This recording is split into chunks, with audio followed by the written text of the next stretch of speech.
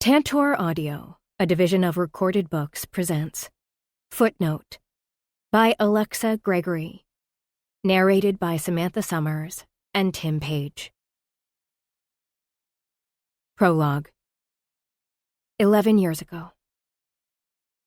It took every single iota of Sasha's self-control to not eavesdrop.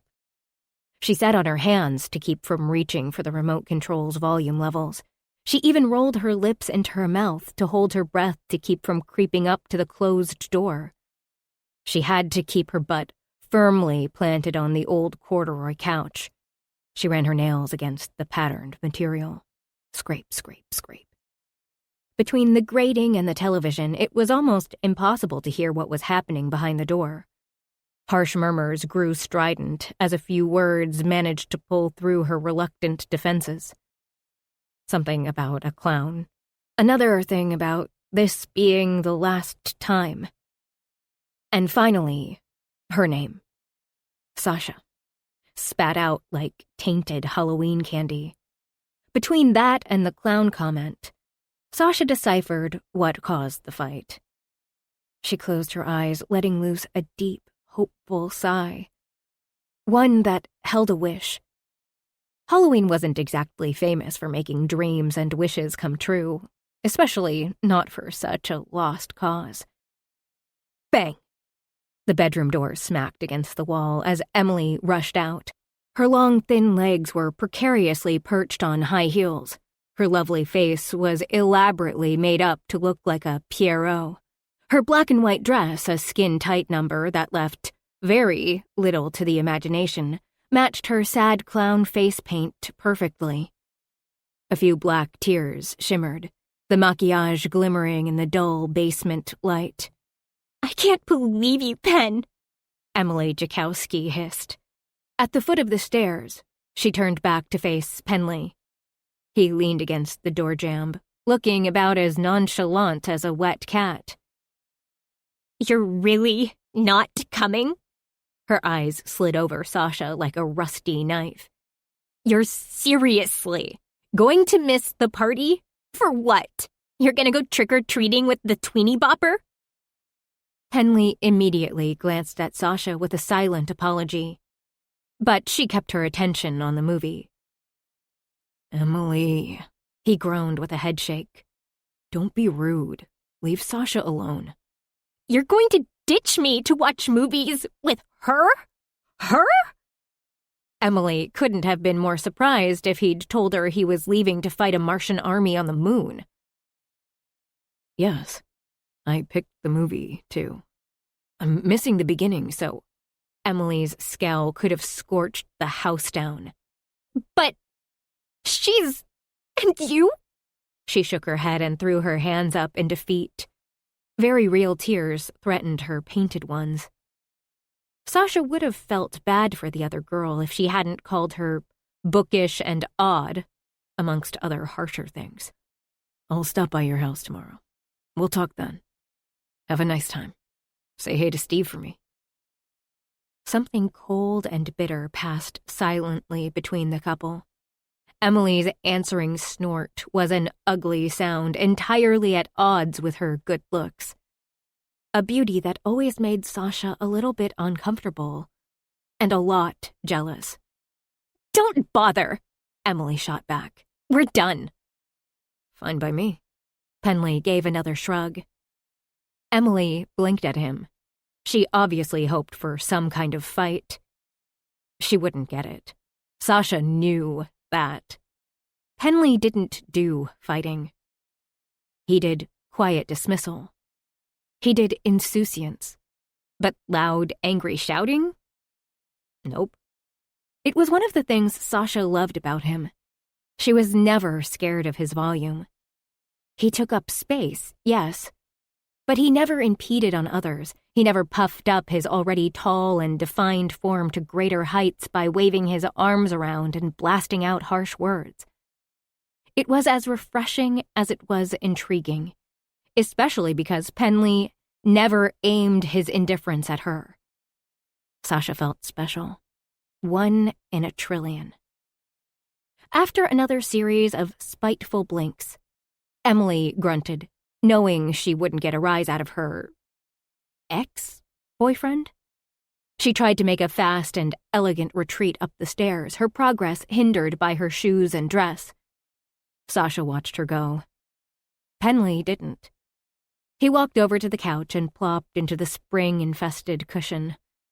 With the sigh of the long suffering, he kicked up his feet and placed them on the low coffee table. Couldn't wait for me to start? He only broke the silence when the reverberating slam of the front door reached them all the way in the basement. "Get your nasty-ass feet off the table," Sasha chided, gently nudging his legs off the table. Her voice was strong and brazen, even as sparks of, "Holy shit, I've just touched Penley Brooks," exploded in her mind. All of her pores chanted a happy song drunk off the brief and chaste contact. Her body was parched for more, desperate to squeeze as much of this blissful moment as possible. Nasty feet. His hand went to his chest in feigned injury. "They're too close to the snacks. It's hardly hygienic." He grabbed a few cheese puffs from the massive orange bowl. Sasha rolled her lips into her mouth again. It was the only way she could build enough courage to throw furtive glances his way. Her absurd Halloween wish somehow came true. She would make the most of it. Penley didn't seem the least bit concerned about his most recent breakup with Emily. It wasn't the first breakup Sasha had witnessed since moving in a few months ago. There had been a slew of girls before Emily. If Sasha's mother and Penley's dad kept dating, Sasha was likely to see more. Penley Brooks was 2 years older than her, a junior to her freshman. He would hardly notice that his dad's live-in girlfriend's 14-year-old daughter was his soulmate. Life wasn't a cheesy but oh-so-wonderful 80s rom-com. "I told them I'm scared of clowns," Penley finally said as Michael Myers popped onto the television screen, hauling a big knife toward his unsuspecting victim. "So, what? Emily decided that dressing as a clown for the Halloween party would be a laugh?" Penn turned to face Sasha. He bent his leg, his knee nudging her leg before he settled it there. There was a sudden rush of heat, everywhere from her scalp to her toes. Winded, she turned toward him, readying herself for another blast. There he was. Penley Brooks. So close and yet so damn unattainable. Sasha had long since memorized his shining blue eyes, his overlong soft brown hair, his easy grin, and of course, that almost dimple in his left cheek. It was barely a dent, merely the whisper of it. But Sasha liked seeing it. The deeper the notch, the brighter Penley's smile. Aimed at her, it was better than having warm, sunny rays caressing her skin. She wasn't dressed as a clown. Penn's dangerous smirk was out in full force. She was a sexy clown. Apparently, that's supposed to make a difference. Sasha looked heavenward and clicked her tongue. She was thrilled he hadn't gone to the Halloween party of the year. But she had to play it cool. What did that mean, anyway? On a whim, and to touch him again, she poked him in the ribs. "You could have gone. You're not that scared of clowns." Penley grabbed her finger, wrapping his hand around hers. If she died, she now knew what paradise was like. It was warmth and fizzing blood, and Penley Brooks. What, and miss a scary movie marathon? Pfft, you're loony, Sash. I'd rather stay here and watch TV than pretend to have a good time smoking bad weed and drinking warm beer. He still held her hand. Not holding her hand exactly, but he didn't let go. That had to count for something, didn't it? Her heart stumbled over its usual rhythm. "I can't be hungover tomorrow," he went on. "I need to write that essay for Mr. Holden's English class. I thought we could have a study session bright and early. You know, if you're up for it." You just want to use my concentration skills for your benefit. You always see right through me. His tone was low and rumbling. His nonchalance had left with Emily. Sasha pressed her leg into his, a small allowance of touch. The contact burned the air from her lungs. It's not that hard, she assured him. No, it's not hard for you. Breathless, she rolled her lips into her mouth. None of her usual defense mechanisms worked after Penley dropped a line like that. It wasn't even a line. Penley had two different voices. One he reserved for his cooing girlfriends, and one for others, friends and family, and Sasha. That's why she made her silly Halloween wish. It didn't seem so foolish, after all. I guess we should work on your vocabulary then. How about... On the television, one of the pretty teens screamed bloody murder. Literally. Inspiration struck. Manners of death. Penley guffawed as he grabbed a few more cheese puffs. You're an odd one, Sasha Covey. I dig it. Not sure how I could use that kind of vocabulary in a Shakespearean essay, but sure. There is loads of death in Shakespeare, he snorted. Something is rotten in the town of Burlington. Sasha ignored him, knowing he wasn't even reading that particular play. I'll start. Asphyxiation. Penn whistled low. Good thing it's Halloween, or I would seriously consider locking my bedroom door at night. You're stalling.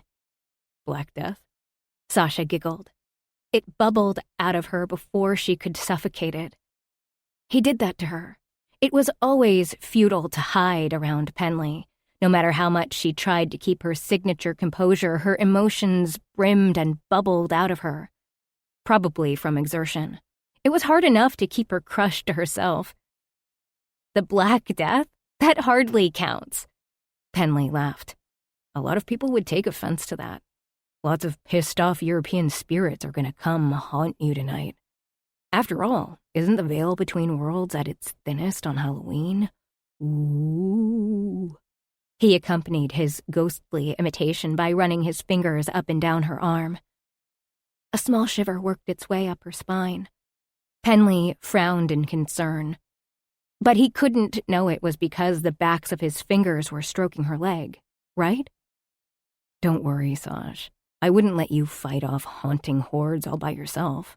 I'd help you. Her heart stuttered, her thoughts as thick as honey. Cardiac arrest, she whispered. Decapitation. Penn popped a cheese puff into his mouth. He smiled, victorious.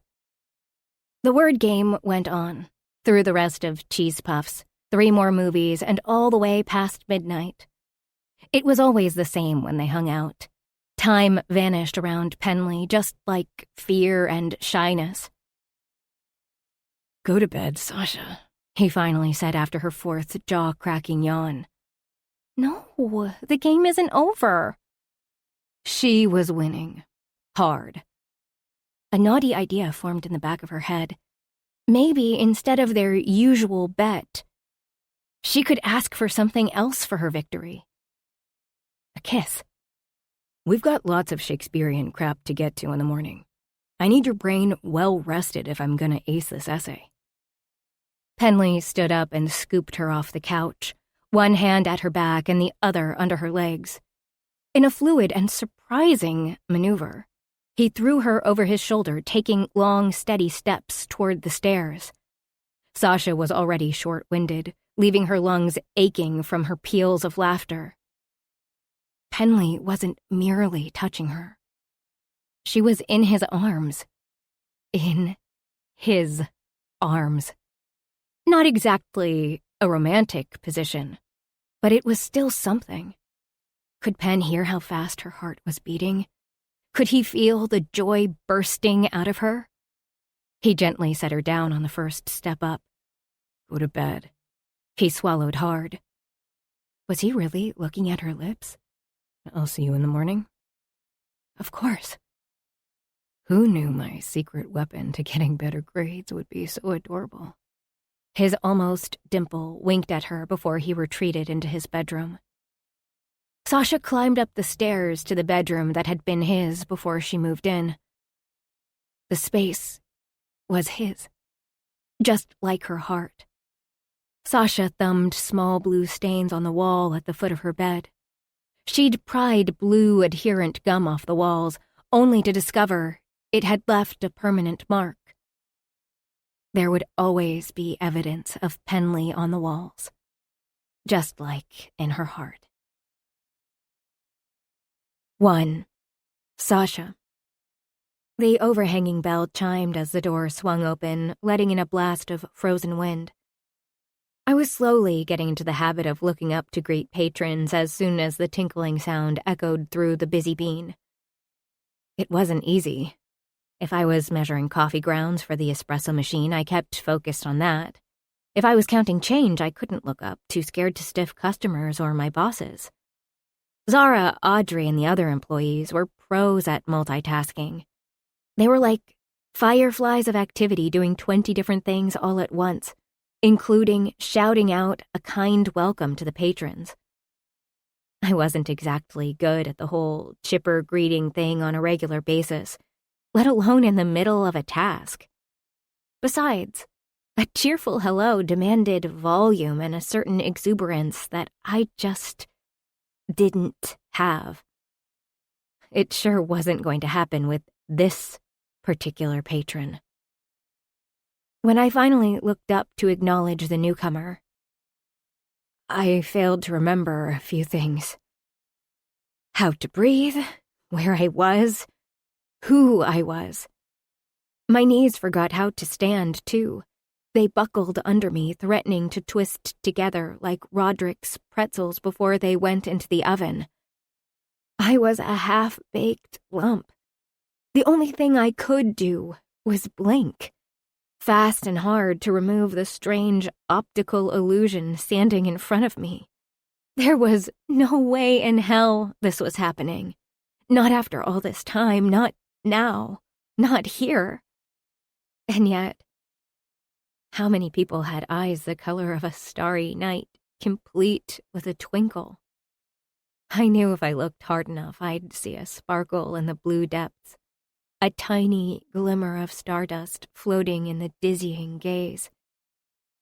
That wasn't even half of it.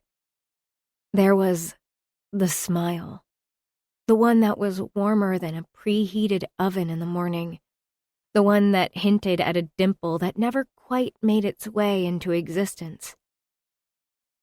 Penley Brooks. He was the only man in the whole world that had all of those attributes. Unless I had finally lost my mind. He was standing in the busy bean, grinning at me. Like we ran into each other every day in Culbury. Like we talked all the time. Like we hadn't lost touch over a decade ago. Like I hadn't left without a word. My body was still, refusing to move until he confirmed his presence. Maybe he would disappear. Maybe he wouldn't recognize me. Sasha Covey. He spoke my name like it was a benediction. But maybe that was simply the fizz of hope going off in my heart. I hadn't felt that in 11 years. If I had a tongue before, it was gone, lost, sacrificed to the gods of deep, rumbling male voices that made kindling out of a woman's legs. Oh, he had not misplaced his charm. It had doubled, tripled, or maybe it was all me. I hadn't shed my silly crush on him. It came roaring up like time hadn't made us older. "Hey, Pen," Zara beamed at him before arching a brow at me, silently asking me what had turned me into an immobile pile of goo. Zara, hey, how's the family? My boss shrugged. "Wonderful." The oven dinged like a hangman's bell. "Excuse me, Sasha here will take your order." Before heading into the kitchen, she shot me another look. I wanted to reach out and beg her not to leave me alone with Penley, but that would have been too weird, even for me. I already won the Weird Award daily. I didn't need to add to my collection of strange exchanges. I tried to swallow, pleading with my voice to magically reappear. But then he went and did something completely in character. Something that made my gooey body turn to mush. He leaned on the counter. That smirk of his was on full display. Was there a spotlight on him? That was the only explanation. No one's hair shined like that. Was I suddenly allergic to coffee? That was the only reason why my lips were tingling wildly. A kiss couldn't reverberate through the decades. It was impossible. Scientifically unprovable, like almost dimples and stardust eyes. Kisses didn't rebound. But then again, I was no expert in first kisses, second or third. How are you here? Penley's wonder echoed my own, effervescing in the pit of my stomach. I work here, I answered lamely, even though I knew what he meant. I was definitely not going to tell him how I ended up in Colbury. I'd changed a lot since the last time we saw each other. Not exactly for the better. Pen was the last person in the world who would ever get the truth out of me. It would hurt him too much. I can see that you work here. His smooth laughter glided against my bare arms as he slowly took me in. It's so good to see you. Yeah, same. What can I get you? There! A full sentence. Shake it off, Sasha. Way easier said than done. Anyone in my position would be blubbering, no matter the expansive vocabulary they might have amassed. It didn't matter that I read the dictionary for fun as a kid and an adult. My collection of words evaporated in a puff of nostalgia. If I'd known Penley lived in Colbury, I would have mentally prepared myself for this moment. I would have gone through a million different scenarios. I'd have something memorized. Oh, hey, Pen. Flirty eye-batting. How's it going? Hair flip. Haven't seen you in ages. Musical giggle. Why, yes. I'm doing marvelously. Nope. No such luck. Instead, I stood motionless, seconds away from drooling in his general direction. One of those muffins and a coffee with cream and 4 sugars, I finished for him. Why? Just why did I have to remember how he took his coffee? Or more to the point, why did he have to smile at me like that? You always did have an amazing memory. My fingers trembled as I prepared his order. My traitorous digits twisted so much I nearly forgot how to use the cash register.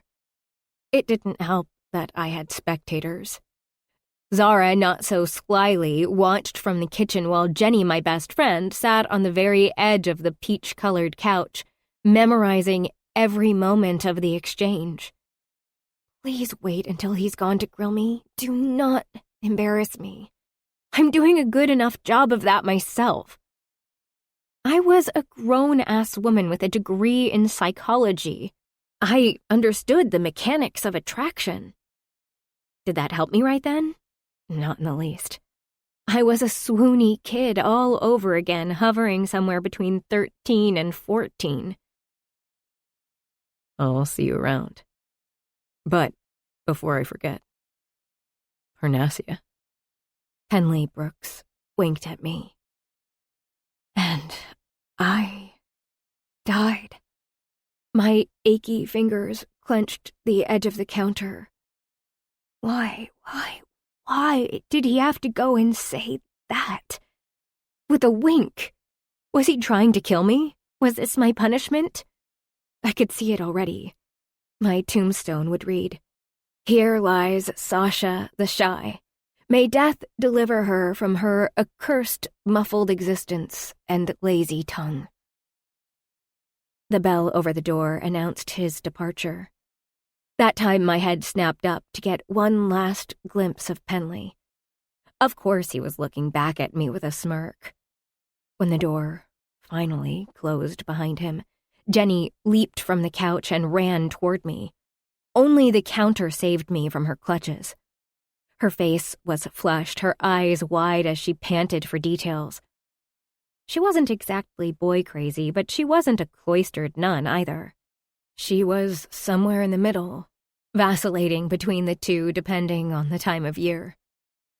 Spring was coming, bringing with it summer break. We were headed straight for mischievous wood nymph territory. As always, she'd try to drag me along for the ride. And as always, I would remain firmly in the cloister. What was that? Jenny's smile broadened with every pause. She turned toward the door as if expecting Penley to walk back into the bean. Was that Penley? The Penley? That Penley? I'm wondering the same thing. Zara joined in. How do you know the town vet? They knew each other as kids, Jenny answered for me. Sasha had this crushing crush on him. She still talks about him, especially when she gets into the sangria. Zara grinned. Well, isn't that interesting? Did he call you Parnassia? He did. Jenny hopped up and down, used to talking for me. It's a thing they did. It's nothing, I assured them as I rubbed at an invisible stain on the counter with a rag. That was definitely not nothing. Jenny fanned herself with her hand, looking every bit like a pixie. The smolder he gave you? Good thing we have a long drive ahead. We're not going to psychoanalyze every word. But we are, Jenny insisted. We both have psych degrees, and my mother is Queen Psych. It would be a waste of our talents not to. Zara's chuckle spoke volumes. Better you than me. She had no idea. Jenny, with her exuberance and limitless positivity, was my direct opposite. How we managed to be best friends was one of life's greatest mysteries, but not as baffling as my exchange with Penley. I wouldn't be reduced to a clucking hen because an old crush had sauntered into my life like a preening peacock. A sexy, manly peacock. I shook my head to clear my thoughts. I didn't need a full reel of memories playing through my mind. So, of course, that's exactly what my brain did. It was a wonderful and painful second, where 14 months flashed by, ending with a small note and a million tears. You're no longer on the clock. Zara hip-bumped me away from the counter. Go, have a fun weekend with your family. I swear to the gods of the coffee bean, Sasha Covey, Jenny grumbled in a fairly good impression of Tinkerbell as she retrieved her drink. If you say that you're not a part of the Webb family... She dropped the rest of the threat to take a gulp of her coffee. Her eyes rolled back with a moan. Damn, but this is amazing coffee. She held the empty cup up to Zara in a silent cheer before pointing her finger at me. Now, get that cute tushy in the car. Her brows shot into her hairline, daring me to contradict her. I took off my apron and folded it neatly as I confirmed my next shift with Zara. Along with her business partner and friend, Audrey, Zara ran the Busy Bean. They were both great bosses, great women full stop. Not many people would have taken a chance on someone like me, but they had. So long as I worked hard, they didn't care about my less than stellar history, lack of work experience, and a guarantee that my time in Colbury was numbered. I would do my level best to do right by them. See you next week. Jenny, who had never met a stranger, waved to Zara. We're going to be in the car for almost an hour. You're going to explain to me where my best friend went back there. You're bossy, I sighed, grabbing my overnight bag from behind the counter. I am my mother's daughter. she shot back as we left the bean. In truth, Dr. Margaret Webb wasn't bossy. She was probably one of the very few people in the world who had a shiny soul. She was the kind of person who truly lived to help others. If Jenny had anything of her mother, it was that, a generosity that made me want to weep sometimes. Other times it made me do a full-blown ugly cry. For once, I'm really glad you don't know how to drive, Jenny declared as she led us to her car. You've got some explaining to do. If only I had an explanation. But the best I could think of was simply Penley Brooks. 2. Penley. Sasha Covey. How was this happening? Positive that I had somehow hallucinated the exchange, I turned back to get another good look at her. Sasha Covey. There she was. Over a decade had passed since the last time I saw her, but I would know that face anywhere. She was older, taller. Gone were the gangly edges. They were replaced with soft curves that screamed womanhood. She was just as lovely as ever. Lovelier, if that was even possible. Her blonde hair was still overly long, but she couldn't hide behind it when it was pulled back into a ponytail of liquid honey molded into soft waves. Her blue eyes still flirted with a shade of green as her mood shifted. Sasha Covey, the human mood ring. The small freckle under her left eye was unmistakable. I would recognize her with only that small detail. It was so quintessential Sasha. I wanted to stand in the busy bean, watching her for hours. Maybe then I'd get answers. Why and how she had suddenly reappeared into my life? It was as shocking and destabilizing as her unexpected disappearance all those years ago. I didn't want to leave in case she vanished again. I could have walked right back into the coffee shop and demanded an explanation. That wouldn't do. I had to leave and go on like this serendipitous encounter hadn't happened, like I had done 11 years ago, without knowing if I would ever see her again. It broke my heart back then, but now I was bewildered. Colbury was a small town. The chances that we would randomly see each other here of all places were infinitesimal. A snort bubbled out of me. Sasha had taught me that word. She might have been a couple grades below me, but she liked words. A lot. She collected them, leaving tiny little sticky notes everywhere she went. She tried to use the words in sentences as often as she could. That had started a game between us, one that we had never finished. I sort of rebooted it today. Parnassia. Did she remember? I should have waited, given her time to respond. Quince or Queen Anne's lace. I would have accepted both. It was a concession she often made for me back then, bending the rules to give me a fighting chance. But that would mean she remembered. Remembered everything. Really, what were the chances? It was a long time ago. She must have kissed other boys, men even, since that ill-fated night. The night that destroyed everything. A mournful bark snapped me out of the past. Doggy was pulling at his lead, desperately trying to get away from the post to which he was tethered. He wasn't lamenting me. No, his warm brown eyes were glued to the paper bag dangling from my hand. He was so excited a tendril of slobber drooped from his jowls. It's like I never feed you, I swear. Doggy agreed in a throaty plaint. With a chuckle and a silent vow not to go back into the coffee shop, I knelt down to offer him his treat. Sit, I cooed. The husky and lab mix huffed out his annoyance, but he plopped down onto his haunches. Be gentle. He groaned low, his tongue hanging out of his mouth. With practiced care, he tilted his head to the side and devoured the muffin. His teeth gently nipped my fingers, but I barely felt it. Sasha Covey. Now that I felt, right down to the marrow of my bones. Doggy licked my fingers in earnest to catch every single speck of taste from my skin. When he was satisfied, he stuffed his muzzle into the snow to gobble every last fallen crumb. He was a gourmand, but that was my fault. I'd rescued him as a newborn puppy, separated from his mother. It was a long, arduous process to keep him warm and healthy, but it was all worth it in the end. There was no better companion, even though he was the gluttonous glut to ever glutton. We were bonded, First over bottle feedings and weaning, and now busy bean wares. The coffee shop was a charmingly rustic structure that had quickly become a staple of Colbury. Like many other residents, I was addicted to the high-quality coffee and mouth-watering treats. I stopped by every afternoon for a coffee jolt between appointments at the vet clinic and shifts at the animal shelter. I was in nearly every day between 1 and 3, which made today's chance meeting that much more confusing. How long had Sasha been in town?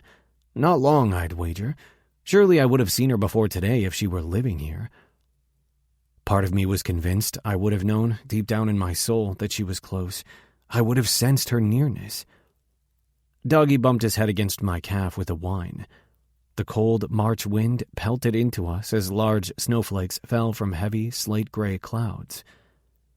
I looked up to the frozen sky, letting the flakes cool my heated skin with icy kisses. Even when it was freezing and snowing, when the wintry air stuck to my lungs, it was easier to breathe in Colbury, easier than anywhere else in the world. My whole life, home had been a concept beyond my grasp. Here, it wasn't so far out of reach. I was a respected member of the community, a recognizable figure. Simply put, I fit in. For a long time, that feeling of belonging was equated to Sasha. Losing her had been a sharp blow.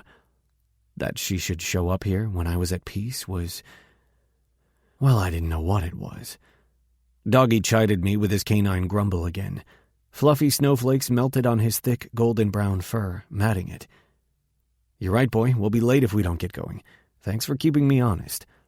He puffed out his response, sitting back on his haunches so I could unclasp his leash. I ordered my feet to move toward my car instead of back into the bean. The place wasn't exactly packed, but it wasn't deserted either. I couldn't go back in and tell Sasha everything I'd been rehearsing for over 10 years, not in front of an audience. I had responsibilities, things to do. I couldn't spend any more time daydreaming about Sasha Covey and her mysterious disappearance. At least this time I was the one walking away. 3. Sasha. The crisp winter wind whipped my hair up as I rushed to the car.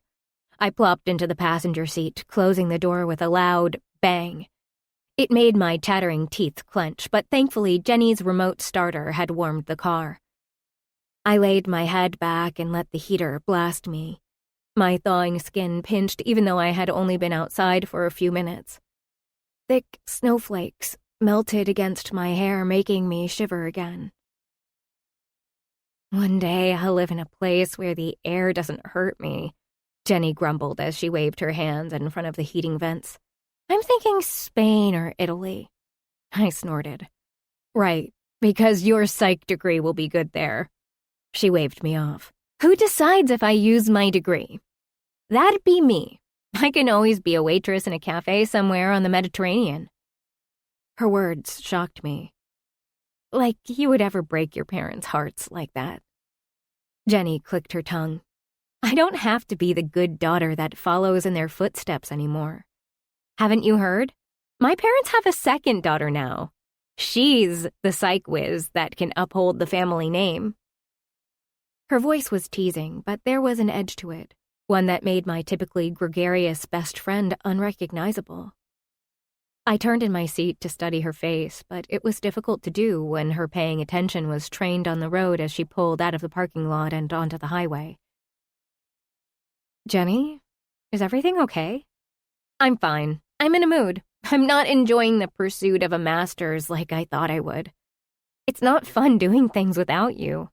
I've got no motivation to keep going, and to think of all the years between me and a doctorate." She shuddered. "No, I'm not talking about this. Everything is fine. I never get to see you anymore, so I refuse to waste any of our precious time together bitching and moaning about adulting." "I mean, if something is bothering you, we've got a long drive ahead. Better to have a serious conversation about her future than a painful one about my past." Jenny shook her head. "Nope, not happening. My dissatisfaction with school can totally be dealt with by text when I'm missing you and in desperate need of attention." She turned the radio off with a flourish of her hand. "I still don't understand why you insist on living out here. You know my parents don't mind having you around. Second daughter, remember? A weekend in Burlington with the Webbs was precisely what I needed, especially after seeing Penley. Being part of a loving family was everything I'd ever wanted, even if I was merely an honorary member. I still wasn't too sure what I'd done to deserve the Webbs' kindness, but I didn't want to push too hard lest they decide to cut me out. I appreciate what you've all done for me. I really do. Words failed for the second time in a day.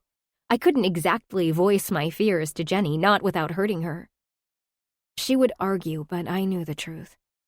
Every single thing in this world is temporary. A blink, as ephemeral as a snowflake in a desert. This was especially true for relationships, platonic and romantic alike. Family and friends, too. You hate feeling like a freeloader. I know. I've told you, Mom has told you, you're not. Her dismissive tone was undercut with a fair share of sadness. And this isn't helping. I didn't have to explain what I meant. Though I was looking forward to a weekend with Jenny and her parents, I hated my reliance on her for a ride. The drive from Burlington to Colbury was 40 minutes each way. Jenny assured me she didn't mind spending nearly 2 hours in the car for me, but my nature made me doubtful. That's what podcasts and audiobooks are for, don't you know? Sure. Why don't we review our DSMV knowledge instead? Jenny rolled her eyes. Do you ever quit? For real, I don't know anyone who has an encyclopedic knowledge of the Diagnostic and Statistical Manual of Mental Disorders. Not even my mom. Come on, I dared her. Same bed as usual? Sasha, no. You're insufferable. You taught my parents that game, and now they're always quizzing me. I need a break. And I need intellectual stimulation. I also need to keep you far away from any conversation about Penley Brooks. I believe that it's my turn, and we had looped back to C, cyclothymia. I listed off the symptoms, causes, and possible treatments. If Jenny was listless about finishing her degree, it was my fault. At least partly. We had plans to complete the program together.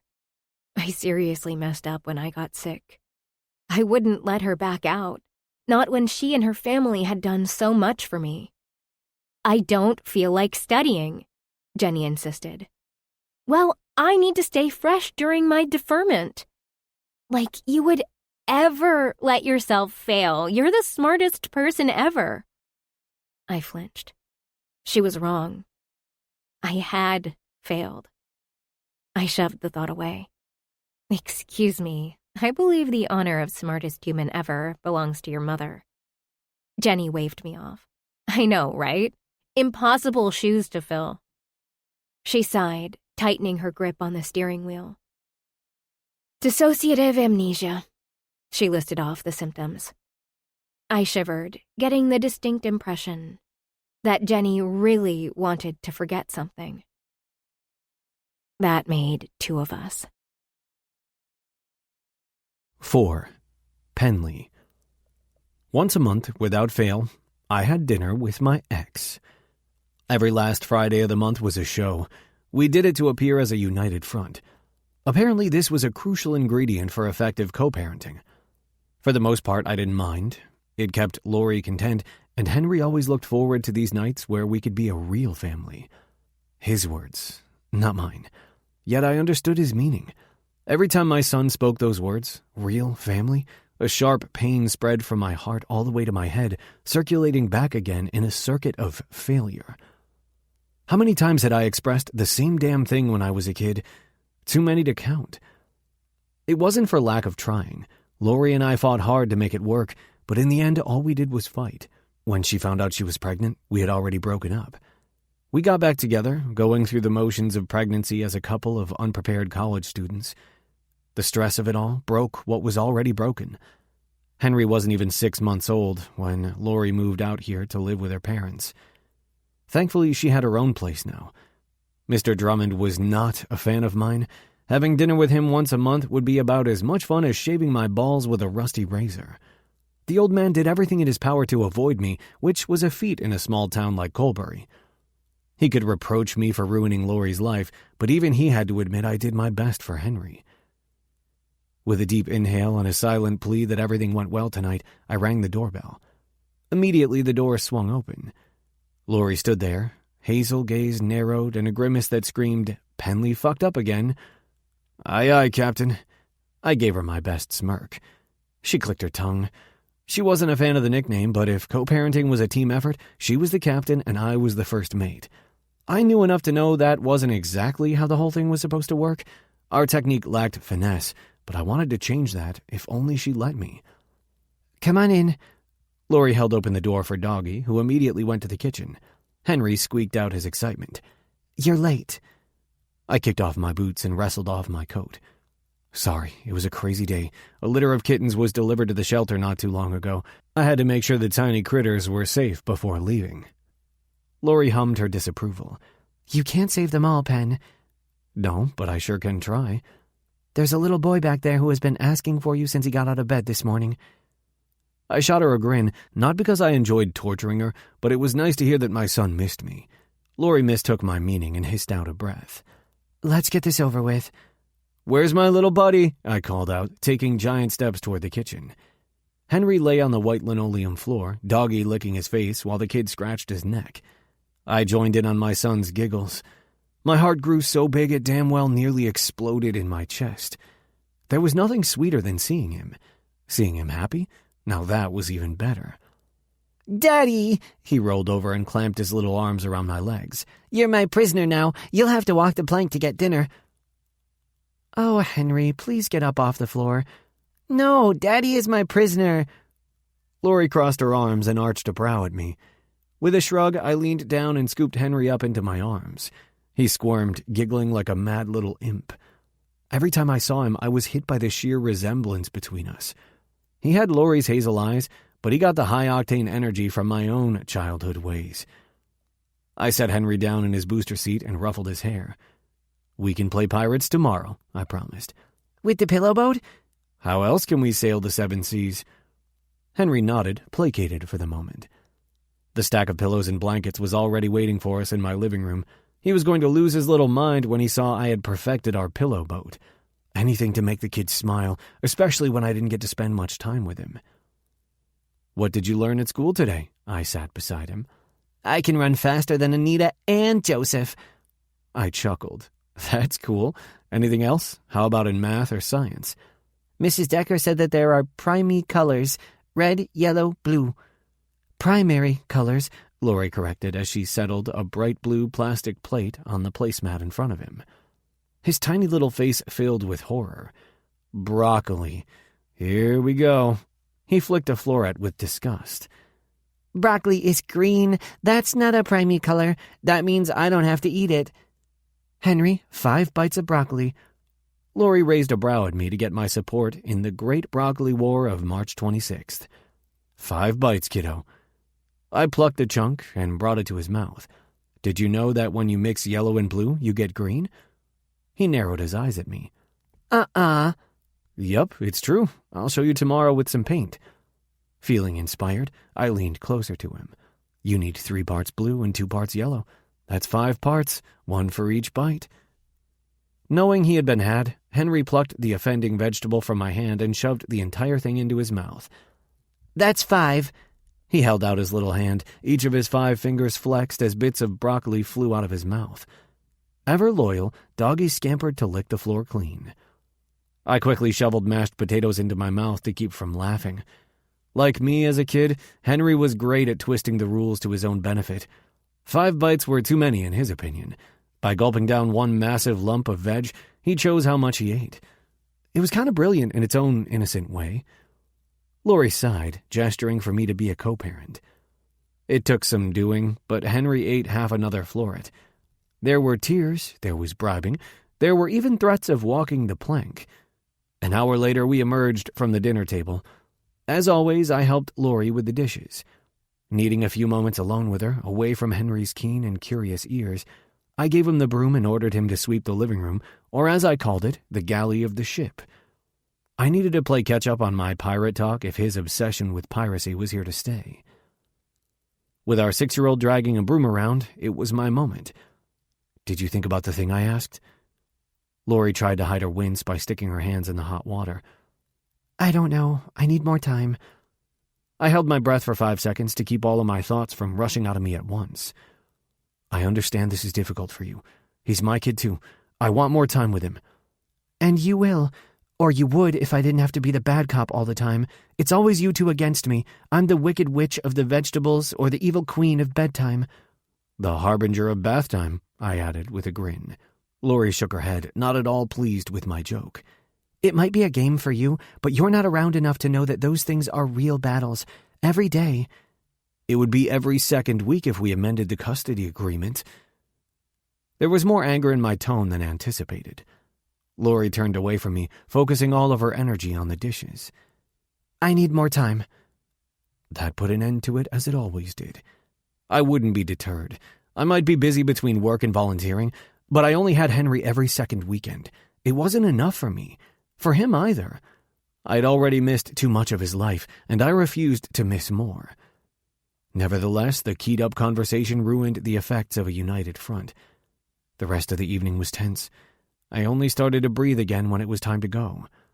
"Be good for Daddy, and please eat something green." She covered him with kisses until Henry squirmed out of her embrace. "Bye, Mommy." He was out the door, Doggy dutifully trailing behind. "Vegetables, Pen. I mean it." I'd have to get my ass to the store to actually buy something green that wasn't made of processed sugar. Of course. I left, feeling every bit like the weekend was a test I was doomed to fail. 5. Sasha. The weekend, as I expected, was both relaxing and invigorating. Margaret and Leo Webb were welcoming as always. Friday night was movie night, while Saturday was an elaborate family dinner where we all caught up. It had been a month since my last visit, but once again I was blown away by the sheer caring Jenny's parents had for me. She wasn't wrong when she teased me about being their second daughter. They never treated me differently than Jenny, even though I was 24, sick, and decidedly not their responsibility. Their high standards applied to me, and they didn't let me get away with anything. If they were anyone else, I would be wary of their motives, but the Webb family had done too much for me to keep any lingering suspicion alive. Most of the time. The only sign that I was different came when Margaret called me into her home office on Sunday afternoon, just as Jenny was getting ready to drive me back to Colbury. "How are things going with Dr. Nichols?" This was Margaret's way of gently checking in. I could have hugged her for not flat-out asking me how my recovery was going.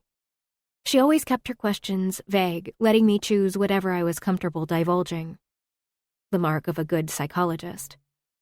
Not to say that she hadn't subtly tracked my food intake and trips to the bathroom during the weekend.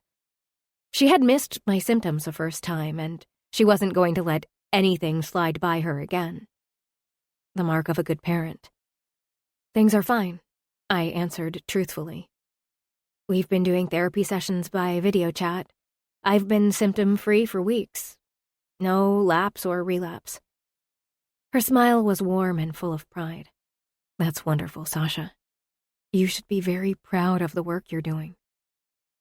It was weird being a grown woman receiving praise for eating and keeping my food down. Weird, but wonderful. Being symptom-free for weeks was a victory. I hadn't purged in a long time. Oh, the siren call of my eating disorder was ever present, but I fought hard against it, constantly. Now, the loud screams were reduced to faint wails.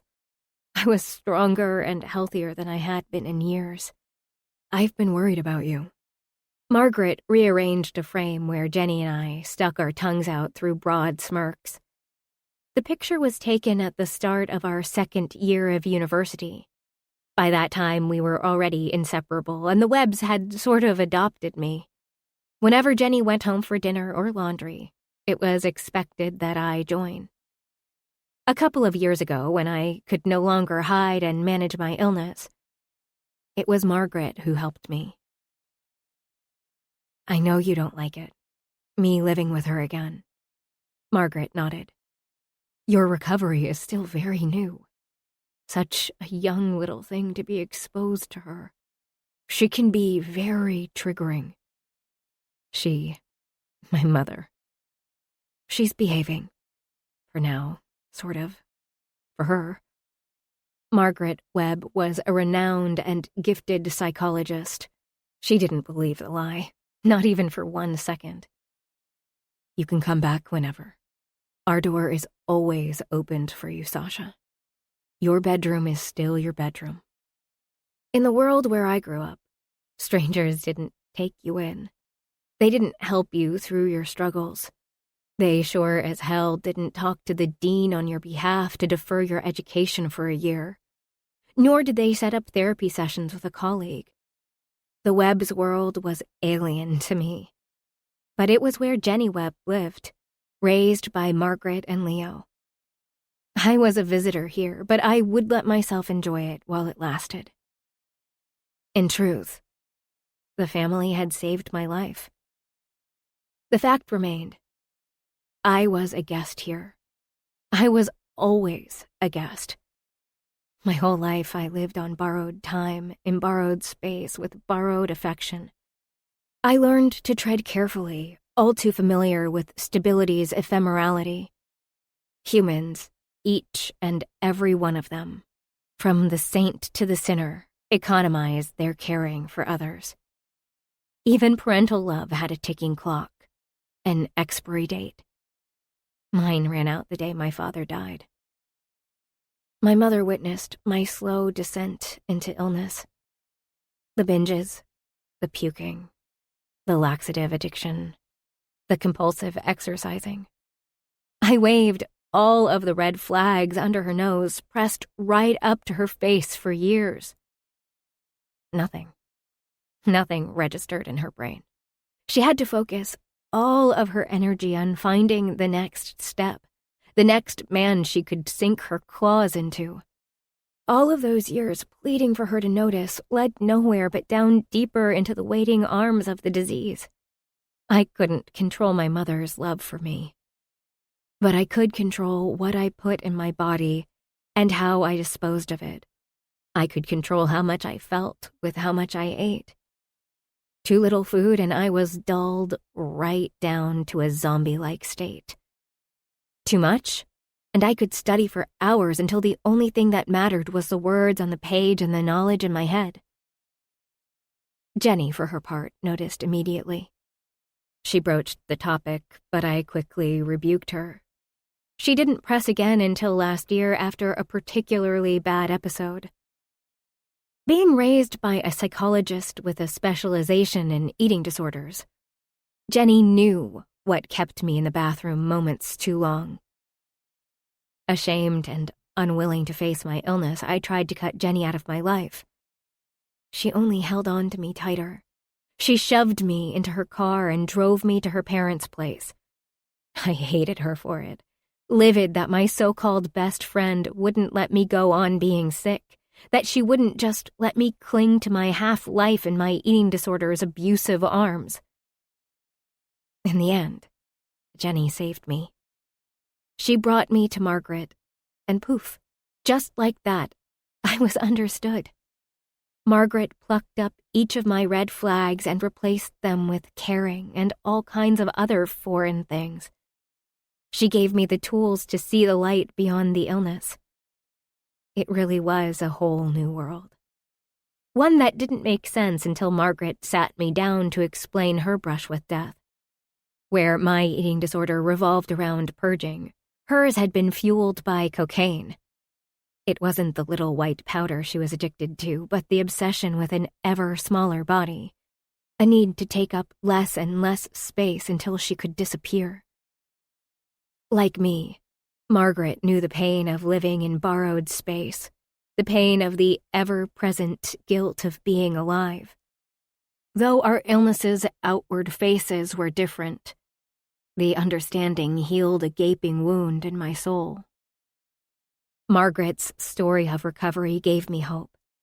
If she could go through it and come out the other side to build a career and have a loving family, I could do it too.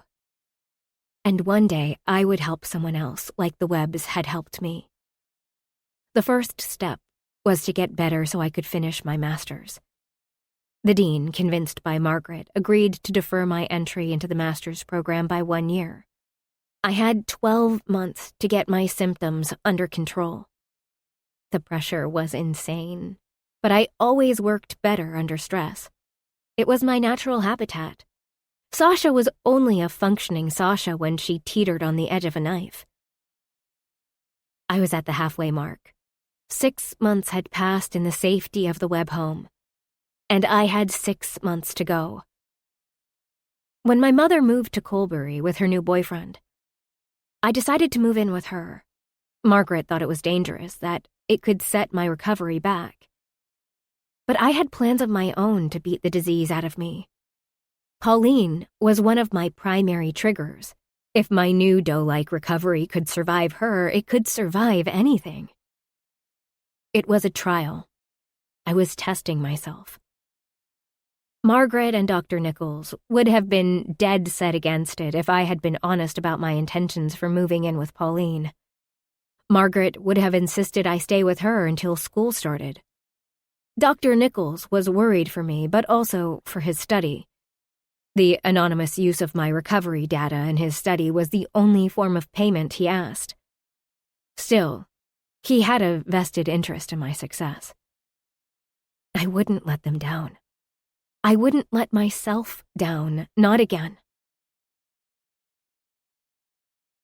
The toasty atmosphere was enough to make me sleepy. The air was thick and fragrant with coffee and baked goods. The scent wove its way into my hair. Every time I moved, I got a whiff of it. It smelled like home, a safe and comforting place. Not many people would equate their workplace with those words, but it was true for me. Just like school was my safe haven growing up, the Busy Bean was my hiding place from Pauline while I lived in Colbury. That was especially true this morning. Mom had been in fine form Sunday night after my return from Burlington. She knew I was in a good place. She had a sense for it. As always, she had to do something to try and bring me down to her level. She drank, hard and fast, picking a fight with her boyfriend. The step of the moment. I didn't bother learning his name. Their shouting got so loud, so scarily violent, I was terrified the neighbors would call the cops.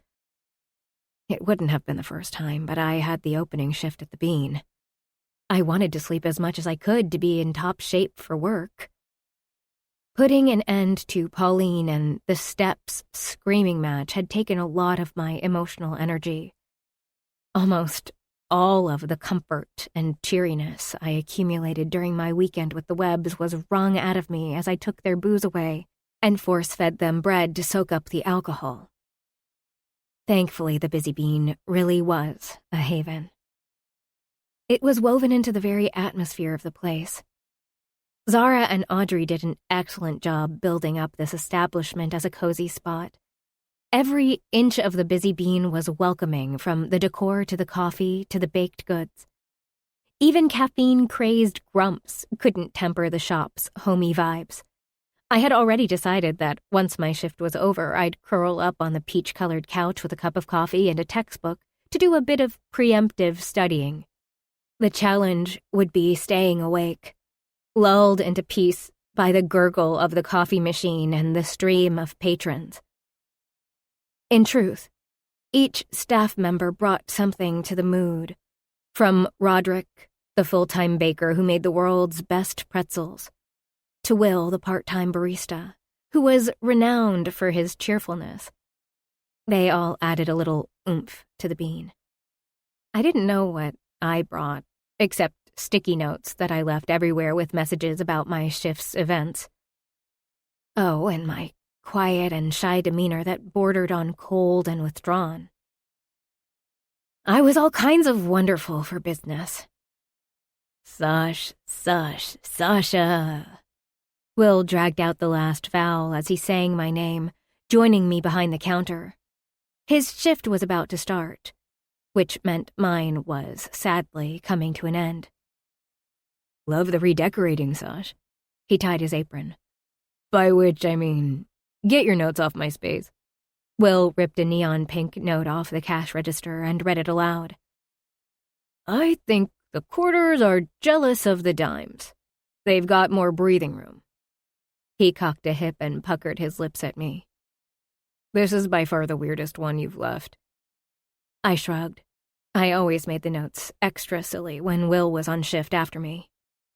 My way of saying we're low on dimes. Got that. He grinned. You're nuttier than banana nut bread, Natasha. His pet name for me made me snicker. What will you serenade the muffins with today? He tapped his chin, feigning profound thinking. And before I could even prepare my ears, he started his unique rendition of a pop song. I giggled through serving the customer that came in during Will's impromptu concert. He reminded me of Jenny. Just like hers, his exuberance was contagious, especially when he decided to sing. Loud and entertaining, it was impossible to stay in a bad mood around William Barnes. Working in tandem, we chatted away about our respective weekends. Will's presence was a good distraction, but I still monitored the door like a boiling pot. Every time the bell sounded, my heart stopped for 5 seconds before galloping off at warp speed until I could confirm the patron's identity. The hopeful expectation was inconvenient as hell. Penley Brooks, the boy with the almost dimple, the boy who had grown into a fine man, hadn't come in yet. I was exhausted, but the continuous shots of adrenaline blazing through my veins every time the door opened kept me alert. That and the copious amount of coffee I ingested. I dared anyone to work at the Bean and not develop an obsession with coffee. Stop watching the door, Natasha, Will chided with a smirk on his friendly face. I grabbed a pack of my sticky notes and jotted down, I play with the volume controls. I stuck it to Will's arm. He guffawed before drawing a happy face over the words and pressed it onto my forehead. We goofed around a little more, mindful that, though we got along, this was still work. The end of my shift was nearing. I still hadn't seen Penley. It was nonsense, obviously. It was next-level silly to hope he would come into the Bean. He would. He had to. It was part of his routine. It was only a matter of time, but I typically worked in the morning. My afternoon shift the previous Friday had been a fluke. I'd only worked it to make up for my weekend away. 2 days spent dodging Jenny's pestering. But I couldn't avoid myself and my millions of questions. Or Will, who told me everything he knew about my sexy vet. Penley wasn't mine. Never had been, never would be. My brain and heart hadn't gotten the sticky note. Had I spent hours replaying my painful exchange with Penley to tweak, read, erase, and rewrite every single thing I'd done or said? Yes, absolutely. I wasn't exactly a scintillating conversationalist. In my mind this time, I would be cool and confident like I was during lectures or exams. I could hold my own in conversations about Sigmund Freud and William James with PhD candidates. I could have psychological debates with my peers. I wouldn't let Penley Brooks render my tongue and thoughts useless.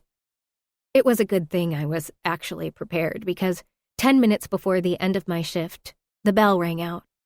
My head snapped up expecting to be disappointed once again. The eruption of adrenaline didn't die out the second I realized it was Penley. Instead, I was engulfed in a hot wave. Like when I opened the oven, my whole body was slammed by a wall of heat. It mixed with recognition and a heavy dose of foolish hope. William, not so subtly, pushed me toward the counter. He wiggled his eyebrows at me and mouthed something that had me blushing down to my toes. I willed my faculties into life and blurted out, "Hey, Pen." Damn, that was too familiar. I should have used his full name. Sasha. He spoke my name with a smile. Have a good weekend? Oh, yes, I did. You?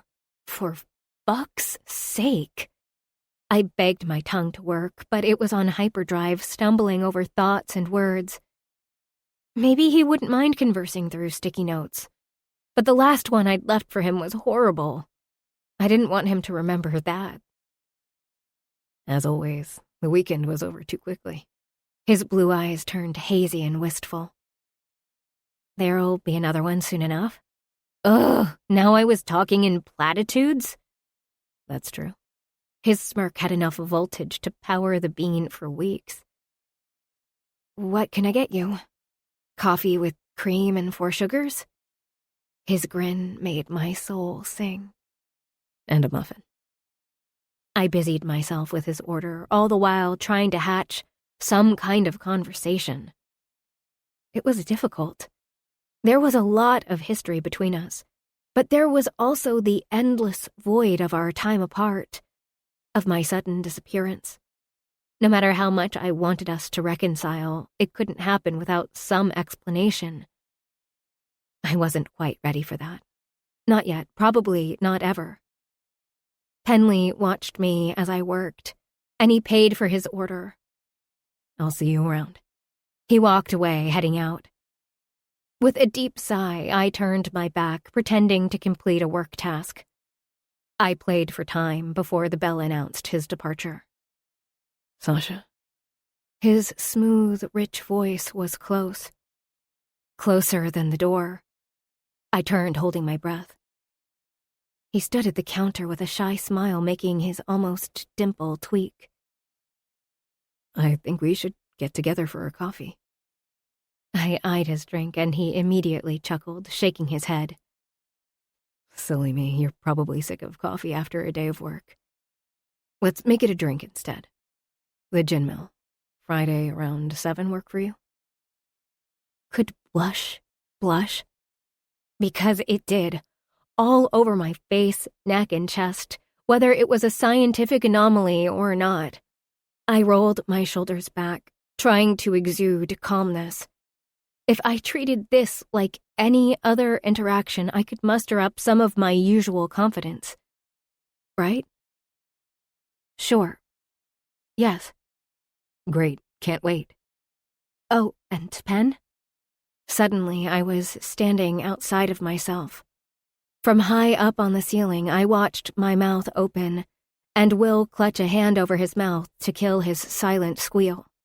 My heart stuttered on as I said, "Queen's Cup." Rondelicia. Penley shot back, his handsome face beaming, prepared for this very moment. "Snapdragon," I volleyed without missing a beat. If I follow up with Tulip, do I lose? That depends. Is it really the best you can do? Yes. Finally, I was behaving more like myself. Maybe the great thaw had begun. I wasn't prepared. Didn't think you'd remember. His sudden bashfulness made my whole body thrum. Of course I remember. Do you forfeit? Not a chance, Sash. I plan on winning this round because I have the next category all lined up. Oh my. My body was flushed with heat. It soaked straight through the marrow of my bones. We weren't talking about lexical fields anymore. 6. Penley. My left leg refused to stop shaking, making the whole table hop and shimmy. I ran my hands down my legs, pleading with my nerves to chill. I couldn't remember the last time I was this nervous. And really, what right did I have being so anxious? It was a drink to catch up. Nothing more, nothing less. Just 2 friends having a chat. But maybe... No. I rolled my shoulders back, letting loose a deep sigh. I wouldn't build this up in my head. It didn't matter that we had been close for a short time as kids. We were different people now. We both grew up in our own way. Sasha could be a completely different person. After all, I was. I had a kid, a career. That was wildly different from the struggling 16-year-old she had known. The din suddenly died down, the fresh air tinged with something else, something only my soul recognized. Sasha walked into the bar. I would have staked my rep on it. I had felt it. Okay, so maybe that wasn't actually possible. There was every chance her presence was morphing me into a hormonal teenager. I had to get myself under control. I didn't know her anymore. I had to relearn everything about her. Maybe if I repeated it a few more times, it would get into my thick, stubborn skull. So what if she was still the most beautiful woman I'd ever seen? Because she was. Sasha's entire face lit up when she spotted me. It was the same smile she had reserved only for me before. I jumped to my feet and made my way over to her before my brain even caught on to what I was doing. Hey. To call our embrace a hug would be a misnomer. We held each other for seconds too long, letting the moment knit us back together. This is what I wanted, to hold Sasha in my arms. I'd waited over a decade for this hug. Sorry I'm late. Did you walk here? Snowflakes melted in her hair like little teardrops, mourning the time we had lost. She waved me off. My feet are my only mode of transportation. Oh, you should have told me. I would have picked you up. Damn, had I known. You must be freezing. At least that gave me a reason to hug her again. I wasn't desperate to get another whiff of her sweet floral shampoo. Nope, I was merely helping my friend get warm. Settled at our table, we ordered our drinks, which were promptly delivered. Don't think I forget that you owe me a T-word. Her words cut through the supercharged air swirling between us. I grinned wide. Like that could slip my mind. I told you, I'm going to win this round. That remains to be seen. Her gaze glowed. Trillium, I began, feeling that spark of competition that was always so electric. Ursinia, she shot back without missing a beat. Damn, it would be harder to win than I thought. She obviously brushed up on our flowers. All those years ago, she picked the botanical category to trip me up. It was meant to prove that men only knew 3 kinds of flowers: roses for their lover, daisies for their mothers, and tulips for their gardens. I knew more about flowers now than I dared to admit because of Sasha's word game. Violet. Her blue eyes were wide, silently screaming, "What letter comes after V?" Wild violet, she blurted out. My smirk widened. Any repetition was an automatic loss. Shit, no, never mind. Wisteria. She clicked her fingers and slammed her hand down on the table in excitement. Wisteria, so there. I grinned with a tisk. You lose, Sasha.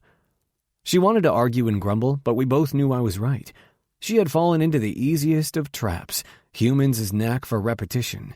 It was wonderful, if not downright soul-healing, to see her so lively as we fell into an old, familiar pattern.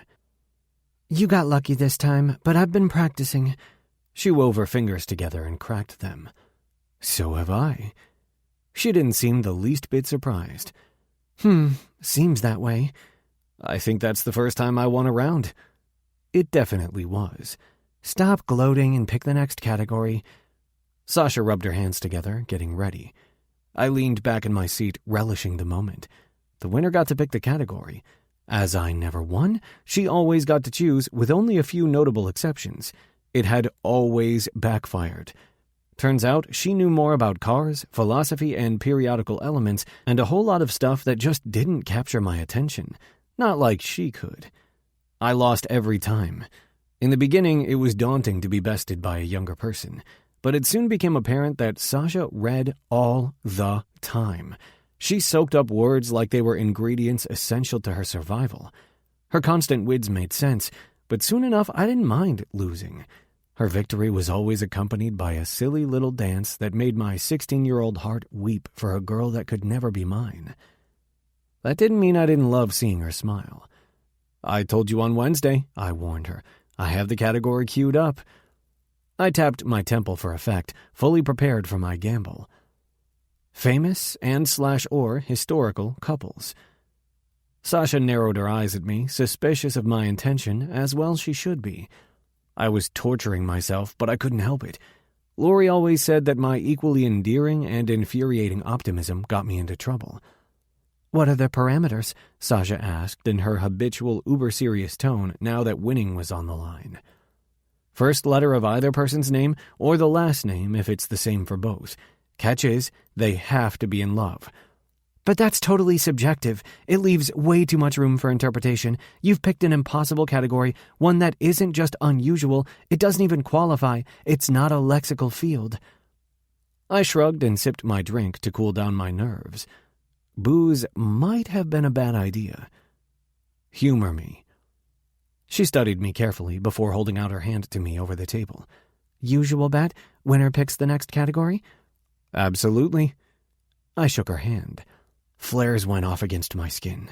I held on for a few seconds longer than necessary, the tips of my fingers trailing up to rub the soft pulse on her wrist. "Oh, and no Hollywood couples." Sasha took a deep breath, studying me carefully. The gears in her head spun. I didn't really know her anymore, but that pure intensity burning in her blue eyes was all too familiar. I missed her. I missed this. "This is a tough one," she mused after a long pause, no doubt making a list of all possible answers and defenses should I disagree. "This feels like a trick." "Already giving up?" I teased after another gulp. She shifted in her seat, straightening her back, ready for action. "Pfft, no, you've got to start us off." "Abraham and Mary Lincoln." "Bonnie and Clyde." The speed of her reply surprised me. "Really? Those two?" I snickered. "It was the first thing that popped into my head. Tragic ends and criminal activity doesn't take away from happy beginnings, I guess." I killed my flinch before she could notice it. We definitely had a tragic end all of our own. Its ghost hovered between us, despite the easiness of our connection. "Talk about subjective," I chuckled. She joined in, laughing deep, the sound sweeter than my cocktail. "A couple that commits crimes together sticks together." That would make a really messed up greeting card. Are you trying to distract me with your dark humor so you can win? A hand went over her heart. "I would never," she scoffed through peals of laughter, because she would. She definitely would. My Sash was competitive. The Curies, Marie and Pierre. David Bowie and Iman. And don't even try to say they're Hollywood Penley Brooks. He's a rock star, and she is a model-turned-badass entrepreneur. It counts. I've missed that cutthroat spirit of yours. She blushed, but I meant it. It was endearing as hell. How many nights had we spent doing exactly this, trying to outdo and outsmart one another? Too many to count, that was for sure. But I owed my success in high school and college, as well as my admittance into veterinarian school, to Sasha's word game. It made everything more manageable, even when I missed her. "Tick-tock, Pen. You have 30 seconds. Stop stalling. You didn't think this through." I leaned in very close. It no longer felt like I was hanging out with a long-lost friend. The air around us was electric, charged with a decade-old kiss and a connection we had never been able to explore or fight. We went on volleying names at each other. The further we went on, the closer our bodies seemed to slide toward one another. By the time we looped back to A, our hands were touching on the table, our knees pressed together. Every time she spoke, she leaned in close. Every time I answered, I did the same. My heart hurt from beating so fast for so long, but I didn't care. Sasha was here, with me. Our streak was only interrupted when the waitress came by to see if we needed refills. We did, neither of us willing to let the night end. How about we take a break to actually catch up? "Are you forfeiting?" Her face glowed with hope, her body tensing for her victory dance. I wanted to see it again, but it was ill-advised in a crowded bar. I already had a situation below the belt that proved Sasha turned me into a hormonal teen. We didn't need to make the night any harder. "I'd like to know what you've been up to." I saw her features change. Sasha had a secret. She opened her mouth to rebuke me, but I pressed on. "I'm not stalling. Talk to me, Sash. How is it even possible that we both ended up in Colbury?" She held her breath until her cheeks flushed. She even rolled her lips into her mouth like she had done before. "My mom moved here not too long ago with her boyfriend." Oh, the step of the moment.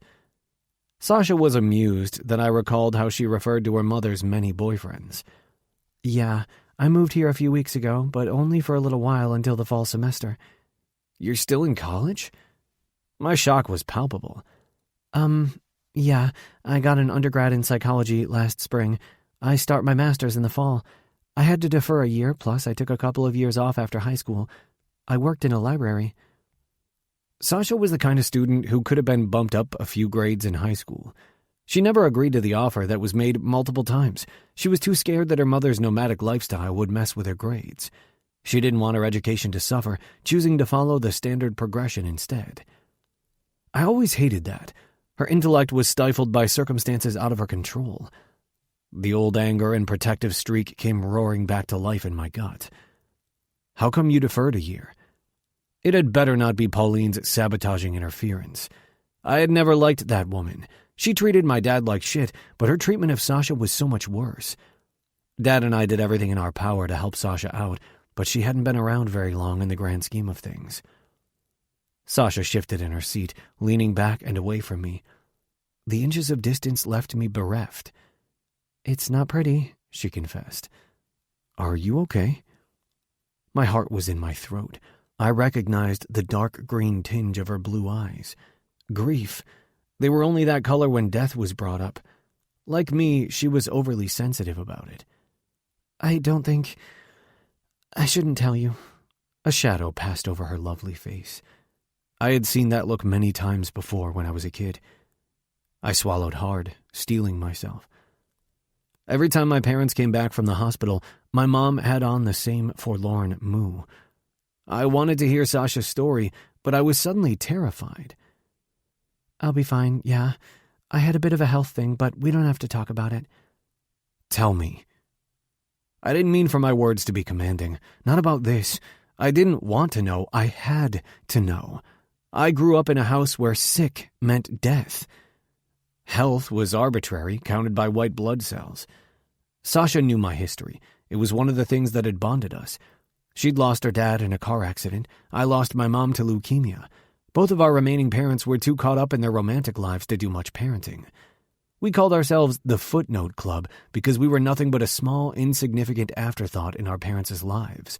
Trailed behind reference points to the past, barely ever noticed or paid attention to. After about another decade of silence, Sasha sighed. "I'm currently receiving treatment for bulimia." The world did a strange hop, growing quiet and solemn. It stopped completely, then stuttered to a start, only to blaze on ahead to make up the lost seconds. I didn't know much about the disease to reply. I only knew enough to keep from reacting. I might be a doctor for animals, but my bedside manners were exceptional. It was only by sheer will and practice that I managed to school my features into a mask of compassion. "It's not about you, dickhead. Do not make it about you." Meanwhile, a sick dread rolled through my gut, churning the alcohol into toxic waste.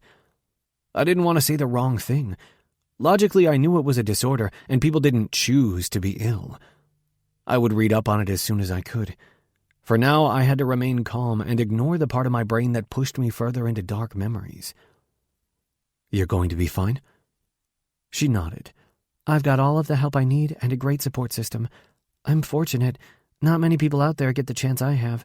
I'm not going to squander it. I'll get better, go finish my master's, get my PhD, and throw myself into work. Then I'll pay it forward." "Practicing psychologist is still the goal, then?" "For children, yeah." I blew out a breath. That's one impressive and lofty goal, Sash. If anyone can do it, it's you. But why are you sick? Not you. You can't be ill. I cannot take it. Sasha blushed again. "What about you? You became a vet. That's cool, just like you always wanted." "Yeah," was my strained response.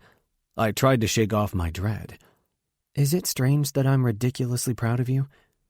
I smiled at her, the tightness in my chest easing to the tune of her words. "No, it's nice." "Is that how you ended up in Colbury? For work?" Still reeling from her confession, I downed the rest of my drink, playing for time. It was a bad idea. The acid made its way back up, forcing me to swallow my fear.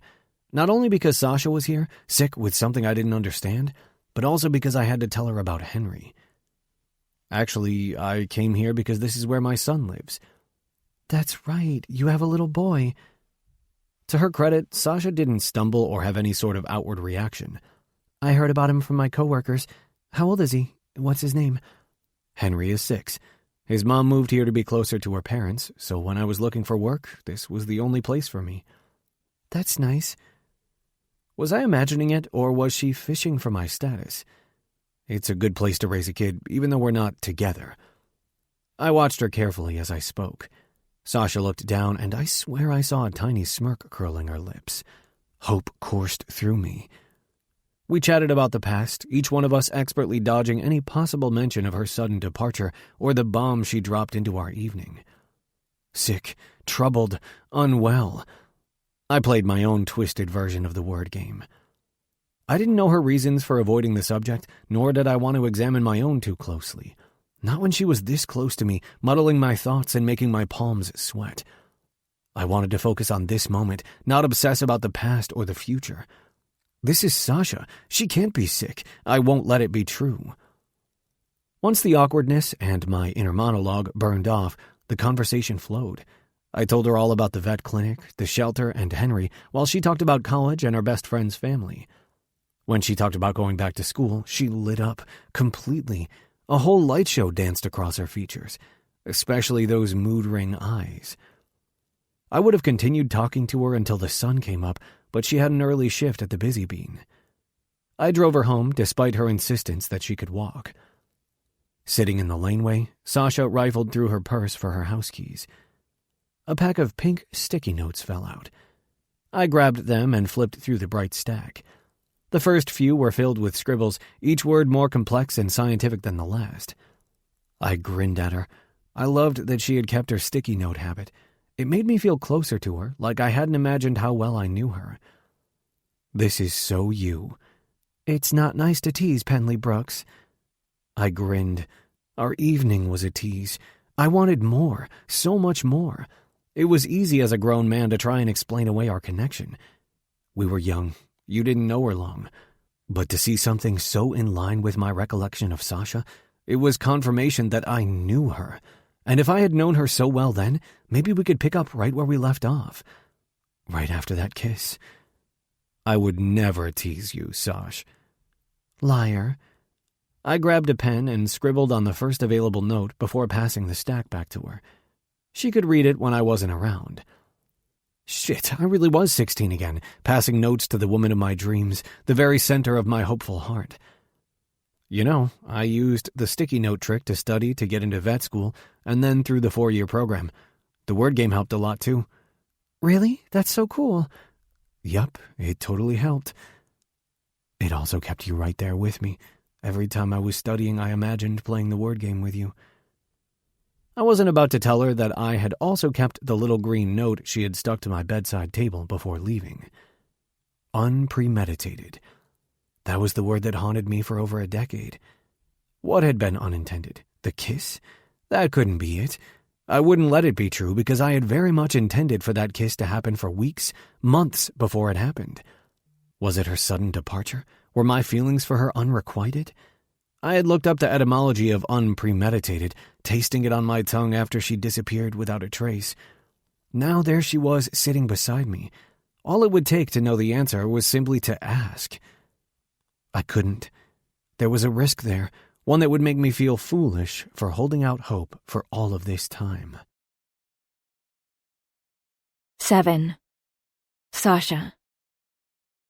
My Friday night drink with Penley flashed through my mind when his name appeared on my phone screen.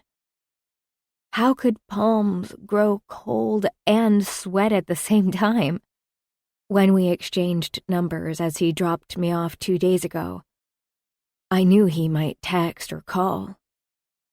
I'd hoped somewhere deep down in my heart that he would, but I wasn't prepared for the burst of joy echoing through my whole body. Penley's message was a picture of a computer screen with 1,000 sticky notes stuck to its frame. Proof that he still used my sticky note trick, even in his professional life. It was sweet, but I didn't want to read too much into it. Unlike Penley, I had no experience with relationships. Pauline and I had never lived anywhere long enough. Throughout my high school years, I never had the chance to make that sort of connection. Not that there was any sort of burning need inside of me to even be in a relationship or have friends. Pauline was too hard to explain, and I had other priorities, like a perfect GPA. Besides, my heart tugged me back to thoughts of Penley. When I got to college, I focused on keeping my scholarship, not on the opposite sex. Jenny burrowed herself into my life first as a roommate, then as a study partner, then as a friend. She was a cheery earworm, never relenting. No matter how hard she insisted that I needed to go out more, I preferred the library to loud parties, old movies to beer pong, books to boys. Books were simpler. If I didn't understand something, I had a dictionary. No such tool existed to explain the intricacies of male-female dynamics. I might not be a genius when it came to men, but once upon a time, I knew Penley. There was an easy trap to fall into, confuse the boy he had been with the man that he was. Our night together at the gin mill was so damn reminiscent of our time before. We could so easily fall into a similar pattern. One that would end the same. I would leave. Like everything else under the sun, my time in Colbury was numbered, temporary. Long minutes stretched out while I lay on the lumpy bed, trying to craft the perfect response to Penn's message. A text is forever, isn't it? The mattress springs dug into me when I flipped onto my back to read over my 1000th drafted response. The water-damaged stain on the ceiling sneered down at me, silently mocking me for trying to be too flirty. With a roll of my eyes, I erased my answer and typed something else. Something simple. I sent it before my analytical brain took over. I took a deep breath and pretended I wasn't waiting for a response. The study on play theory couldn't hold my attention, so I took out my sticky notes. The stack Penley scribbled on. The Sasha Covey lexical field. Absence. Belonging. Cherished. I brushed my fingers over his prints as if the hieroglyphic words would snap into sense. I had left, vanished out of his life. But what was the belonging? Was that in the past? Like my absence? The last word was 1,000,000 times more intriguing. Were his memories cherished? Or was I? A loud crash reverberated. Gasping, I bolted from the bed, my limbs drenched in cold fear. Sloppy laughter followed the clatter. Pauline's party was obviously getting out of hand. The bungalow was barely big enough for the 2 bedrooms it boasted. The kitchen was only a few feet away. Though I couldn't exactly tell what had caused the commotion, the drunken roars were enough for me. It was barely 2 in the afternoon, and the lot of them were drinking too much and talking too loud. Experience told me that it would soon turn into a complete disaster. I didn't want to be around for that, resolved to brave the cold instead of the drunkards. I decided to go for a walk. I grabbed my backpack full of books and sticky notes. Maybe I'd go to the Busy Bean and take over the couch for the rest of the afternoon. Pandemonium exploded in the kitchen as I made my way to the front door. My mother caught my eye seconds before I was free and clear. Don't give me that look. If you don't like it, you can fuck off. One of the so-called guests said something rude through howling guffaws. Pauline had the decency to blush, but she quickly drowned whatever maternal instincts she had with a deep pull from her drink. I longed for the Webbs' home. I was already looking forward to my visit in 3 weeks. If Margaret knew this was happening, she would drive down to Colbury and drag me back to Burlington. but she couldn't fight all of my battles for me. I was an adult. Well, ish. Sort of. I would never learn to move past my eating disorder and the chaos that Pauline dragged behind her if I didn't see my self-imposed stint through. I needed to pass this test. I had to. Besides, my mother had put me through that kind of scene before, way before I was old enough to understand what booze meant and what it did. Pauline's drinking wasn't her addiction. The men were. It was the relationship she twitched for. She only drank if the step was a drinker. She smoked if he smoked. If he was a biker, so was she. It didn't matter who he was. Pauline was a chameleon like that, taking on the traits of whatever man she dated. Every boyfriend was a step in the next direction, a step away from herself, a step into numbing. The watery winter sun hung precariously low in the gray sky. I squinted against the glimmer of the freshly fallen snow. The loud crunch of my boots and the swishing of my snow pants were the only sounds in the quiet town. The whole of Colbury was muted, muffled by the snow. The homes looked like freshly decorated gingerbread houses with a sprinkling of icing sugar glittering like jewels. The sky was an odd shade of steel, heavy with snow-filled clouds. I had no real destination in mind, letting my feet follow the sun. The fresh air was cold, but revitalizing, replacing the staleness of nearly 12 hours stuck in the house. My thoughts bounced around between college and Penley. I wanted to see him again, but I knew the more time we spent together, the higher the chances were that Penley would ask me about that night. I didn't know how to explain, yet I got even more attached to him. That was all kinds of bad. Dangerous, even. As I turned a corner, grateful for the distance between Pauline and me, high-keening mules split the stillness. The sheer terror was heartbreaking. I tracked the sound, clicking my tongue in comforting noises. I didn't want to frighten the animal any more than it already was. I hoped it wasn't a rabid, wild beast. Finally, I tracked the wailing to a gray ball of fur lying halfway across the street. As if the poor thing had run out of energy and dropped down to die in the middle of the road. I was immediately overwhelmed with camaraderie for the cat. It was a wonder the tiny kitten hadn't been run over.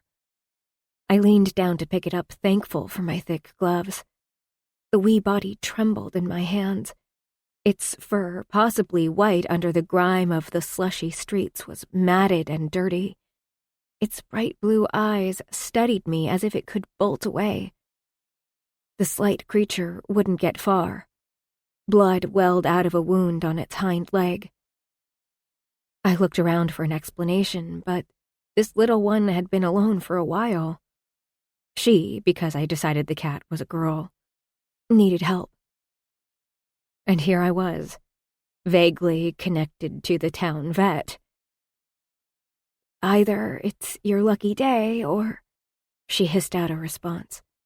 Right. I'll make the call.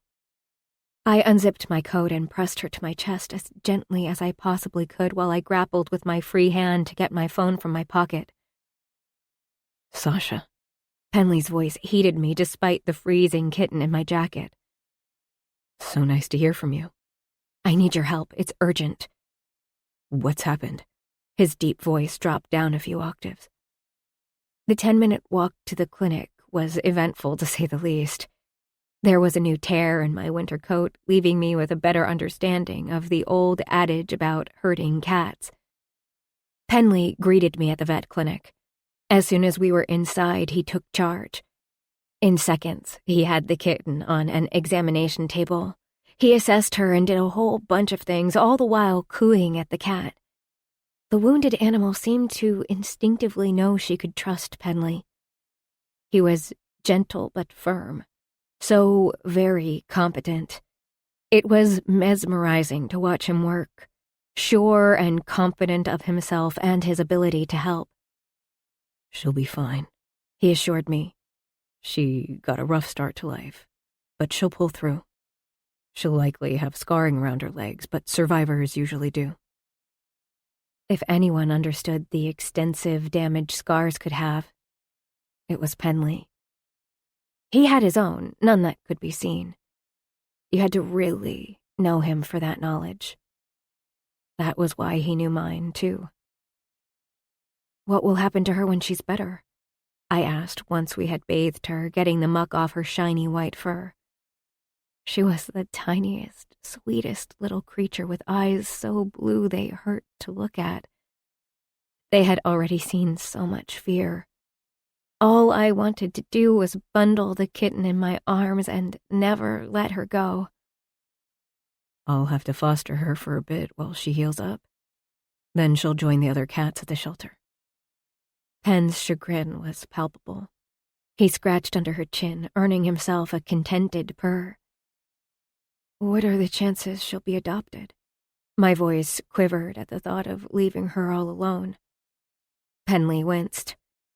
"Not very high, unfortunately. There is a lot of farmland around here. Farm cats just happen. They breed and breed and breed some more. It doesn't help that a full litter was brought in not too long ago. Not all of them have found homes yet." My heart teetered. I won't let Jolly live in a cage all her life.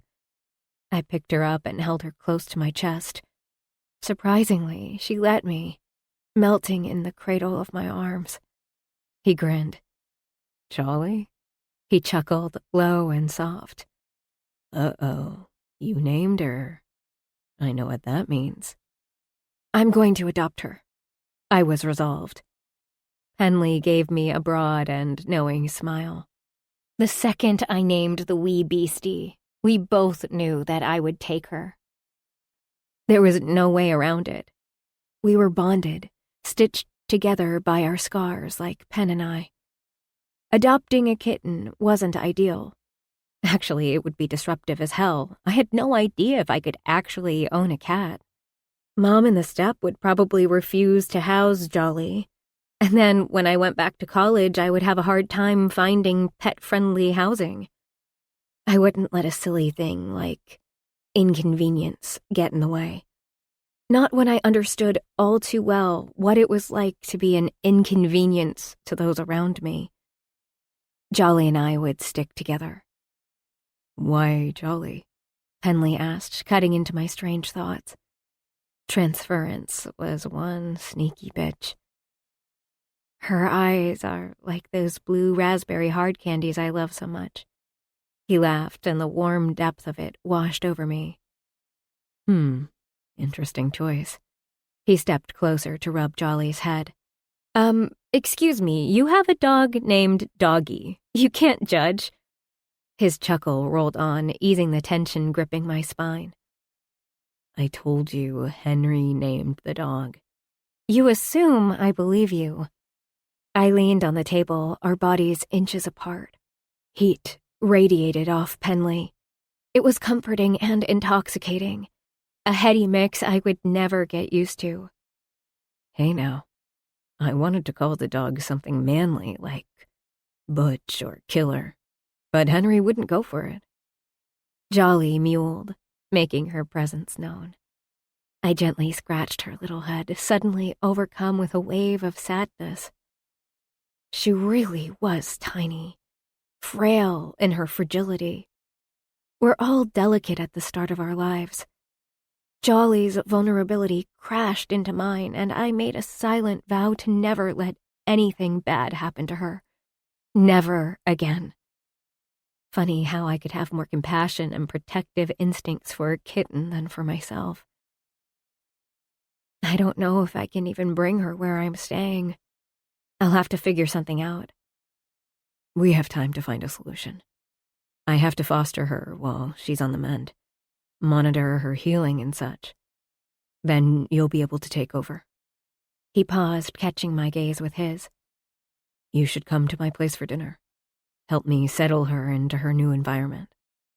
Penley dropped in that last part, like it was nothing. It wasn't the best idea. I spent most of our night together trying not to kiss him. The public setting had helped. In the privacy of his home, temptation would have no buffer. Yes, my mouth answered for me. I avoided Penley's face, but I sensed his smirk. When Penley invited me over for dinner, I didn't know what to expect. As a parent, he wouldn't exactly have a pimped-out bachelor pad. But I was still shocked when he drove us up to a little white house. Despite it looking like a massive snowball under the weight of a particularly snowy winter, I was immediately struck by how homey it was. The entrance had a few bright red and blue hooks with Henry's name in shiny yellow letters.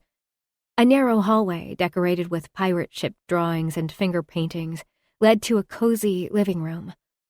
The gray walls and dark gray couch were clean, but clearly well-loved. Scratches and gouges told the story of many fostered animals.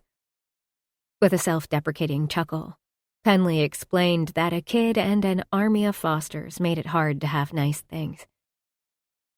I picked gray everything because it hides most messes. It was a silly, self-conscious thought, because caring and peace permeated the air. It was a home, not a bunch of walls held together with nails. Love and caring were woven into every ding in the wall, every scrape in the paint, every scuff in the floor. Doggy stuffed his nose in a large wicker basket filled to the brim with toys.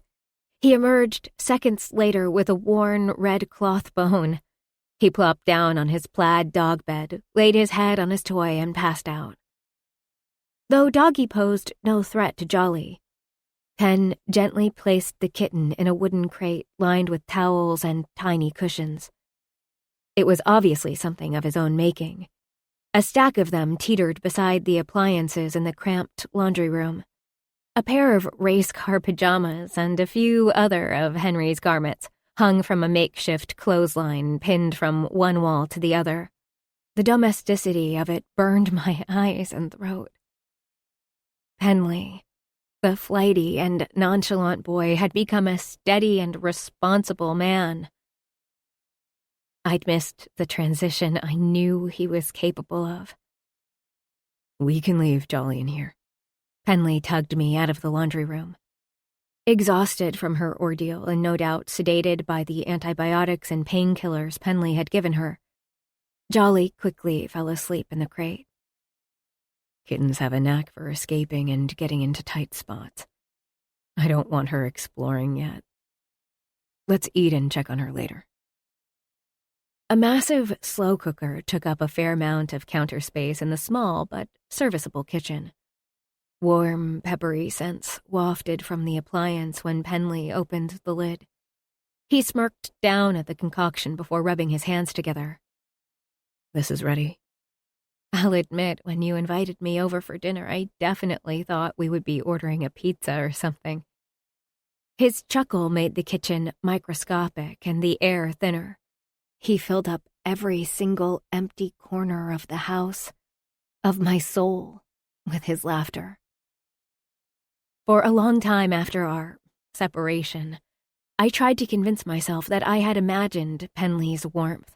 No one could be that potent. I repeatedly told myself that I was building him up, seeing him through a foolish teenage crush.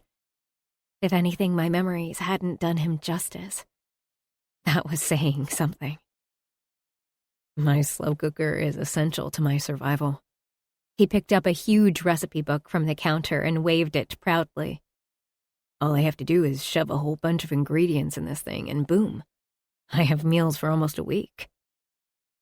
That's very responsible adult of you. Didn't I teach you how to boil water? Penley chuckled, shaking his head as he scooped some of the stew into 2 bowls. That's not how I remember it. What I do remember is you burning that mac and cheese. Not fair. That happened only once. You know I forgot to set the timer. It's not my fault. Penn turned to face me, smiling bright and wide. His starburst blues shone on me like the only heat source that could illuminate my dark shadows. The almost dimple winked at me. I recognized the grin. It was the one he kept for me. Even back then, there was a smirk he gave his girlfriends, and one that was special. Only for me. It was as effective now as it always was. My legs didn't stand a chance. My heart either, for that matter. It pumped hard and fast, begging me to hold on to him. I had replayed our kiss thousands of times over the years. But I wanted to check. Wanted to see if my body still fit perfectly in his. Wanted to taste his lips again. Feel his hands on my face. I know you lost track of time when you read. His voice was low, coming from somewhere deep inside of him. I wasn't the only one wrapped up in the past. I did that a lot then, huh? I barely whispered. Oh. He took 3 steps toward me. The starbursts exploded, sparking up bubbles of fizz in my soul. Does that mean you've stopped reading like your life depends on it? Well, no. Never that. But I think I've gotten better at noticing when things are burning in my general vicinity. I'll take your word for it, he insisted.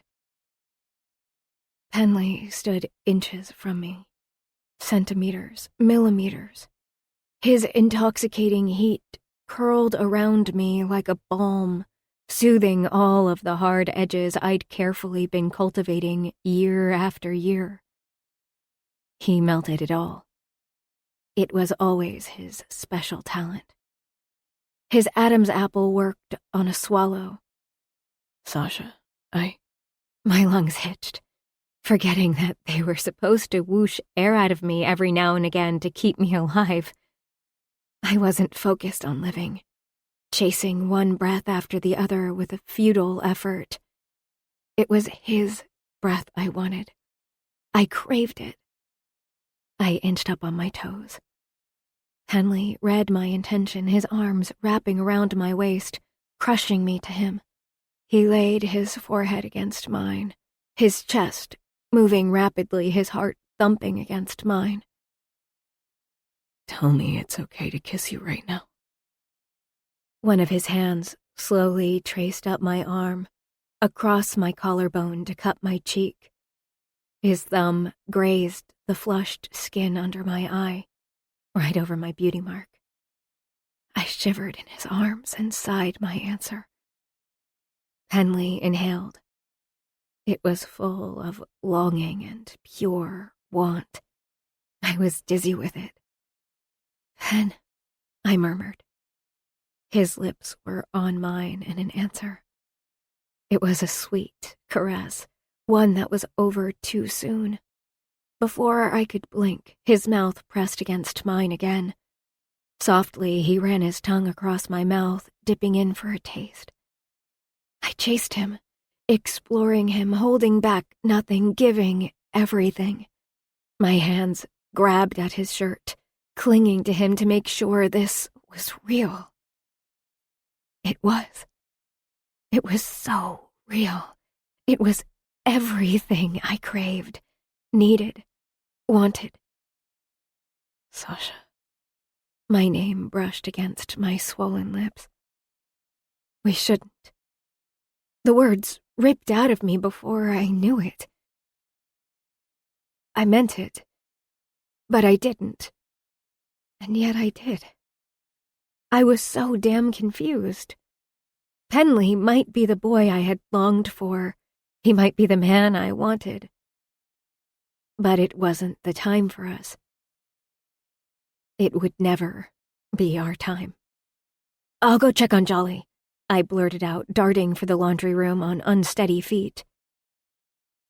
When I glanced over at him, Henley's back was turned to me, his hands stuffed in his thick brown hair. I could have sworn his shoulders were heavy with regret. 8. Penley. There are quite a few lies we tell ourselves, like I'll only have one chip, or I'll only eat one bite-sized Halloween candy bar. Next thing you know, you're out of candy days before rabid trick-or-treaters invade the streets like sugar-depraved lunatics. I told myself those lies multiple times, but none as blatant as the one I repeated over again as I left the vet clinic for my break. I'm going to the Busy Bean for a coffee because I'm too tired to wait for the afternoon. It had nothing to do with a particular barista with blonde hair, blue eyes, and a smile that could spin my world around. Not a damn thing. I haven't thought about kissing Sasha in my kitchen. That memory hasn't played back every 10 seconds. More lies. I haven't stuffed my phone under Doggy's bed to keep from texting her. Lie, lie, lie. In truth, I am exhausted. Sleep hadn't come easy since my dinner with Sasha. We managed to keep our hands to ourselves after the kiss, but barely. It didn't make things awkward, but it sure didn't simplify them. If anything, the past came traipsing back, bringing with it all sorts of unanswered questions, answers Sasha had. I dared not ask for explanations. As I parked the car in the Busy Beans lot, Doggy groaned impatiently from the back seat. "Hold on, you wee beastie. Don't start drooling yet." In true Pavlovian fashion, the mere sight of the bean had him salivating. No sooner was his door opened than Doggy burrowed into the snow, desperate for a rest after his harrowing morning at the office. He obviously led a hard life of leisure as the vet clinic's mascot and my steady companion. "Wish me luck?" I asked him. He blinked his large brown eyes at me, effectively dismissing me until he got his muffin. The small bell over the door announced my arrival, removing any chance I had of stealthily sneaking up on Sasha. She didn't hear the bell, though, focused as she was on her task. She frowned in concentration as she fiddled with the coffee machine. She entranced me the second I walked into the cafe. Her jeans and her black knit sweater were too big for her, but it didn't matter. Seeing her sent a thrill up my spine.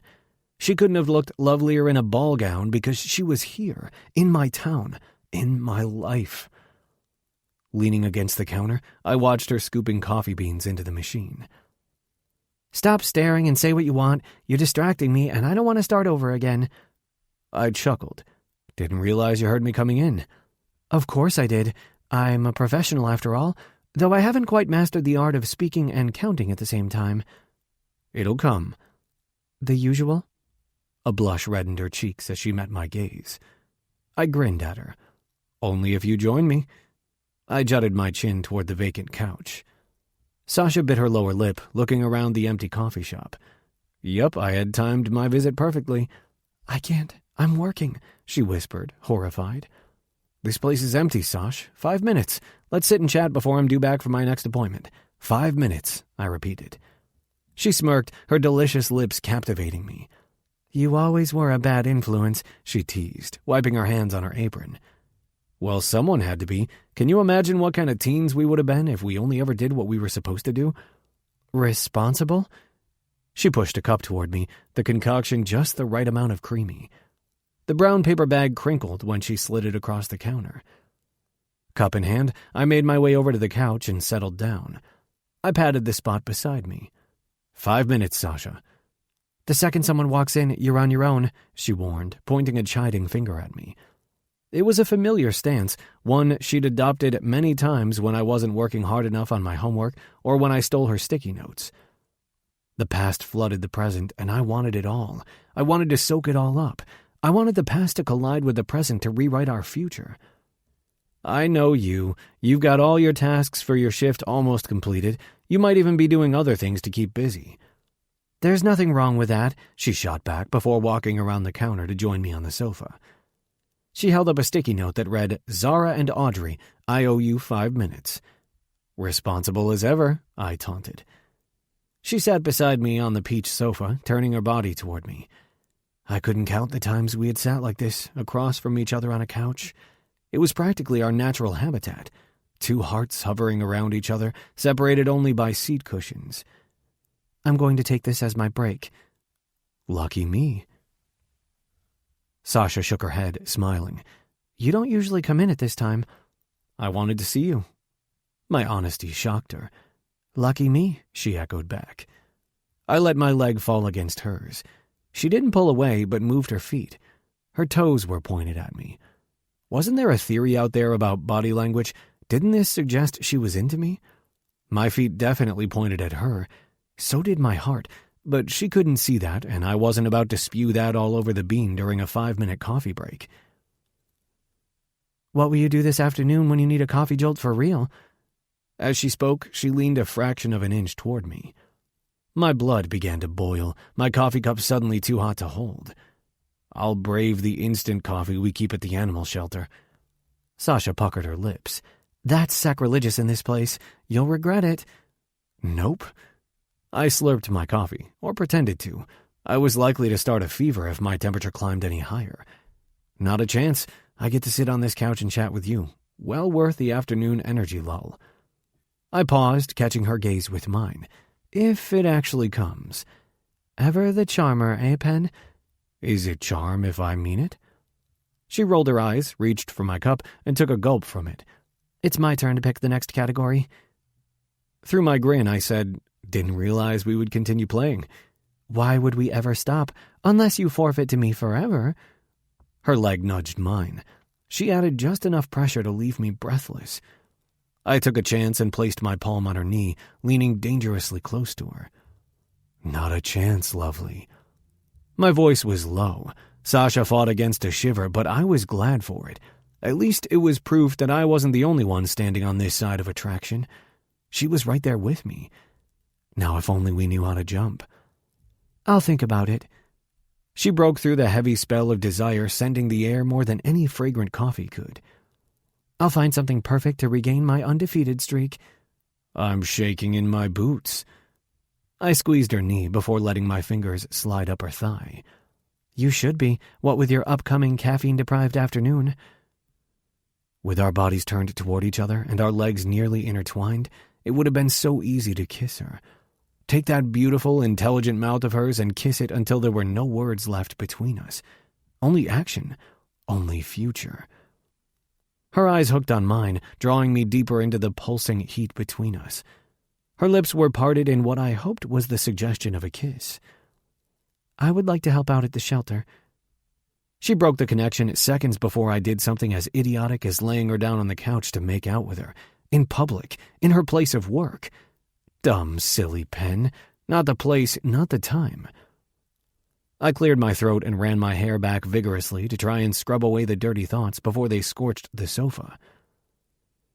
The shelter needs more hands, but it's hard to find people who are willing to donate their time. All of the cash we get needs to go into upkeep.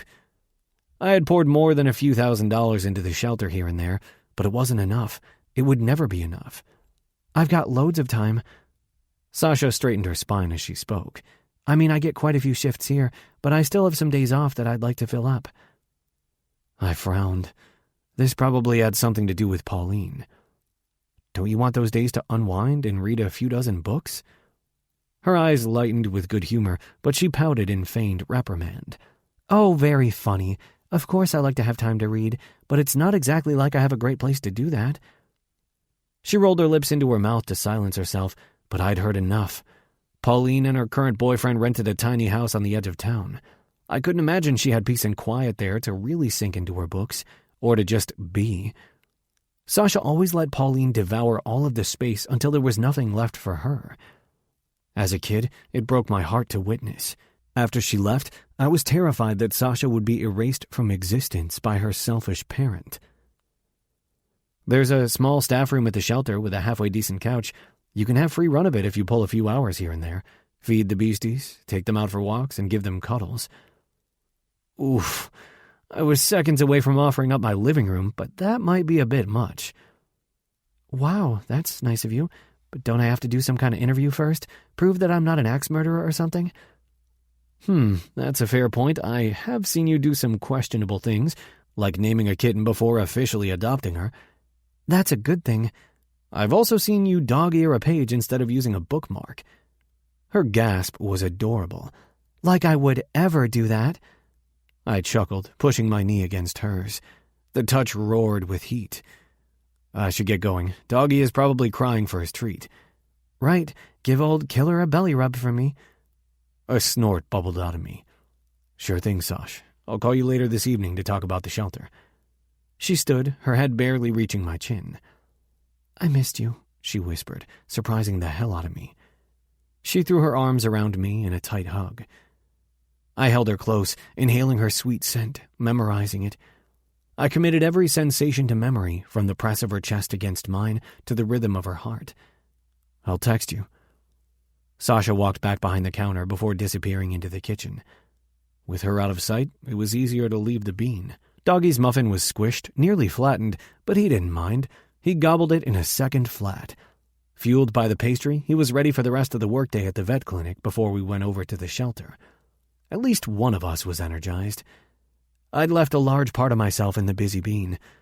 I didn't know how long it would be before I felt complete again. With a lung-searing sigh, I buckled myself in and drove back to the clinic. My racing thoughts were zapped silent by my ringing phone. I clicked on the car's hands-free device without looking at the caller ID, fully expecting it to be Sam, the clinic's receptionist. I'll be there in 2 seconds. How? Lori. Shit. Hey, sorry. Thought you were the office. What's up, Captain? Not the time for your shitty jokes. Her voice shook. Henry's teacher called. The bottom fell out of my stomach.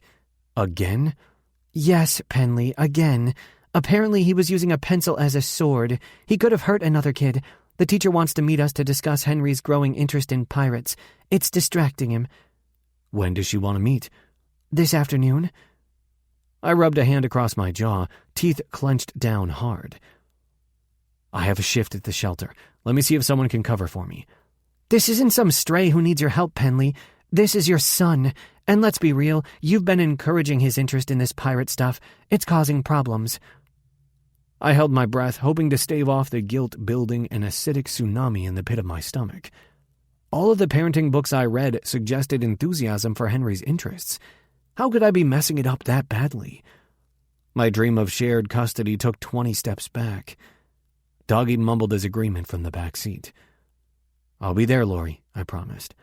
Sure, she quipped before hanging up. She didn't believe me. 9. Sasha. The walk from the Busy Bean to the animal shelter took about 30 minutes. My progress was seriously hindered by another fresh snowfall throughout the day. I didn't mind. Bundled up as I was, the quiet trek through town was the perfect opportunity to cool my thoughts, literally and figuratively. Nearly a week, 4 days, had passed since Penn and I kissed. He wove his way into my life in Colbury. He stopped at the Busy Bean during my shifts, and we talked on the phone about the shelter and 1,000 other things. We even texted back and forth a few times during the day. It was wonderful. It was terrible. I won't be here long enough for that. This is temporary.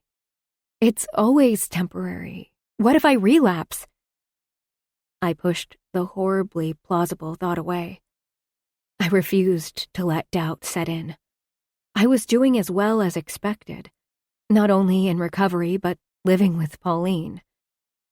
Every day brought a new set of challenges, but I'd managed to stay ahead of the game so far. No matter what Mom threw my way, no matter how little sleep I got because of her partying, I soldiered on. No matter what she and the step said to me, I did my level best to ignore it. I was surviving. Surviving equated to winning. One day at a time. It was comforting and bolstering. Proof that I could recover. That I could lead a normal life. That I could shed bulimia like a really bad cold. Proof that I could be with Penley. No, just no. I shook my head against the thought. It couldn't happen. We couldn't happen. Not when my days in Colbury were numbered. Not when I was still sick. He'd witnessed his mother's illness slowly stealing her away from him. I refused to put him through that again. I simply wasn't worth it. Not like this, not now. Relapses were par for the course, an inevitable probability. No matter how well I was doing, slipping back into the grips of my illness was a possibility. I didn't want to be anywhere near Penley when and or if that happened. How could I start something with him when I knew I would relapse or leave Colbury? That was a 100% certainty. We would always be temporary. All relationships were. I could try to pretend that for us it would be different, that we were special. It was a pretty lie, one I wasn't going to buy. I couldn't, not with everything else going on in my life. My recovery couldn't handle a heartbreak. A quick glimpse at his life made it clear that Penley couldn't handle it either. He had a child with his college girlfriend. It wasn't exactly fair on my part to pass judgment on a relationship that wasn't mine, but I knew Penley. When things got hard, when he could no longer get by with charm and jokes, his relationships dissolved like conversation hearts in the rain. He preferred to walk than to have a hard talk. His dad was like that too. The life of recovery was complicated and hardly conducive to a long-lasting, healthy relationship. We made superb friends. We were good at that. Spending time with him was easy and wonderful. It wouldn't last, sort of like putting cold hands in hot water. It feels nice at first, but soon it stings and pinches. That was bound to happen if we let things progress. We couldn't kiss again. I had to rein in my potent attraction to him, stuff it deep down inside of me along with my other untouchable memories and the evil voice of my eating disorder behind a large black door that read danger in spooky red letters. I could control this. I had to, just like I did with everything else. Volunteering at the animal shelter meant I'd spend less time at the Steps house with Pauline hanging above me. That was safer for me and my recovery, even if it did put me in Penley's path more often. I could handle it. Hell, as teens, we had kept our hands to ourselves for 14 months before sharing one kiss. I was in Colbury for a fraction of that time. No flirting, no kissing, no touching. Totally 1,000% doable so long as I kept my emotions on lockdown. Penley Brooks was synonymous with friend. Nothing more. But of course I should have known it wouldn't be that easy. The second I spotted him in the animal shelter, all of my good intentions twirled away on the winter wind that followed me inside. Penley stood behind the high reception desk, head bent down to look at a computer screen. His brown hair was smoothed back, a single tendril falling against his temple. Despite being wrapped in mittens, my fingers burned and twitched to push the strand back. So much for keeping your distance.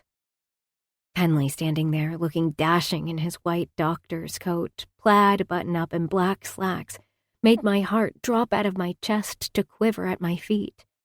A whole lexical field blizzarded through my thoughts. Not for the impracticality of my emotions.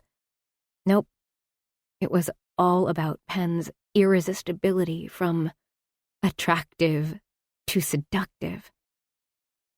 Then my brain stuttered, and there were no more words. Not when he smiled at me like that.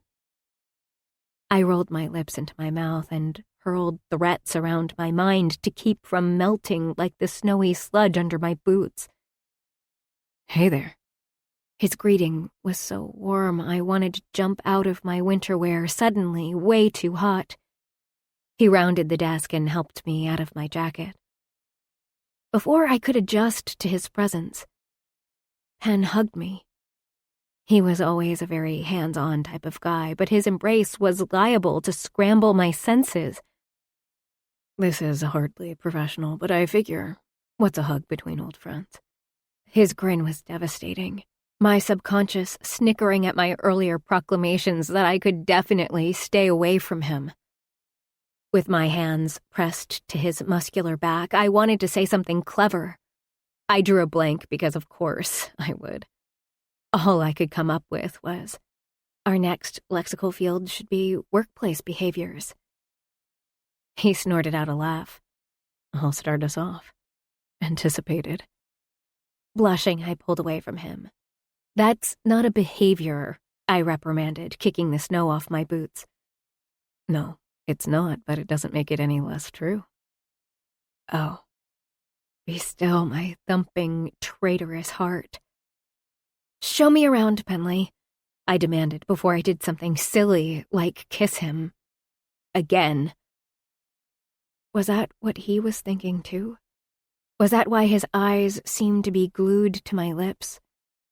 Or was that my imagination? Seriously, Sash, cool it. Obviously, it was easier to convince myself that I could keep my lips off him when I wasn't in Penley's orbit. I had 2 kisses from Penley. One as a teen, and one as an so-called adult. Both had been amazing, but the latest one had been different. The embrace was tinged with desperation and longing, emotions I hadn't exactly been able to name as a kid. I'll give you the grand tour. Penley pressed his hand onto my lower back, his long, agile fingers spanning wide in a tender touch that made my lungs clench and my skin sing. He guided me through the narrow hallway to a small antechamber behind the reception desk. There was a graying green couch, a kitchen table with mismatched chairs, a microwave that had long since turned yellow, and a spearmint green fridge that roared like a tired lion. The walls were plastered with schedules, instructions, cheerful posters, and, most prominently, a bulletin board filled with pictures of animals and their forever families. You should be up there with Jolly. Penley dropped his arm across my shoulder, nonchalant as ever. She's doing good, but she doesn't like being alone. Kept me up half the night. She only quieted down when Doggy let her have his bed. He kept watch over her, the giant softy. She is quite the chatty thing. Good. She can do the talking for me. Pen chuckled. You're talkative. Only when I feel like it, I answered with a shrug. Seems like you always feel like it around me. Before I could come up with an explanation, he led me out of the break room. His hand left my shoulder for its earlier spot against my lower back. Come on, let's get you working. Penley took the time to introduce me to each animal, giving me a bit of their history as we went along. He also explained the broad guidelines of each creature's needed care. A massive red binder sat atop a stainless steel counter where feeding and leisure times were logged. Does it make you sad knowing so many animals are all alone? Penley nodded. I wish I could have a shelter twice this size. But then it would be just as full. Breaks my heart, but I do what I can. Honestly, Sasha, I really appreciate your help. Sam and I never have enough help.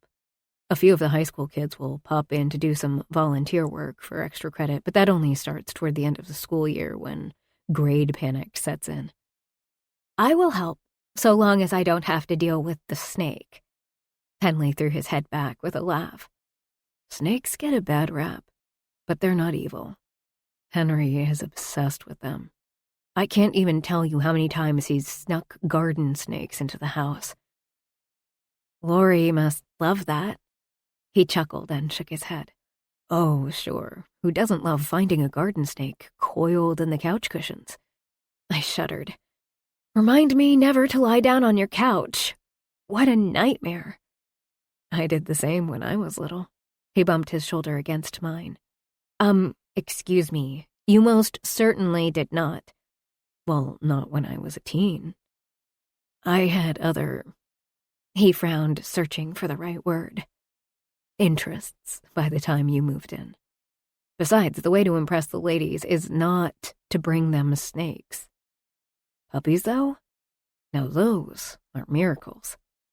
Penley walked over to the small enclosure at the very back of the room. One of the dogs feigned sleep, while the other two duked it out for a cone filled to the brim with peanut butter. The little one is Mimi.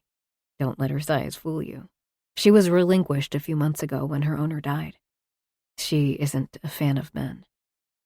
Must make your job hard. I'm not like most men. He shot back with a shrug.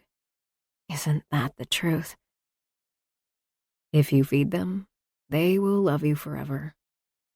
This lot isn't so bad.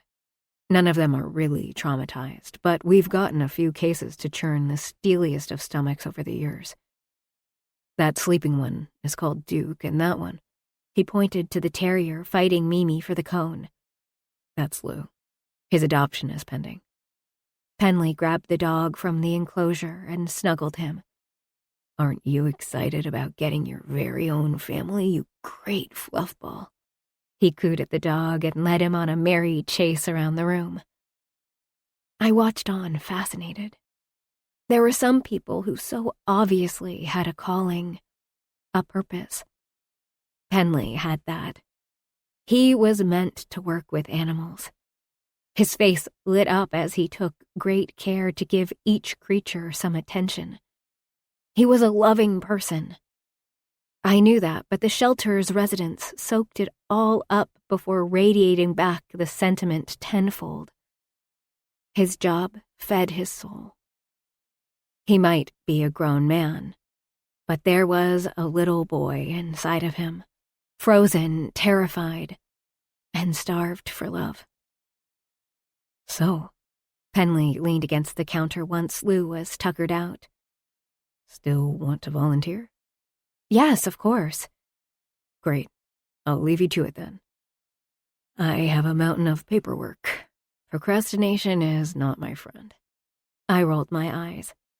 I thought you would have lost that habit, Mr. Veterinarian. I got better at studying. Doesn't mean I like paperwork. He winked as he dropped a hand on my shoulder. He gave it a good squeeze before heading toward the reception desk, where there was an actual mountain of files. Over the next few hours, I cleaned out the cages and took the dogs out to do their business. Duke didn't appreciate pooping in sub-zero temperature. He only forgave me after a thorough belly rub. I played with the cats, but my attempt at socializing a tabby with a black cat failed, and earned me a nice scratch on the forearm. Mimi demanded a lot of attention, but I didn't mind so much, especially not after dropping a frozen rat in the snake's terrarium. I'd have nightmares about that specific task. Time got away from me, and before I knew it, Penley walked in. His hair was a mess, sticking up in all directions. He rubbed his bloodshot eyes. I really hate admin tasks, but I'm glad you were here to take care of the creatures. I'd still be elbow deep if it weren't for you. It was fun, I assured him. Penley picked up a bright orange sticky note from the counter, skimming over the words I'd scribbled on it. It was a list of veterinary terms I'd learned during my shift. He handed me the slip of paper, our fingers grazing. If it wasn't my weekend with Henry, I'd suggest going for a drink again. It was probably for the best. Any big plans with the kiddo? We're building a pillow boat and pretending to be pirates. Wow, that sounds awesome. I meant it, too. If Penley's face lit up when he was around animals, it was nothing compared to the love shining through his eyes when he spoke of his son. He's a good kid. Now grab your stuff. I'm driving you home.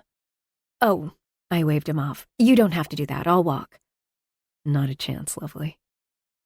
But he was standing close. His scruffy cheeks were right there. My throat went dry as I imagined what it would be like to reach up and run my fingers through the stubble. I stuffed my hands into my back pockets instead, curling my fingers around a pack of sticky notes. It's cold, and I've got a chivalric duty to make sure you get home safe. I arched a brow at him, amused and melting. Chivalric duty? He blushed, running a hand through his hair. Come on, Sash, give a guy a break. His fingers trailed down my arm and tugged me into his side. His free hand cupped my cheek, the one with the beauty mark. I've missed you. A lot. His voice got rougher as he spoke. Don't disappear on me again. Ben, No. I shouldn't have said that. Forget it. Whatever shitty response I would have tried to come up with evaporated when he brushed his lips against the crown of my head. My lips wept, bereft and angry at my hair for stealing his attention. Let's get you home. Sitting in his very responsible, very sensible car, I watched the town go by. We were at wildly different stages of our lives. We always were. It seemed to be our curse.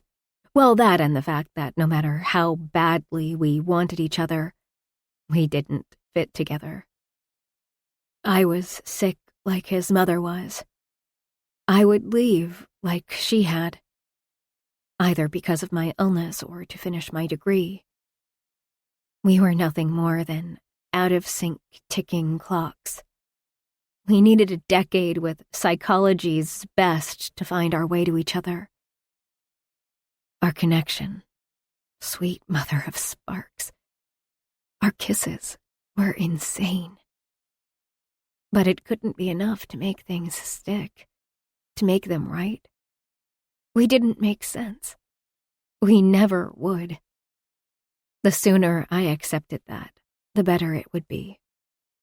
For both of us. 10. Penley. The early April daylight was bright and yellow, casting heat down on the sparkling snow. There was no wind, only the glow of the sun warming my face. Spring was technically here, but the clouds hadn't gotten the memo. A fresh snowfall had blanketed Colbury, with more in the forecast. The golden rays set off small sparks of light on the snow as rivulets of water pooled on the roads and sidewalks. I could almost forget we were buried in April snow and imagine summer. You can't live in Vermont and not hate winter at least a little bit as it drags its tail to give way to spring. The in-between wet season, when the snow is gray and melting and greenery slowly takes over, is interminable. The dogs are drenched, forever wafting off a scent of damp hair. And then there's the smell of sodden snowsuits. Not quite wet dog, not quite unwashed boy. It's somewhere in the middle. If it bothered me that much, I should stop Henry from jumping from one puddle to the other, but who am I to ruin his fun? There's nothing like jumping feet first into a deep hole when you're a kid. That glorious splash. The bigger the splatter, the more satisfaction. A few feet away from me, Henry was on a chase for the perfect plunge. He jumped from one to the other, each squeal of delight louder than the next. Ever the old man, Doggy avoided the frigid water as he dutifully followed behind Henry. I kept close watch over the kid. He never paid attention to where he was going, too caught up in his fascinating imagination. Brown sludge stained his forest green snow pants, but I didn't care. He was busy being a child, having a blast. I'd wash his snowsuit and any evidence that I let him run amok. Lori didn't need to know. I scanned our surroundings for another crater, trying to anticipate Henry's movements. Then I saw her, a vision in her black and burgundy coat. The sun lightened her blonde hair, the shine of it nearly blinding, rivaling the glimmering snow. Sasha Covey. I'd never get tired of spotting her in my town. Probably wouldn't get used to it either. "Hey!" I called out from across the street. Her surprise was quickly replaced by an uncertain smile. With a chuckle, I waved her forward. Lori couldn't give me hell for introducing Henry to one of my oldest friends. Besides, she knew all about my history with Sasha. Well, almost everything. Lori definitely didn't know about the kisses. If she did, she'd probably string my balls up for introducing her to Henry right before giving me shit for not being with Sasha. "How's it going, Sasha?" I asked, dropping a hand to Henry's shoulder to keep him from bolting over to the next dip. He tipped his head up to glare at me, his toque falling over his eyes. "Daddy?" Waves of suspicion rolled off of Henry. He scrutinized Sasha, then a distant puddle, trying to decide which was more interesting. "Sasha, this is my little boy, Henry. Kid, this is Sasha, one of the coolest people you'll ever meet. I've known her for longer than you've been alive." I winked at her, a grin pulling at the corner of my mouth. Her shades of blush were no less potent in the light of day than they were in a darkened car, or in the busy bean, or on my couch, or the animal shelter. We'd spent quite a bit of time together in the last couple of weeks, now that I thought about it. Somehow it still wasn't enough. It would never be enough. That word couldn't exist in the same sentence as Sasha. Henry slowly appraised Sasha, assessing her as friend or foe. I saw the same wary face when I put a plate of vegetables in front of him. This didn't bode well. "I'm not little," he finally proclaimed, reaching for Doggy. The dog was losing his mind, desperate for some kind of attention from Sasha after giving her a thorough and friendly sniffing. Doggy collected scents like my kid collected stains. "I see that," Sasha responded. Gone was the shy facade she usually presented to the world. "I guess grown-ups always think kids are little because they're not as tall." "You're a grown-up," Henry pointed out with a scowl. Not a real one, but his look spoke volumes. His frown shouted, "Who are you to my dad because you're not my mommy?" Though Henry never saw Lori and me as a couple, he was a smart kid. For the most part, his school friends had two parents around. Some of his first questions were about our living arrangements. It would have broken my heart if it wasn't so damn obvious that Lori and I spelled absolute disaster.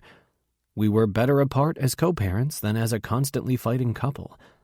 Try explaining that to a 6-year-old.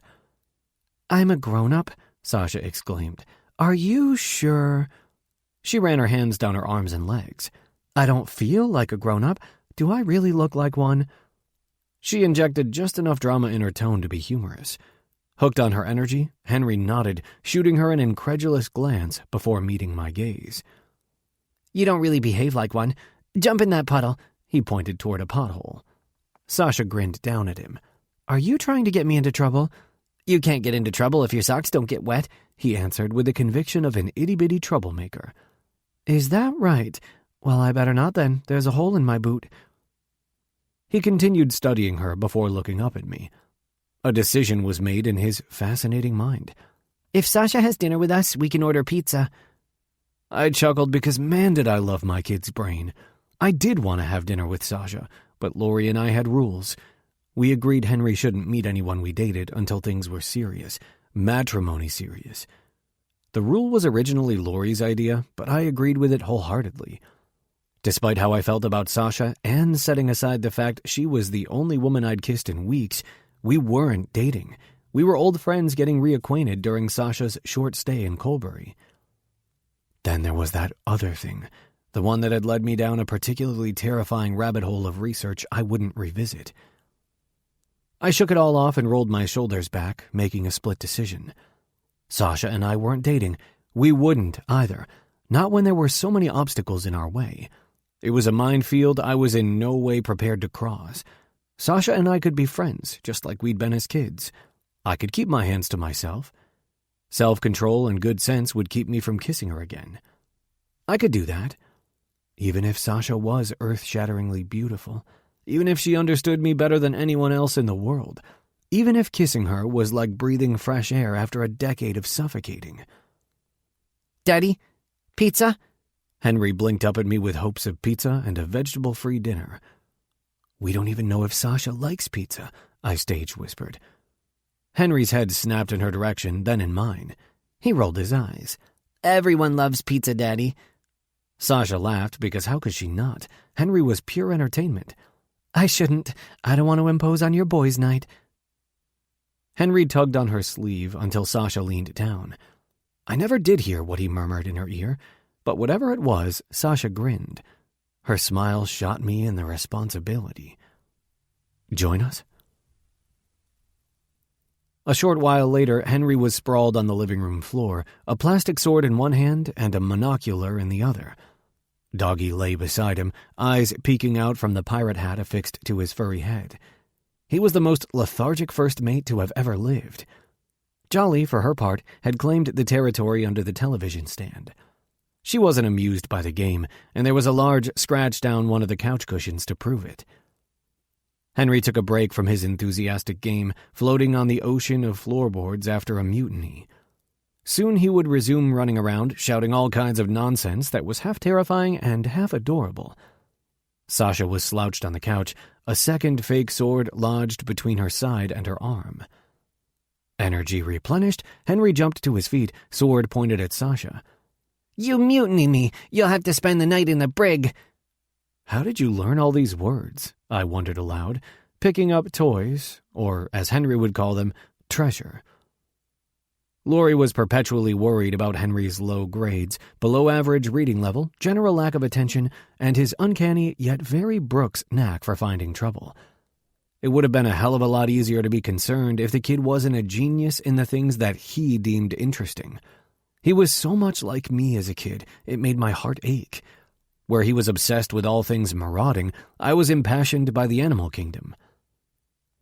I read an Henry's little nose wrinkled as he tripped over the complex word. encyclopedia about pirates at school. He hopped onto the couch, jumping up and down, making Sasha bounce along. "The waves are kicking up," he explained. "Yes," Sasha giggled. "I can see that. What else did you learn in the pirate encyclopedia?" "Lots." He jumped down from the couch. Sasha caught him in his free fall. Good reflexes. "Seems to me we could play a different game while we wait for dinner," she spoke in puffs of air, defending herself from Henry's erratic swordplay. "How about a word game?" I could have kissed her for getting Henry to stand still for a second, especially when his little eyes lit up. He turned toward Sasha before collapsing dramatically on the floor. He laid his head on Doggy, using him as a canine pillow. To his credit, the dog didn't move, way too used to Henry's antics. "Daddy taught me how to play the word game when I was little." "Did he?" Sasha's gaze met mine, a smirk on her lips. "How about we pick a category?" she suggested. "I say pirates."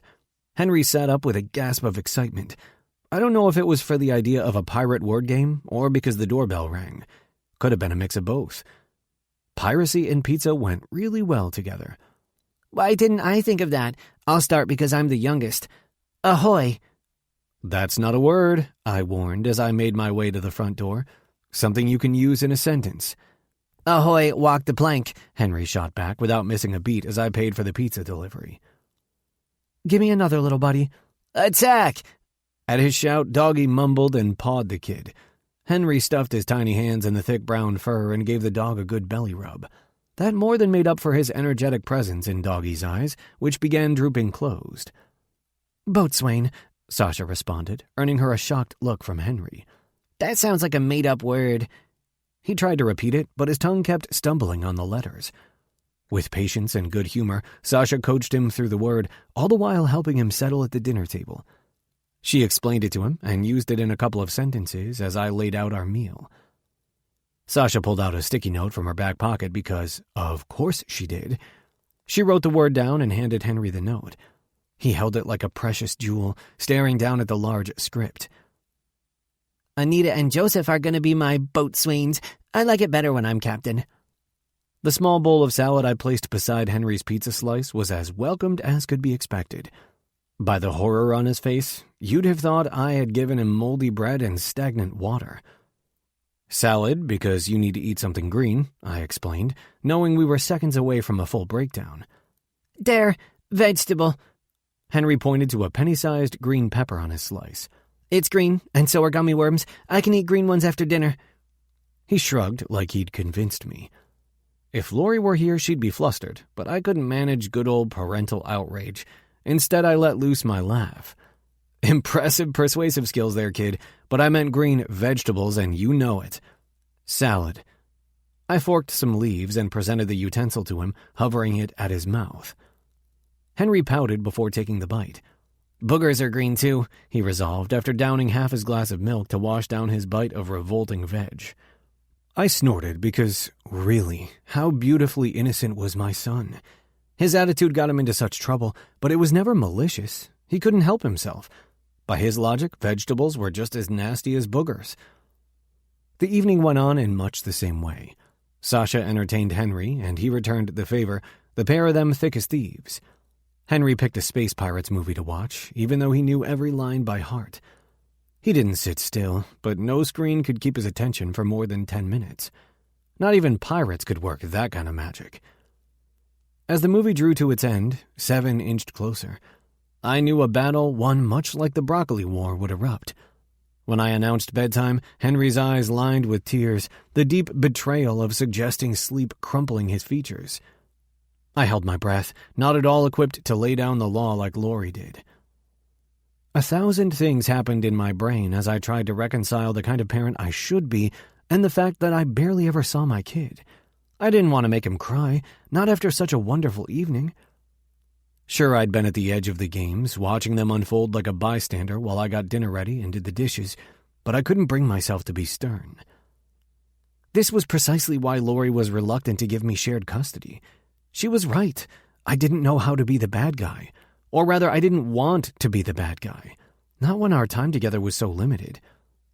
"No bed," Henry chanted, jumping on the couch, his plastic sword pointed at me. "Bed is for boatswains, not captains." A huge sigh shook me. Sasha watched the whole scene unfold. Her face lit up, sparkling with mischief. "To the crow's nest, buccaneer," she cried. She winked at me before skipping down the hallway. Henry giggled as he followed behind her. Confused, Doggy groaned at me before pursuing them up the stairs. That was all it took. Wonder of wonders. Call the kid's bed a crow's nest, and he turned into an obedient little lamb. In 15 minutes, Henry donned his pajamas and brushed his teeth. It smashed all previous time records. Typically, it took me about 4 times longer, and that was on a good night. Fascinated and a little bit intimidated, I leaned on the door jamb and watched as Sasha tucked Henry into bed. She explained that he had the first sleeping shift while she took the first lookout.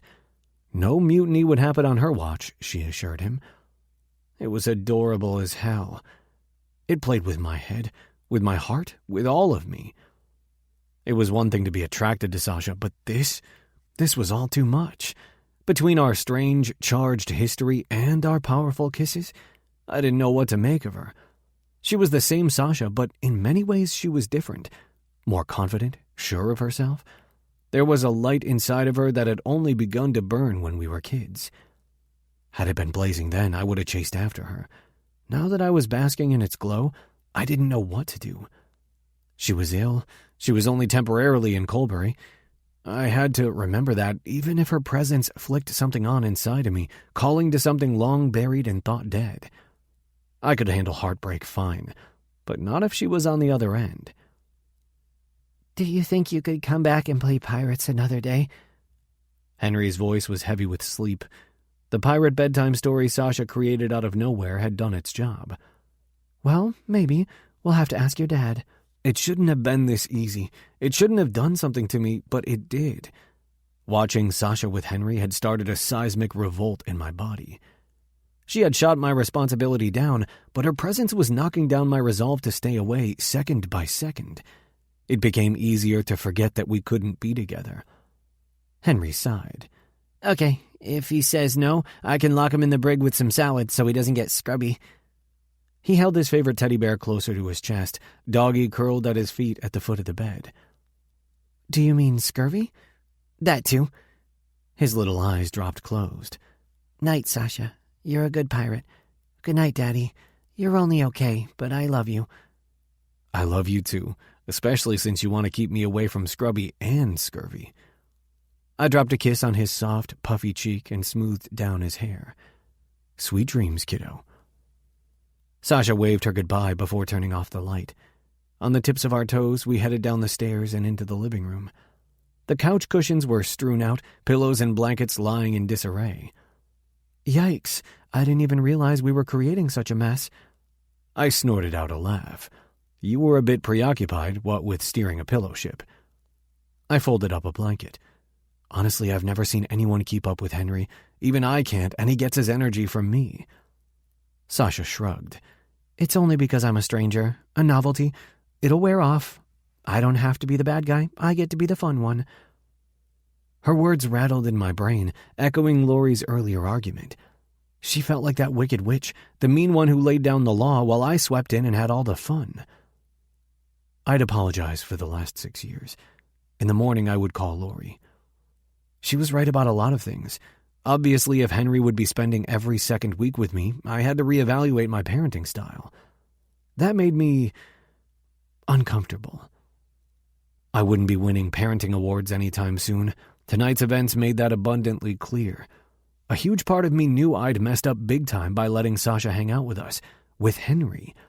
Not only had I gotten my own heart involved, but my son's too. I knew firsthand what it was like to have a revolving door of girlfriends hanging around. I swore I wouldn't put Henry through it like my dad had done. But you're not dating Sasha.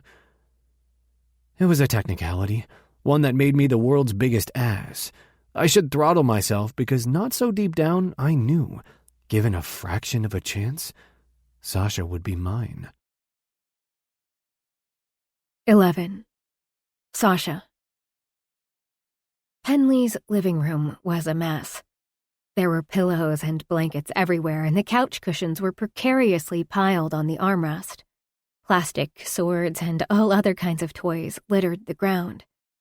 Thankfully, my itty-bitty jolly was tucked safely away from the explosion of fun. I hijacked your evening with Henry. Henley laughed low, the sound rumbling out of him. No, he had a blast. That's all that matters. I still can't believe he read an encyclopedia and retained all that knowledge. That's pretty cool. Smart kid. Yeah, Henley snorted. So long as it's about pirates or ships, he's all in. Bring up homework, non-pirate reading or numbers, he's out and gone. He reminds me of you. Oh? He arched a brow at me. Because you had to boost up my vocabulary. I snorted out a giggle and threw a cushion at him. No, you loon. Because when he's interested in something, it's obsessive. But when he isn't interested, he zones out. You're like that. Or you were. Don't forget, we spent a solid 14 months doing all of our homework together. If it wasn't science, I had to make up some elaborate competition to keep you on task. Oh, Sash, you make it sound like you were training me or something. Or something. I shot back with a grin. With my hands busy and the very real buffer of Henry's presence right upstairs. It was easy to flirt with Penley. It couldn't exactly lead to anything. Not then, not ever. Still, it was nice to flow back to our usual rhythm. Next time he has a hard time with math, just make it about pirates. It might not always work, but it's worth a try. So what? 2 boatswains plus 1 captain is 3. He tossed me a pillow, which I tucked into the love seat. Or 6 gold coins minus 2 gold coins? You get it. It's brilliant. I'll give it a shot. Sure, anything to help out the little guy. It was challenging to keep the flash of guilt at bay. Tonight had been Henry and Penley's Friday night together, and I had come in like an interloper. Invited, sure. But I worked hard to ensure Henry didn't resent my presence. Pizza alone couldn't make up for impeding on their father-son time. Besides, I had too much experience with this type of situation. I couldn't plead ignorance. As a kid, I always hated it when my mom had special friends over. The steps, as I would later dub them. I had to make myself scarce and fade away into the scenery. I might as well have disappeared from existence. Being on the other side of it, I knew I couldn't do the same. Instead, I gave Henry most, if not all, of my attention. The little boy was an Energizer pirate, but he was a child, nonetheless. Playing pirates with him was fun, and it also reminded me of a goal I had. Becoming a child psychologist was my dream. Play therapy specifically was my zone of interest. Henry, the adorable little ball of energy that he was, liked controlling his games. He had rigid rules for his ship that weren't necessarily anchored in logic, but they made sense to him. They made him comfortable. It's how he related to the world around him. If Penley told me that Henry had been diagnosed with ADHD, I wouldn't have been surprised. It wasn't my place to say. I was an old friend stopping through town. I had no real credentials to my name or actual life experience around children. You've gone all Sasha. Penley broke into my thoughts.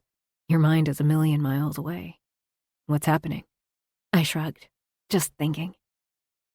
If I recall, that could be very dangerous for me. I arched a brow at him, tempering my smile. It failed when Penley approached. He reached out for the cushion I'd subtly been using as a shield to ward off the attraction coiling itself around my limbs, making me sluggish. I held on to the buffer. If it took us 1,000,000 hours to clean up, I'd have that long with Penley. Inches from me, his proximity made my throat dry, made my body quake, made my heart jump erratically. He towered above me with that strand of hair falling into his intense blue eyes. He was every bit the invading pirate. He had all of the weapons at his disposal to render me his. He could swing through my defenses and my reasoning. I had no armor to keep him at bay. I wasn't sure I really wanted to. His half-dimple winking at me through his soft brown scruff, his all-knowing smirk. It was all too much for me to resist. Slowly, he pulled the cushion out of my grasp and tossed it aside. There was nothing between us but the suggestion of distance. I should get home. It was barely a whisper because I didn't mean it. Stay. Just for a bit.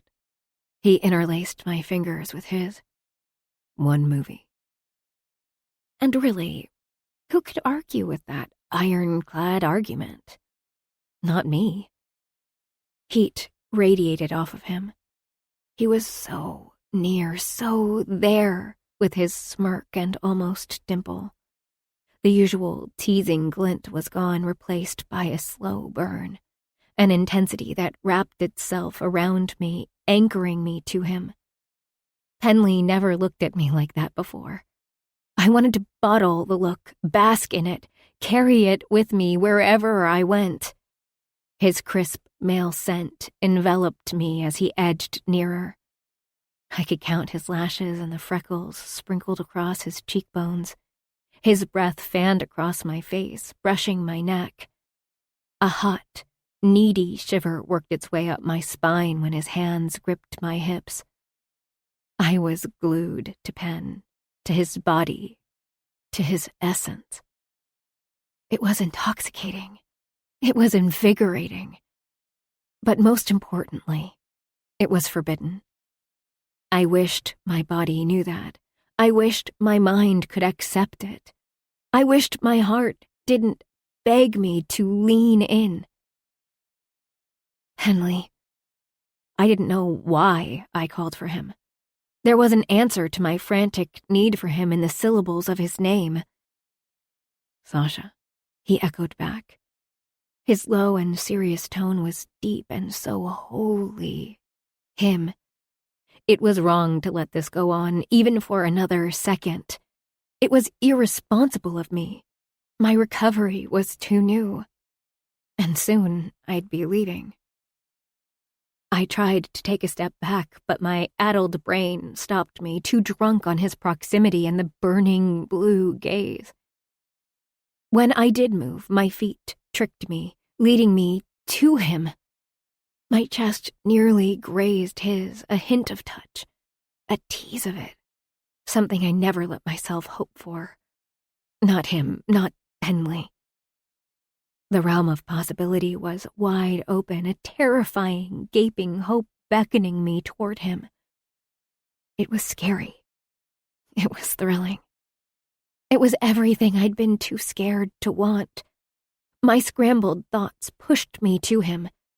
Henley watched my slow advance, his heartbeat erratic under my palm. I didn't even remember pressing my hand to his muscular chest. His smooth hand cupped my cheek, his thumb running a race across my cheekbone as he leaned in. I met him halfway because I had to. Because I needed to. I had never known hunger like this. Because I wanted to. His lips pressed softly against mine in an introduction. In a flurry of sensations, I became want. My expertise at ignoring my desires evaporated into nothingness, leaving behind a stark and bright realization. I couldn't walk away from Penley. No amount of past restrictions had trained me for this all-encompassing flash of pure desire. In this infinite moment, I was only Sasha. A woman, a soul, a heart. I was so completely in my body and so unapologetically alive. I felt everything. All of it wonderful, purely good. Pen's hand on my cheek, the other pressed to the small of my back to crush me into him, his tongue running against mine in a lover's caress. Every sensation was new and wonderful. I sank into it with no intention of shying away from myself, from Penley. I didn't want to run away from my emotions, from the moment. I wanted to stay rooted right here as I became a kaleidoscope of unadulterated living. I was exactly where I wanted to be, where I needed to be. Sharp and precise waves of awareness undulated around us, drawing us together. It was all new, yet somehow perfectly familiar. Me, him, us. We were well past the introductions now. It was a conversation, equal parts give, where I allowed him to explore while waiting my turn to take. My fingers tangled with the soft brown hair at the base of his skull. I dug my fingers in, holding him tight. Seconds, hours, weeks passed by us. But tonight, we were impervious to the passage of time, too focused on each other to notice. "Sasha," he whispered against my panting mouth. "What are we doing?" He chuckled low, his hand brushing through my hair. I mean, besides the obvious. The mischievous glimmer of his eyes made me shiver. I read plans there. For me. For us. I want to ask you to stay, but I also want to be a gentleman. His question was clear. How far are you willing to go? Well, actually, not far at all.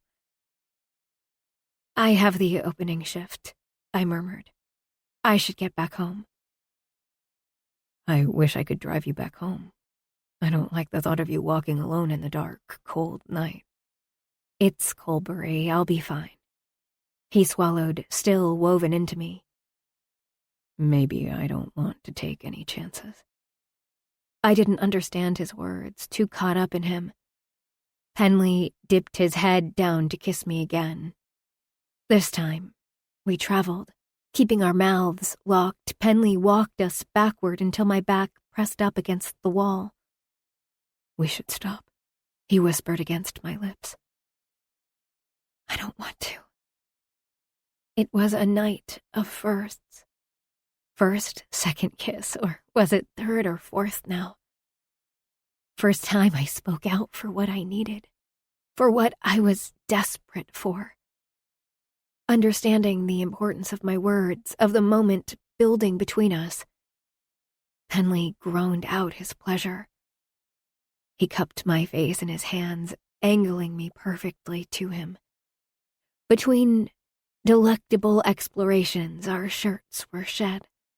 The black, skin-tight tank top I wore left very little to the imagination, but I didn't have to picture Penn's naked torso. My trembling fingers drew lines across his chest from the breakneck speed of his heart down to the defined line of his abs. The sparse hair tickled my hand as I claimed every inch of him for myself. I was aware of his erection, the hard length straining against his jeans and into my side. I didn't stray that far, moving my hand back up his smooth chest and around his neck. Penley kept his hands on the fabric of my top, the fibers suddenly coarse against my skin. I wanted to rip the damn thing to shreds, but in the very same breath I was relieved for the barrier.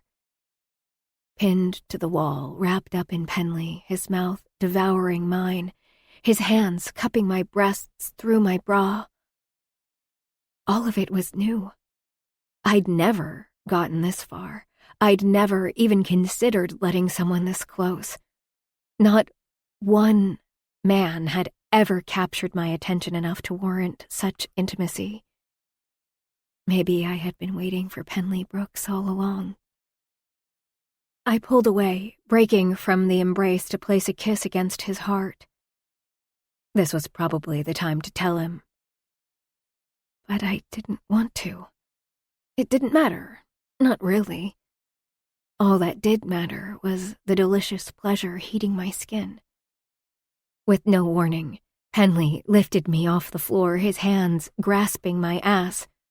With sure movements, he laid me down onto the couch. He took an eternity to lie on top of me, his eyes much too busy consuming every inch of me. I felt his gaze down to my core. It was scorching. It was pure passion. I reached up to bring him down to me. His weight, that glorious heaviness that molded perfectly to my body, pulled a moan from deep inside of me, shaking loose all sorts of emotions I'd never felt. His tongue slipped between my lips as he flipped the button on my jeans. His fingers teased me through my drenched underwear. Gasping his name, I pleaded with him to never stop. I begged him to touch my unexplored body.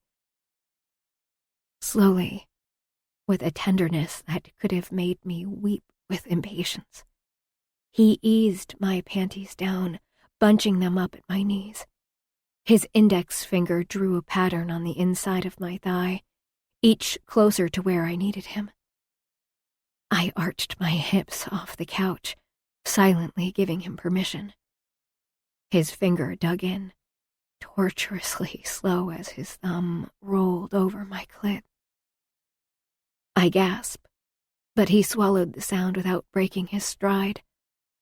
It didn't matter that I didn't have finesse or expertise. Not when Penley was touching me, filling me.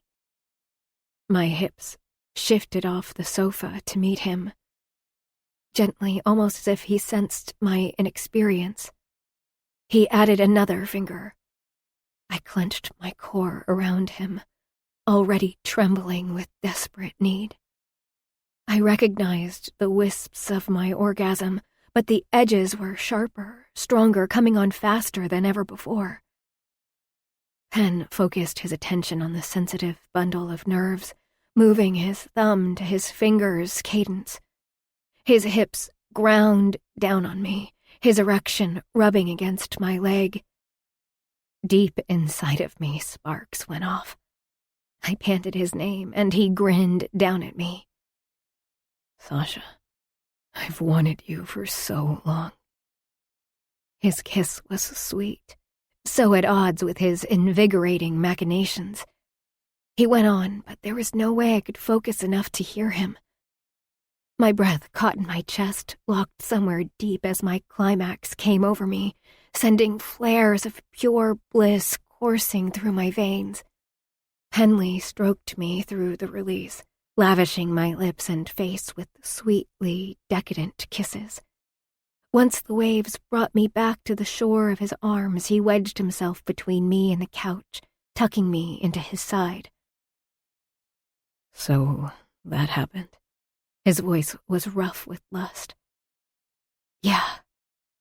I guess it shouldn't have. I pushed away from him just enough to see his face. What? Why would you say that? He sighed before placing a kiss on the crown of my head. Because I can't drive you home. Because I seriously doubt you'll stay the night. I gaped at him. How the hell would we explain that to Henry? No, I have to go. Soon. Not yet. Henley closed his eyes and hugged me tighter.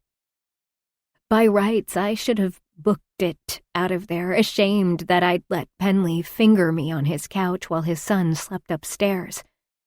What kind of vile, horrible woman did it make me that I had no regrets? I don't know how long we stayed there, wrapped up in each other. I counted kisses instead of seconds. Those mattered more. I etched each one on my heart to replay it later when I would start to question my sanity. But I hadn't imagined our tryst.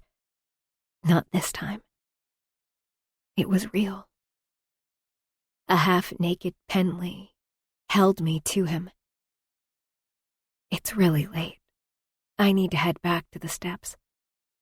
Pen groaned as he fought to keep me in his arms. If Colbury had a rideshare service or something, I'd call someone for you. Well, the thought counts and all that. Don't worry. I leaned down and kissed him because I could. He took his chance, bundling me into his arms, this time placing me against the back of the couch. You're trapped.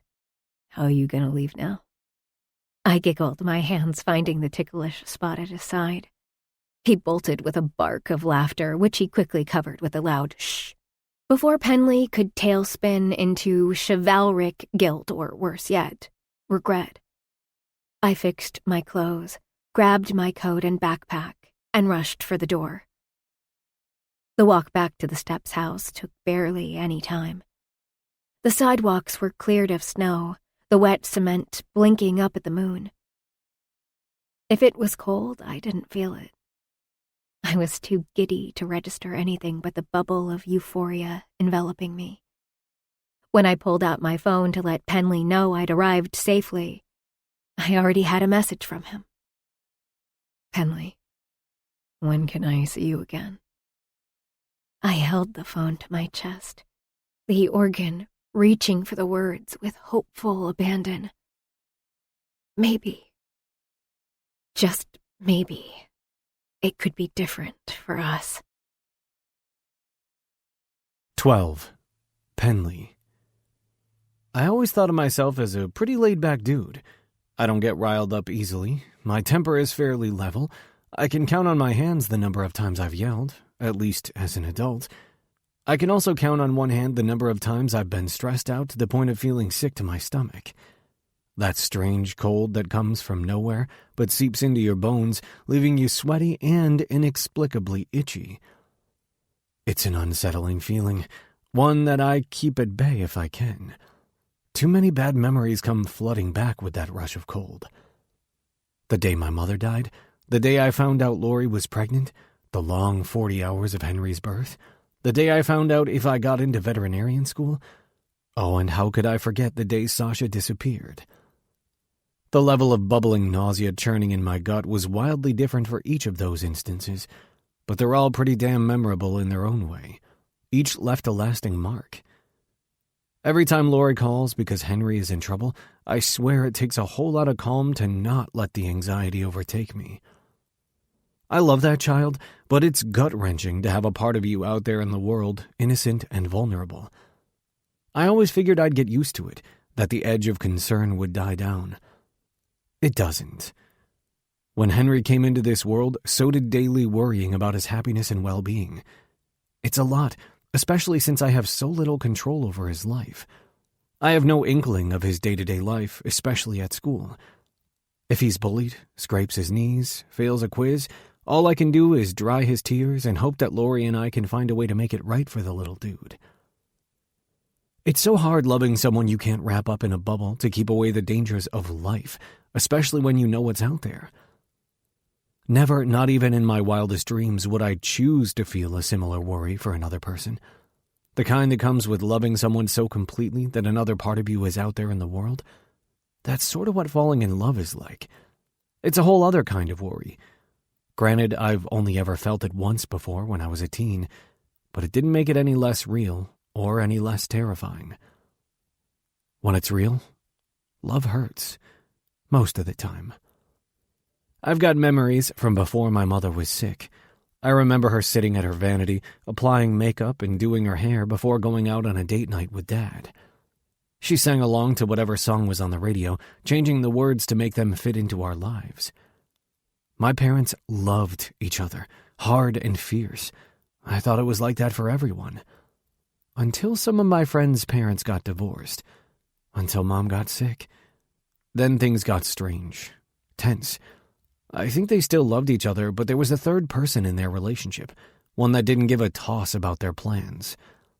Illness came into a strong marriage and left shouting and tears in its wake. Mom stopped singing, Dad stopped taking her out.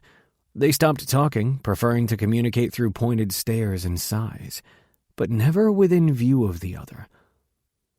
Not long after, Dad stopped sleeping in their bedroom, snoring away on the couch instead.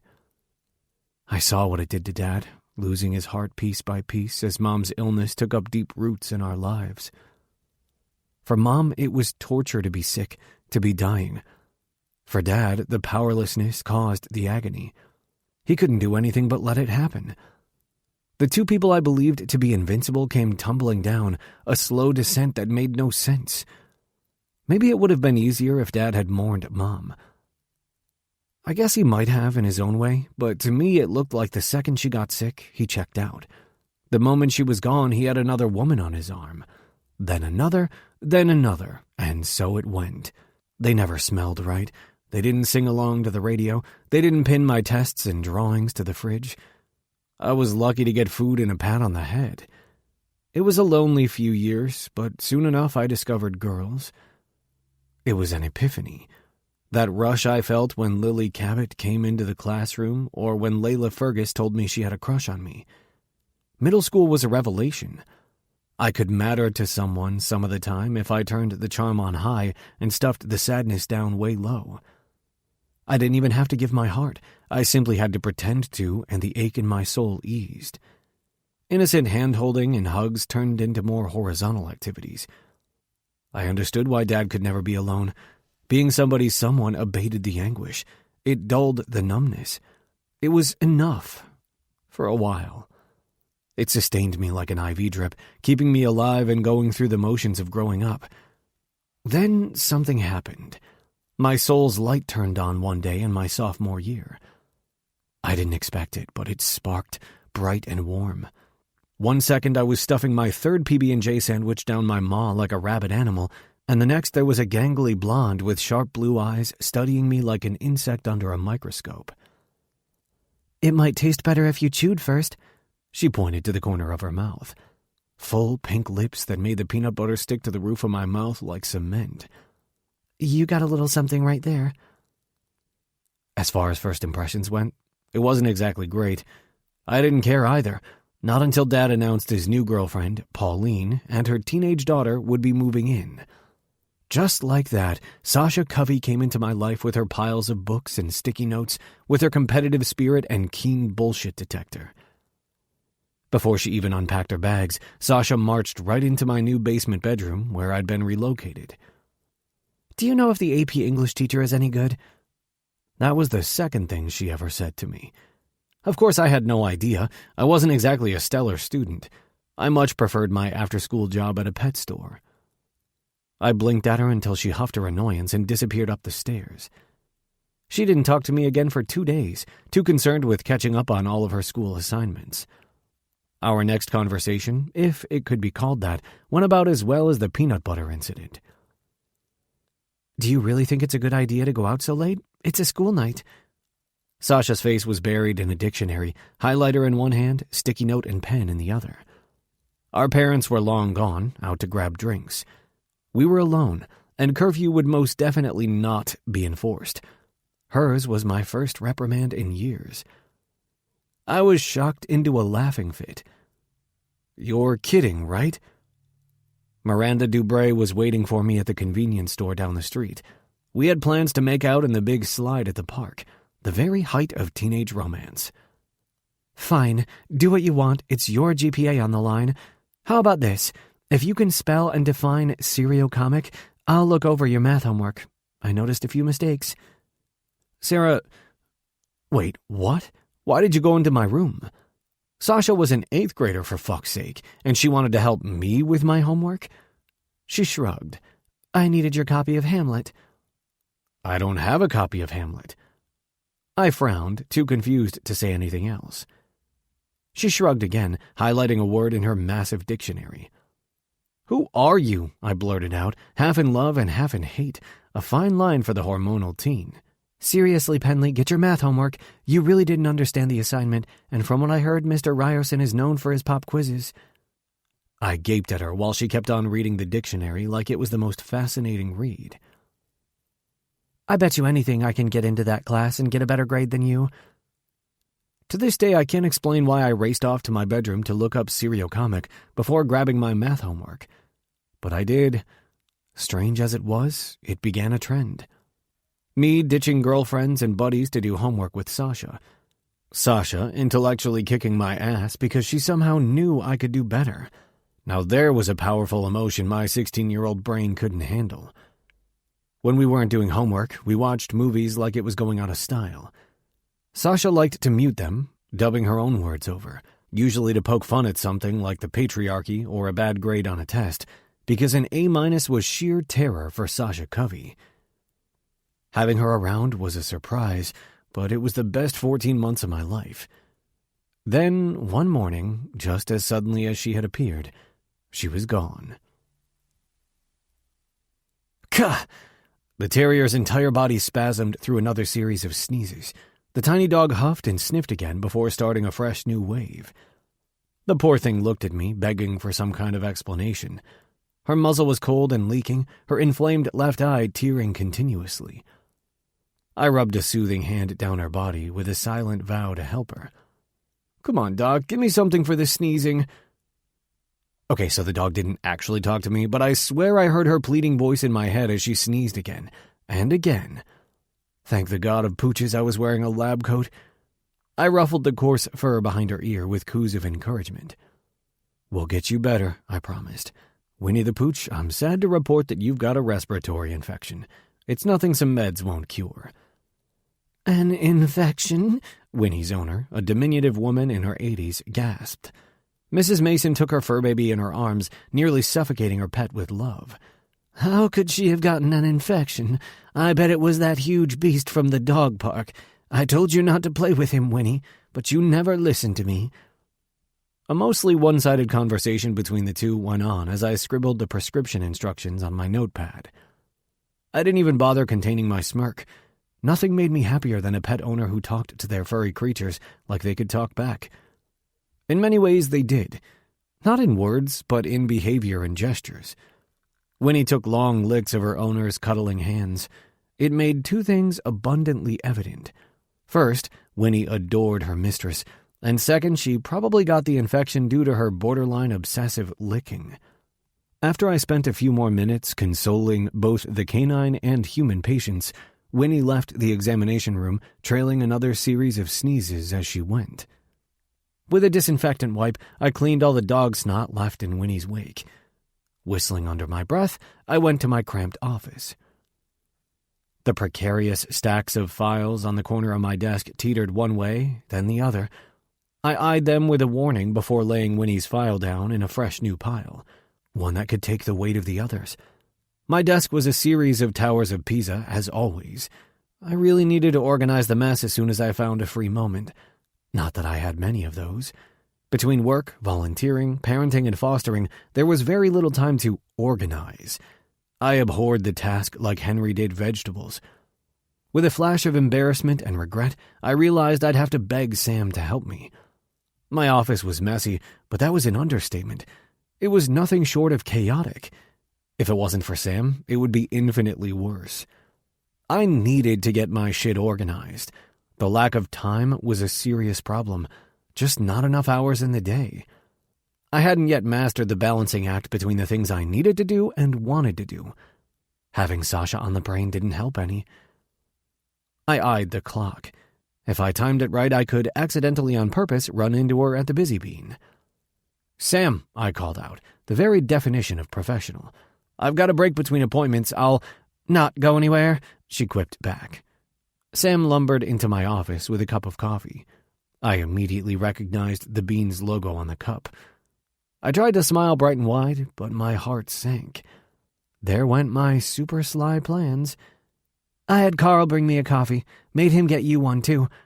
She lifted her cup in silent cheers. "Hey, now look at that. You've got a solid 25 minutes to take care of that." She jutted her chin toward my desk. "Thanks, and thank your husband for the coffee." Sam leaned against the door, slurping her drink as she studied me. In her early 50s, Sam was probably one of my favorite people in the world. It took her all of 2 seconds to recruit me for the animal shelter during my first day at the vet clinic when I first moved to Colbury. Our friendship was solidified during bake sales and all kinds of wacky fundraising hijinks to keep the shelter running. Nothing brings people together like love for furry creatures. "Why so glum, chum?" "It's nothing." "You're typically an unstoppable ball of energy in the morning. I hate you for that, BT Dubs."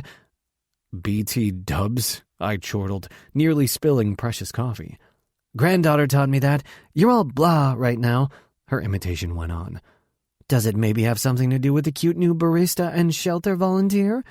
"We're not discussing this." "Oh, we're not?" Sam laughed. "You know she reorganized all of the shelves at the shelter, right? She left damned sticky notes everywhere to explain the new streamlined system. Maybe you should ask her to come in here and—" She waved her hand around. "Take care of this?" "That's not happening." I blushed just thinking of letting Sasha see the state of the office. She'd probably have convulsions before reorganizing everything. "Well, I'm not doing it. Clean up your own mess, boss." She chuckled into her cup. I shook my head. "I'm not the boss yet." "Get off it. You know you'll take over. Then you can give me a raise. After that, I promise I'll clean all of the messes, yours and Lulu's." Poor Lulu. The poodle was a renowned nervous wreck. Unfortunately, her nerves were directly tied to her bladder. "Honest talk for a second, Sam. You'd stay on if I took over?"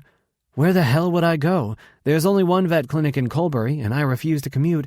Besides, I have an idea for the shelter. I think you'll love it." "Merge it with the clinic?" Well, well, well," she snickered. "Looks like you'll be a fine business owner after all." "I've been thinking about it, but I'm not sure. It's a lot." Merging it all would be good for the shelter, but it was hardly the kind of massive project I could take on while advocating for joint custody of Henry. I'd need to hire more staff so we wouldn't be at the mercy of volunteers. I need to mull some more. "Well, mull while you clean this up, and to think in a few minutes, Petey the German Shepherd will be here. His gastrointestinal problems are back. I've been warned that he is leaking noxious gas." "Hey, be nice. Petey is very old." Things to look forward to." Sam patted her stomach. "Aging sucks. Best take advantage of your youth, Penley." I stared at the piles of files, sipping my coffee. I nudged one pile to the left, straightening it. When I tried to do the same to the pile on the right, the entire system threatened to collapse. Sasha chose that moment to blaze through my mind. Maybe if I rearranged the files, I'd be too busy to wonder why she was dodging me. 13. Sasha. Monday mornings never bothered me. I never had a visceral case of the ew Mondays blues. As a kid, Mondays meant the weekend was over. My days were spent in the safety of whatever school I attended, while my evenings saw me in the library. Pauline moved us into some real dumps over the years, but there was always a safe place amongst the books. That attitude followed me straight through to college. Jenny needed a cinnamon bun as big as her head washed down with a gallon of coffee before even attempting to talk. I was always up bright and early, ready to get to class, trailing Jenny behind me. Though I wasn't attending any classes when Monday morning rolled around after that intense Friday night with Penley, I arrived for my shift at the Busy Bean right on time. Actually, I was way too early. There was plenty of time to drink a cup of tea with a book before I officially started my morning tasks to get the shop open. Thankfully, Roderick didn't mind or ask any questions. He did his thing and I did mine, both perfectly comfortable with silence. I blamed my dabs of melancholy not on the calendar date, but my Friday night activities. Vivid flashes of Penley hovering over me, his mouth on mine, punctured the haze, but I expertly dashed them away. If expertly suddenly meant stumbling and clumsy. I ignored all of his calls and text messages over the weekend. I hadn't listened to or read any of his missives. It didn't matter what Penley said. I wasn't sure how to respond. I needed time to figure myself out. Easy enough. All I needed was a decade, a comfortable couch, and an army of Freuds. It didn't matter that our night together topped my favorite memory ever, a memory that also included Penley Brooks. We crossed a line and there was no backtracking or running away. I would have to face him. As soon as I stopped having happy shivers every time I thought about him, which were quickly followed by an earth-shaking, "What have I done?" With my cell phone far away in the kitchen, I rolled my shoulders back and made the very mature decision to ignore my feelings. I let the quiet morning wash away my shitty weekend, stuck in the Steps house. The gurgle of the coffee machine accompanied the music streaming from the sound system. The heavenly smell of freshly brewed coffee warmed me all the way to my toes, while the rising dough tickled my nose with promises of a mouth-watering pastry. I kept myself busy, finally occupied enough to ignore the constant chatter in the back of my brain. No matter what, I couldn't let my mind go back to Friday night. I didn't even know what to call it. Was it an incident? A tryst? A completely wonderful lapse of judgment? Penley and I were supposed to be friends. I might not be the greatest at the whole human relationship thing, but I'm pretty sure friends don't go around giving each other amazing orgasms. When the morning rush started, I wanted to hug every customer, from the grumpy caffeine addicts to the chipper chatterboxes who were looking for a fresh breakfast pastry. Between counting change, preparing orders, and cleaning as I went along, the day rolled on through a steady stream of patrons. When the steady flow turned into more of a trickle, I was in trouble. Zara, who was in to check in on the shop, brought a fresh tray of muffins to replenish the empty display case. "Lady, your phone has been vibrating enough to power all of Colbury." My cheeks heated. "Sorry, I'll shut it off." I rushed to the kitchen and pulled the device out of my backpack as the screen sparked to life. It nearly vibrated out of my hand. "Why must you be so persistent?" I spoke to the picture of Jenny glowing back at me. Zara smiled. "I've only met her once, but even I know that's true. Better let her know you're alive before she sends a search party out for you." Zara and Audrey knew about my situation. I didn't know why I'd told them about my recovery, especially during my interview. I wanted it to be clear that I was only around temporarily while I recovered. If I relapsed, I didn't want to leave them in a lurch. They decided to hire me. I didn't know or understand why they extended such kindness. I chalked it up to turnover and small-town living. "I'll call her after my shift. She can deal." I turned the phone off, fully aware that there would be hell to pay for that later. "A little birdie saw you at the town vet on Friday night." Zara gave me the side-eye with a sly smirk. "Does that have anything to do with the change to his coffee habit?" I shrugged her off. People's coffee needs change. That would have been a hell of a lot more believable if Zara hadn't witnessed our reunion. "Uh-huh." That man has been coming in between 1 and 3 since we opened. You moved to town and all of a sudden, he's stopping by when you're most likely to be on shift. It's nothing, I insisted. She didn't buy it. Of course she didn't. She was a business-savvy badass. She knew the regulars. Any change in their patronage was obvious. Penn wasn't exactly known for his subtlety either. His presence was too intoxicating to be ignored. Spill. I wanted to grumble, but in the end, Zara wore me down. Can I assume that whatever I tell you, you're going to tell Audrey? Well, naturally. She snorted like that was always a given. So what's the situation? I thought you weren't from Colbury. I'm not. I gave Zara a brief rundown of my history with Penley, leaving out the bits about kissing and longing. Oh, and the Friday night couch desecrating. If I thought I was doing a good job at keeping cool, she didn't buy any of it. At all. Huh. What are the chances you'd both end up here after all this time? It's strange, I conceded. He's a good guy. He's very sweet with his little boy. Yeah, he really is. It helps that Henry is the coolest little human ever. As we continued discussing the wonders of the child mind, a wisp of an idea flared in my brain. Zara was married to a hockey player. If Will was right about their history, they'd spent some time apart while they figured out their lives.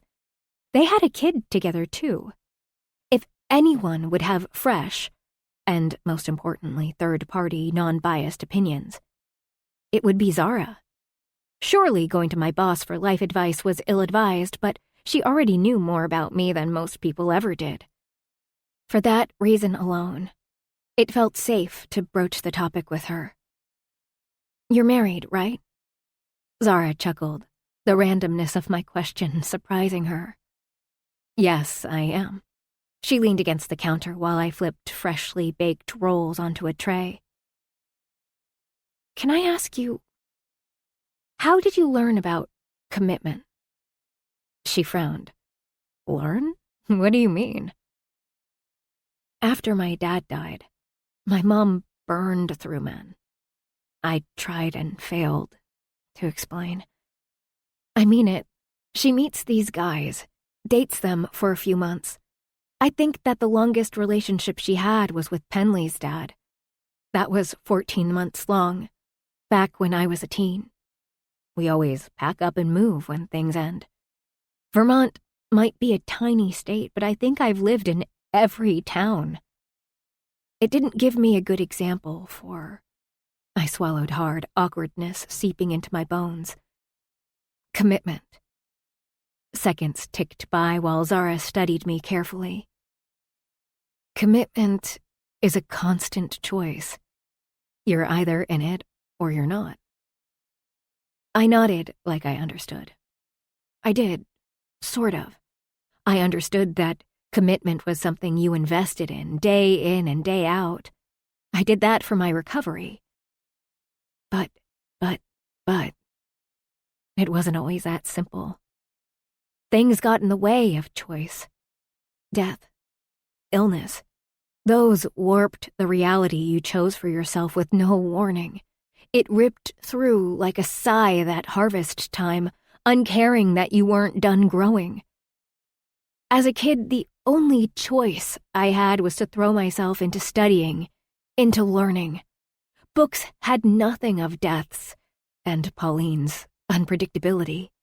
They were a solid state, a heavy weight in my arms or in my backpack, keeping me rooted to a reality I chose. I committed all of my focus and attention to become as smart as possible. It became a guarantee. I promised myself my life would be different than Pauline's. If I knew everything, then I could anticipate everything. There would be no more surprises, no more huge life loops sending me reeling through chaos without a parachute. Then the illness came.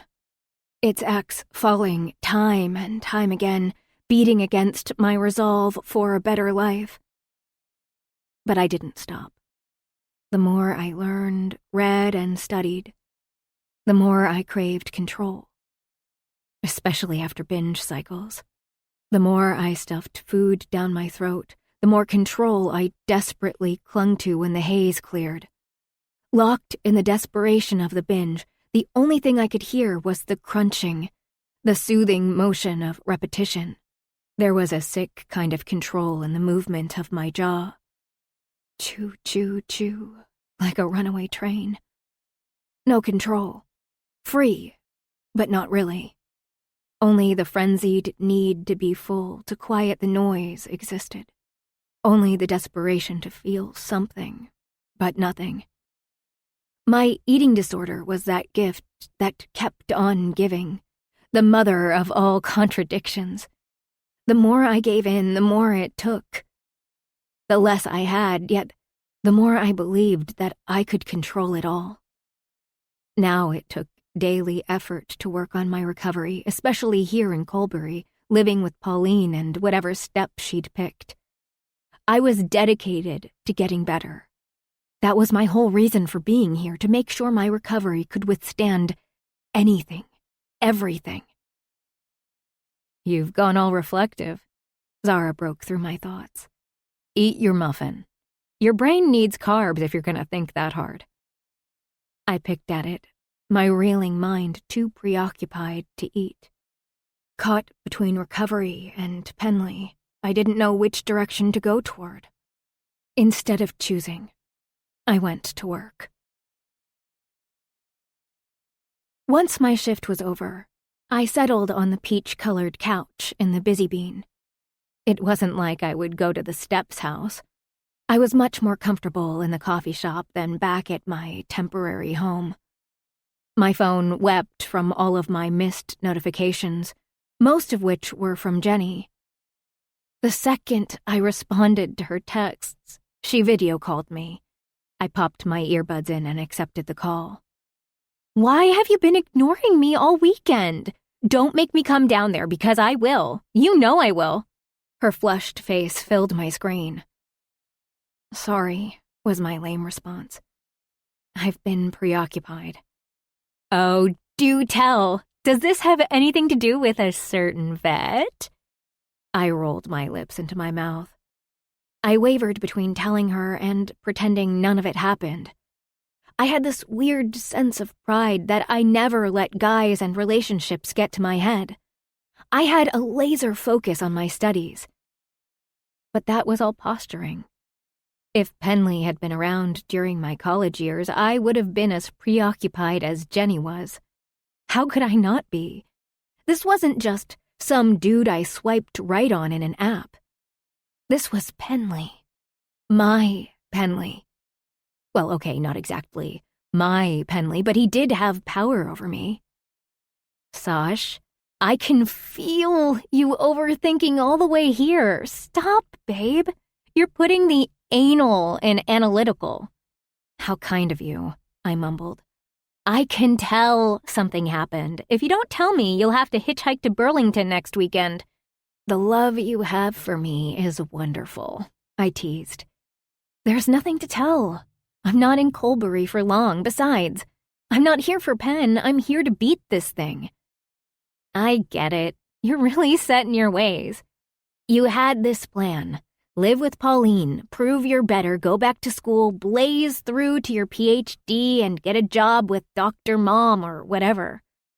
Now, here Penley Blue Eyes comes, messing up the plan. I'm telling you this as a BFF and de facto sister. Stop analyzing everything. Stop making plans for your plans to make plans about plans. Live a little, Sasha. You've been holding a candle for this dude for about a century and a half. I think the universe is telling you to shove your plans where the sun don't shine." I snorted. "Gee, is that your professional opinion?" "If you want a professional opinion, talk to my mom. This is practical advice because I love you.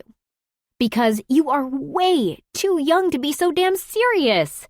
You deserve a little joy. There's obviously something." I blushed and looked around. 2 people waited for Will to fill their orders, but they were far enough away to afford me some privacy. More than I'd get near Pauline. Friday night, I was at his place. We did what you and Ashok Kaur did on St. Patrick's Day last year. Jenny broke my ears with an excited scream. The screen froze as she danced around. I sighed and waited for her to settle down. Yes! My girl! She shouted more nonsense before demanding details. Okay, now that that's out of the way, let's get real. I know you, Sash. I know you're freaking the fuck out right now, and that's not okay. I mean, it's okay because you're entitled to your own emotions and blah, blah, blah. But you're feeling guilty about what happened. Can we actually not talk about this? There's a reason why I prefer texting. I know, but you're stubborn, so I want you to listen carefully when I say this. You are a wonderful human being who deserves good things and happy times. If Penley makes you happy and all warm and fuzzy, then fine. Good, wonderful. Keep at it. Obviously be careful with your recovery, but live a little, Sasha. I don't want us to be 90 years old locked up in an old folks' home, hearing ad nauseum for the rest of our lives all about Penley, the one that got away after one lone orgasm. Orgasms are pack animals, Sash. They need others to live. Get some. That won't happen. Pen won't get away because we can't be together. I know it won't. I won't let it happen. You are the coolest, bestest person I know. Bestest isn't a word. It wasn't until you were born, Sash. For real, my perspective on this is different. You don't get raised by two respected psychologists without being fluent in psychobabble. Just like you don't get raised by a scatterbrained mother who moves every time she ends a relationship without being fluent in running away. I looked away from the screen, not wanting Jenny to see the tears in my eyes. She wasn't wrong. In fact, she was dead on. Jenny was raised by a pair of psychs. That made her freakishly perceptive sometimes. I worked hard for the knowledge base I had. But for her, it was merely there. It was convenient as hell when we were studying. But it was annoying as all get out when I didn't want to hear the truth. Like right then. You like him. You were forced to run away from him last time because of Pauline's damage. You are in full control of your life now. So what do you want to do? How do you feel? Really, under all of the anxieties and bullshit. Don't tell me. Think about it. See where the fear and the need to explain and run comes from. If it's real, okay, then that's fine. Deal. If it's not, if it's some learned behavior from your shitty exposure to dysfunctional relationships, well, her shrug was cut off by the size of the screen, but I knew her enough to recognize her mannerisms. You're going to make a killer therapist one day, I told her truthfully. Jenny shook her head. Or a fantastic bartender at a beach bar. I frowned. That's the second time you hinted at that. Is everything okay? Pfft, do not try to pull what I just did. I already get that from the good doctors who birthed me. I'm fine. So we're both fine. We're both liars is what we are. I've got to get to work, but don't ignore me, Sasha. Don't try to cut me out. You know I'll find you no matter what. I'm never going to give up on you. Some people are like that. They stick around like flies on shit. I know, you're a lunatic like that. That's the thing about certain people. Humans like Jenny. They don't let you walk away no matter what. It was a quality I admired. One I didn't know how to imitate because I was raised on a steady diet of running.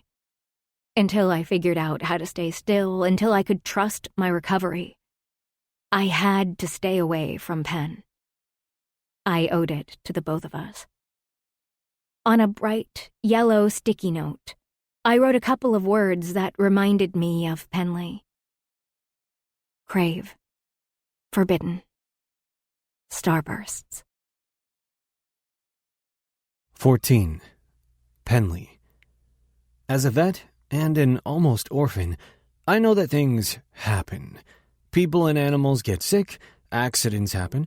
We all like to think we can control our lives, but it's a fragile system where we negotiate the pain and risks we're willing to take. Love demands risk. Pain hovers just above the floating hearts. Loving someone is one of those uncontrollable things. It's traitorous and dangerous. At least, it can be. I laid my heart on that line so many times in my life, but never completely, never fully. Oh, I'll say I'm in love enough times to believe that it's true, but deep inside of me, a fragment of my soul always knows the truth. In reality, I've only taken that leap once. Well, twice now, if you count Friday nights. Shit, I don't even know what to call what happened between Sasha and me. In the beautiful heat of the moment, I really thought we were connecting, that we were starting something. Ill-advised and doomed as it was, I forgot to hold on to my heart, and I placed it right there on the line for Sasha to take. For the second time, she didn't take it.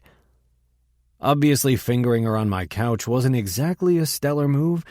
I shouldn't have laid a finger on her when I knew I couldn't drive her home because Henry was asleep upstairs. Because my son was upstairs. With a frustrated sigh, I rubbed a hand across my face. What made me any different than my dad after a night like that? Nothing. It wasn't the same, though. It wasn't just any woman on my couch. It was Sasha, the girl that got away, the woman I longed for, the woman who hadn't returned any of my calls or text messages in nearly a week. I was gutted, stressed out, and distracted. My thoughts ricocheted around my head like 1,000 bouncy balls, never gaining any sort of traction. My left leg hopped and hopped, possessed by some sort of relentless demonic frog. Sasha's shift at the animal shelter was due to start any minute now, and she was nowhere to be seen. She wasn't the type to be late or bail. The clock on my phone struck 3 o'clock, and the shelter's door swung open, letting in a blast of cold air. There she was, Sasha Covey, the escape artist, the master dodger, the disappearing beauty. She froze when she spotted me sitting behind the reception desk. Her pink lips, those wonderful pillowy lips that had been swollen from my attention mere days ago, parted in surprise. Her blue eyes blinked at me in her own type of Morse code, signaling she was sorry for dodging me. Or something. Man, I forgot what it was like to be all turned around about Sasha. The blue shifted as she took me in, going light, dark, and back to a shade that made my leg frog leap hard. Hey. That was going to be my line, I responded, trying to affect a sort of easygoing nonchalance I definitely wasn't feeling. Not exactly scintillating. I snorted.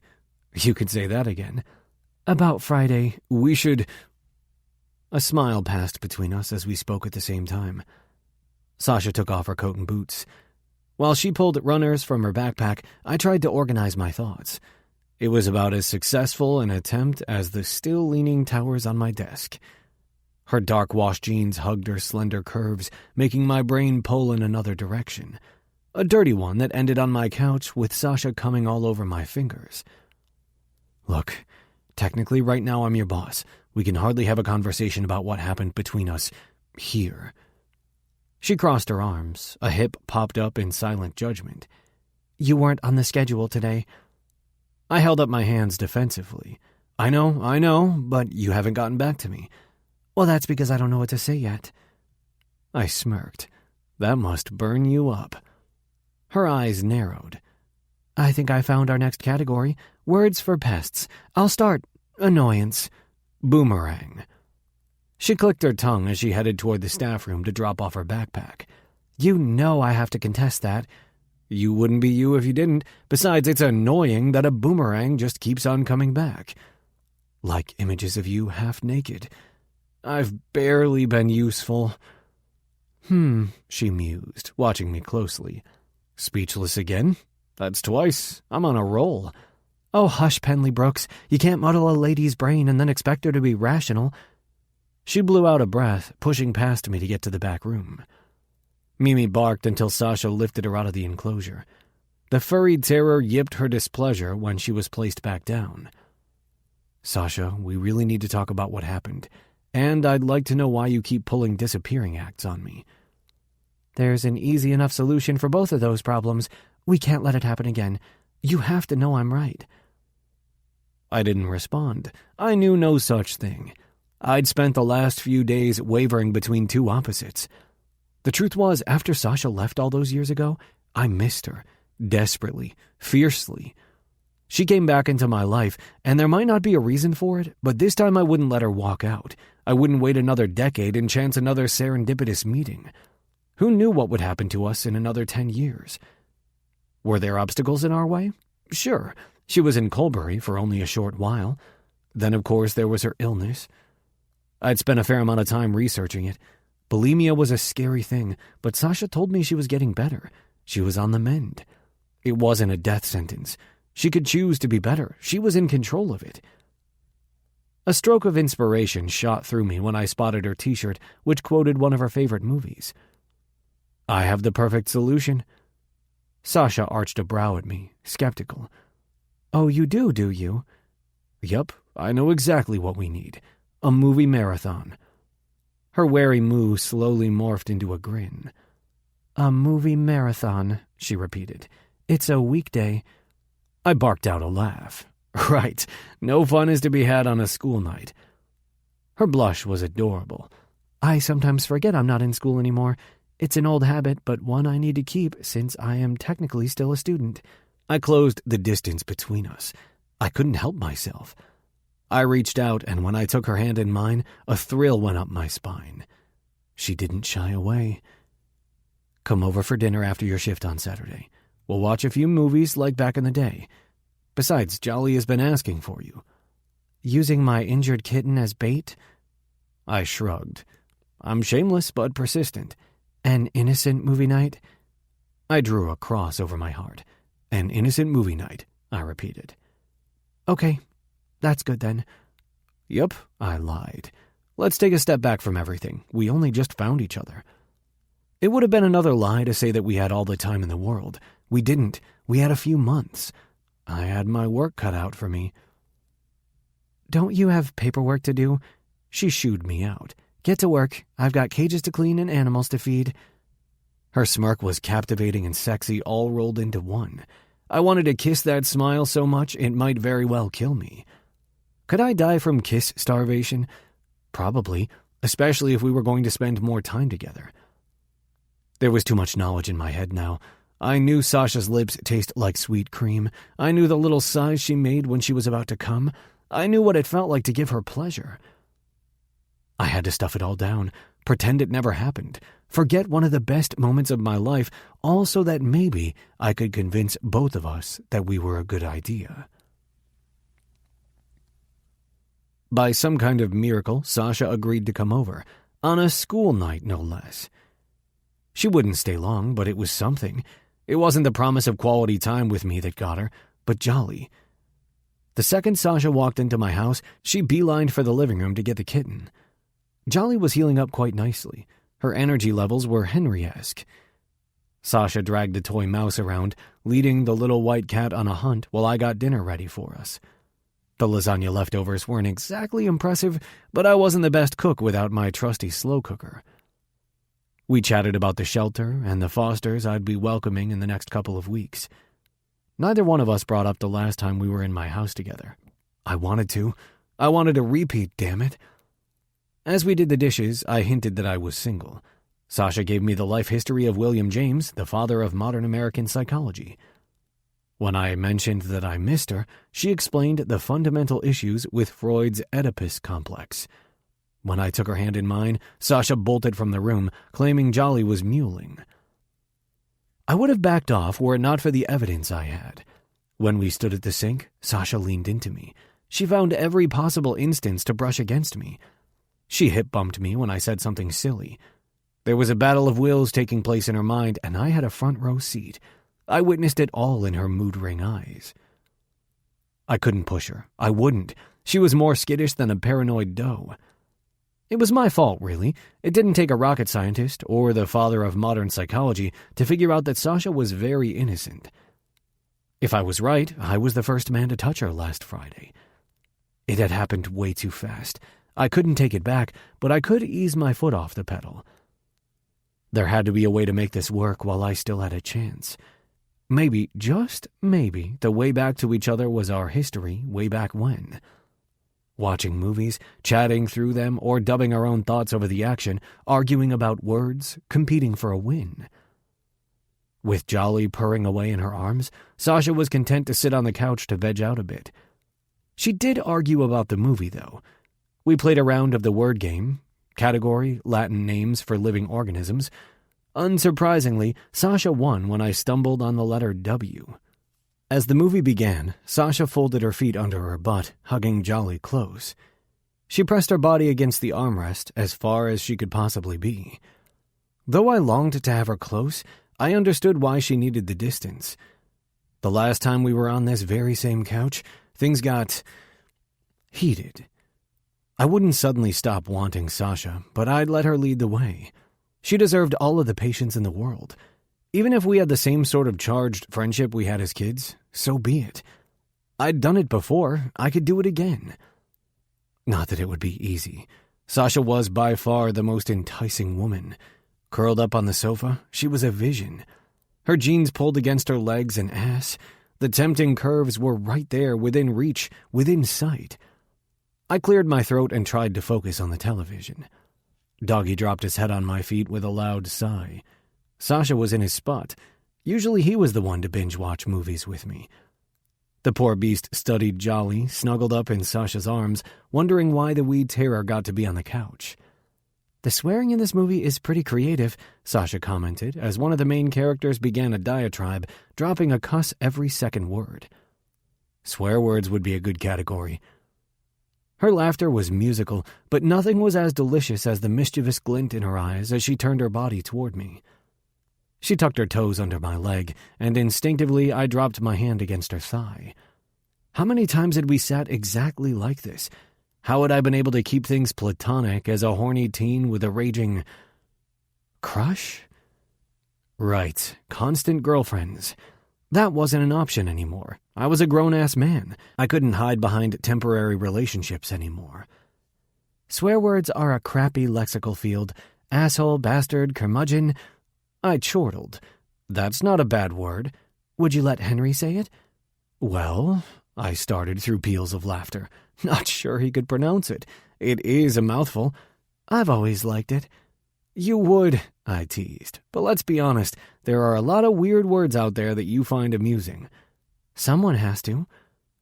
Doggy chose that moment to walk toward the entrance. He pawed the door with a low grumble. Let's go for a walk. I bounced up to my feet, jostling the sofa, earning me a loud meow from Jolly. But it's dark out and snowing, Sasha argued. Perfect time then. Come on, don't be a curmudgeon. Doggy has to use the facilities anyway. She snorted and nudged my arm with her shoulder. Did you seriously just call snow facilities? You tell me, word lover. I grabbed a sticky note from the overflowing junk basket that sat on the coffee table. With the stub of a crayon, I scribbled a word on the paper square. Sasha tried to lean over to see, but I tisked at her, shielding the note. With a hand flourish, I presented the note to her. Constitutional. She read it, and I watched, fascinated and victorious, as a blush crept up her cheeks. That's right, lovely. I remember everything you've ever said to me. A wise woman told me that a bunch of fancy philosophers and psychologists believed in taking a daily walk. I offered her my arm. How about a constitutional? Fine. Her lips arched up, the hint of a grin. You can walk me home, then. She gently slid the sticky into her back pocket. I knew Sasha. She was going to keep it. She was the kind of person who kept things like that. I'd stick my hand in fire that she still had all of the sticky notes I'd given to her as a teen. I'd kept hers. Large, fluffy snowflakes fell from the night sky. They spiraled to the ground in a quiet ballet. A few landed on Sasha's eyelashes, and she brushed them away, leaving the lashes spiky. Her cheeks were colored pink by the cold, full of life and promise. I held my breath, my heart thumping wildly in my chest as we walked toward the steps house. Every fiber of my being begged me to kiss her. The evening was crisp and peaceful. We were the only two people in the whole world. We stopped near a streetlight while Doggy familiarized himself with a snowman. Sasha blinked up at me, her mouth slightly parted. She leaned into me in a silent invitation. Slowly, as not to scare off my skittish Sash, I tilted toward her. But I didn't feel the tender brush of my lips against hers. Nope. Cold and wet is what I got. Sasha stumbled back, doubling over with a laughing fit, snow glued to her mitten. I'm so sorry, but I'm not sorry. Your face, you were so shocked. I wiped droplets from my face. Uh-huh. I'll show you shock. I bent down, gathering up snow to make a large missile. Sasha backed away from me, hands up, pleading for clemency. It would have been a hell of a lot more believable if she wasn't hiccuping through giggles. I threw my snowball, narrowly missing her as she dodged to the left. Doggy huffed out his disapproval at our childish behavior.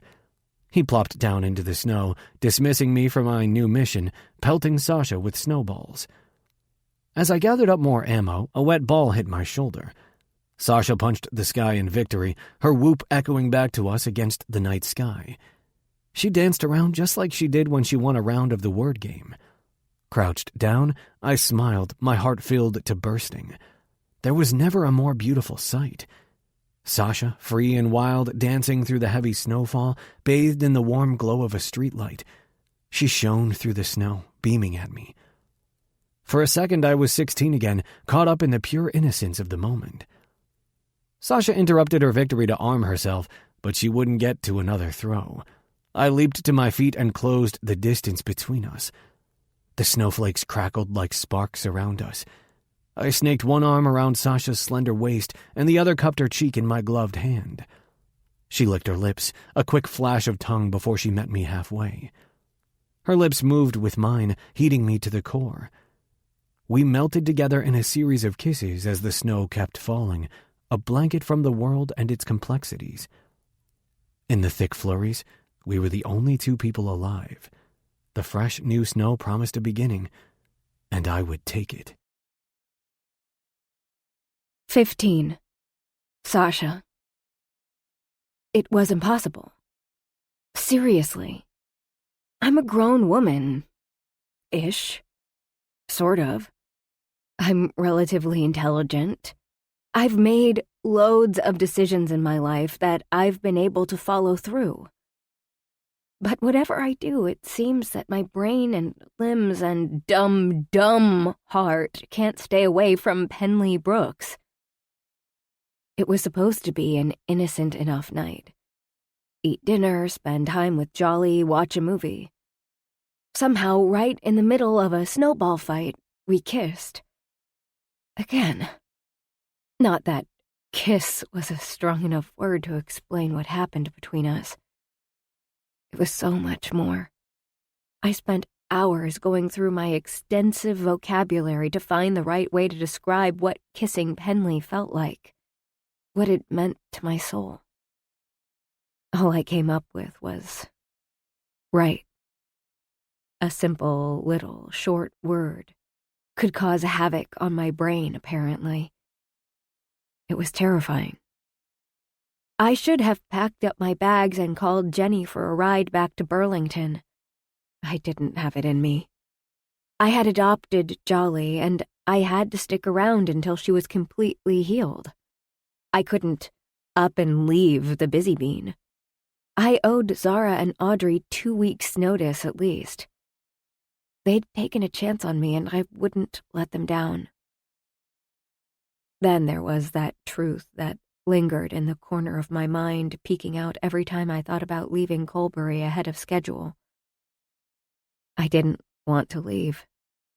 I didn't want to run away to Burlington. I wanted to stay here and spend as much time with Penley as I could. It was a bad idea. It screamed danger and heartbreak, or at least it should have. It didn't. Instead, all that my mind could conjure were happy memories of us together, His smile, his almost dimple, his starburst eyes. I couldn't stay away. That explained why I found myself on his doorstep but a few nights after our snowball kiss. Just a regular Saturday night movie marathon. Nothing to see here, folks. Stalling, I memorized every inch of his home. The house was small but well-kept with white siding offset by blue shutters, front door and garage. The strings of Christmas lights dangled from the awning along with a few icicles. I longed to see it with the cheerful, bright lights on, twinkling through the snow to illuminate the night sky. It was a fanciful thought, but there was a lot of hope in it.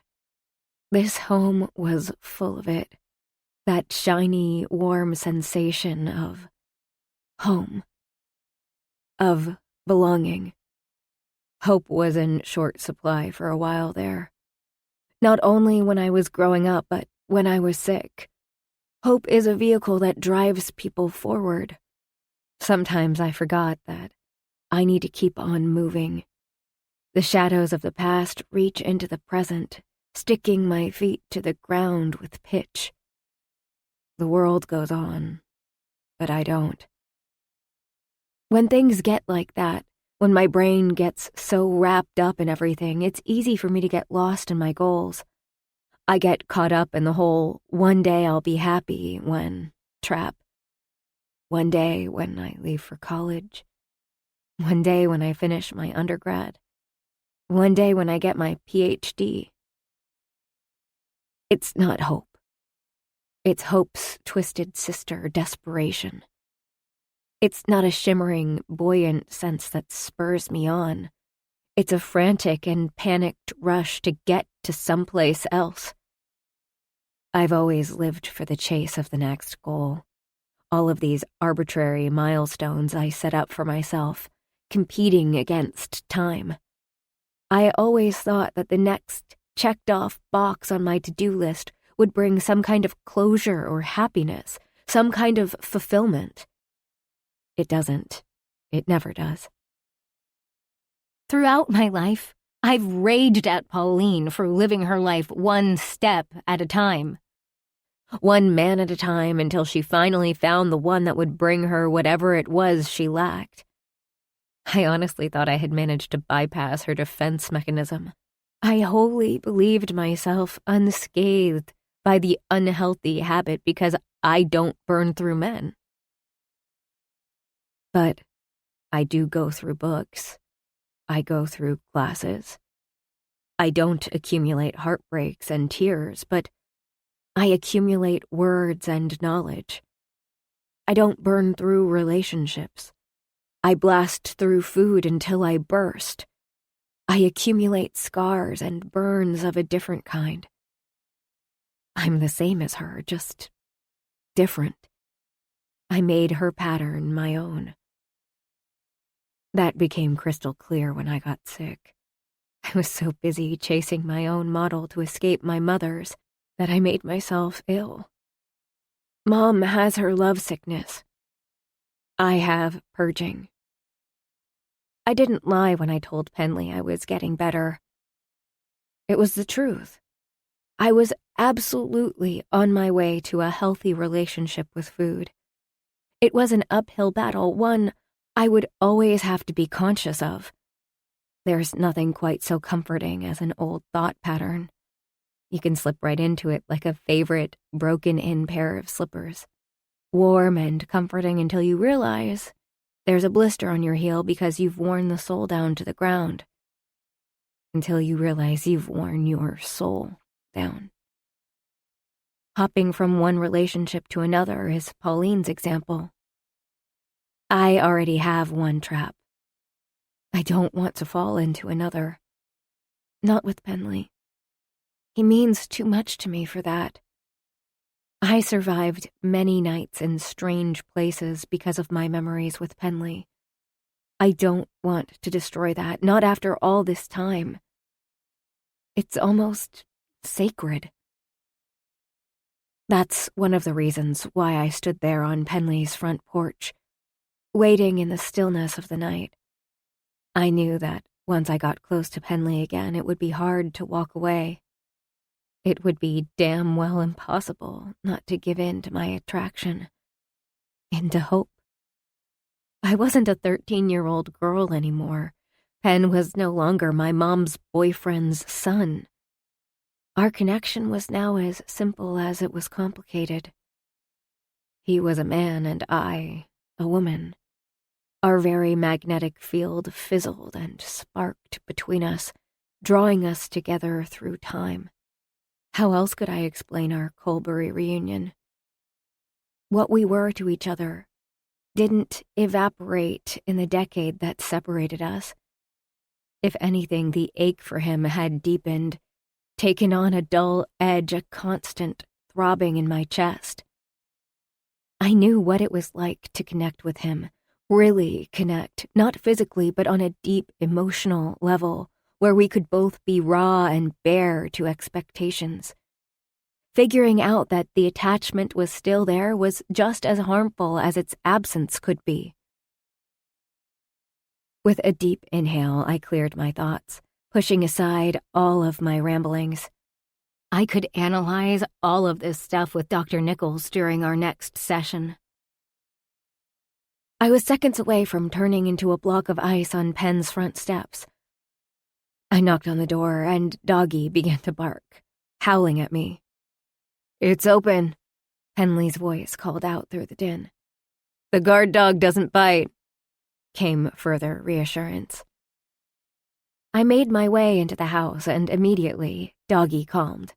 He plopped down onto his haunches, patiently waiting for me to kick off my boots and shake off my coat. Doggy effectively blocked the way down the long, narrow hallway. I had to pay the cost of admission, a good rub behind his ear. Satisfied, the animal plodded away. He only stopped to make sure I was following behind. What I found in the kitchen left me breathless. Penley stood over the stove, moving with speed and agility. The muscles of his back pulled at his long-sleeve shirt, the deep blue material stretched to the brink of madness. Not the shirts. Mine. "Wow. Are you cooking? I thought you were no good. Is it safe? Are you trying to poison me?" He chuckled, stirring the pot. He moved quickly around the kitchen. "This is Henry's favorite meal. I make it way too often. Macaroni and cheese. But not from a box," I teased. "No," he laughed. "Not from a box. Though you and I ate so much of that, I don't know if I could stomach it anymore. Besides, this recipe is tried and true. I got into the habit of using vegetable-made pasta when I do cook. It's the only way I can trick Henry into eating vegetables. He has no clue he's being duped. That's mean. What kiddo doesn't know can't hurt him. Though I've had to add some more cheese to the recipe to make up for the taste. Hardly seems like a winning solution. He'll catch on eventually." "Yes, but I'm hoping that by that time he will have also developed a deep love for vegetables." Penley finally turned to look at me. The smile he gave me was bright and so genuine my knees trembled. He closed the fractional distance between us and hugged me close. His nose brushed against my neck as he bent into me, holding me tight. He inhaled deeply, pulling me into his lungs. I cherished the seconds I had in his arms.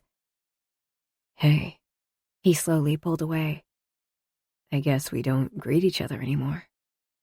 "You only want an excuse to sniff me." He shrugged, his almost dimple winking at me. "You smell like coffee and baked goods. Basically heaven." I swallowed hard. "Do you need any help with dinner?" I would have loved to reply with something clever. But really, it wasn't a date. Our intention was to hang out like we had as kids. There was always a flirty undertone to our time together. But now there were no parents upstairs to monitor our behavior. There was no girlfriend in the backs of our minds. There was only us. "You sit your cute self down at the table. It's almost ready. Wine? I shook my head and he offered me another grin. Figured. I got what you want. Did he ever? Penley's Colbury kitchen turned into a desert heat, pinning me in place. He fussed over the stove before handing me a plate full of macaroni. He also placed a glass of pink lemonade by my hand. I gasped, my eyes finding his. He winked as he settled in the seat in front of me. You remembered? Yep. Still think it's nasty to mix pink lemonade with mac and cheese, but what do I know? He took a big gulp from a large glass of milk, making me shudder. Did you ever get around to getting a cow to keep you and all of the milk you drink? He snickered. No, but I'm definitely considering it now. Henry drinks double his body weight in milk every day. We ate in companionable silence for a bit. My first few bites made me nervous. I didn't eat pasta very often, and there was little comfort in the fact that the noodles were vegetable-based. Mac and cheese was decidedly not on my list of safe foods. He had no idea that my eating disorder had strange rules, arbitrary decrees I fought against at least 3 times a day. I wouldn't tell him. I didn't want to remind him of the illness. Though it was nothing like what his mother had gone through, I didn't want to upset him. The disease wouldn't ruin this night with Penn. I wouldn't let it. I was in control. I was in recovery and things were going well. This night was about him. About us. About our friendship. I shouldn't panic about safe foods, not around Penley. He smirked, chatting away. It helped. A lot. I still had a hard time eating in front of most people. Eating is a vulnerable thing for people in recovery. At least, that's true for me. If I don't trust you, I can't eat near you. The Webbs were fine, as were Will, Zara, and Audrey. That was it. A very short list. Penley was a soothing presence. I focused on that, on the glow of his attention, on the way he made me feel. And I knew. I could trust Penley Brooks.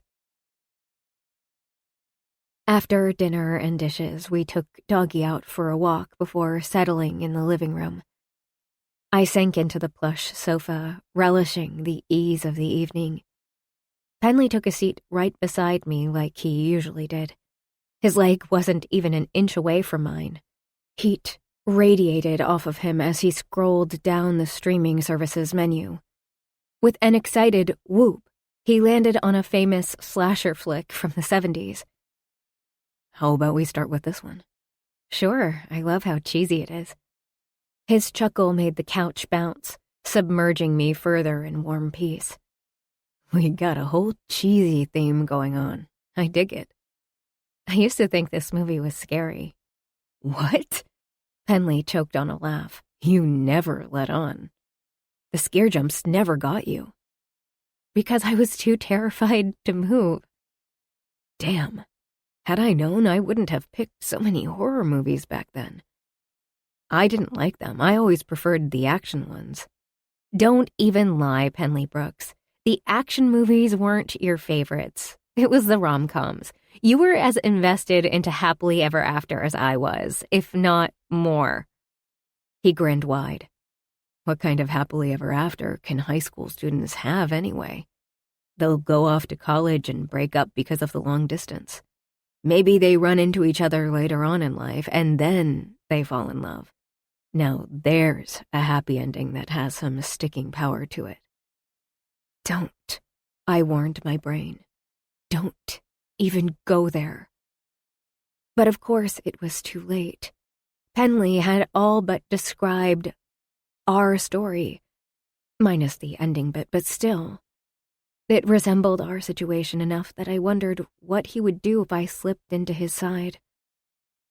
Would he take it as a cue that I was totally up for a kiss? His Adam's apple bobbed in his throat, his eyes searching mine. We'd been in this exact position too many times to count. Sitting on a couch, our bodies always nearly touching with a few interspersed grazes just to keep the hormones and attraction flooding our systems. If I wasn't Sasha, if he wasn't Penley, if we were simply two people who had a crackling attraction, what would we do? What would we be to each other? I tested out the theory in my brain, the thought experiment running its course in about 3 seconds flat.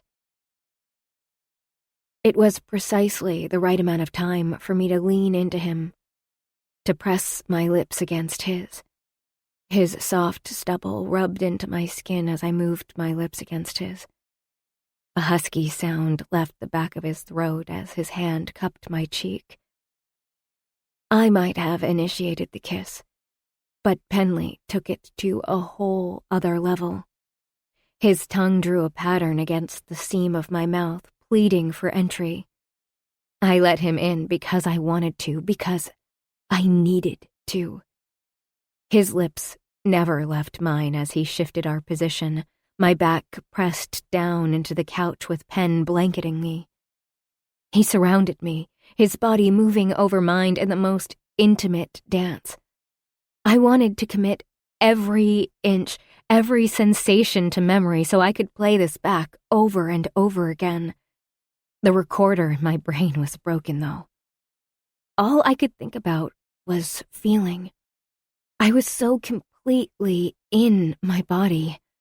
I was alive and wholly in tune with myself, with every inch of his body.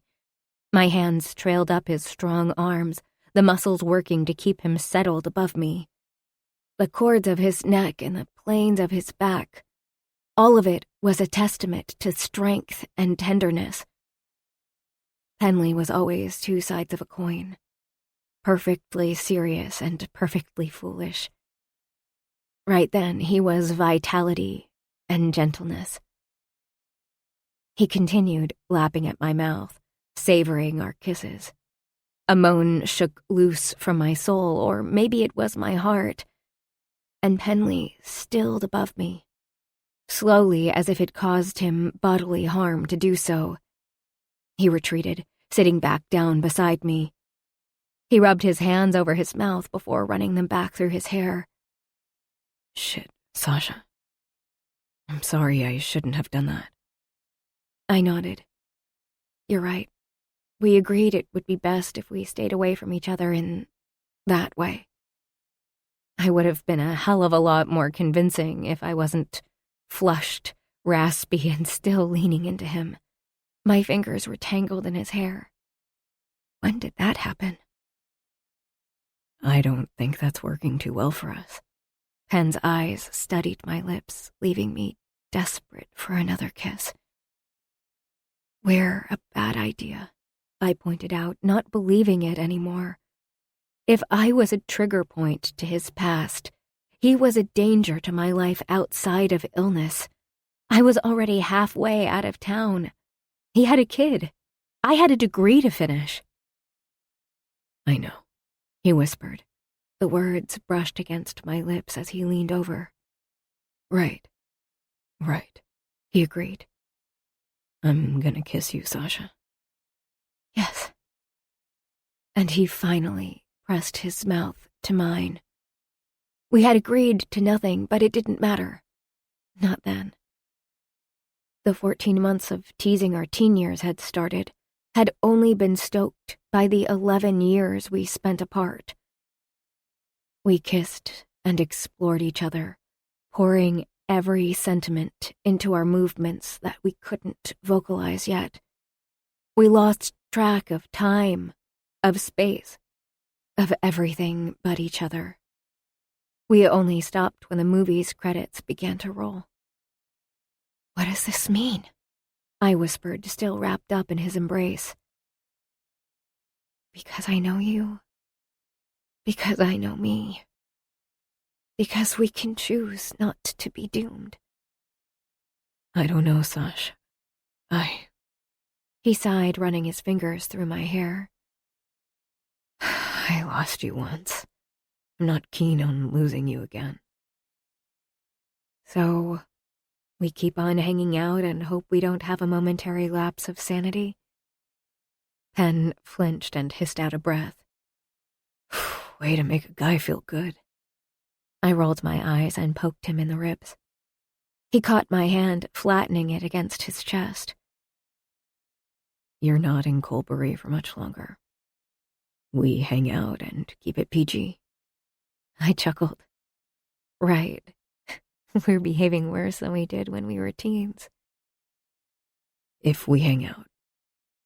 No more of, it'll mean more than it can. He didn't add, and I can't handle another heartbreak. But he didn't have to. I heard it anyway. The same words lingered on the tip of my tongue. So what? He stiffened, his eyes wide in shock. The thundering of his heart was all the fuel I needed to continue. We decide what we mean, what we are to each other. Why can't it mean everything? His jaw clenched as he held back his words. What?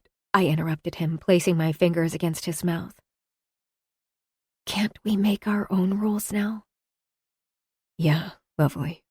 We can. I didn't sleep at home that night.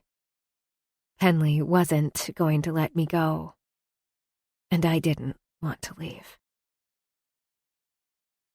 16. Penley.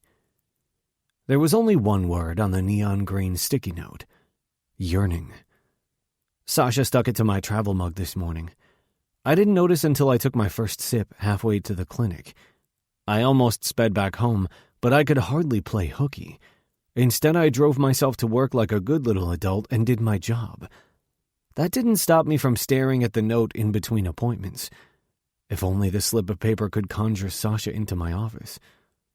A couple of days had passed since that night, the night we decided to lean into our attraction. It was amazing, wonderful. We were only apart for work. It was damn well near perfect. Only it wasn't. There was one slight problem. We hadn't actually decided anything. Oh, Sasha stayed over. We talked, kissed, did some other creative stuff to each other. But in between those pure moments, we ignored a lot. All of the obstacles that stopped us before were still there, hanging out in the corner of the room while we played the happy couple. We simply chose to pretend they didn't exist. Either we were brilliant, or we'd pay the price later. I really hoped it was the former. I traced Sasha's elegantly neat handwriting, doing some yearning of my own. A loud knock on my office door nearly made me jump out of my seat. I dropped the pack of sticky notes I'd been holding onto the ground. It unfurled like a broken accordion. The first few already had scribbled words on them, private sorts of words that I didn't want anyone to see. They were my response to Sasha's note. I quickly stuffed the stickies into a drawer, noting the pure chaos of my organizational skills. "Come in," I called out. Dr. Green closed the door behind him and settled in the chair opposite of me. His jovial face pulled into a moue so severe my pulse jumped.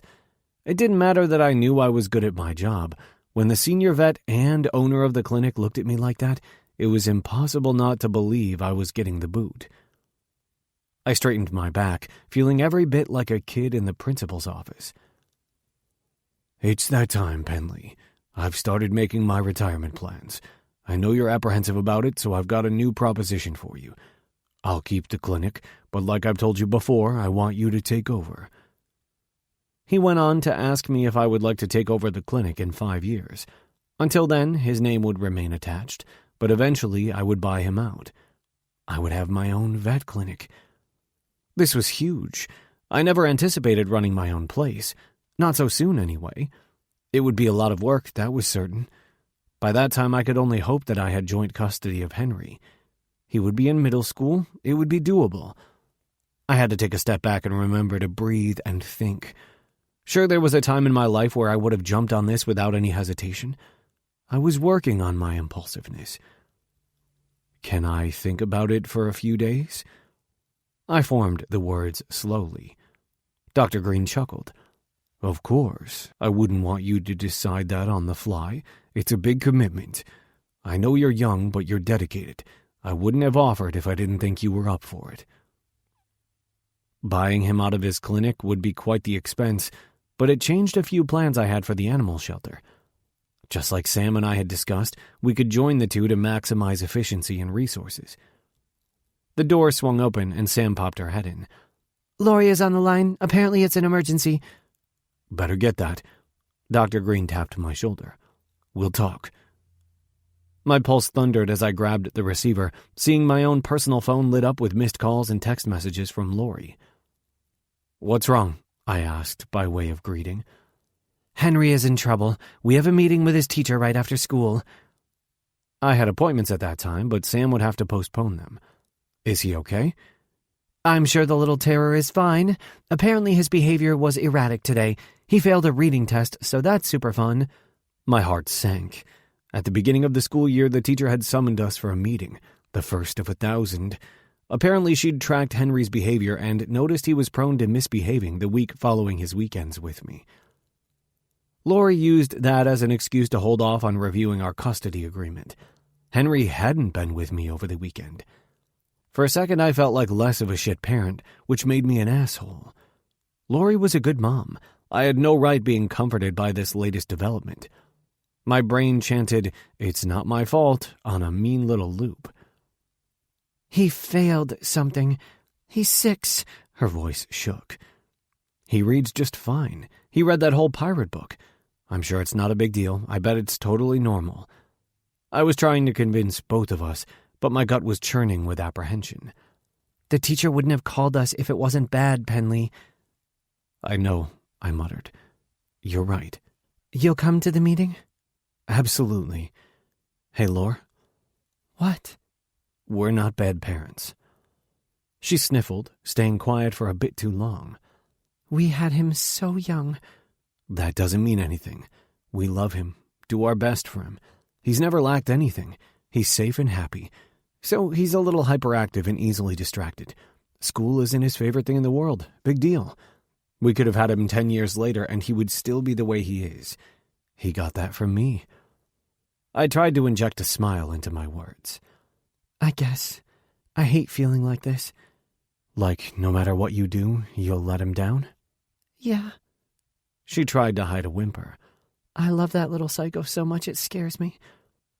I know, Lori. I know. You're a good mom, really. The kid is lucky to have you. Yep. She hung up the phone before I could hear her fall apart. I rubbed my hand across my mouth, but I jumped into action, clearing the rest of my afternoon and evening for Henry's sake. As I slammed the car door shut, I let the cold air blast me, hoping it would erase the afternoon's events like an Etch-a-Sketch. Lori was upset about Henry's progress at school. The kid was confused because he was doing his best. Meanwhile, I kept it together for both of them. It's no easy feat pulling a silver lining from a colorless situation. I'd done my best, but it was all for naught. On the teacher's recommendation, Lori made an appointment with Henry's pediatrician. I was as confused as my kid. In a perfect world, in my perfect world, I would have spent the night with Henry, playing pirates and eating all of the non-vegetable green foods he wanted, just to show him that the world would keep on spinning even if he didn't do well in school. Instead, I got to go home and watch television alone. What a life.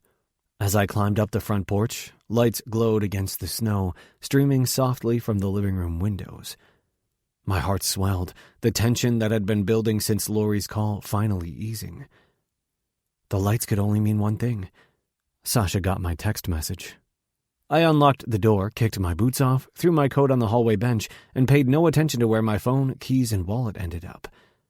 Sasha's giggles knocked on my heart. Or maybe it was my heart knocking on my chest. It was hard to tell. As a general rule, it was hard to think around Sasha. But after the day I'd had, hers were the only arms I wanted. She was sprawled on my couch with a tiny little kitten purring away on her stomach. Sasha scratched Jolly's ears, cooing, loving nonsense about free-range tuna. Reruns of an old 90s sitcom played in the background. Doggy had laid his head on the edge of the sofa, wondering when he would get his cuddles. He wasn't typically jealous of other animals getting love. He was quite used to it, what with all of the animals I'd fostered over the years. There was just something about Sasha, about her cuddles. Not getting them was pure torture. "Hey," she sat up, aiming her worry-killing smile at me. I took a seat by her feet. The tips of her toes pressed against my thigh. My body immediately reacted to her proximity, spurred on by flashbacks of the last time we were on the sofa together. I wasn't Penley bad father, Penley goofy ex. I was simply Penley, a man. "How are Laurie and Henry?" I winced, but tried to hide the reaction by placing her feet on my legs. "Fine, they're both okay." She frowned and waited for me to go on. I shrugged before lying back against the headrest. In as few words as possible, I told her everything about Henry in school, Laurie and her panic. Sasha listened intently, holding my hand. "It's going to be fine, you know. No matter how this plays out, Henry gets help if he needs it." "There's more." My voice broke on the words, but I couldn't say them. My emotions were burned to a crisp. "Let me guess.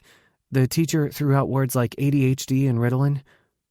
When I arched a brow at her, she pointed to herself. "Psych major with an interest in play therapy?" Jerk that I was, I'd forgotten all about that. "Oh, right. Any advice?" "Sure, loads. But it's not my place, and I'm in no way qualified. Make sure you're there for all of the appointments. Listen to what the doctor recommends, but get a second opinion if something doesn't feel right to you. Do your own research. There are many good books out there about ADHD and the impact of medicating young children. I can ask Margaret for some resources if you like. I'm sure she knows someone who can help. But more than that, I'm positive you and Laurie will do what's best for your child." I blew out a breath. "That's a very diplomatic answer." Her smile was wan. "Sounds like you had a hard day. I can leave if you prefer being alone." I reached out for her, pulling her into my lap. It was quite the feat with Jolly still cradled in her lap. Sasha tucked herself under my chin while I pressed my cheek to her hair. "Please don't go. Talk to me. What great adventure took place in Colbury's favorite coffee shop?" "Actually, I didn't have a shift at the Bean today, so I was going stir-crazy in the Steps house. You really saved me when you asked me to check on Doggy and this nugget of joy. There's nothing like a kitten to make all of your troubles float away." "Or Sasha Covey. Please tell me you're staying the night." She giggled, dropping kisses along my jaw. "If you want me to." "Of course I do." She leaned back, still in the circle of my arms. "I will, but there's something we need to talk about. I know it's not ideal because you've had a shit day, but bear with me. I swear it'll be worth it."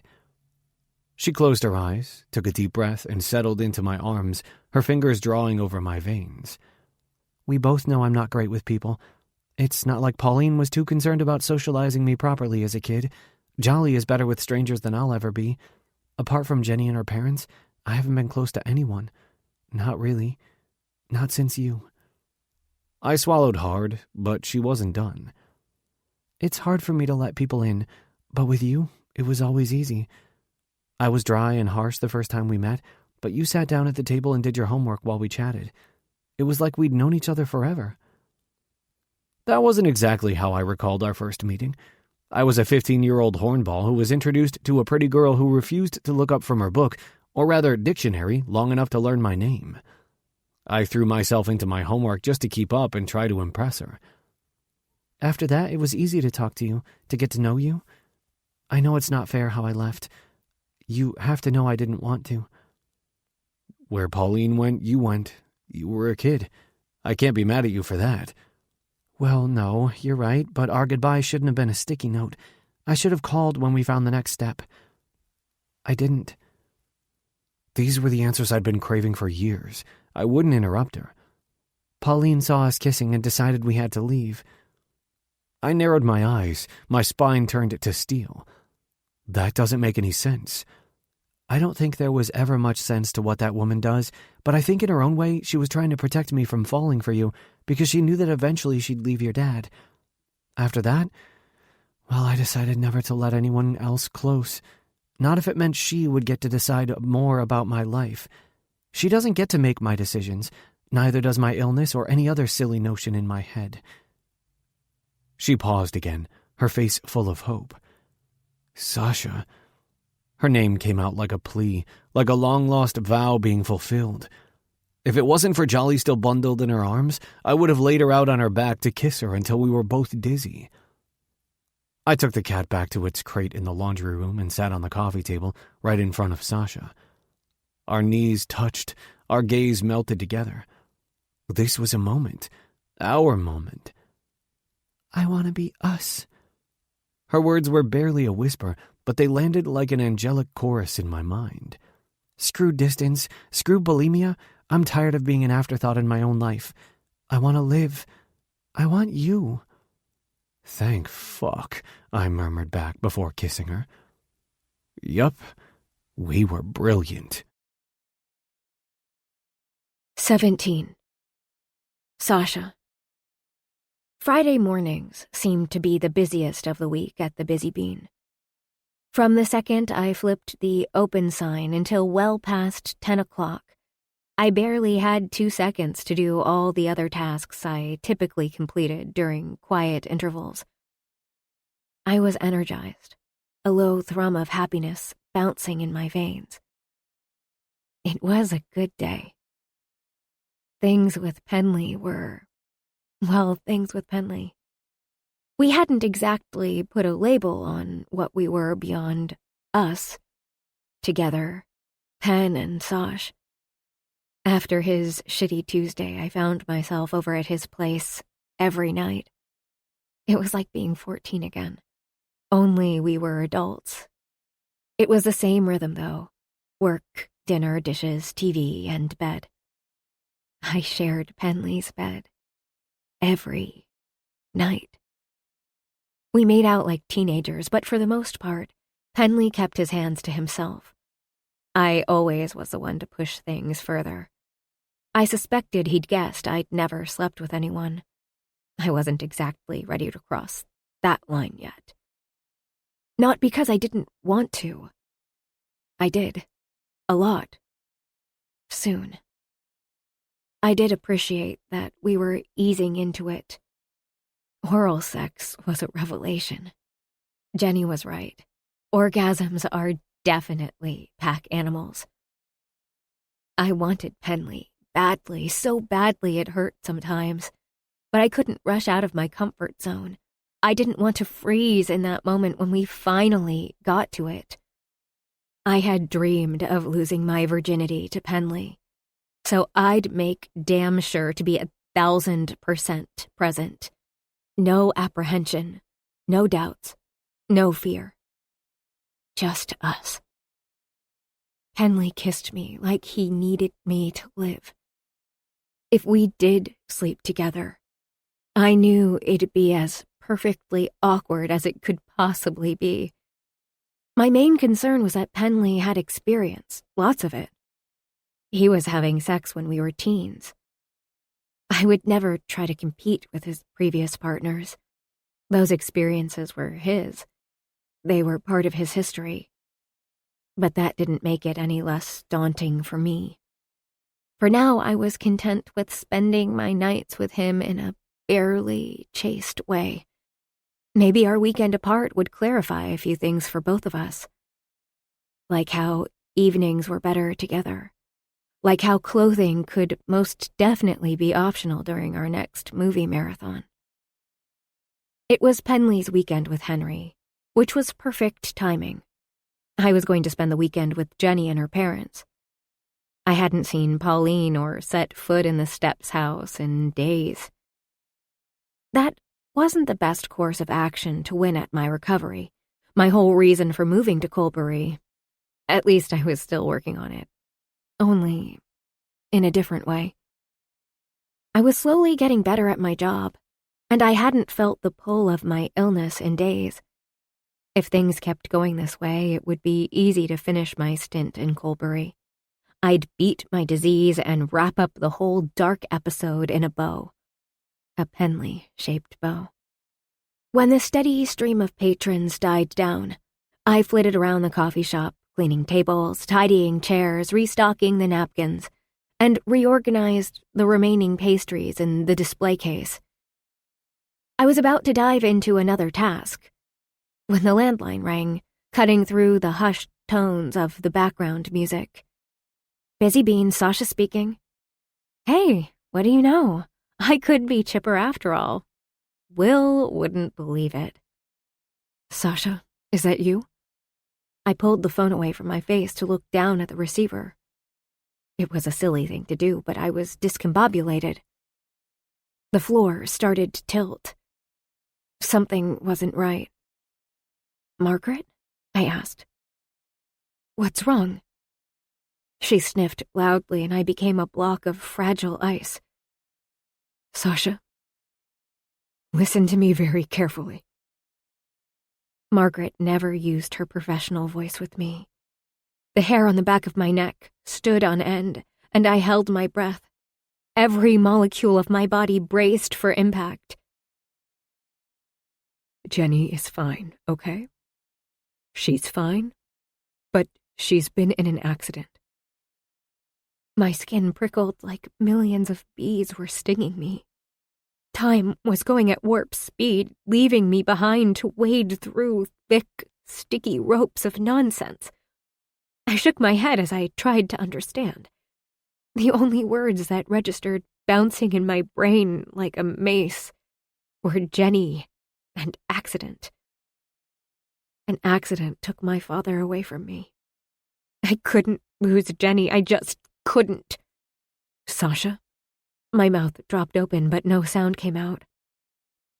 She's fine, Margaret repeated, but she was T-boned at an intersection. The other driver ran a red light. Jenny's going to be all right.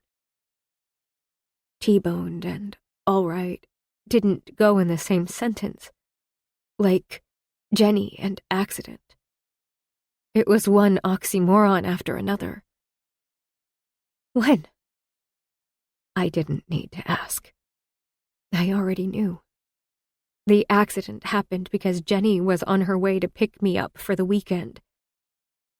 It was my fault. If I knew how to drive, if I wasn't so afraid of everything, my best friend wouldn't be injured right now. About half an hour or so ago. She's going into surgery soon. My stomach rolled, and I somehow ended up on the floor, trembling too violently to stand. Why surgery? She has a compound fracture in her left arm. Margaret sighed to hide a sob, but I heard it. Compound fracture. That meant a possible nicked artery.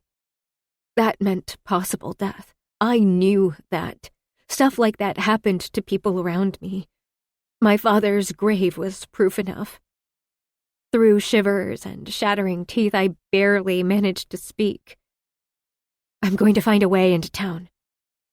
Honey, you don't have to. It'll be fine. Really, she was saying that. With Jenny in surgery, there was no one to drive down to Culbury to pick me up. I wanted to rage at my own lack of forethought. If I wasn't so stubborn about cars, if I wasn't so terrified of them, I could be well on my way, but no. Driving was not something I could do. With reason. The infernal machines had taken my dad. If they took Jenny too, Well, I don't know how I would cope with the grief. I'll find a way. Please keep me updated. Of course, Sasha. She coughed around a whimper.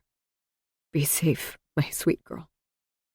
I nodded as if she could see me and disconnected the call. I knew I had to stand up.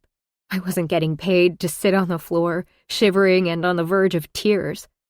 My legs refused to work. I clutched the phone to my chest, half hoping it would ring again and Margaret would apologize for pulling a sick prank. Shit, you look like hell. Roderick frowned at me. Why are you on the floor? Jenny's been in an accident. She's in surgery. His face fell. Oh, damn. Is she going to be okay? I shrugged, gasping for breath and choking on a sob. Roderick couldn't know. He had no way of knowing how much this hurt down to the very core of my soul. I need to get to Burlington. Of course, I'll cover for you. Only one problem. How are you going to get there? His face was crumbled into worry. I knew he would have offered his car if I knew how to drive. But honestly, I was too shaky. Even if I had known how to drive, I seriously doubted I would ever be able to drive myself. Mom was out of the question. At this time of the day, on a Friday, she was probably already drunk with her step. Zara and Audrey had young kids to care for. Besides, I could hardly ask my bosses to drive me to Burlington. Will was an option. But there was only one person I truly considered. The only person I could think of was Henley. It was his weekend with Henry. I knew how much he looked forward to these days with his kid, but I was desperate, selfish, terrified. I needed to see Jenny. I needed to be there when she woke from surgery.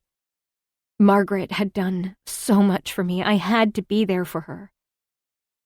With trembling hands, I called him, because I needed him. I kept my eyes screwed shut, too nauseous to look around. The waiting room was hardly a warm, comforting place.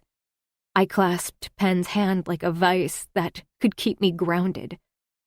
Maybe if I held on to him, some of his strength would transfer to me.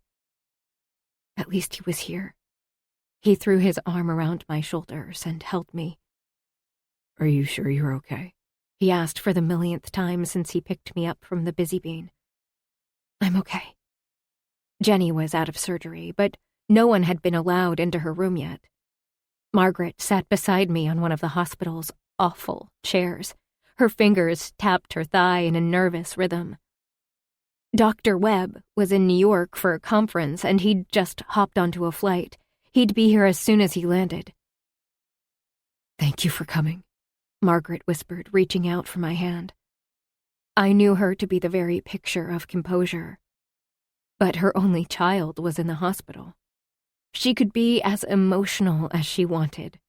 I just didn't know how to comfort her, not when I was to blame. Of course I came, I whispered with a fresh wave of queasiness. The other driver died in surgery, but that won't happen to Jenny. Yeah, I agreed, my words like sandpaper. For the next 1,000 years we sat in the waiting room, collecting dust and tears. Eventually, we were allowed to see Jenny one at a time. Margaret stood, her legs trembling in her sensible heels. Henley rushed toward her and helped her walk down the hall toward Jenny's room. Patiently waiting for my turn, I could no longer sit. I couldn't stand, nor could I be still. I had to move. I paced and paced, my work sneakers squeaking loudly against the linoleum floor. By the time I could see Jenny, I had aged a decade. There were worries and accusations in my mind that would only be eased when I saw my best friend. At least, that's what I believed until I actually saw her. There was a cut on her forehead, and her upper lip was twice its usual size with a split off to the side. Her left arm was buried in bandages. I reached out to squeeze her foot, the only part of her I figured wouldn't be gripped with pain. I stood there looking at Jenny, the sound of her heart rate monitor reverberating through my bones. She's going to be out of it for another little while. The nurse interrupted the tailspin of my thoughts. She's heavily sedated. I nodded before making my way back to the waiting room. Henley sat across from Margaret, intently listening to her. The sad smirk pulling at the side of his lips told me she was sharing some of Jenny's most hilarious antics. You two don't have to stay, really. You should have some dinner at home. I'll give you a call as soon as she wakes up. I hadn't even realized the sun had set. That time had kept on ticking. I couldn't eat, leave, think. Nothing. Sure you can. Penley here grabbed me a coffee and a few snacks from the cafeteria. I'll be fine. Leo should be here shortly. Go. I insist. I didn't listen. We hunkered down in the waiting room. You're missing your Friday night with Henry. I apologized again once Margaret had gone back to Jenny's room to stand vigil over her daughter. It's okay. I'll make it up to him. Still, it's not right. But I had no one else to call. My voice was hoarse, breaking on the words. Hey, none of that. Henry will understand. Friends help each other out. I laid my head against his shoulder and he threw his arms around me. I inhaled, pulling his woodsy scent deep into my lungs. It was quite curative, shaking loose some of the dread that was still coursing through my veins. Jenny is going to be fine, I chanted in my mind. A broken arm, a few fractured ribs, and a bandaged-up face were terrible injuries. But she'd survive. This must be very hard for you. Pen whispered in my ear. You're doing good, Sash. I didn't know what to respond, so I didn't, choosing instead to roll my lips into my mouth. Penley rubbed my shoulder with murmured encouragements. You're not gonna like what I have to say, but it's happening. I pulled away slightly to read his features, but I couldn't get a line on his thoughts. Oh? As soon as we get back to Colbury, I'm going to teach you how to drive. His grip on me tightened with every word. What? No, absolutely not. A cold sweat broke out along my spine, making me shiver. This is really not the time to talk about this. Penley twisted in his chair to face me as he took my hands in his. You've been scared of cars your entire life. With reason, I know. But you can't let Jenny's accident throw you into a full-blown phobia. I wanted to lash out at him, blurt out something so unkind about his own anxieties and how he let them run his life. The words sat like bitter lozenges in my mouth, but I didn't spit them out. Penley didn't deserve my ire. He was only trying to help. Besides, just because he came along and decided he would help me conquer my fear, it didn't mean that we would actually get to it. Way I see it, the sooner you learn, the sooner you'll conquer. Fine, I mumbled, cold and tired. I didn't actually mean it. Penley could believe it would happen, but I could learn to procrastinate. I would simply put it off until I moved back to Burlington. Don't even think about it, he murmured in my ear. That way, when you move back to Burlington, you have a way of coming to visit me. I swallowed hard. How very opportunistic of you. Pen chuckled low and rough. I'm a great teacher. You really think you can out-stubborn me on this? He smirked. Yes, absolutely. I crossed my arms. Well, we'll see about that. I have diversion tactics that would make your head spin, Penley Brooks. Yeah? His gaze sparkled. Do tell. I'll hide your keys. Lame. He pretended to yawn. I'll let the air out of your tires. I snapped my fingers in victory. He shrugged. An easy fix. I'll take the battery out of your car. He guffawed, loud and surprised. He looked around, apologetically nodding to people around us. Do you even know what and where a car battery is? I'll research it, I assured him. I'll look it up. It can't be too hard to figure out. Sure. You doubt my mechanic skills because I'm a woman? He snorted. I would never doubt your skills in anything, Sash. I know you too well for that. I shot back, eyes narrowed in suspicion. I know how to siphon gas out of a tank. Of course you do, you absolute menace. What? I read a book about a gas thief. It was a silly argument, but I knew Penley knew what he was doing. He started a squabble to keep me distracted. to keep my mind off of the situation. I could have kissed him for it. So I did. 18. Penley. A full week had passed since Jenny's horrible accident. Thankfully, Sasha's best friend was convalescing at home. They spent hours each day texting and video chatting. It wasn't merely to stave off Jenny's boredom. They needed it after the close call. Both women were shaken, terrified that they could have lost each other.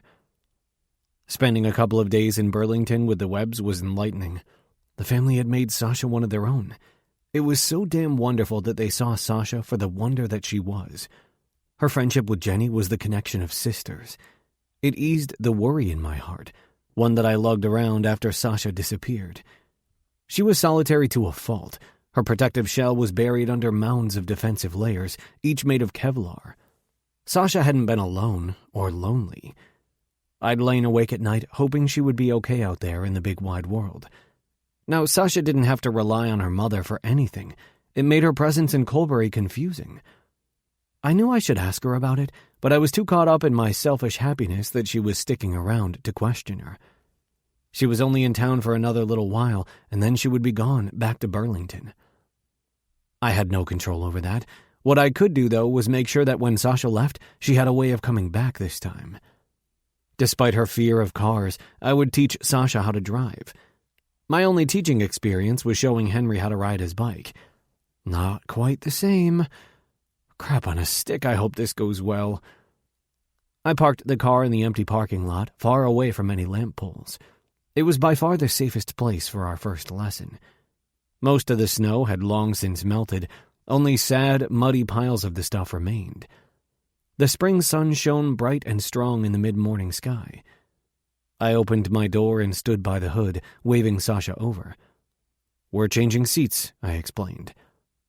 Slowly, like a woman on the way to the chopping block, she got out. "You cannot be serious. I'm not getting into the driver's seat. I haven't finished reading the manual yet. If you quiz me on the mechanics of the car, I'll fail." I suppressed a laugh. "Sasha, you know the driver's ed book by heart." She waved me off. "I meant the car's owner manual, and you know it." She batted her eyes at me, trailing her fingers up my arm to tangle in my hair. "Your stalling tactics are impressive, but they're not that good." Sasha hip-checked me with a playful grin. "I'm serious. Quiz me." "We're not doing any driving yet. Trust me?" She scrunched up her face. "Of course you'd ask that. You know I do." "Wonderful." I opened the door for her. "Your seat, m'lady?" "Don't be cute," she grumbled, sitting behind the wheel. As I ran around the car, Sasha glared at the steering wheel as if it were a dirty old sock. "I can't believe you're actually holding me to this." "If there was ever another emergency, I don't want to think you'd be stranded somewhere. This is for peace of mind." "I don't like cars." "I know, but that might be in your favor. It guarantees caution." "It's not me that I'm scared of, it's the idiots out there. Did you know that—" I placed a hand on her thigh. "Sash, stop." The second we woke up this morning, she sporadically blurted out accident rates and vehicle recalls in Vermont. It was as impressive as it was horrifying. "You'll psych yourself out. Stop looking up all of those facts. Some of them are in the driver's ed book." "Right, a book that was written for teenagers, to scare them into being careful." "Because that always works so well. Do you want me to tell you the age bracket responsible for most vehicular deaths?" "Hell no. Now, if you'd let me explain my awesome teaching methods instead of making me want to scrap my own car." After a beat, she clicked her tongue and gestured for me to go on. "You're only going to sit in the driver's side today." She narrowed her eyes in suspicion. "I'm going to sit here. That's it?" "Well, you'll turn the car on and let it idle. Get used to the idea of being in the driver's seat. Maybe get yourself familiar with the controls." "It's silly." "You can't feel bad about your fear, Sasha. Loads of people are afraid of cars. I'm terrified of clowns. Henry is scared of soapy water. We all have our shit." Sasha giggled. "Did you just compare Henry's aversions to baths with my aversion to vehicles?" "I sure did. Both are inevitable." "Unlike clowns," she teased. It was a small wonder that she was able to poke fun at me while sitting in the driver's seat of a car. It was her first time at the wheel, but it didn't matter. I wanted to keep her talking to give her a feel for her terrifying new setting. I'm scared of more than clowns now. The whole creepy clown trend in horror movies was unsettling as hell, and Sasha had needled me about it when my then-girlfriend dressed as a sexy clown for Halloween. It was not sexy at all. In the end, that night turned out to be a typical hang with Sasha. We bonded over cheesy horror movies and candy. I'll always be a bit grateful to clowns, I admitted with a grin. Sasha frowned, but soon understanding colored her cheeks in a pink hue. Oh. She looked down, wrapping her fingers around the wheel. So what are you afraid of now? Honestly? Of course. Being a bad parent. I shrugged because I didn't know what else to do. I can understand that. Makes a lot more sense than clowns. She poked my rib. Hands back on the steering wheel, lovely. Let's play a round of the word game. This is ridiculous, she argued. Humor me. Let's go with car parts. Test that vehicular knowledge of yours. Fine, but I get to start. Accelerator. Bumper, I shot back. Clutch. Nice try, but this car is an automatic. It doesn't have a clutch. She tapped the wheel in annoyance. And here I thought I was going to win. She clicked her tongue. You're a little bit distracting, Penley Brooks. Funny, that was my excuse back then when I didn't want to do my chores. You thought I was distracting? Most definitely. You and that little victory dance. I gripped my heart dramatically, throwing my head back. My poor teen hormones. Oh, stop. You're trying to trick me. The category is car parts, which a clutch is. Not in this car, but still, it counts. I snickered. Damn, I was hoping to pick the next category. Plus, I learned something. What's that? She was fishing, and we both knew it. You find me distracting. Sasha licked her lips before biting down into the lower one. Not exactly chill, huh? One of us had to bring it up. Besides, who needs chill? We were apart for 11 years. Screw chill. Give me all the heat. It wasn't exactly my smoothest move, cramped as I was by the center console, but I leaned over and pressed my lips to hers. Sasha moaned into the gentle kiss, her tongue shyly dipping into my mouth. I tilted her head back for a better angle. She tasted sweet, fresh, and entirely Sasha. My entire body came alive, my soul strummed like a chord with every lick of tongue, every nip of teeth. It wasn't a kiss, it was so much more. It was holding on to the one person who had ever truly seen me. Being near Sasha again, devouring her mouth, feeling the furtive touches of her fingers against my heated neck, imbued life back into a hope I hadn't let myself feel in a long time. I'd always been pegged as an optimist, someone who could spin the bad into a semblance of good. It was a talent I'd learned quickly, first when my mother got sick, then when my dad kept trying to replace her. That part of me was all pretend, a show, a defense shield that was nothing more than a fragile facade. It drove Lori and most of my exes and some of my bosses and professors to the brink of madness. With Sasha, none of it was performative. She knew my scars, had some of her own. I didn't have to be perfect. She didn't expect that of me. Sasha. I spoke her name because I could, because she was here with me.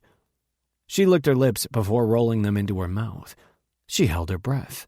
It jumped in her slender throat. Penley. My name was a reverent whisper. Her next kiss was one of desperation. She poured a decade of longing into it. I took it all and gave it right back. It didn't matter that she had disappeared. It didn't matter that she would leave again. All that mattered was at this moment, we could hold each other, love each other like we had decades of tomorrows waiting for us. In truth, Jenny's accident had done more than give me a solid glimpse into Sasha's life. It had also renewed my belief that life is nothing but a fast and fragile ride through the world. I didn't know Jenny beyond what Sasha had told me of her, but she was young, too young to have her life taken away by a senseless car accident. She was alive and well, but it could all have been taken in one single moment where steel bent the hands of fate. Sasha and I both knew what time meant, what it did, how it loomed and threatened.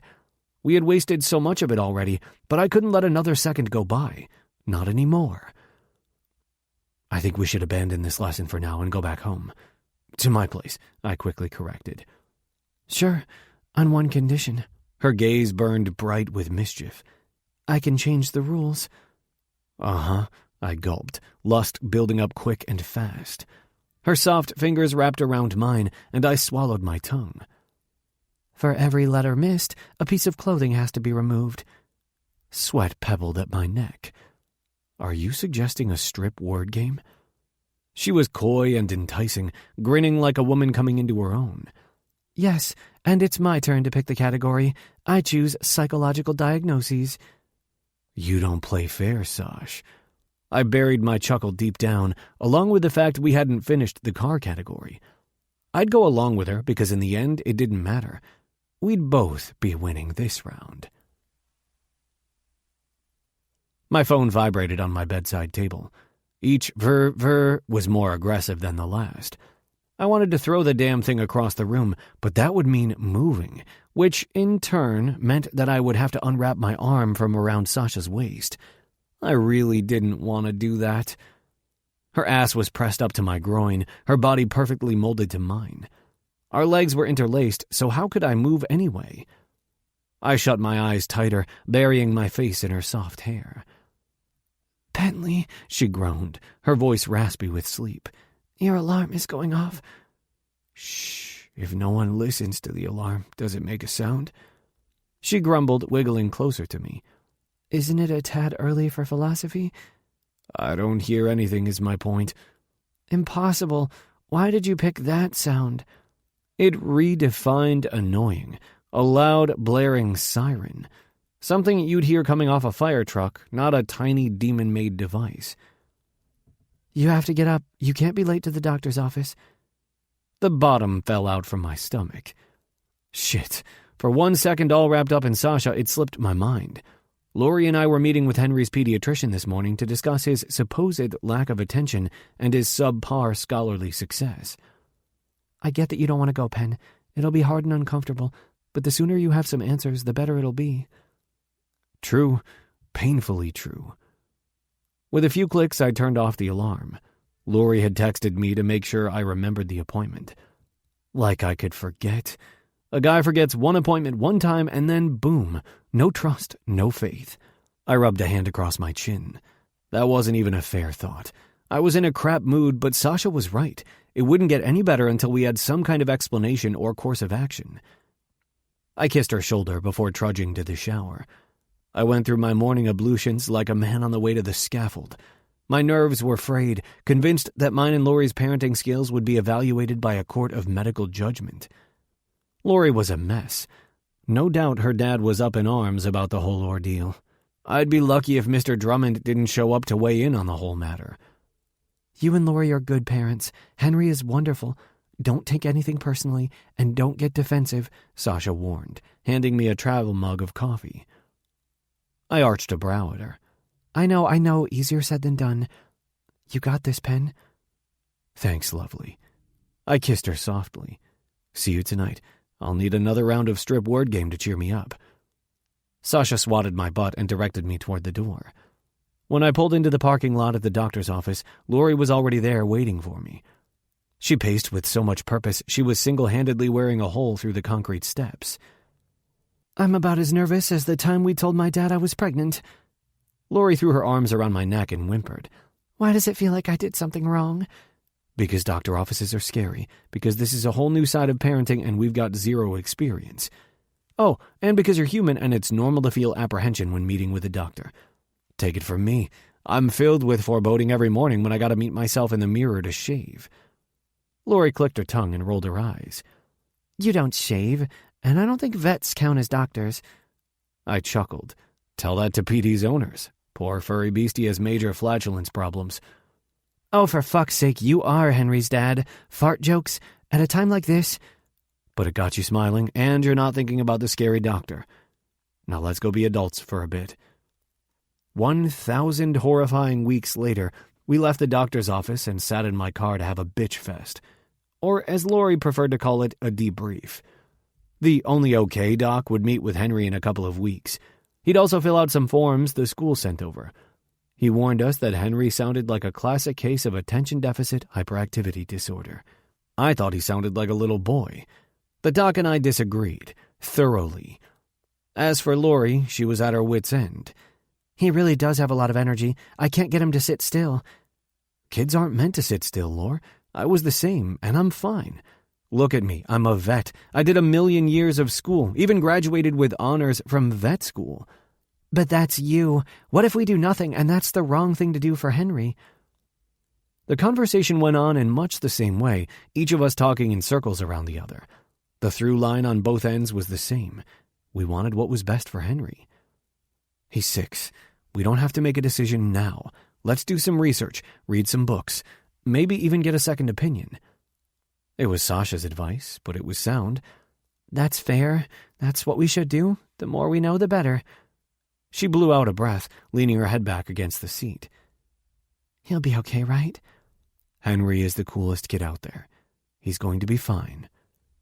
Yeah, I want that to be true, but maybe keep your... Lori paused to air quote the next couple of words. Pirate friend away while we figure this all out. My whole body froze, cold seeping between the layers of my skin. What do you mean? If I played dumb, maybe she'd let it go. We agreed, Penley. Henry shouldn't meet anyone we're dating. This was Lori. She was like Henry and his pirates, or Doggy and his bone. There was no escaping this conversation. I was shocked she hadn't called me about Sasha when Henry met Sasha a week ago. I cleared my throat, running my hands through my hair. I know, sorry. Henry did meet Sasha. We weren't dating then. It was totally innocent. We didn't plan to run into each other. It just sort of happened. Lori puckered her lips at me like she did when Henry tracked in mud or a stray garden snake. But you're dating now. I winced. Yeah, we are. I figured. When you canceled your weekend with Henry, I knew. She called you in a time of crisis and you dropped everything to help out. That's pretty serious, especially since it's Sasha. What do you mean? Oh, come on. The whole time we were dating, you made me play that dumb word game. It was years later and you were still hung up on her. I know what it's like to play second fiddle to a girl you knew way back when. I exhaled long and deep. Wow, Lore. I'm sorry. I didn't know that. But can we stop? It's awkward as hell talking about it with you. She snickered. Sure, but remember, you have to marry her if she's going to spend time with Henry. I swallowed hard. Lori would blow up if she knew Sasha was only in town a short while. She'd be pissed if she knew Sasha was sick. I don't want our son coming in second to her. Anger flashed inside of me, but I tempered it. Only barely. Henry would never be second. Lori shrugged, a silent, "We'll see." Remember the rules, Pen. I nodded. Of course. If only I knew you were any good at following them. I wanted her to be wrong, but we both knew she was right. I might as well have shoved the entire broccoli floret in my mouth. 19. Sasha. One of university's rites of passage is the mandatory first-year philosophy class. The course wasn't particularly interesting. Actually, it was terrible. At the very beginning of the first class, the professor declared that there's no such thing as a real answer. A spoon isn't a spoon and all that nonsense. I almost organized a walkout. I've always been a rational, logical person who desperately seeks the concrete, solidly defined words and resolutions. Sorry, Professor, but if I can scoop ice cream with it, it's a spoon. I'm a fan of order, reason, sense. Psychology gave me that. It offered explanations and resolutions. Everything has a cause. Trauma, misfiring neurons, chemical imbalance, nature and nurture. The world of psychology is made of delineated causes and effects that I appreciate. There's a reason why universities separated the two fields in the 1940s. One is steeped in hypothetical, while the other wrapped its roots around science. When you step away from the study of things and into the real world to practice and participate, it's different. There is very little left of the rational and logical. The links between cause and effect can't always be traced in a single linear path. It's messy. It's chaotic. In reality, that professor was correct. There are no real answers. Yet that's all I want, anchors of logic and reason. If a spoon isn't a spoon, what is a kiss? What is a whole series of them stitched together with desperate breaths and intoxicating touches? This thing with Penley has no foundation in logic. I'm not a reasonable, rational person when he's near. We are built on hypotheticals. Stuffed away in one of my books, I have 3 neon sticky notes in pink, yellow, and blue. Each holds a word. Beginning, middle, end. These past weeks were the beginning of one story, the middle of another. The end of something, too. I've told and retold the story of us. Our start was a long time ago, and I suspect we're somewhere in the middle. The end is yet to be determined. I can't see it, not yet. I know it's there because everything is temporary. Everything has an end. If I were to write a research paper on our relationship, what would be the conclusion? The diagnosis? I hate to think this, but I already have the answer. At the very bottom of the 3rd sticky paper, there are 2 footnotes written in such tiny script that it's entirely too easy to turn the page without reading them.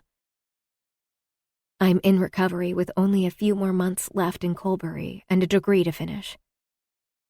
Penley has a child, a growing business, and a shelter to run. Our hypotheticals can be ignored for now. Later in weeks, months, years, I'll look back at those footnotes and draw a line of cause and effect from our beginning to our end. But for now, I'll sink into our middle and live here for as long as I possibly can. We have a pattern. We spend all of our time together. Before work, after shifts at the shelter, we both cling to this part of our story. Using the spare key that somehow became mine, I let myself into Pen's house after a long day of work at the Busy Bean. My feet were sore and my back ached. Something sharp sat in my gut, stoking all kinds of emotions I didn't want to name. They had no place here. Not in this home made of love. "Hi," I called out, taking off my muddy shoes and rain jacket. The spring showers hadn't relented in days. "It's too quiet. Who's made a mess?" "Hubie," Pen shouted excitedly from the living room. "Bless you?" I quipped back, not understanding this new foreign word. Penley was sprawled on the living room floor, almost dimple in full bloom, and an animated tiny ball of fur in his lap. "Sasha, I present to you, Hubie." He was relinquished at the shelter this morning along with 3 siblings. Sam took the others. One is already heading to a forever home this weekend. We get this little guy for now. I knelt down beside Pen and gave him a quick kiss. Confused, Hubie barked at me before giving me a thorough sniffing. The puppy went a little loopy, woofing and yapping so much he fell backward. He quickly recovered, his little tail whipping as he chased it, only to realize I was still there. He hopped on me and stuffed his little face right into mine, sniffing as he went. I grabbed him, cooing affectionately, and lifted him into the air to get a better look at him. Hubie was a pit bull mix with short, white coarse fur patched over with light brown spots and black, beady eyes. His little tongue permanently hung out of his mouth. He licked my wrists and fingers, no doubt tasting my day's work at the Busy Bean despite the industrial-quality soap I used. I laid him down on the ground, and he immediately ran toward Doggy, who was lounging like a grumpy old man on his dog bed. Hubie jumped onto his back with a yelp. Doggy groaned out something that sounded suspiciously like, "Bugger off, pup." Not getting the desired reaction, the puppy moved on to Jolly. The kitten was sprawled under the coffee table, licking her paws like a queen, unimpressed with the newcomer. Hubie begged her to play, but Jolly skidded off to the laundry room. The puppy tried to run after her, but Pen scooped him up as he scampered by. "He's got a smooshy face." Penley rubbed his furry cheeks. "Smooshy?" I giggled. Is that a medical term? It sure is. Hubie slobbered all over Penn. He's a healthy little guy. I hope he'll find a family soon. At least before Henry sees him. Letting the babies go is hard on him. Makes sense. Who doesn't like puppies? Penn smirked. Lunatics. And as a vet, that is my medical opinion. Uh-huh. So tell me, Mr. Vet, did you give this little dear his creative name? Sure did. He beamed. Why? Hubie? It sounds made up. His real name is Sir Hubert Smooshyface, Lord of Dribble. But his friends call him Hubie. It's more convenient. I dissolved into peals of laughter. You're a loon, Penley Brooks. And you're wonderful, Sasha Covey, Lady of Java. With Hubie tucked under one arm, he leaned over to kiss me. Did I say hi? I shook my head, grinning at him. You get a little distracted when there are furry creatures around. Ah, yes. Sorry about that, lovely. Don't apologize, it's adorable. I bopped his nose. It's pretty incredible seeing you immersed in your dream job. The fostering is really wonderful, too, taking all of these lonely creatures. Fostering isn't a job, it's just something I've got to do. I know what it's like to be unwanted. He punctuated the thought with a shrug like the admission hadn't hurt. He focused all of his attention on Hubie, who grappled with the concept of tug-of-war. I inched my toes under his legs, knowing he needed comfort. I won't tell you how to feel about the past, Penn. But you know you weren't unwanted. Your dad loves you. I know. It's just hard not to believe he forgot about me after Mom died. This was Penley's secret side, the one that went beyond the glamour of charm. Oh, Penn, I really am proud of you. You did become an amazing man. He snorted. Not bad for a kid who couldn't be bothered to do his math homework. I rolled my eyes at him. You had the capabilities in you all along. You merely needed a little focus. That came as a sassy young thing daring me to let her lap me. Keeping up with you was a full-time job. I smiled, the coil of disappointment tightening around my spine. Deferment due to mental illness didn't exactly scream, I am responsible and strong. But I ignored the thought. There's some leftovers if you haven't eaten dinner. Oh, I ate at the Bean. I lied. I don't know why the words slipped out masquerading as the truth. I didn't have the intention to deceive, but it was too late. I couldn't take it back. While Penley put his new ward to bed in the laundry room, I sat still and quiet on the living room floor, counting the hours since my last meal. Double digits equals dangerous territory equals red flag. I became two people. One wanted to go to the kitchen, nuke some casserole leftovers, and eat. The other demanded we remain immobile and empty. Something was off, wrong. When I traced the cause and effect, I thought of the hospital. The few days after Jenny's accident had been particularly brutal. The guilt was so strong I was sure I'd break down and bury myself in the pantry to die amongst the empty wrappers. But every time I felt the urge to lean into my symptom, Margaret asked me if I was okay, her concern as genuine as it had been for Jenny. Leo plied me with more tea than I could ever possibly drink, which was his way of telling me he cared. Penley was there too. He held me when I was sad. He distracted me at just the right moments, almost as if he were tuned into my illness's frequency, hearing the siren song of it, egging me to lapse into relapse. He led me away from it time and time again. I was so sure I had quieted the voice. I was so confident that this test of living with Pauline would be easy. But I wasn't winning anymore. The line between hypothetical and science was so blurred I couldn't even trace it. Blue raspberries hard candies. Penley announced, sauntering back into the living room sans Hubie. Only the blue ones, he clarified, flashing his almost dimple. He laid a small glass bowl on the coffee table filled with my favorite candy. I forced a smile while dragging air into my lungs. Penn sat on the couch and pulled me up and into his side. Only a few seconds passed, but they held multitudes. The two parts of me duked it out for control. A small voice coming from way down deep whispered things, simple things that made sense. Truths and answers. We're in Penley's house, on his couch, in his arms. Life is good, and we are safe. Maybe we don't have to fight right now. Penley wants me here. Absent-mindedly scrolling through the TV menu for something to watch, Penley drew a pattern on my arm.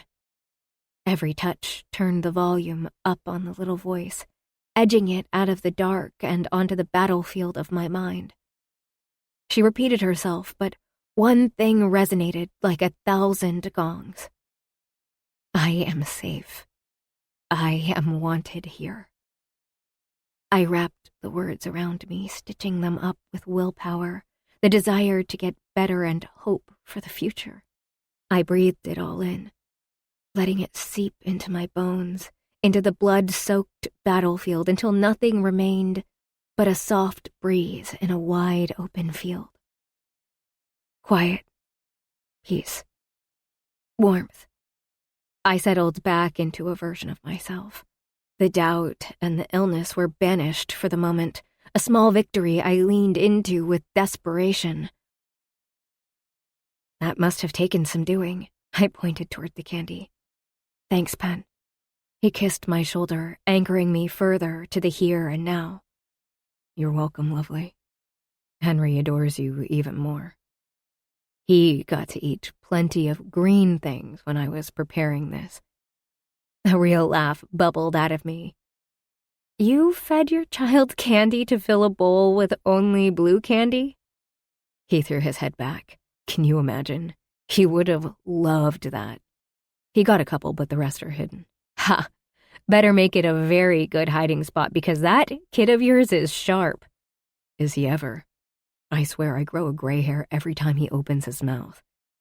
If that were true, you'd be a silver fox by now. I ran my hand through his hair, pretending to count. There are only a few, you handsome man. You will be one of those dudes that age infuriatingly well. Oh? He tickled my side, his fingers dipping under the hem of my shirt. Is that your way of saying you find me attractive, Sasha Covey? Don't go fishing for compliments. Not fishing, just trying to suss out where I stand. I rolled my eyes with the most attractive snort to have ever been snorted. You know, Penley. He gently placed his hands on my hips. Well, if you won't tell me, maybe you can show me? What did you have in mind? I wanted to sound flirty and confident, but my voice was raspy and soft, too full of lust to be controlled. He was close. So close his fingers pressed against the thin material of my shirt, emanating so much heat I was sure the thing would be singed. Something like this.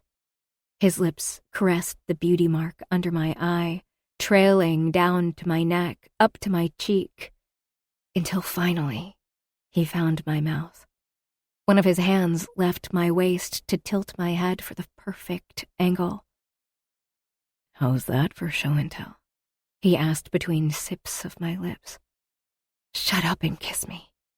The words roared out of me with so much desire he chuckled into the embrace, lifting me clear off the couch. With barely any effort, he climbed up the stairs and laid me down on his bed. He tore off his button-down shirt, tossing it to the side before easing onto me. His hands were all over me, on my face, down my arms, on my hips. My skin hummed with desire. Henley took his time, letting me dictate our movement and speed.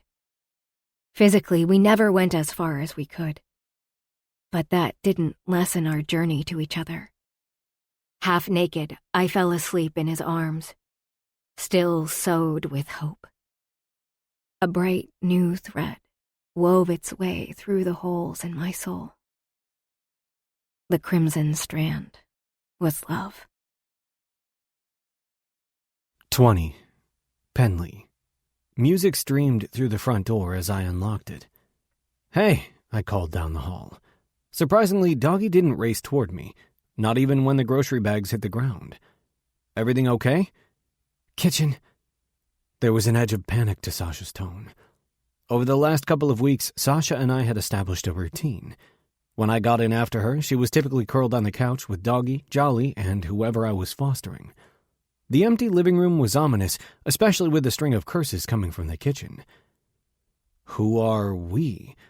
I kicked off my shoes before grabbing the bags on my way down the hall. Should I be worried? It was pure mayhem. There were dishes and unrecognizable ingredients strewn about the counter. Doggy's face was buried in a deep metal bowl, tail wagging happily, while Hubie destroyed a large carrot. Sasha's ponytail was coming undone, a streak of flour across her face. Her blue eyes were wide open, her hands up toward me in a warning. A strange brown substance stuck to her fingers. What is happening? I tried not to chortle. It took some effort. Well, I tried to make dog treats from scratch. It didn't work. You'd think I could follow along with a simple recipe, but I don't know what happened. The vegetables weren't pureed enough and didn't stick to the flour, and... She spotted Doggy, still going to town on the bowl. At least he seems to like the mix. Hubie didn't at all. She shuddered. That was a whole other issue. I placed the groceries on the kitchen table, the only available surface. Why are you trying to make dog treats? I was talking to Sam during my last shift at the animal shelter. We had this idea for the fundraiser next month, making a bunch of fresh dog treats and auctioning them off. I wanted to try the recipe Sam gave me. I really don't know what I did wrong. You're awesome for doing this, but you do know Sam is a very talented baker, right? She would have done all of this. I tried to hide my smile, but it was impossible. Sasha's efforts went straight to my heart, filling it with gratitude and, most importantly, with something very close to love. Cooking and baking were decidedly not her favorite activities, but she'd tried. For me. For the shelter. That meant something. Well, yes, I know that. I thought... Sasha looked around. Oh, fuck, this place is chaos. I thought I'd have time to clean up before you got home. Uh-huh. My ribs ached from suppressing my laughter. Come here. I reached for her, but Sasha held out her hands again. No, I'll get your nice work clothes sturdy. Go watch a movie or go for a walk or something while I... Her eyes popped wide when I stepped closer to her. I don't care about my clothes. Come here, lovely. I placed my hands on her hips. Hi, I whispered. Hi, she repeated, closing her hands around my neck. It's a really nice thing you tried to do. I nudged my chin toward Doggy. He sure seems to be over the moon with your efforts. She exhaled, exasperated. Well, at least there's that. I swear he won't be sick. She studied Hubie warily. It's all safe. Can I kiss you hello now? Her panic eased away, replaced with a grin. Oh, yes, hello. Sasha arched up to press her lips against mine in a quick peck. I cupped her face, keeping her close to me. I'll need a bit more than that, I murmured against her mouth. I leaned in, savoring her breath fanning across my face. Her lips moved with mine as I took deep swipes of her. Her arms tightened, crushing her breasts against me. My body was quick to respond.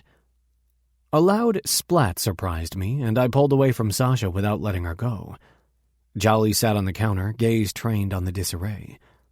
She'd pushed a few vegetables onto the ground right by Doggy, who didn't even bother looking up from his bowl. The kitten's airstrike hadn't fazed her canine foe.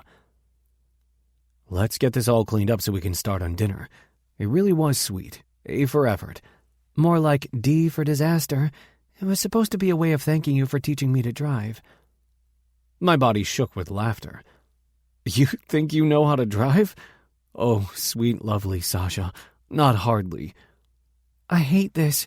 You're this cool, suave man dude with a house and a career, and here I am, a mess. She gestured toward the kitchen. Literally. I shook my head and tipped her chin up with my fingers. Stop. Don't even go there, Sasha Covey. Do you even understand what you did for me when we were teens? I wouldn't be a vet if it wasn't for you. She clicked her tongue with a deep eye roll. That's hardly true. I'm serious. You walked into my life with your extensive vocabulary and competitive spirit. You schooled me on my math homework despite the fact you were grades below me. From that point on, I was always trying to catch up with you. I shrugged. So you're a little unsettled while you recover. You're hardly a mess, Sasha. You've got an undergrad in psychology, and you're starting a master's in a matter of months. If that doesn't spell out great life plan, I don't know what does. I'm years behind where I should be. So, it's not a race. She pointed to herself. Competitive, remember? I chuckled, pushing a stray lock of her hair behind her ear. Ah, yes, how could I forget? Very hard to play catch-up to Miss Competition. You make it sound like you were intimidated by me. I mean, I was in a way. I knew that I couldn't simply throw my charm at you. That wouldn't impress you. But I'd drop a fancy word into a casual sentence and you swooned. Excuse me, she scoffed with feigned outrage. I never swooned. No? I took her in my arms again, swaying us to the music streaming from her phone. I'm pretty sure you did when I used surreptitiously in an essay once. I wrote that line for you. Did you? Then I should probably go and read the dictionary. I need to up my word game. I pretended to pull away from her, but Sasha kept me in her arms. Not a chance. We laughed together. How about I start dropping other fancy words? Confluence? I kissed her cheek. Sumptuous? To her hairline. Euphoria. A kiss on her mouth. Her giggle broke the embrace. I love you. Sasha gasped, shocked by her own words. The widest, brightest smile made my face ache. Well, lovely, that's a very good thing because I love you too. Oh, her fluster was endearing. Cool. Good. Great. I chuckled and held her. I've waited a long time to hear those words from you. How long? Her whisper was caught between bashful and pleading. You even have to ask? I was 16 the first time I wanted to tell you that I loved you. It's different now. I'm older, and some would even argue wiser. I know what love means.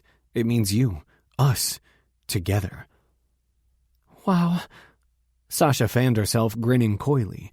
I really didn't expect to have this moment at the sight of a dog treat explosion, but it's so you. Very on brand, I agreed. We should do something special tomorrow when we're in Burlington. Commemorate this momentous occasion. She rolled her eyes, thoroughly pleased. If you say so. I'm not kidding, Sasha. I wrapped her in my arms. I never thought we'd get a second chance. We did. We'll do things right this time. I like that, she murmured, laying her head over my heart that beat just for her. The mid-May sun gleamed, burning away all of the winter's cobwebs. The refreshing spring air had but a twinge of cold. It promised warmer weather and brighter times. Squinting against the sunlight, I placed Hubie in the back seat of my car. Sasha's blonde hair was gold, shimmering in her usual high ponytail as she bounced down the front porch. Paired with a blue hoodie, her black jeans made me regret getting out of bed. I'd never get used to the sight of her hanging around my house, especially not in my bedroom. We'd done everything but sex. I was taking my time, despite Sasha's more amorous advances. This morning, she'd surprised me in the shower with the best blowjob I'd ever had. It pained me, physically pained me to hold off on that last threshold. We were in love, but I wanted to make sure Sasha was as sure about me as I was about her. I didn't want her to feel rushed because I had more experience. In fact, I wanted us to take our time specifically because of that. I never had sex with someone I was really in love with, and the prospect terrified me. What if I hurt her? What if she didn't like it? You sure you don't want to drive? I teased, forcing my thoughts out of the bedroom. Sasha's mouth dropped into a comical O. Look who's got jokes. I'll sit in the back seat with Hubie if you're going to be like that. Just checking. You still got to put in a few more hours behind the wheel. Don't think I forgot you ditched last time to pick up Sam's shift at the shelter. She pursed her lips. Are you implying I skipped out on a lesson? Me? I grabbed her by the waist, spinning her until she was pressed up against the car. Not implying, lovely. I'm stating a fact. Sasha gripped my shirt, bringing me down to her, effectively shutting me up with a knee-melting kiss. You were saying? She batted her eyes up at me. With a snicker, I brushed my knuckles across her cheek. No idea. Completely forgot what we were talking about. That's what I thought. Now pick a category.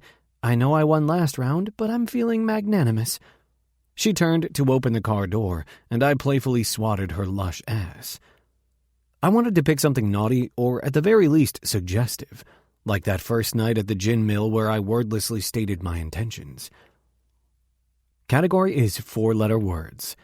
Axis. Sasha blew me a kiss. Get ready to lose, Penley Brooks. So long as I get to watch your victory dance, lovely, I'm the real winner. True to her word, Sasha sat in the back seat, petting Hubie the whole way into Burlington. His adoptive family lived in a nice neighborhood with a fenced-in yard. It would be a good place for an energetic pup like Hubie who needed a lot of outdoor time. The immaculate lawn would take an absolute shit-kicking since the wee beastie was obsessed with digging, but I warned them, fair and square. The more honest the information you gave to an adoptive family, the higher chances were that the adoption would stick. Over the last couple of years, I'd canceled a few adoptions. It always broke my heart. Hubie didn't deserve that. No creature did. This is it. I parked the car and turned in my seat. Sasha rolled her lips into her mouth to stave off tears. Oh, wow, this is so hard. I don't think I can do this. She hugged Hubie to her chest. How can it be this hard to say goodbye to the little dude? I haven't known him all that long. It's the smushy face. I told you, it's a scientific term that means impossible to forget. Sasha placed Hubie down on the back seat, and he immediately sniffed out crumbs left by Henry. With wooden legs and a heavy heart, I walked around the car to grab the puppy. Here we go, Hubie. Say bye to the pretty lady. I moved his paw up and down before slowly walking toward the house. Hubie let out a happy little yap. It was a tough part of the job. I loved giving animals a happy temporary home, but it was always bittersweet to let go of vulnerable little creatures I cared for. Hubie was a good dog. He would do well with the Stevensons. I simply had to let him go. Be good, I told him. He barked his appreciation of our time together. The front door burst open, and a little girl ran down the stairs in her socks. A middle-aged woman chased after her with a pair of shoes. Can I take him now? The child's hope and excitement were clear as day. You sure can. This little guy is all yours now. With soft and tender arms, she took Hubie.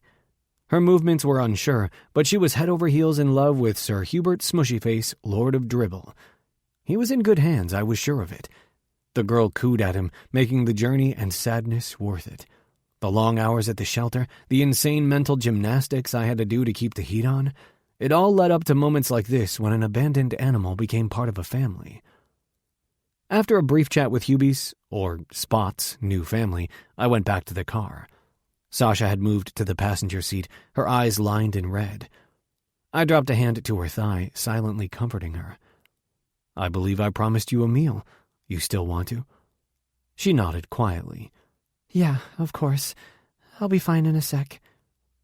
I drove us out of the residential area, searching for a good restaurant to celebrate our new love. Is he going to be okay?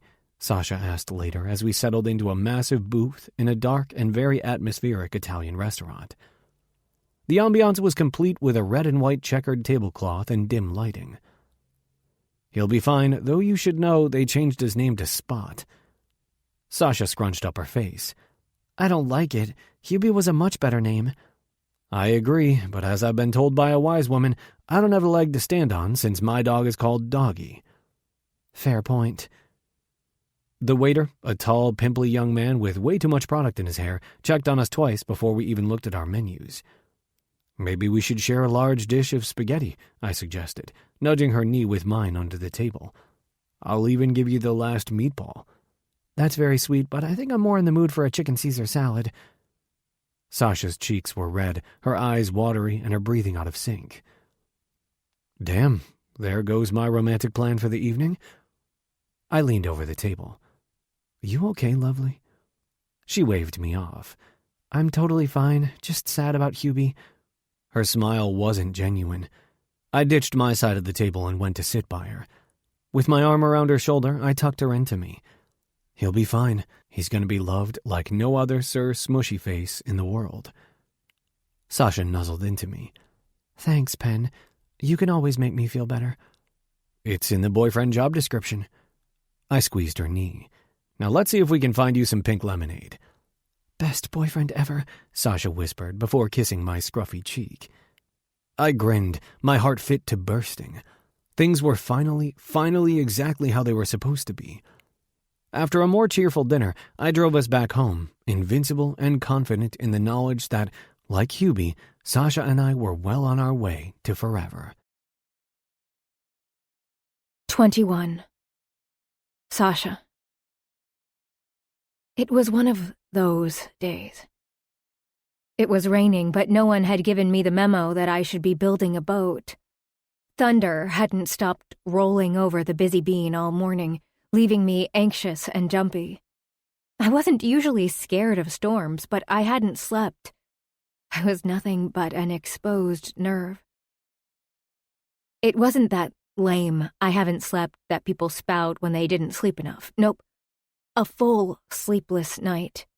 Penley had to bring Mimi the energetic home after an incident. Her adoption fell through. Days after being brought into a family, she was relinquished again. It broke my heart. Mimi was sweet during the day, but the night was not her friend. She wasn't a fan of the dark or being alone or, interestingly, enough blankets. I stayed up with her curled up on the couch. Every time I fell asleep, she woke me with a hit to the face or a jab to the kidneys. The early shift at the Bean with no sleep meant double the coffee intake. The caffeine sat like a ball of acid in my throat. I probably would have felt better if I'd eaten something. In a haze of food and sleep deprivation, I haunted the Bean for most of my shift. By the time Will came in for the lunch rush, I'd burned a batch of muffins, dropped a plate, and somehow made coffee without beans. Exasperated, Will exiled me to the kitchen for a short break. "Natasha!" he gasped. "Watch out!" His warning came too late. I walked right into the opened drawer, dropping my cup. The porcelain mug shattered on the ground, sending flecks of milky coffee everywhere. A sharp jab of pain in my thigh made my eyes sting. I'd have one hell of a bruise in about 2 seconds flat. "Oh, honey, are you okay?" He bent down to help me gather up the shards of the broken dish. "I'm fine," I sniffed before rolling my lips into my mouth. "Apparently I forgot how to walk. More like you need to check your peripheral vision." He grinned warmly, silently forgiving me for breaking a second dish during my shift. "I'm sorry about the mess." Will waved me off. "Dropping shit is par for the course. We all do it." "I'll clean this. You go back to the counter. You're the better coffee slinger." He popped his hip. "Damn right I am." Before leaving, he looked back at me. I swear he was so perceptive I was terrified he'd see right through me, that he'd guess my intentions, that he knew what was playing through my mind. "You good, Natasha?" "Yep, all good." The lie rolled out way too easily, like it always did. "Maybe we should tell Zara and Audrey to invest in some bubble wrap while you're here." He giggled at his own joke and disappeared to the front of the shop. I plopped down on the ground, surrounded by spilled coffee and glass. Running my hands over my tightly bound hair, I took a deep breath. Usually, the aroma of the beans and the wide array of delicious wares soothed me. The magic of the busy bean didn't work, not today. My edges were just as frayed as the broken cup. I stared down at it before picking up the gathered pieces. At least the cup could be cleared away. The mouthwash stung my mouth, but I held it until my eyes watered. My cheeks would shed for days from the abuse, but it was better than the alternative. Holding on for a few more seconds, I spat the purple liquid in the sink and quickly rinsed my mouth. I was trying to trick myself. My brain clamored for something I didn't want to do. Maybe gargling with mouthwash would be enough. Maybe the voice in my head would be fooled and leave me alone. I swung the door open, desperate to lie down. Exhausted, my soul was one giant bruise. Pauline leaned against the wall, blocking my escape. Her sharp elbows jutted out from her crossed arms, taking up most of the narrow hallway. She scrutinized me with a pinched face, warping features that apparently looked like mine. "What were you doing in there?" "It's the bathroom. What do you think?" I wanted to laugh, really. I hadn't even done anything. The one time I'd curbed the symptom, and there she was, giving me crap for it. "Don't you give me lip. I know what you were doing." Okay. I tried to push past her, but her elbow knocked into me. The only comfort I'd be getting from her. "Sasha," she snapped. "I thought you were done with all that shit. Isn't that why you're here?" Her frustrated anger stuck to the chorus already looped in my thoughts. I rolled my lips into my mouth, clenching my fists into tight balls. My nails dug into my palms as my breath sawed out of me. I thought I was done with this, too. "I'm not feeling well," she scoffed, a dry, brittle sound seeped with disappointment. "Then call someone. That fancy friend of yours. Her mom's a shrink. Call her for help." My finger could have broken. I clutched so hard. I wanted to turn around and rage at Pauline. She was right there. Why couldn't she help? Why couldn't she hug me and tell me it was going to be all right? That was too much to ask. I wasn't hers to fix. Besides, she had her own shit to wade through. She couldn't even begin to process mine. It was always like this. Every time she caught me, she delegated the task of caring to someone else. I swallowed hard and faced her. It took every ounce of strength I had left inside of me. I tried to speak, but my lips were glued shut. The words I wanted to say got stuck in the back of my throat, burning me. For the first time in a long time, I looked at Pauline Covey, my mother. I really looked at her. The wrinkles on her forehead, around her eyes and lips, the softening droop of her cheeks, the dye job that cost way more than she could afford. She was another broken cup. She wrapped herself in artifice to keep others from seeing the cracks in her veneer. She would never be what I needed her to be, what I wanted her to be. "I'm going to spend the night at Penley's," I mumbled. She guffawed. "Like that'll help." "Polly!" the step shouted from the kitchen. "What's taking so long?" "Coming," she sang, using that tiny little voice of hers she used for the steps, the one that sounded like an apology. She reserved it for when she felt inconsequential. I learned the notes from her. On the other side of the door, Doggy and Jolly waited for me. They couldn't know what I had done, what it meant. Lying on the cold white tiles of the bathroom floor, reality caught up with me. The walk from the Steps house to the convenience store. The plastic bag heavy with stuff. The manic chewing. The panicked shame when I shoved the evidence at the very bottom of the garbage can. Acid burning the back of my throat. Not just from filling myself up until I couldn't breathe, but from the aftermath. I was empty now, raw and frail. My experiment had imploded. I came to Colbury to attest that I was recovered, that I could move on. I made myself live with Pauline to prove I could. I barely spent any time around her, and yet here I was, right back where I always found myself, cold and shaking on the bathroom floor. Either I had seriously underestimated her power over me, or I had grossly overestimated my strength. I knew what I was doing when I left the Steps house. The decision was already made. Penley wasn't home. He had a meeting with Dr. Green to settle their agreement for the clinic. He wouldn't be home until late, so we agreed I'd stay at Pauline's. The pull of an empty house called to me. It didn't matter that Penley's home was my safe haven. It was vacant, and I would have peace to do what I needed to do. No longer able to bear the shame of destroying the sacredness of Pen's home, I climbed to my feet, using the vanity to haul my trembling body up. With an unsteady hand, I brushed my teeth to destroy the last vestige of evidence. I completely avoided the mirror, refusing to see the failure in my features. Splashing hot water against my cheeks, I scrubbed hard to get the sharp scent of acid off me.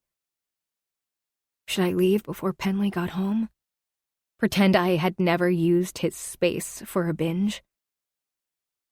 Probably. I had cheated on him with the disease. The truth of it was too horrible. I should leave and find some way to repent before I had to face him. Sash? A soft knock on the bathroom door sent me to the ceiling in a terrified jump. Pen? Hey! I froze. You're home. Yeah, Dr. Green and I settled everything. It was much easier than I anticipated. Come out here, I want to tell you all about it. I swallowed hard before taking a whiff of my breath. Would he be able to tell? I didn't want to ruin his night with my destructive tornado. I'd already contaminated his home. Rolling my shoulders back, I plastered a smile on my face and swung the door opened. So it went well? I kept my voice breezy despite the pain knocking at my chest. Yeah. His joy was cut down by my sharp edges. His frown was so deep, pulling down his handsome features. There was no trace of his carefree cheerfulness. He shook his head as he stepped closer to me. I edged away, frightened he would smell it on me. Did you? He brought his hands up as if to hold me. But when I took another step away, he let them fall at his sides. I'm fine, I lied. I lied to Penley. It wasn't even the first time. But it's the last, and that's what matters. A fresh wave of pain roared to life inside of me, awakening the voice I'd spent months beating back into the deepest recesses of my brain. Pauline and the step were driving me a little loopy, so I came over. Hope that's okay. Now come on, tell me what's going on with the clinic. Penley hesitated, but I wouldn't ruin this moment of victory for him. My mind might be a mess, but I wouldn't let it come between us. I couldn't. I had desecrated the sanctity and safety of his house. But I would be the best, most supportive girlfriend in the world. He wouldn't even know what happened. Are the papers signed and everything? Come on, give me the deets. I took his hand in mine and led him to the living room. I curled my legs under me, giving Pen my undivided attention. He watched me, his blue eyes honed in on my features. I smiled again. Nothing to see here but a woman who loves you. I wanted the sentiment to radiate out of me. His features lightened as my lie became our truth. Penley sat beside me, one arm going around my shoulders and the other landing on my thigh. He squeezed hard and his presence flowed into me. And I nudged his side. The suspense is killing me. It's done. He smirked wide, his joy infectious. Dr. Green still owns the clinic, and he will for the next 5 years. But I'll be running it for him in a few months when he officially retires. Slowly we'll transfer ownership over to me. The cost is up there, but we found a way to make it work for both of us. That's amazing! I launched myself into him and held on tight. Congratulations! This is so wonderful! He chuckled against my hair. Thanks, lovely. I'm buzzing off it. It's surreal. But it is real. I am so proud of you, Pen. I kissed his cheek, his jaw, his lips. I was no longer a woman in the gripes of illness. I was someone else. I didn't just flirt with happiness. I was happy. I let the elation soak into my bones, warming the chill my symptoms had left behind. There's no room here for the disease. I could totally control it. I would erase this evening from my memory. It'll be like it never happened. We have to celebrate, I assured him. Pen grinned, the light not quite as bright as I would have expected. You sure you're good? I refused to ruin this for him.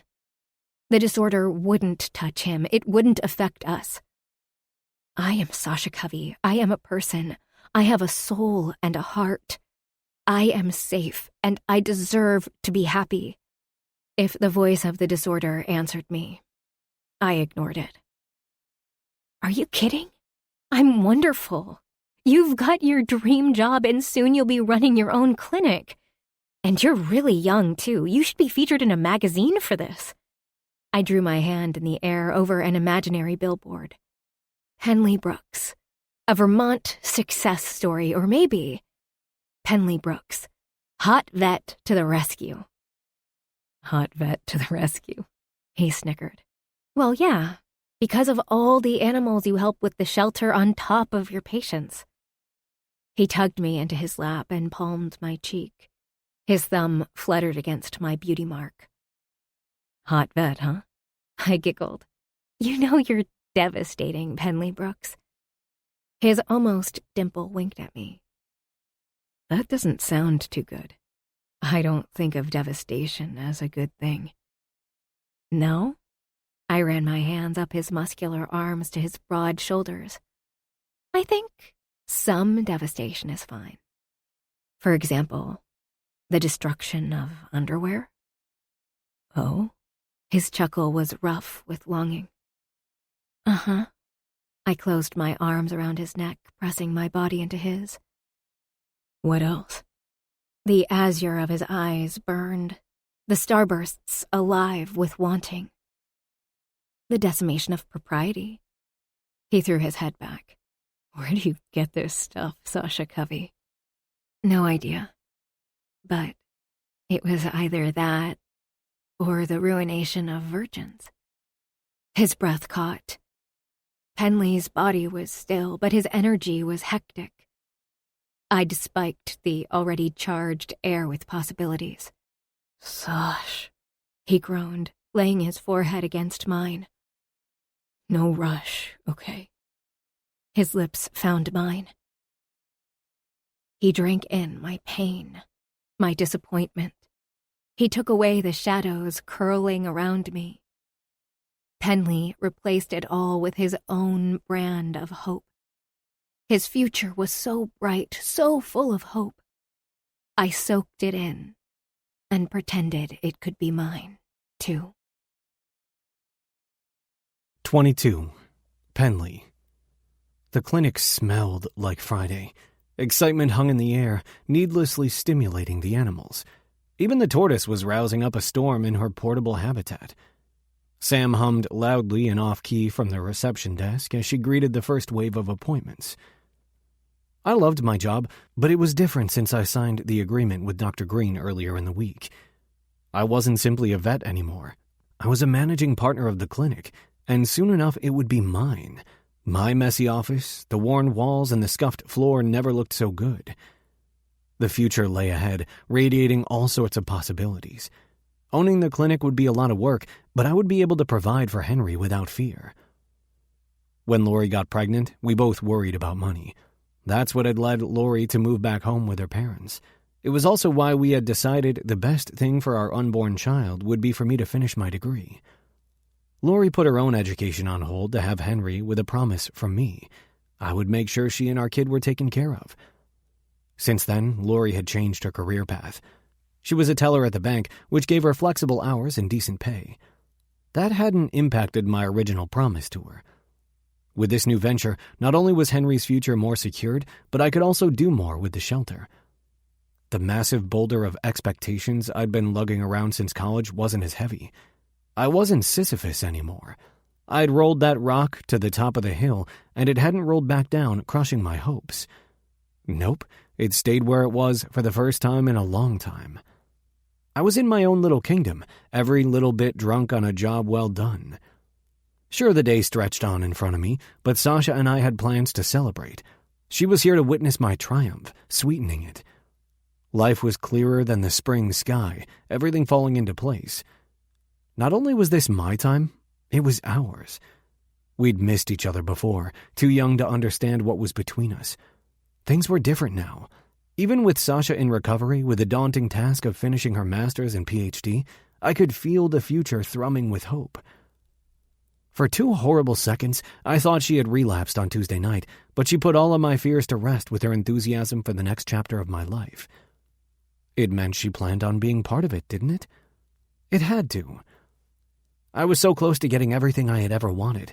I couldn't let that rock slide back down the hill. Screw Sisyphus. I'd Hercules that thing back up and smash it to bits so it couldn't slide back down. "Dr. Brooks," Sam called out, "your first patient of the day has arrived."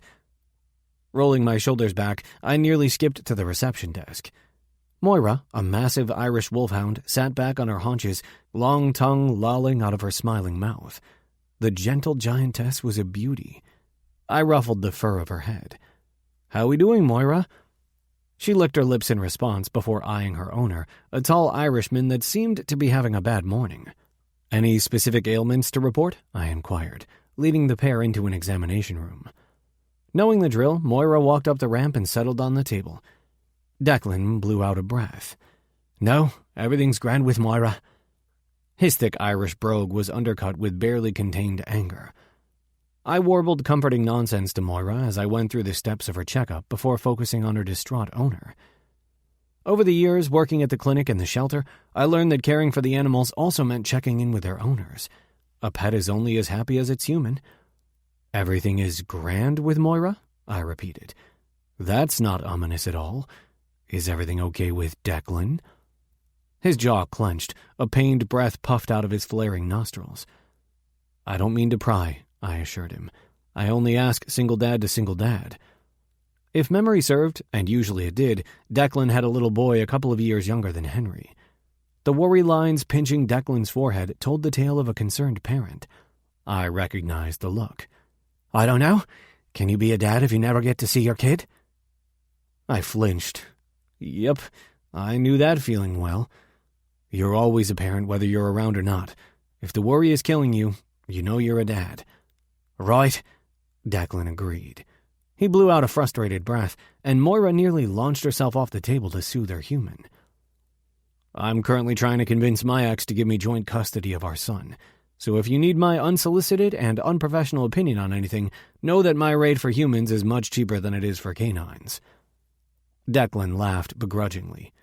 "Seriously, we single dads have to help each other out. Lori, my kid's mom, she's great. Not only with Henry, but with our circumstances. It hasn't always been easy." I gave Declan a brief overview of Henry's start in the world. "She's used to having him all to herself. It's terrifying to know she'll lose half her time with him. I can respect that, but it helps to know Lori also understands my position." He snorted dryly. "That's more than I can say for my ex. Darcy has the blood of the devil running through her veins. She's cold and vindictive. She keeps my kid away from me on purpose. No matter what I do, no matter how hard I try, all she'll give me is 12 hours a week." I nodded, his hurt and frustration palpable. "I don't know what's in your past, or why she's behaving like that, but here are my 2 cents.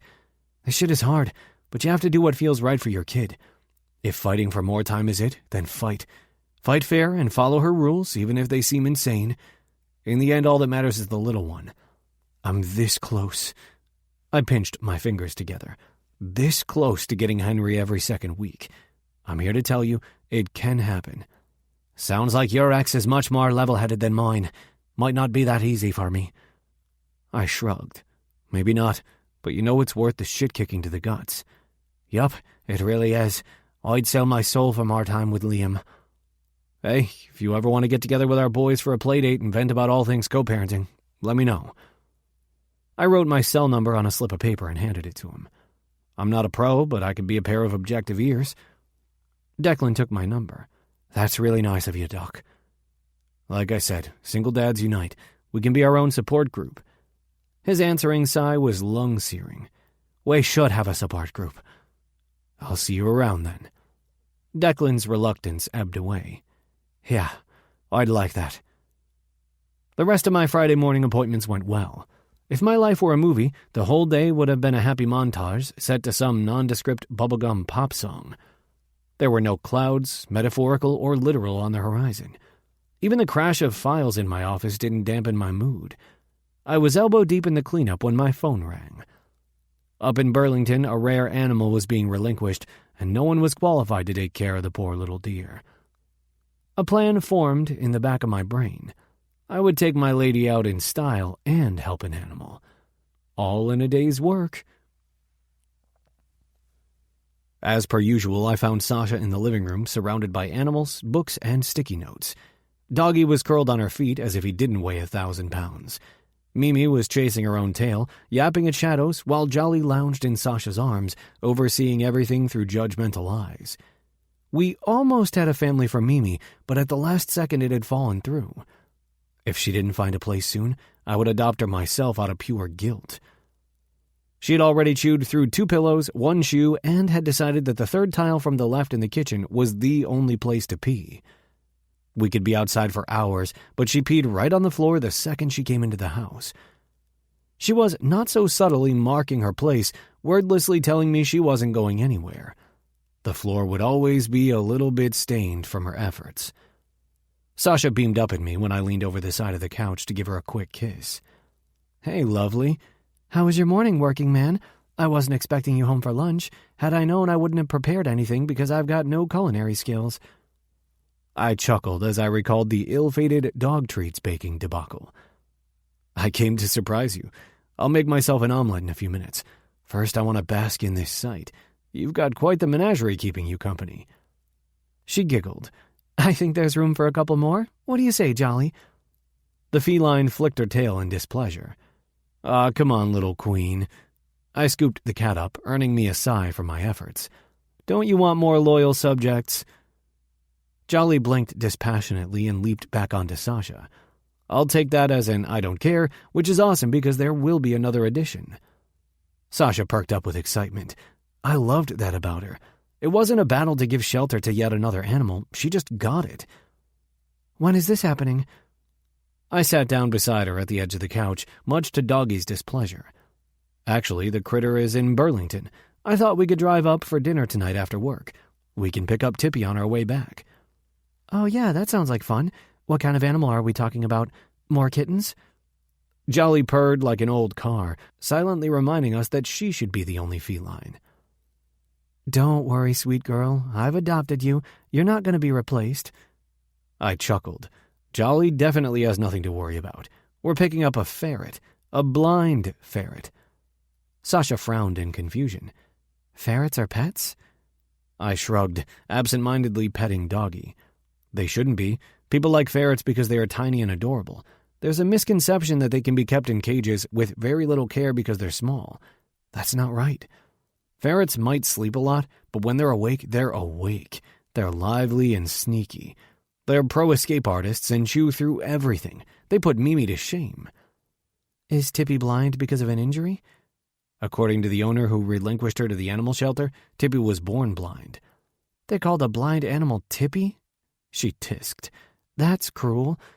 You're talking to the guy who let his kid name a dog Doggy. I don't have a leg to stand on. Very true. Mimi bolted for the kitchen, her intention clear. That little punk! I just took the dogs for a walk. I'll let her out while I make myself some lunch. Do you want anything? Sasha shook her head. Had a late breakfast. I gave her a quick peck before rushing to the kitchen in the nick of time. Mimi didn't appreciate the interruption, but I was pleased I didn't have to take out the cleaning supplies.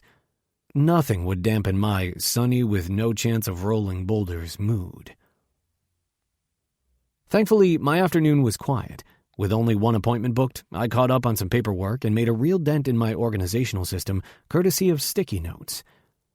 By the time I drove back home to pick up Sasha, she assured me that all of the animals were fed, watered, and had done their business. A pee pad was even placed at Mimi's favorite spot in anticipation of any mishaps, but we both hoped Doggy would be a good deterrent for her, keeping her occupied with a few naps. The drive to Burlington was 40 minutes long, but that time flew by when Sasha was around. I reached over the center console to drop my hand into her lap. I squeezed her knee before letting my finger land on her thigh. With my eyes on the road, I held my breath, waiting for her reaction. Her fingers drew a pattern on the back of my hand, short-circuiting my brain. Conversation was never lacking. We chatted about Jenny's convalescence, which was going well, our next driving lesson, which was akin to giving my 6-year-old a bath, Henry's upcoming doctor appointment, and his awesome report on hamsters. Of course, it helped when your dad was the local vet who could actually bring a hamster for the presentation.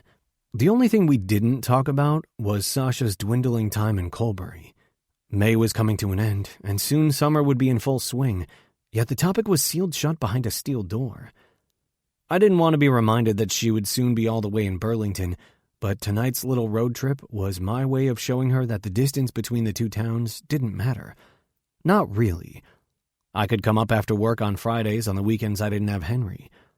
I was silently telling her that it was doable, but I didn't know if she understood. After the strange scene I'd walked in on during the week, I wasn't sure where Sasha's mind was. She'd been eating less, that much I knew. She did the dishes and cleaned up the house to hide it, but I knew.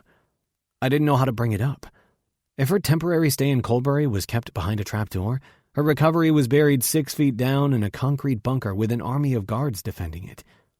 She didn't want to drag me into it. I didn't want to lose her to it, but I didn't want to engage with it either. It made for a strange hole in our otherwise wonderful relationship. It would all be fine. Tonight we would celebrate my new position within the clinic. We'd share a good meal, some flirtatious conversation, and maybe when we got back home, and when the entire menagerie was in bed, we'd get down to some adult time. Just not too adult. I didn't think Sasha was there yet, and I wasn't about to push her. I had waited 11 years to get her back in my life, and I wasn't about to let sex be a concern. We had enough unspoken issues without adding more to the mix. We agreed to return to the Italian restaurant, choosing it as our spot. This time around, our waiter was a short, middle-aged man with a sunny disposition. He took our order and left us to our own devices. Sitting in a booth, on the same side no less, made it pretty damn obvious that we were on a date.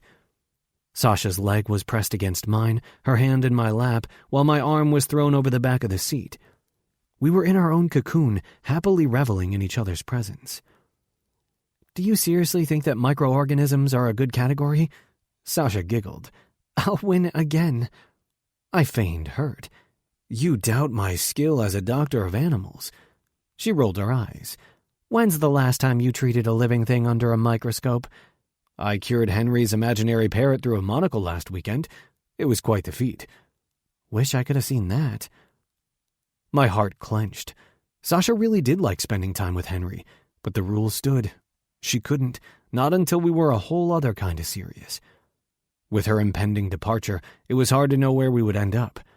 I wanted us to work, and I thought she did too. That wasn't enough for Lori and the rules, and I had to respect that, especially with the custody agreement on the table. "Henry did ask about you. Apparently you're a much better pirate than me." "I don't make him eat broccoli." "Oh no, he eats broccoli. Now the latest thing is meat. He refused to eat his ham sandwich for lunch at school yesterday. Lori texted to let me know our 6-year-old has declared that he is now a vegetarian." "Whoa," Sasha gasped. "Talk about a 180. Kids are fascinating little creatures. At least you already know how to make a meatless meal for him." I groaned, pointing down to my plate of mushroom ravioli. There's only so much mac and cheese a man can eat, but I gotta admit, the kid refusing to eat meat because he doesn't want to hurt animals made my dad heart full. "It's beautiful to see the impact you've had on him. He might be a vet, like you." "He'll have to get better at sitting still for that." As she pushed her chicken Caesar salad around her plate, I gave Sasha all of the latest Henry news, including the therapist he was going to meet with to assess his needs. Play therapy was brought up. "Made me think of you. Is that still what you're looking forward to once you—" I cleared my throat, and for the first time since we sat down, pulled away from her. "When you move back out here?" Sasha leaned into me, making up for my sudden departure. "I've actually been looking into a different kind of therapy. Some research has been done using animals in trauma work, not only for children, but for all ages. I thought I wanted to focus on play therapy, but this is a whole new area I hadn't even thought of." "I've read a few studies about it," I admitted. "Results vary, don't they?" "That's just it. No one really agrees, but that simply means they haven't found the proper variables. And really, between every type of diagnostic and pet, it's no wonder there are conflicting results. I would hardly assign Mimi to a patient with OCD." Sasha covered her mouth with her hand with a snort. "I went full-on clinical there, didn't I?" I laughed softly, nudged her foot under the table. "You're passionate. Don't ever apologize for that. Besides, you're talking my love language right now. Pets. I might not understand all of the intricacies, but without a doubt in my mind, I believe animals make people happier." "I thought I knew my exact direction with my master's and PhD, but ever since I started volunteering at the shelter, I'm thinking about this more and more. What if play therapy and animal therapy could be merged somehow?" "Sure, why not?" "I mean, I've felt the benefits for myself. I really think caring for Jolly, Hubie, and all of the other animals has helped me. It's significant, but I don't know enough to make links and connections yet." "Oh no," I teased. "More learning." "The horror, right?" She beamed excitedly. The waiter appeared, interrupting with a chipper, "Oh, did you not like the salad?" He motioned toward Sasha's plate. She had barely taken a bite. She wasn't just pushing the food around, she was flattening it to make it seem like she was eating. The bottom fell out of my stomach before churning painfully. "Nope, it's fine. We've been talking so much. All good." I watched as Sasha shoved mouthfuls of salad down her throat with no enjoyment. I wanted to say something, to stop her, to help her through the war playing across her eyes, but I didn't know what. "So when is Dr. Green's last official day?" I couldn't tell if she was distracting herself or me, but I answered, desperate to focus on anything else than the fact that my girlfriend had a hard time eating a celebratory meal in a restaurant. I chatted through the bad feelings as Sasha ate. Did I tell her she didn't need to eat? She hadn't had lunch. Did I ask her if something was wrong? I didn't know what to do, so I plastered on a sunny disposition and a smile and faked my way through the rest of the meal. As we waited for the bill, Sasha headed toward the bathroom. It didn't occur to me that it was a bad sign until she came back, pale with a shaky grin. She sat across from me. The sharp scent of fresh mint gum wafted over to me. My fists closed hard, my nails digging into my palms. A loud knock against my brain left me nearly breathless. I knew. Sasha must know that I did. It was so damn obvious. I wanted to reach across the distance, the miles the small table put between us. When I caught her earlier this week, I brushed it off. I let myself believe that I was wrong. I let myself believe the lie. The crushing weight of it was too much. I wasn't sitting in the cozy Italian restaurant anymore. I was a kid sitting on a soft teal couch, my face wet with tears. Mom tucked me into her side as she explained that she was sick. My thoughts undulated, replacing my childhood home's living room with the cold and scary hospital room. Mom lay in the bed, hooked up to too many machines. She could barely speak to me before falling in and out of consciousness.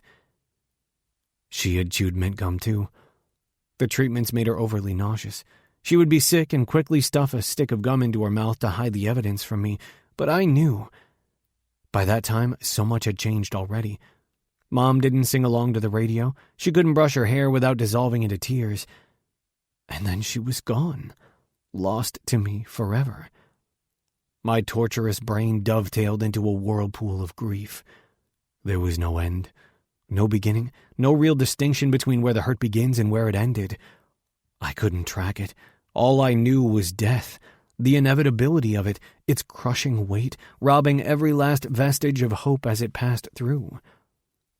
With Sasha, what would be the first thing to go? Would she no longer read? Maybe she'd stopped collecting words on sticky notes, too tired to remember their importance. I couldn't do this. I couldn't go through loss again. Not with her. Not like this. Not after she had fought to find her way back. I dug my heels in. I crushed her hand in mine. I would love her until she had no choice but to give up the disease. It had to be enough. I had to be enough this time. 23. Sasha. This whole thing was a test. One that I had set up. One that I chose. One that I should have been 1000% ready to cope with. What the hell had happened between that moment and this one, I couldn't tell. No matter how hard I tried to track the line, the pattern, the thought process, I couldn't find the cause. But I knew the effect. Effects. Plural. My mind reeled, flashing through thoughts too fast. The whole world as if it wanted to spit me out of life's merry-go-round. I moved back with Pauline to prove that I was better, cured, healed, that the eating disorder wouldn't control me anymore. I was failing. I had failed. What was worse, I was dragging Penley down with me. I had to be the most fucked up person in the world to realize I was world-shatteringly in love with Penley Brooks seconds after I emptied the contents of my stomach in a public restroom. On the night we were celebrating his victory. In the confines of the restaurant's bathroom, I splashed water into my mouth and rummaged through my purse until I found a pack of gum. I popped one of the squares into my mouth, quickly chewing it until I had squeezed out every last bit of flavoring. I spat it out and took a fresh one before returning to the table. My legs were unsteady. It was wrong. Part of me wanted to tell Penley what I had done, even if it would hurt him that I had leaned into a symptom on his big night. Desperate to put distance between him and the illness, I sat across from him at our table.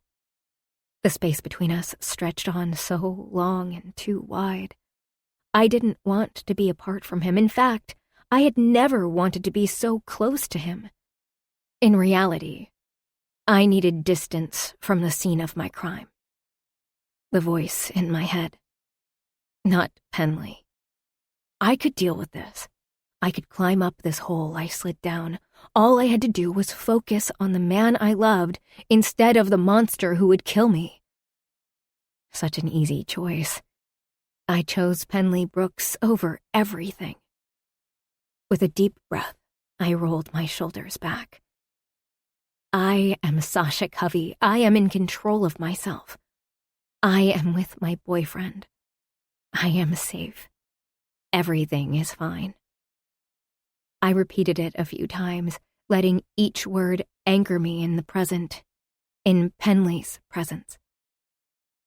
You ready to go, handsome? We have a little critter to pick up. I infused as much excitement into my tone as I could. Yeah, you good, lovely? I smiled wide, tucking my gum at the very back of my mouth. Of course. I've never seen a ferret up close before. This is going to be a learning experience. Pen stood from the table and held out his hand for me. With interlaced fingers, we made our way to the car. Penley opened the passenger door for me. I pulled him into me, closing my arms around his neck. I'm so proud of you, Penley Brooks. You really are a wonderful man. I'm so damn lucky to be along for the ride while all of your dreams come true. His grin was slow to dawn, but when it did, he glowed. Thanks. Honestly, I didn't think I'd ever have my own clinic. Won't be long now. I pushed myself up to the tips of my toes and kissed him. The embrace was gentle and tentative, almost like an exploration as I slowly found my way back to him. I left the eating disorder in the bathroom. It had no space here, not tonight, not ever.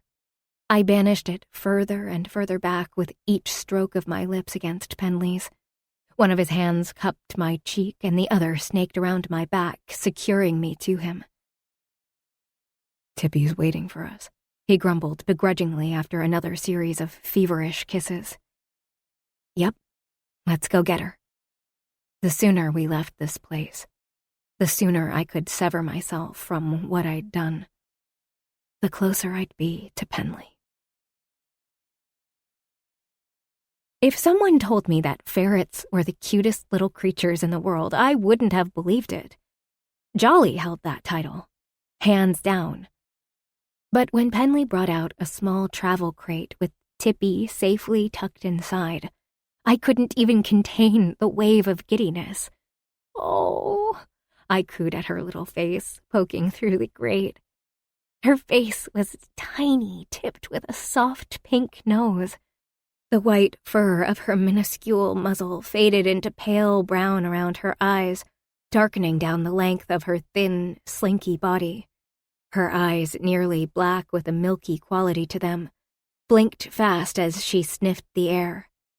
"She's the sweetest little thing. Is this as big as she'll ever get?" She would fit in my palms, just a touch bigger than Jolly. "Yeah, this is pretty much it. She's 2 years old. Not much growing left in her." Pen gently laid the crate on the back seat. "Poor dear is probably terrified. I'll sit in the back with her, try to comfort her as best as I can." Pen dropped a kiss on the crown of my head. "That's great, lovely. Thanks." We settled in the car and set off straight for Colbury, for home. Tipsy wasn't a fan of the car ride.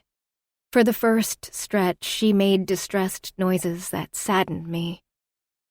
I kept whispering to her, even putting my palm next to the crate in hopes that she would sense my presence. "Will you keep her in the laundry room?" I asked as we pulled into the driveway. Penley parked the car and turned back. "I have a bigger crate than that one. I'll put her in there so she can move around a bit, but I don't have the kind of infrastructure she would need. I'd love to see her in a massive playpen, but I don't have the space for that.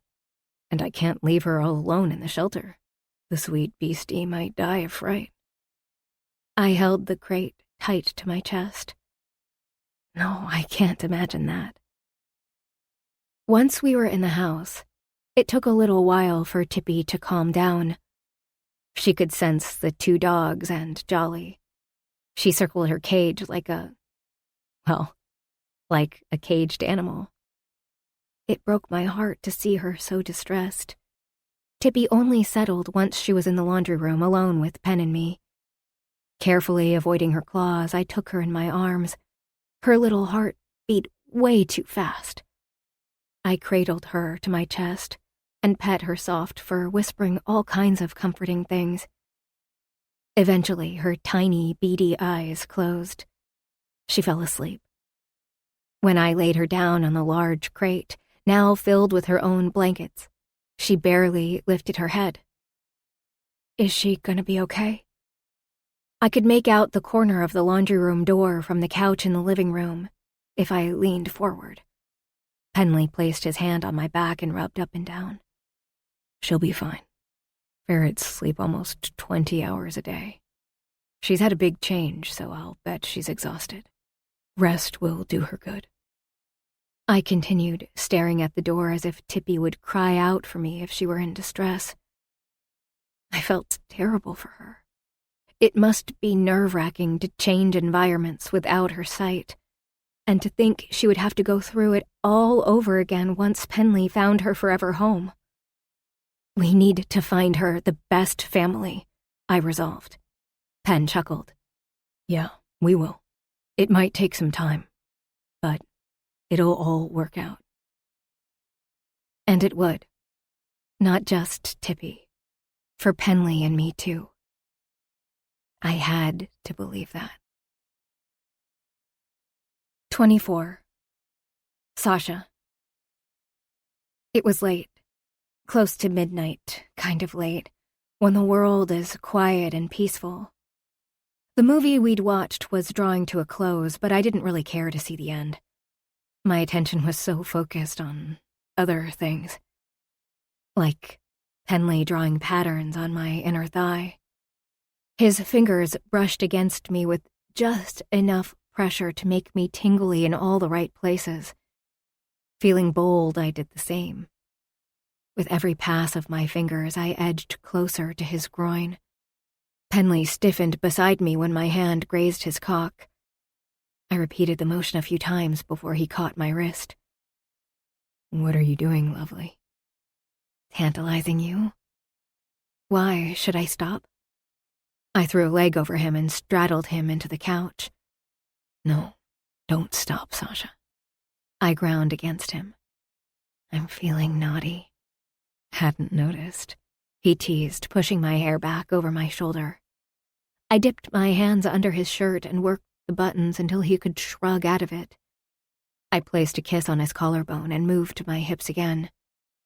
His cock was thickening against me. I reached between us and rubbed the length through his jeans. Penley wasted no time diving for my mouth. His hands traveled up my back inside of my shirt. It ended up somewhere behind the sofa. Pen looked across the seam of my bra, first the left, then the right. He tipped the garment down and took my nipple into his mouth. My fingers tangled in his hair, relishing the opposing sensations of tongue and locks. Through our exploration, we shed all of our clothes, save for our undergarments. I ended up lying down on the couch with Pen holding himself above me. His fingers explored my seam through the thin veil of my underwear. He took my mouth with his as he delved into me. The pad of his thumb pressed against my bundle of nerves, sending me careening into a new kind of pleasure. It was a flashing, white light, blasting through my mind with promises of even better bliss. Sasha, he murmured. Tell me to stop. I will. Don't. Please. I want to feel you. I arched my hips up to meet his questing fingers. Penley's thumb didn't abandon my clit, but his other finger slowly parted my folds. It was a tease. There was pressure, but not enough. There was pleasure, but not enough. I wanted more, so much more. He edged a single finger inside of me, and I clenched hard, gasping his name and all other kinds of words. Sasha. His warning was full of longing. Shh, Ben. Just. I kissed him hard as my hands dipped under his shirt. I ran my fingers against the hard planes of his abs, feeling his control ebbing away. Part of me knew this was wrong. This wasn't the time for sex. But another part of me, the louder part, was clamoring for it. I craved the closeness, the intimacy. I wanted to be surrounded by Penley. I longed for him to devour me until we were the only thing left in the world. I desperately wanted him. I wanted to be all wrapped up in him, in us. I was desperate to be Sasha, his Sasha, a young woman with needs and wants, with desires and longings that went beyond the parameters of my illness of my past. Under Penley's touch, I could feel my body. For once, it wasn't the enemy. It was the vehicle for the love we shared. Sasha, he repeated between kisses while I fumbled with his belt. What are you doing? I want you. Penley held my wrists together, stopping my progress. This shouldn't be how it happens. His blue gaze was deep, full, overflowing with conflicting emotions. It should be after candlelit dinner or something. Maybe on a blanket under the stars. I giggled, reaching up to kiss him. This isn't a movie, silly. This is us, on a couch, where it all began.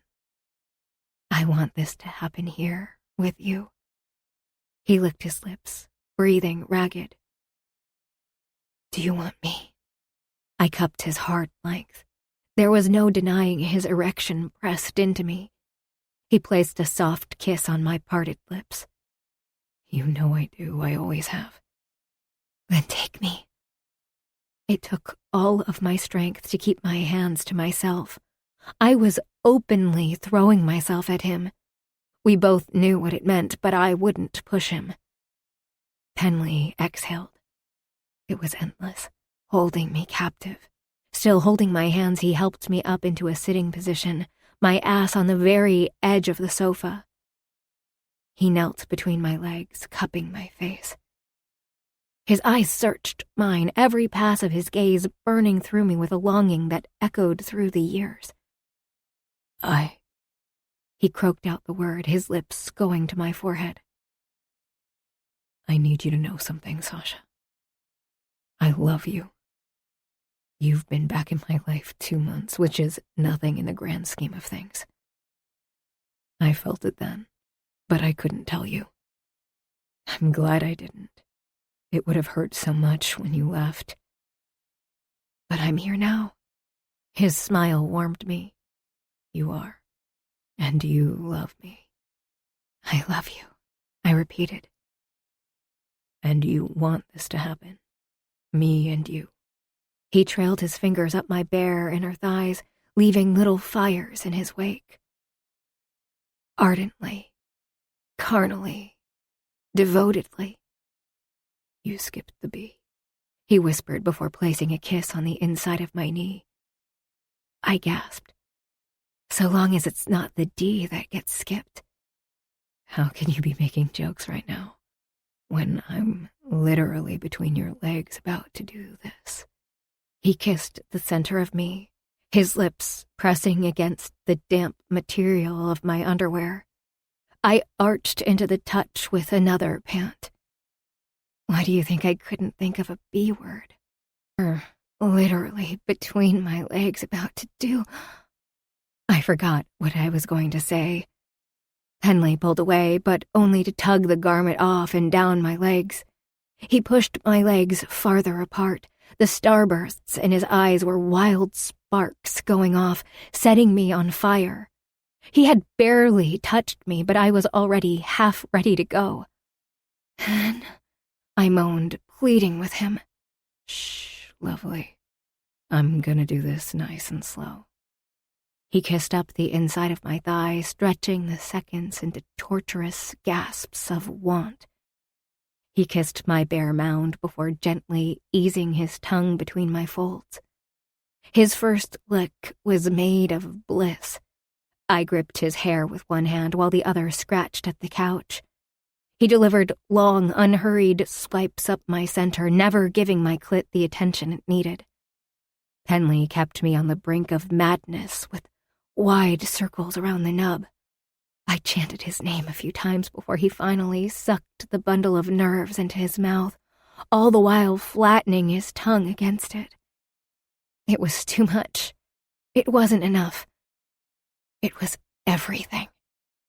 Henley continued his exploration of my core, making my legs shake as the wisps of an orgasm spread from my abdomen to every nerve ending in my body. He gently slipped a finger inside of me. He quickly added a second, pumping languidly. The movements added layers to the thrill already ignited in my blood. His tongue accelerated against my clit while increasing the pace of his fingers. I held onto his hair as my entire body exploded.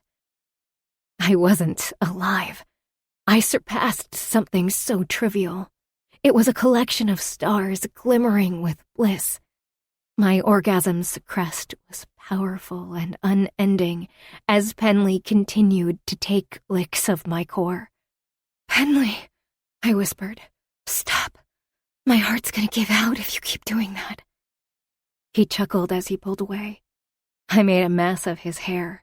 His cheeks were red, his gaze untamed. I took his hand in mine and interlaced our fingers. "I'm ready, Ben." He licked his lips, turning serious. With a clenched jaw, he nodded. "I'm fucking terrified of hurting you." I grinned. I mean, it'll probably sting for a second. Right. Okay, bedroom.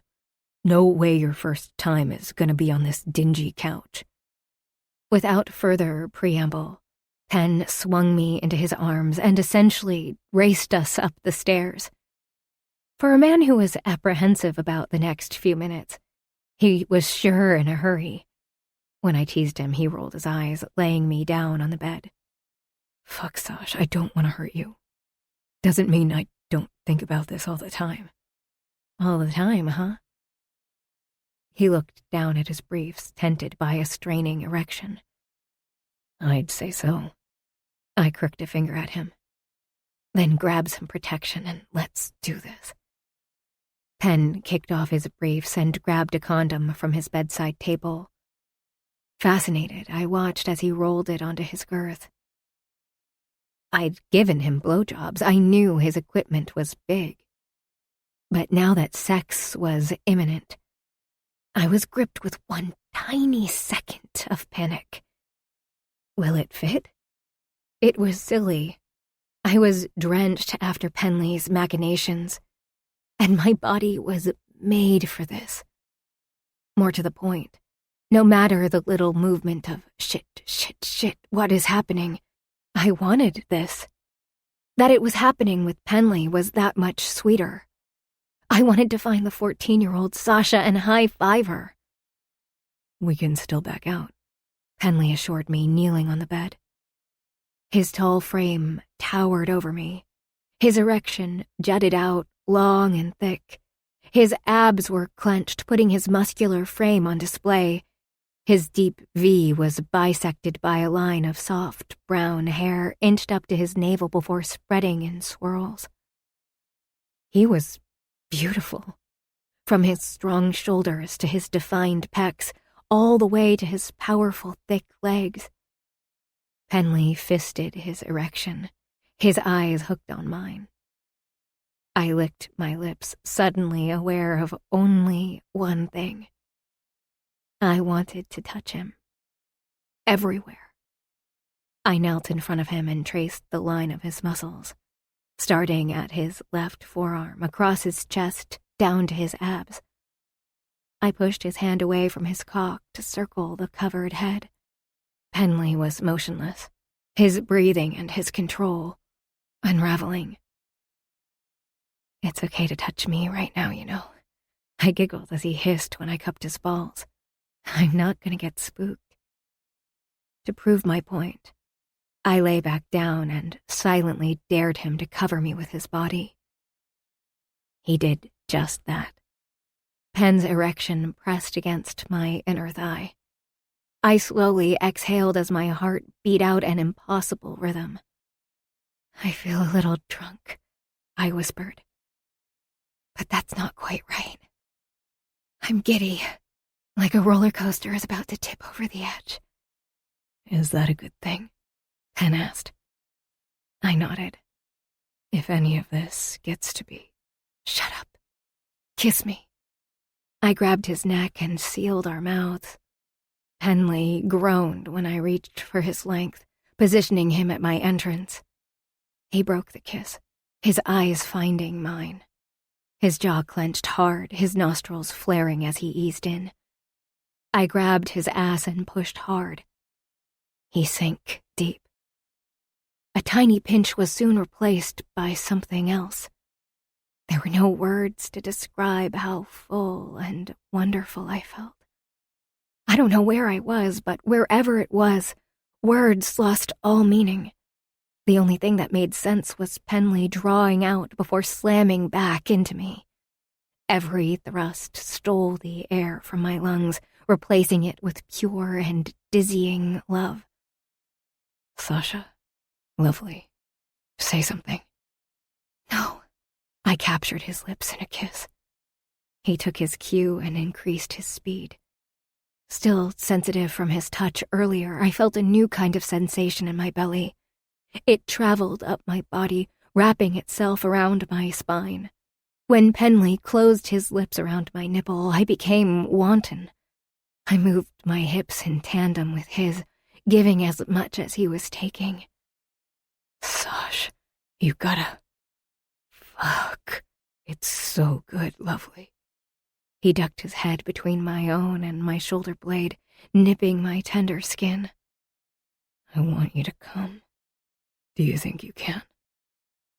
I don't know, I admitted.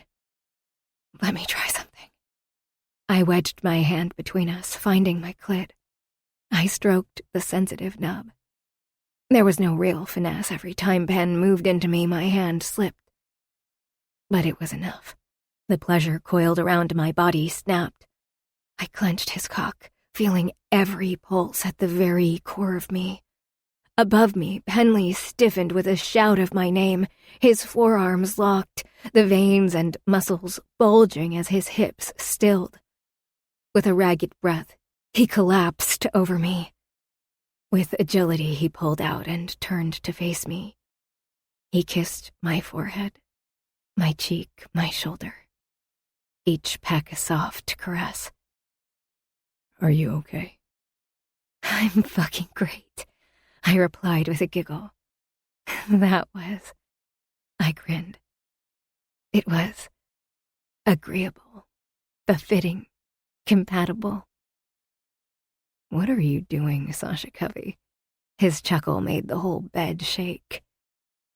Words to describe my first time. A whole new lexical field. Penn snorted out a laugh. I gotta take care of the condom. But when I get back, we're gonna have a talk about agreeable and what it means. Sure thing, handsome.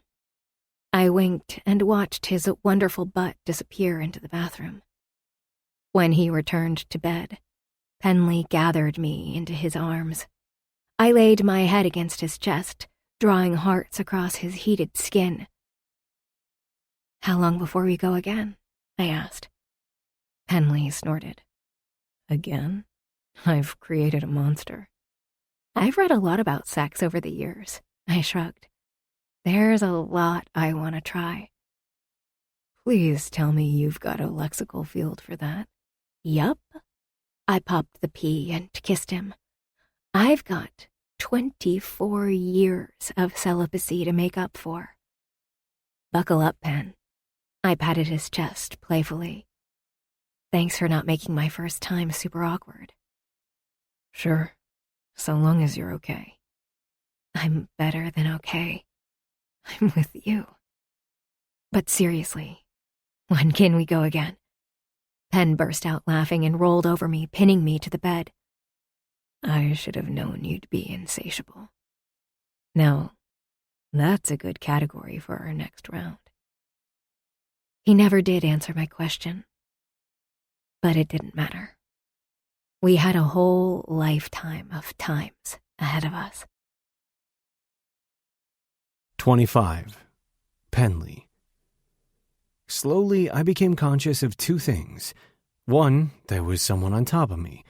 2, the bedroom was flooded with early morning light. Sasha straddled me, her bare legs keeping me pinned to the bed. Her long hair was a beautiful mess of gold around her head. She smiled at me, half angelic and half mischievous imp. Parts of my anatomy, already flooded with morning testosterone, perked right up. I arched my hips up, earning myself a squeal of delight for my troubles. A guy could get used to these kinds of wake-up calls. Sasha was insatiable. Her hands were always on me. Not that I'd ever complain about that. There were worse things to rush home for at the end of the day. My girlfriend pouncing on me before I was barely through the door was definitely the best. "Think fast," Sasha purred between quick kisses, moving her hips in tantalizing rhythm. "Category is medical tools and/or implements. But wait, there's a twist. We start with Z." Her words were completely at odds with the way her hips ground down on me. I groaned her name, confused and horny and not even fully awake. With as much finesse as I could muster, I rolled us over, pushing Sasha's back into the bed. "Not until you win the word game, Mr. Brooks." She nipped my chin playfully. "You're legitimately evil. It's way too early for this. Not enough coffee in my mouth hole." Sasha snorted, poking me in the ribs before letting her fingers dance up my side, across my chest, up to my collarbone and into my hair. "You look like you've lost a very serious battle with a comb." I closed my eyes, relishing the sensation of her hands raking along my scalp. "Pfft, you should see the other guy." "Stop stalling, Penley Brooks. Letter Z and go." "Zweezers. Scalpel." "Those aren't real," she giggled. "The correct response is that there are no medical tools that start with Z." "Clever woman, you tricked me. What was the bet this time? I forget. Sex if you win, right?" "You lost, so..." She shrugged under me, lining up parts of us in the process. "No Friday morning good time for you. You'll be late for work." I dropped a kiss on her neck. Yeah? You don't think I can find a loophole? Nope, she moaned as my hands gripped her hips. None exist. Another sigh when I nipped her neck. In the word game. What about if this is my answer? I captured her nipple through the thin fabric of her tank top. Sasha arched her back off the bed, offering herself up to me. Her hands went back to my hair, keeping me anchored to her. I guess if that's your answer, you found a loophole after all. Shall we proceed to the next round? Your move, lovely. There were sparks in her blue eyes.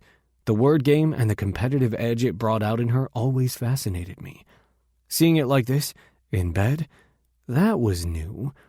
It was unexpected, but damn was I happy to be here for it. Sasha's small, warm hand slid down my chest before easing down the waistband of my pajama pants. Of course my alarm would go off at precisely that moment. I groaned, and not for good reasons. I can't believe I actually have to cut this short. She wiggled under me, grinning wide. It's okay. Payback's a bitch and a half, Penley Brooks. I chuckled. I'm terrified. I took the time to kiss her thoroughly before rushing off to get my day done. The sooner I got back home, the quicker we could pick up where we left off. I whistled my way through the task of closing up the clinic. Doggy wasn't too impressed with my singing, so I settled on humming. Sam teased me throughout the day, but even her expertly delivered jabs couldn't dampen my mood. They weren't meant to anyway. Sam was right pleased that I was going through the appointments on a cloud of Sasha-flavored bliss. She thought it was hilarious when I left around 10 to grab a coffee from the Busy Bean. Did I go because I wanted coffee, or because my girlfriend was the sexy barista behind the counter? Definitely the latter. Sasha prepared my order, grinning at me. When she slid my coffee across the counter, I spotted a neon pink sticky note affixed to the cup. She winked at me before moving on to the next patron. The sly temptress's swirly writing was downright shocking. Good thing I only read the note in the safety of my car. Category, sexual positions, astride. Your move, handsome. Blushing like a kid in the romance novel aisle of a bookstore, I tucked the note into my wallet. I even looked around to make sure no one knew Sasha and I were passing dirty notes. I quickly grabbed my phone and sent a text that read, "How am I supposed to focus now?" The reply came much later in the day. Sasha. Is that a forfeit? Penley. Not a chance. This category is best done in person. Sasha. You're stalling, Penley. I'll give you a pass because you're at work. Tonight, winky face. What an electrifying promise. It was a damn miracle I hadn't closed the clinic early to get home to Sasha, but I had been a responsible adult. I completed a full day of work with intoxicating excitement for the weekend ahead. I hurried Doggy up the front steps and through the door. He huffed out a breath, silently telling me, maybe if you hadn't snipped my balls, I'd understand your level of enthusiasm. I don't, silly human. Backwards, cowgirl, I shouted into the house by way of greeting. Sasha wasn't lounging on the couch where I thought she would be. She popped her head out of the kitchen, giggling. I think you mean reverse, cowgirl. Backward, reverse, synonym, it works. She smirked. Does it? I never did answer her question. I scooped her up in my arms and pinned her to the wall, fusing my mouth to hers. She squealed in surprise but hooked her ankles around my waist. What a way to greet me. I expect this every day now, I hope you realize. So long as you keep sending me naughty notes, I shot back, between more thorough swipes of her mouth. Her fingers ran through my hair as her tongue explored my mouth. Already I was fully ready to go. No wonder. I had spent most of the day trying not to get hard every time I thought about her sticky note. As much as I appreciate and applaud your amorous advances, I need to check on dinner. I sniffed the air. Dinner? I eased her down until she could stand. I don't want to burn anything. I still haven't lived down the mac and cheese incident from 11 years ago. Wait, you actually made something? Sasha poked me in the ribs. Don't laugh. I held my hands up and pretended to zip my mouth shut. She interlaced our fingers together and led me to the kitchen. Thick plumes of fragrant steam escaped the slow cooker. The spice tickled my nose when I leaned over the clear lid to take a peek. I couldn't for the life of me guess what was simmering. You know I can't cook to save my life, but I flipped through your huge-ass recipe book. I have no idea if this will be any good.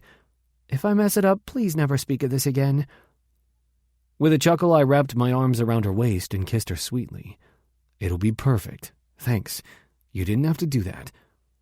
She shrugged in my embrace. "I know. I wanted to. I've been staying here almost every night. Figured I should do something to say thanks." I pushed her hair back over her shoulder to trace my lips against her neck. She shivered into the touch. "You're my girlfriend, Sasha. You don't have to feel like you owe me because you spend time here. I do appreciate the gesture, though. It's really sweet." "Wait, is that why you wash the floors? You don't have to clean my house, lovely." "Earning my keep," she insisted. Her words cut off when my teeth sank into her earlobe. "Category is slow cooker recipes," I whispered. "That's not fair. You know I'll lose that one." "Will you? What's the bet? Sex if I win? What if you win?" My finger slid the button of her jeans free. She gasped when I slowly lowered the zipper. "I'll start. Alphabet soup." "That can't be right. I contest. Besides, you can't start a category when we're still in the middle of another game. Sexual positions, remember?" "Oh, I remember." I flipped off the controls of the slow cooker. It wouldn't burn, but it would keep hot enough for later. For after. "What?" I knelt down and threw Sasha over my shoulder. Her body shook with laughter.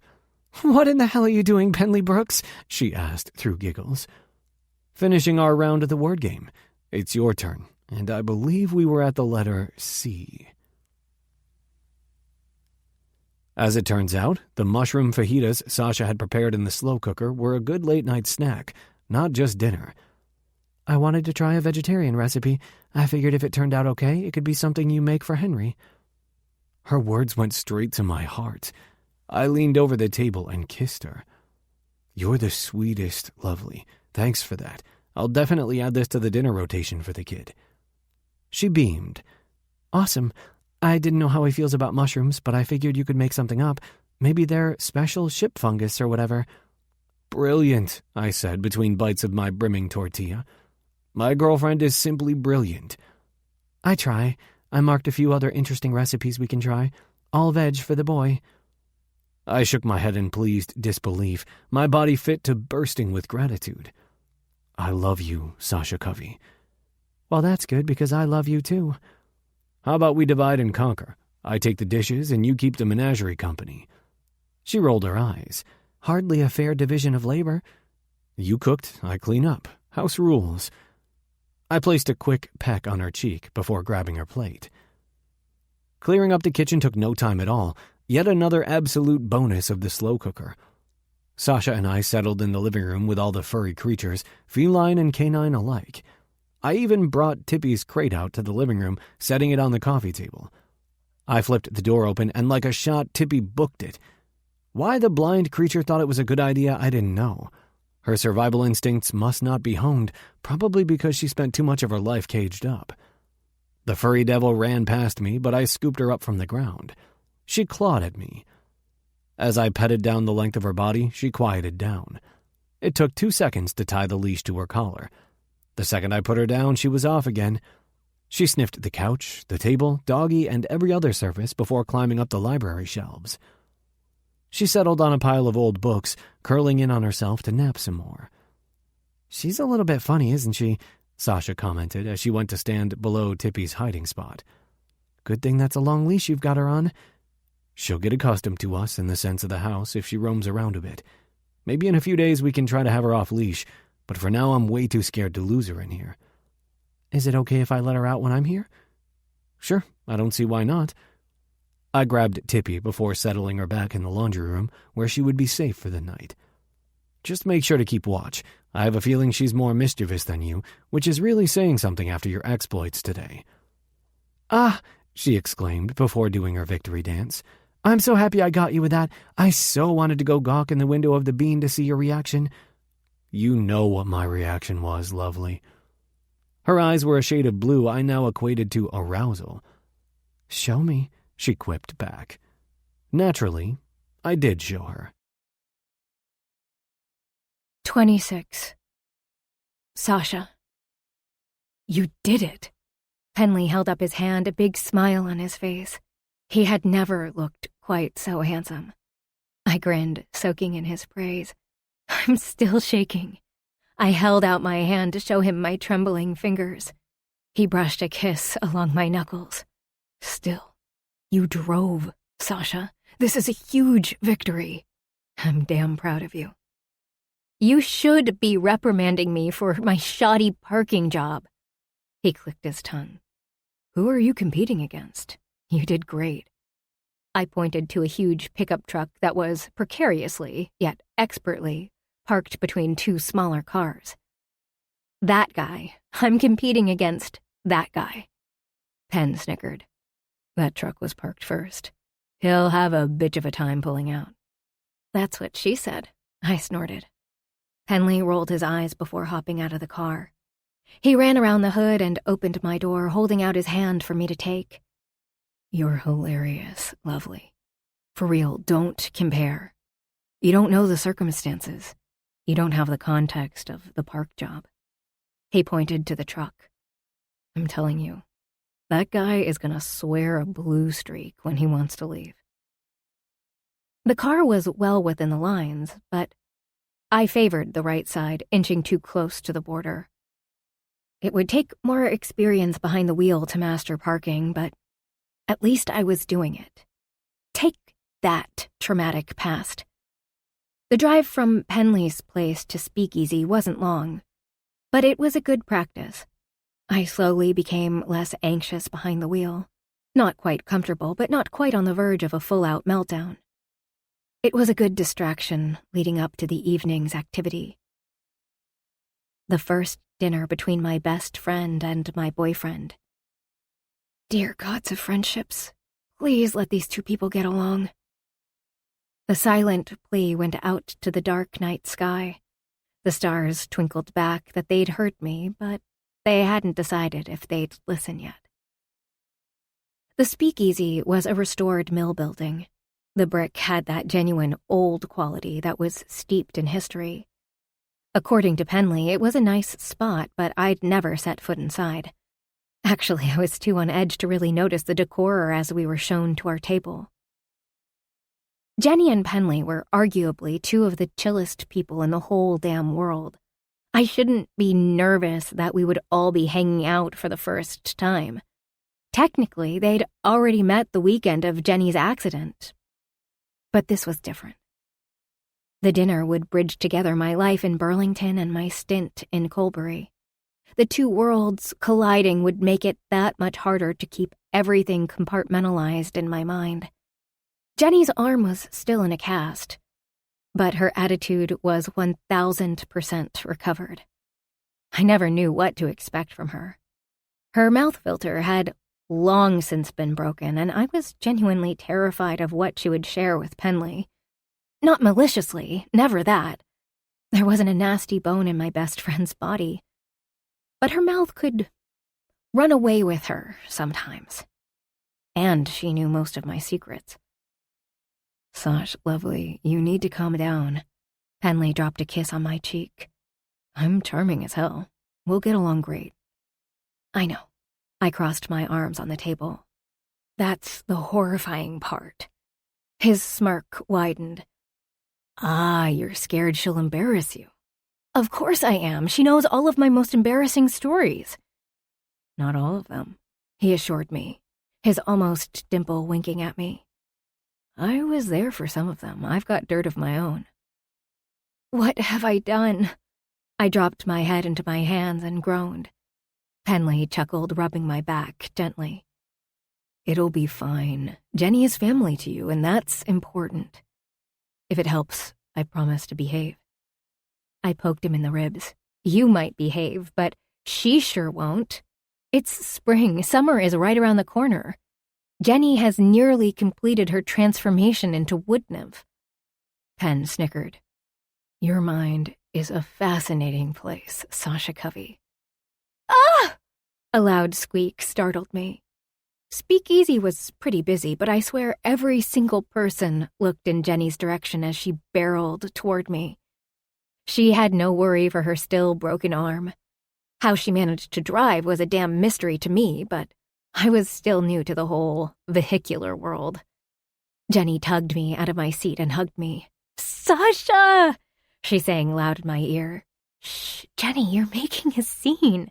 My cheeks were bright red, aching from all of the attention we were getting. She waved me off, plopping down in a chair. "I don't care. If anything, maybe a cute Colbury man cake saw my charming display and will buy me a drink." She pushed her hair over her shoulder and settled, finally fixating that freakishly perceptive gaze of hers on Penley. "So you're the dude that's had Sasha in a tizzy since she was an itty-bitty girl." "Guilty. Nice to see you again, Jenny." She cracked a smile. "Ditto, Mr. Vet.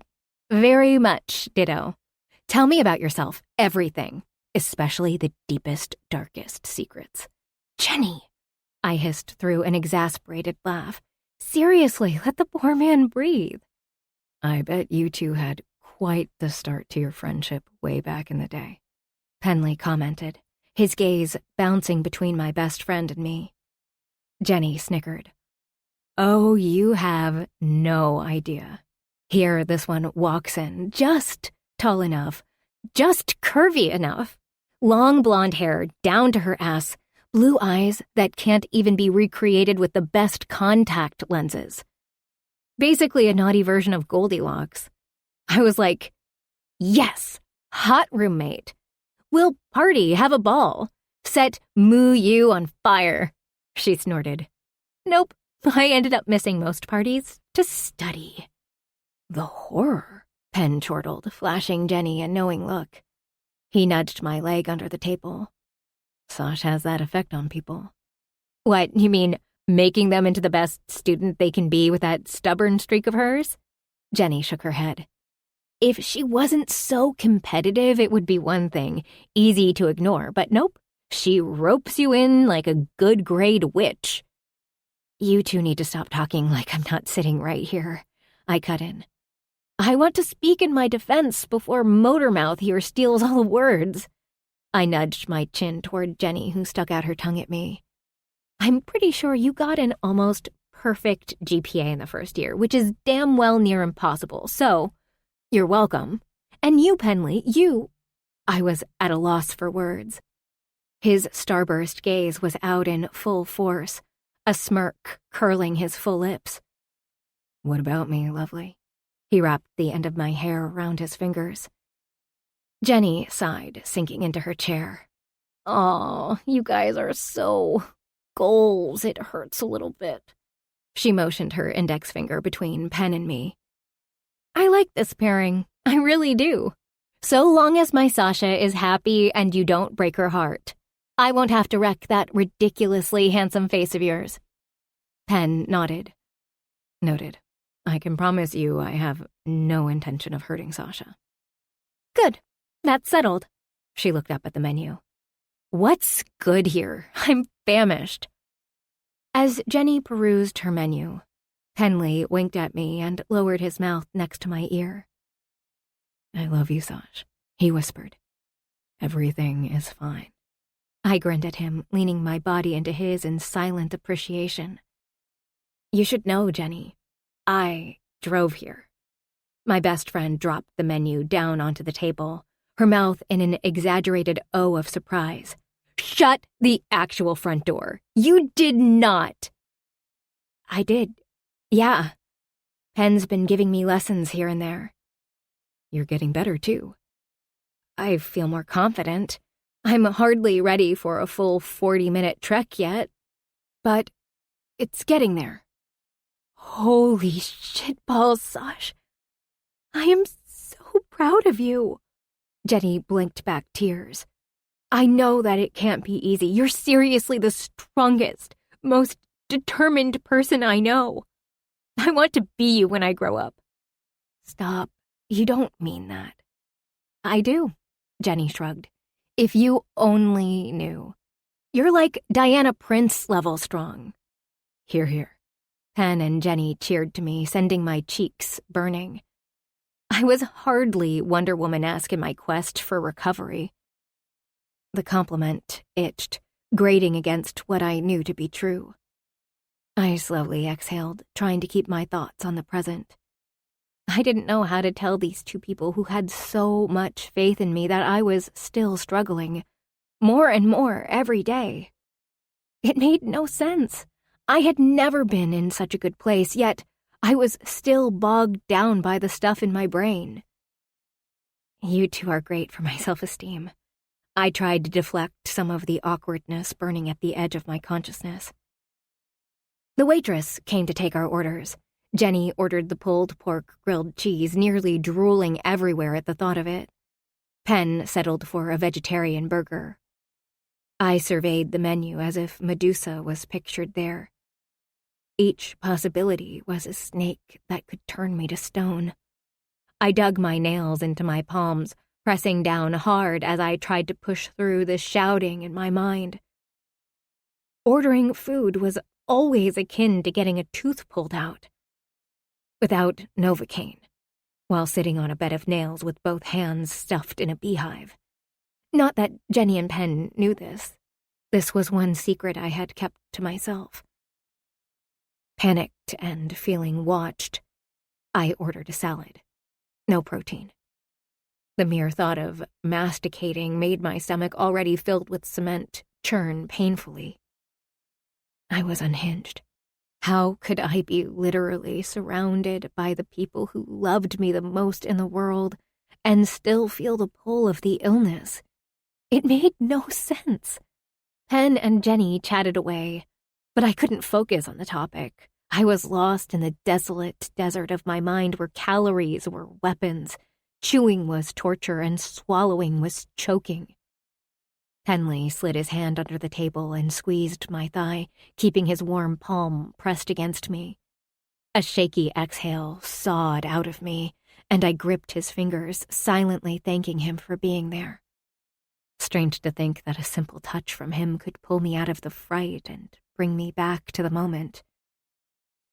We hadn't talked about the eating disorder much. I was reluctant to bring it into our new relationship. And I knew that my illness made Penley ache.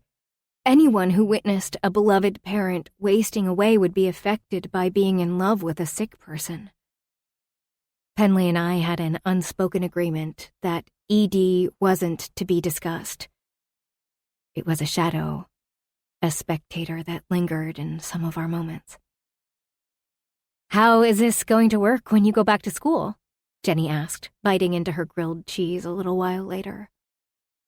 "Well," Penley shot me a sly smirk. "Hopefully by that time Sasha will feel a bit more comfortable driving down. If not, I'll make my way up. It's only 40 minutes, really." Under the table, he hooked his pinky with mine, sensing my mounting panic. My salad was untouched. I didn't even bother moving it around to pretend I was eating. Both Jenny and Penn would notice the trick. With Penley literally anchored to me, I rolled my shoulders back and took a deep breath. With the fork feeling foreign in my hand, I brought a small bite up to my lips. Eat a bite. One. No. One bite won't hurt. It's dinner. It's fine. I'm safe. No. You know what we'll have to do if you put that in your mouth. Henley nudged me with his shoulder, pulling me back into a conversation I hadn't followed. "It's a neat spot." "It really is," Jenny agreed. "Seems like Colbury is turning into a real hotspot for cool businesses. I dig it. Maybe I could move here and open up a pet psychic shop. You know, use my psychic abilities to match people with the right pets." "You're not a psychic," I pointed out. "I know, but I have a psych degree, so it's pretty much the same thing. It's that or I drop my finger on a map and go. Maybe Europe, maybe Asia." "You're planning a trip?" Penn asked between bites of his dinner.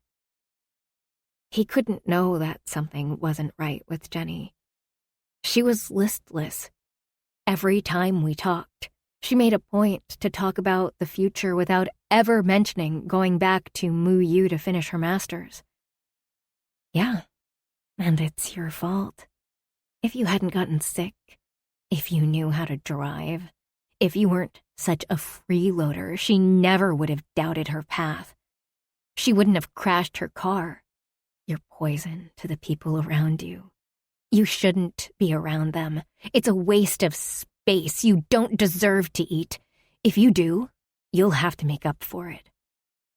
The voice echoed in the cavernous part of my soul, the part where I never ventured because the disease lingered there with all of the bad things I believed of myself, of others, of the world. If you decided to open that psychic shop, I need to be the first to know. We've got a ferret that's been impossible to match with the right family. Jenny's eyes widened. I'm sorry. Did you say ferret? Tippy is blind, I added. It's hard to find the right fit for her, but we're hopeful. My best friend flashed me a warm smile. I'm not gonna lie. When you asked if we could hang with the dude, I was real mad at you, Sash. But this is cool. I like seeing you like this. It was either you found someone or we grew old together. Now I really do have to find another plan.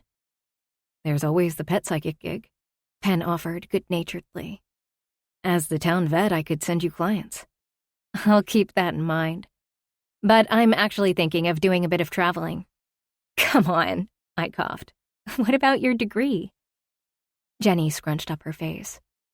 I kinda want to do a leap year. I know that's typically between high school and college, but she clicked her tongue. I sorta want to see what's out there. My whole life has been about psychology. I wonder what else is out there, you know? I could see that, Penn agreed, though I've known I wanted to work with animals since I was a kid. I want to understand the brain, I offered quietly. More like my mother's brain and mine. But that was best kept to myself. Jenny threw her head back with a laugh. You were so meant to be a web, Sasha. You sound like my mom. Anyway, enough about depressingly annoying wanderlust. If Penley hadn't been with us, I would have pushed the topic, but this was hardly the ideal time. Can I come up to see you next week? I suggested. We can do a full weekend of self-care. Jenny's shoulders visibly lowered with relief. I'd love that so much, Sash. Please, let's do that. I'm thinking sangria, manis and petties, all of the latest rom-coms. If Dr. Mama's around, she can join if she promises to behave and keep the pressure on low. It's a plan, I promised. I'd make sure that Jenny went back to Muyu. We couldn't both veer off course. A good talk and some quality time would set her back on the right path. Maybe focusing on her would make me feel more settled. A weekend with Jenny would be good. I could participate in my own life and maybe get a handle on the illness's increasingly louder voice. Want to meet our menagerie? I asked Jenny once our plates were cleared. That is deceptively kinky, Sash. But yeah, I'd love to meet your little creatures. There. Victory. Participation galore. I was in complete control. There might be cracks in my recovery, but I could patch them up one at a time. I had the best spackle in the world, an exuberant best friend, and a loving boyfriend. I had to believe I'd be just fine. 27. Penley. I was worried. The anxiety was a flaming ball of acid sitting in the pit of my stomach. It sparked little explosions of pain up my back, building a wicked headache. It would be one hell of a Friday, and not in a good way. I had a full day of appointments as I slowly took on more of Dr. Green's patients. There were also a couple of things that needed to be taken care of at the shelter. I could have delegated them to Sam, but I didn't want to stress her out. She trusted me to take over the shelter and the clinic. The last thing I wanted was to let her down. I didn't want her to think that the young buck couldn't take it. Then there was dinner with Lori. I had to remind myself over and over again that our monthly dinner was for Henry. We got along fine for our son's sake, but that didn't mean it was my favorite way to spend a Friday night. It was my weekend with my kid, and I had a full docket of activities planned for us. Not only would we do our usual pillow boat sailing of the 7 blanket seas, but with spring in full swing, I was hoping to go for a bike ride. It would be muddy as hell, but that's what laundry machines were for. All of the wonderful things I wanted to do over the weekend had an edge of panic. I didn't quite know how to cope with the stress that was unraveling inside of me. Things with Sasha were great, wonderful even. There was that one little detail, the one we pretended didn't exist. There were 3 people in our relationship, me, her, and the eating disorder. She tried to hide it from me as much as she could, but Sasha couldn't hide her eyes. The damn things really were like mood rings. I could tell when she was panicking in front of a meal. I felt it deep down in my soul when she was contemplating purging. It was so fucking scary to be sitting on the couch, having a good time watching a movie, just hanging out, only to have it walk into the room. Unannounced, unwelcomed, and downright terrifying. There was only so much I could do to keep Sasha grounded. I touched her to keep her with me. I kissed her to anchor her to me. I made love to her to prove she didn't need it. She had me. Every day was a new fight for Sasha's heart, and I didn't know how long I could keep juggling work, a kid, volunteering, fostering, and demon fighting. Every time I thought about bringing it up, the words died before I could find the strength to speak. A long time ago, there was another demon I had to fight. It had come in much the same way, a vicious thief robbing joy and stealing hopes one day at a time, slowly chipping away at the happiness. I saw its effects on my parents' loving marriage, and yet here I was trying to fight my own way through it. As long as Sasha continued reading thousands of books, if I found sticky notes filled with words and love notes, if we competed for victory in a word game, then that meant she found her way back to me every now and again. So long as I had that, things couldn't be so bad. Soon I'd find the right words to bring it all up. I reminded myself that the weekend she'd spend in Burlington with Jenny would be good for her. Jenny knew more about eating disorders, and Margaret Webb would be around. I had to take comfort in that. I wasn't the only one holding the line between Sasha and the disease. Others fought with me. "Are you excited for the weekend?" I asked her, rolling over in the bed to kiss Sasha's bare shoulder. "Yeah, it'll be fun, though I do wish I could play pirates with Henry." I chuckled. "One day. Maybe, if you stick around, if you don't get sicker, if we get serious enough for Lori to give her approval, if. I kissed her again, guilty for the doubt that crept in when we talked about the future. I thought I'd fixed it by teaching her how to drive, but there was more to it than physical distance. The illness added emotional distance. I was terrified that one day I wouldn't be able to reach Sasha when she shrunk deep inside of herself. "I washed all of the blankets." She stretched out beside me. "Mimi slobbered all over them this week. I also wrote Henry a bunch of little notes with new pirate words. They're in his bedroom. Will you read them to him?" My heart swelled. How this lovely woman, so loving and considerate, could retreat so deeply inside herself was a mystery. In these moments, when she glowed with everything that made her Sasha, she was almost magical. Her mood ring eyes were blue like a far-off sea, clear and bright. These moments kept me in the ring, fighting for her, for us. Of course I'll read him the stickies. He'll love him, I'm sure. He might have a few of his own for you. "Good." She sighed, curling into my side. "I have to go. Roderick is probably already at the Busy Bean. I don't want to move, though. I'll miss your face." "I'll miss your face, too." I brushed her beauty mark with the back of my fingers as I kissed her softly. "As soon as I bring Henry over to Lori's on Sunday night, I can pick you up from the Steps house." "I can have Jenny drop me off, too. Don't worry about me." "But I do. All the fucking time." "Sure thing, lovely. Go shower before I accidentally get you fired." I swatted her butt playfully when she hopped out of bed. Her long blonde hair fell down to her waist in sheets of gold. "I love you, Sasha Covey." She grinned, her mood rings turning a darker shade of blue. I love you too, Pen. She blew me a kiss and disappeared. The long hours of my day sank deep in my mind. I was bone-tired, on edge, and starving. It wasn't the best mix. Sasha texted earlier to let me know she was on her way to Burlington with Jenny. It eased some of the worry, but the relief made me feel like an asshole. As much as I loved Sasha, the constant shadow of the disease wore on me. I was thankful to have the weekend to recoup and regroup. There would be no room for doom and gloom with Henry around. My entire focus would be on my kid, where it needed to be. I was excited to see him, but I was also not my best self. If a repeat of the Great Broccoli or Great Steak war broke out again, I didn't have it in me to co-parent. Henry would win. I was wrung out, even if it wasn't fair to Henry or to Lori. Doggy huffed out his annoyance, silently judging me as I rang the doorbell. "Don't belittle my feelings, Doggy. It's not nice." He groaned his response. "Whoa," was Lori's greeting when she opened the door. Taken aback, I winced. "What? Do I have something on my face?" I rubbed a hand over my jaw, my scruff scratching my palm. "Yeah, a frown. Is everything okay?" I plastered on a smile. "Yes, of course. I'm just tired."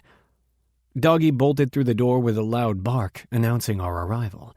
Henry rounded the corner, sliding on his socks. "Daddy!" He launched himself into my arms.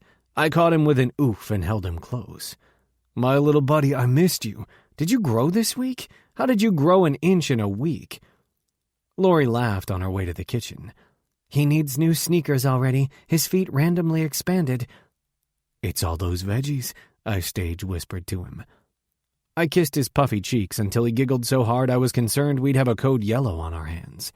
"I like vegetables now," Henry proudly announced as I set him down. "I know. It's a miracle." I ruffled his hair and led him into the kitchen. Doggy was sprawled by the patio door, enjoying the peace and quiet away from Jolly, Mimi, and Tippy, the three creatures who were currently running and quite possibly ruining his life. "Henry, show Daddy your report." Lori stirred a dish at the stove, her back turned to me. "Can I help with anything?" "Nope. Sit down and spend time with the terror of the high seas."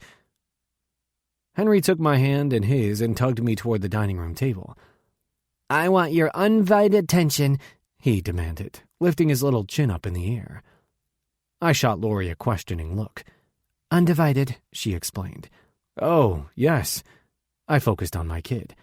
"You've got my undivided attention." "Good." He climbed onto my lap, holding a bright blue folder. "This is the report I made about pirates." A huge red B was circled on the top page. A thick ball of emotion caught me, making my eyes burn. "I got a B. B isn't for Buccaneer, you know. It means I did good." "You did great, kiddo." I blinked back tears because my son, the little boy who had a hell of a time reading, who couldn't focus for longer than 5 minutes at a time, had gotten his best grade to date. Lori wiped a tear from her cheek, smiling with pride. "You're awesome, Henry. Mommy and Daddy are very proud of you." "School isn't fun, but when I got to pick pirates, I knew I'd do good. I have all the words here." He tapped his temple. "Sasha Sticky's help, Daddy. Do you think you could show her for me?" He waved his report like a flag. "Maybe then she can come back and play pirates with me?" "How about we take a picture of this and send it to her?" "Yeah!" He held out his palm and waited for me to drop my phone. With no help and way more aptitude than I was comfortable with, Henry snapped a picture. "There, send it, please." He bounced up and down, clapping his hands in delight. It struck me that Henry didn't get a lot of victories like this. I'd have to make an effort to celebrate his successes, to be more present. Shit, what I really wanted was more time with him. I settled on my knees and hugged him tightly. "I think that you are the best pirate in the whole world, Henry Brooks." "I know." He leaped off my lap and plopped down on the floor to poke Doggy's nose.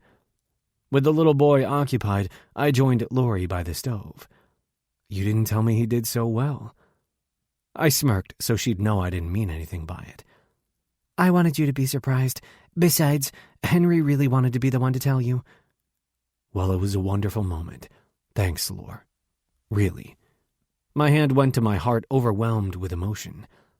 "He's going to be fine. Our boy is going to be just fine." Yeah. She blew a sigh of relief. It's only one report, but now we know. If he's interested, he can succeed. I nodded. This means that what the doctor said is right. He needs help. Lori smiled, sadness tinging the sentiment. I know you don't like it, but... She looked down to the floor where Henry was playing with Doggy. Look how happy he is, how proud of himself he is. We'll make it right for him, I promised. Thanks, Pen, for being open-minded about it. Honestly, Sasha helped a lot with understanding all of it. Right, Sasha. Lori closed her eyes and sighed. The famous Sasha who is an amazing pirate, who knows all of the fancy words. How are things with you? Do I need to mentally prepare myself for the day my son meets another woman in an official girlfriend capacity? I tried to catch my wince, but failed. Lori noticed. Oh, sorry I asked. I glanced in Henry's direction. He was busy trying to tie a pirate hat to Doggy's head. Things are fine. I can't talk about it with you. It's too weird. My ex scoffed. Please, I've been hearing about Sasha since the day I met you. Getting a bit more now won't hurt me. Besides, who better to tell you that you're fudging up than your ex? Telling Lori everything felt like a betrayal to the trust Sasha had in me. But Lori was right. She had insight into my failings as a partner.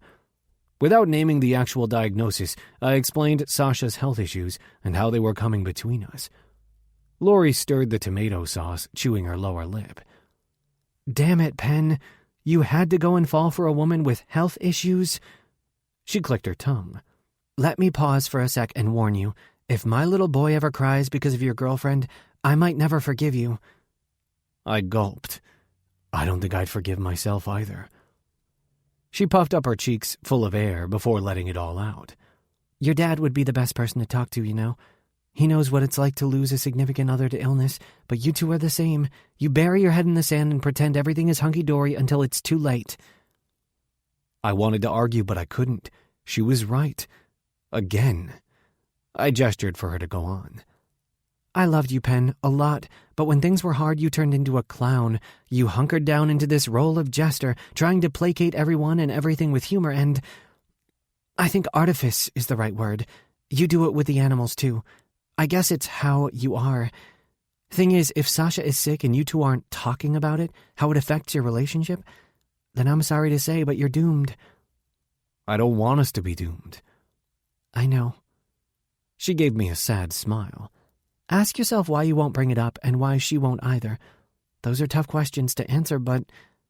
She shrugged. What do I know? I've been single since that one came into the world. All I do know is that we broke because we couldn't talk about our issues. Not the real ones, anyway. And this conversation is done. Pen, I didn't mean to upset you. No, you didn't. She had. I have a lot to think about. That was true. Lori was dead on. Sasha and I needed to talk about the eating disorder, but there was one big fucking obstacle. The illness itself. If I brought it up, it made it real. It would no longer be a shadow lurking in the background. Talking about it would be inviting it to the table, to the couch, to the bed. "Pirate Henry!" I shouted, clapping my hands together. "I believe you and I have a problem." I pointed a finger at him, puffing out my chest dramatically. "I want to take over your ship." Henry blinked at me in shock for 2 seconds flat before bolting. I ran after him into the living room, where he was standing on the couch, pointing a plastic sword in my direction. "You can't do a mutiny if I win the duel." "We'll see about that." I grabbed his legs and tickled his sides. Henry dissolved into a pile of giggles that made everything all right for a second. "There goes the jester," Lori sang at my back. I ignored her. 28. Sasha. I did a bad thing. I did multiple bad things. Lied a lot to many people. Those who mattered the most. The ones that will be hurt when they find out what I've done. I'm not so far gone as to believe they won't discover what I did. I know everything will be revealed. It's just the way it goes. In all fairness, I didn't set out to behave like this when I woke up this morning, all wrapped up in Penley's arms. I thought the day would be fine. I'd go to work. Jenny would pick me up, and I'd spend the weekend in Burlington with my best friend and her family. It was all so easy. I could feel it, the spackle coming undone in a few spots. I tried to put it back up, but it didn't stick quite as well. I had to hold on until I could be in Burlington. I had to keep it together. I should have known something would go wrong when Jenny texted. A coworker had called in sick and she had to pull a double shift. It wasn't her fault. Shit happens. The new plan was to have her pick me up from the Steps house on Saturday morning. I could have stayed at the Busy Bean for a while, but it was too crowded. The display case was full of temptation, but I knew the second I ate, I would go overboard. I hadn't eaten in too long, trying to make up for my last binge. I couldn't allow a single bite. If I did succumb to the weakness, the cracks would rip open once and for all, and no amount of spackle would be able to save me from the onslaught. With my overnight bag slung over my shoulder, I walked to the Steps house after my shift at the cafe. I took my time drawing out my pace and taking a few detours. When a heavy spring downpour began, there was nothing for it. I had to seek shelter. Too bad there can never be any shelter from Hurricane Pauline. I steeled myself before unlocking the door. I'm stronger than I think I am. I'm going to be safe in a little while. I have to hold on for morning. The fuck are you doing here? It's Friday. Aren't you staying with your little friend? The Step snarled at me before taking a deep pull from his beer. I ground my teeth to keep the words in. Pauline snickered. Leave the girl alone. She'll be gone soon enough. Won't you, Sasha? Always gone. Always leaving. Too good to stay with her mother. Don't you have a degree or something? Shouldn't you be paying a bigger part of the bills? Another deep swallow of beer. This wasn't the first drunk Step Pauline had taken up with. I knew his kind well enough. The bloodshot eyes, the broken capillaries across his nose and cheeks, a few pockmarks here and there. The alcohol didn't make him a bad person. The booze merely brought it out of him. It accentuated it. Why are you here? Pauline mumbled. Weren't you supposed to go back to Burlington? Jenny will pick me up in the morning. She snickered. Okay, then. You're stuck with me. Slumming it with your own. Imagine that. I didn't want to engage. We had this fight all the time. She thought I was ashamed of her, of the way she lived her life. I wasn't, not really. I understood on some level that she was doing the best that she could with what she knew of the world. It just wasn't enough to raise a kid. I was proof of that. I'm going to be in the spare room to read. I'll fix you dinner later if you like. The Step barked out a laugh. Did you hear that, Polly? She can't feed herself, but she'll fix us something. The back of my throat burned with tears and anger. The Step didn't know me. All he knew of me was second-hand information fed to him by Pauline. Depending on how angry she was with me, it could range from colorful to downright vicious. Either I was the monster of a daughter who left her all alone, or I was her pride and joy off to college to become a doctor. Excuse me, sir. You don't get to talk to me like that. I pay rent here. It might not be convenient to have me here, but you don't need to be so belligerent. I am a person. My body grew colder with every word. He grinned, an oily look that made me long for a bar of soap. Sure you are. He turned his back and disappeared into the living room. On trembling legs, I rushed to the bedroom and closed the door behind me. I buried my head in my hands and took deep breaths, repeating all of the mantras I had. The door creaked open, and I turned to see Mom standing there, fury in her eyes that used to look like mine.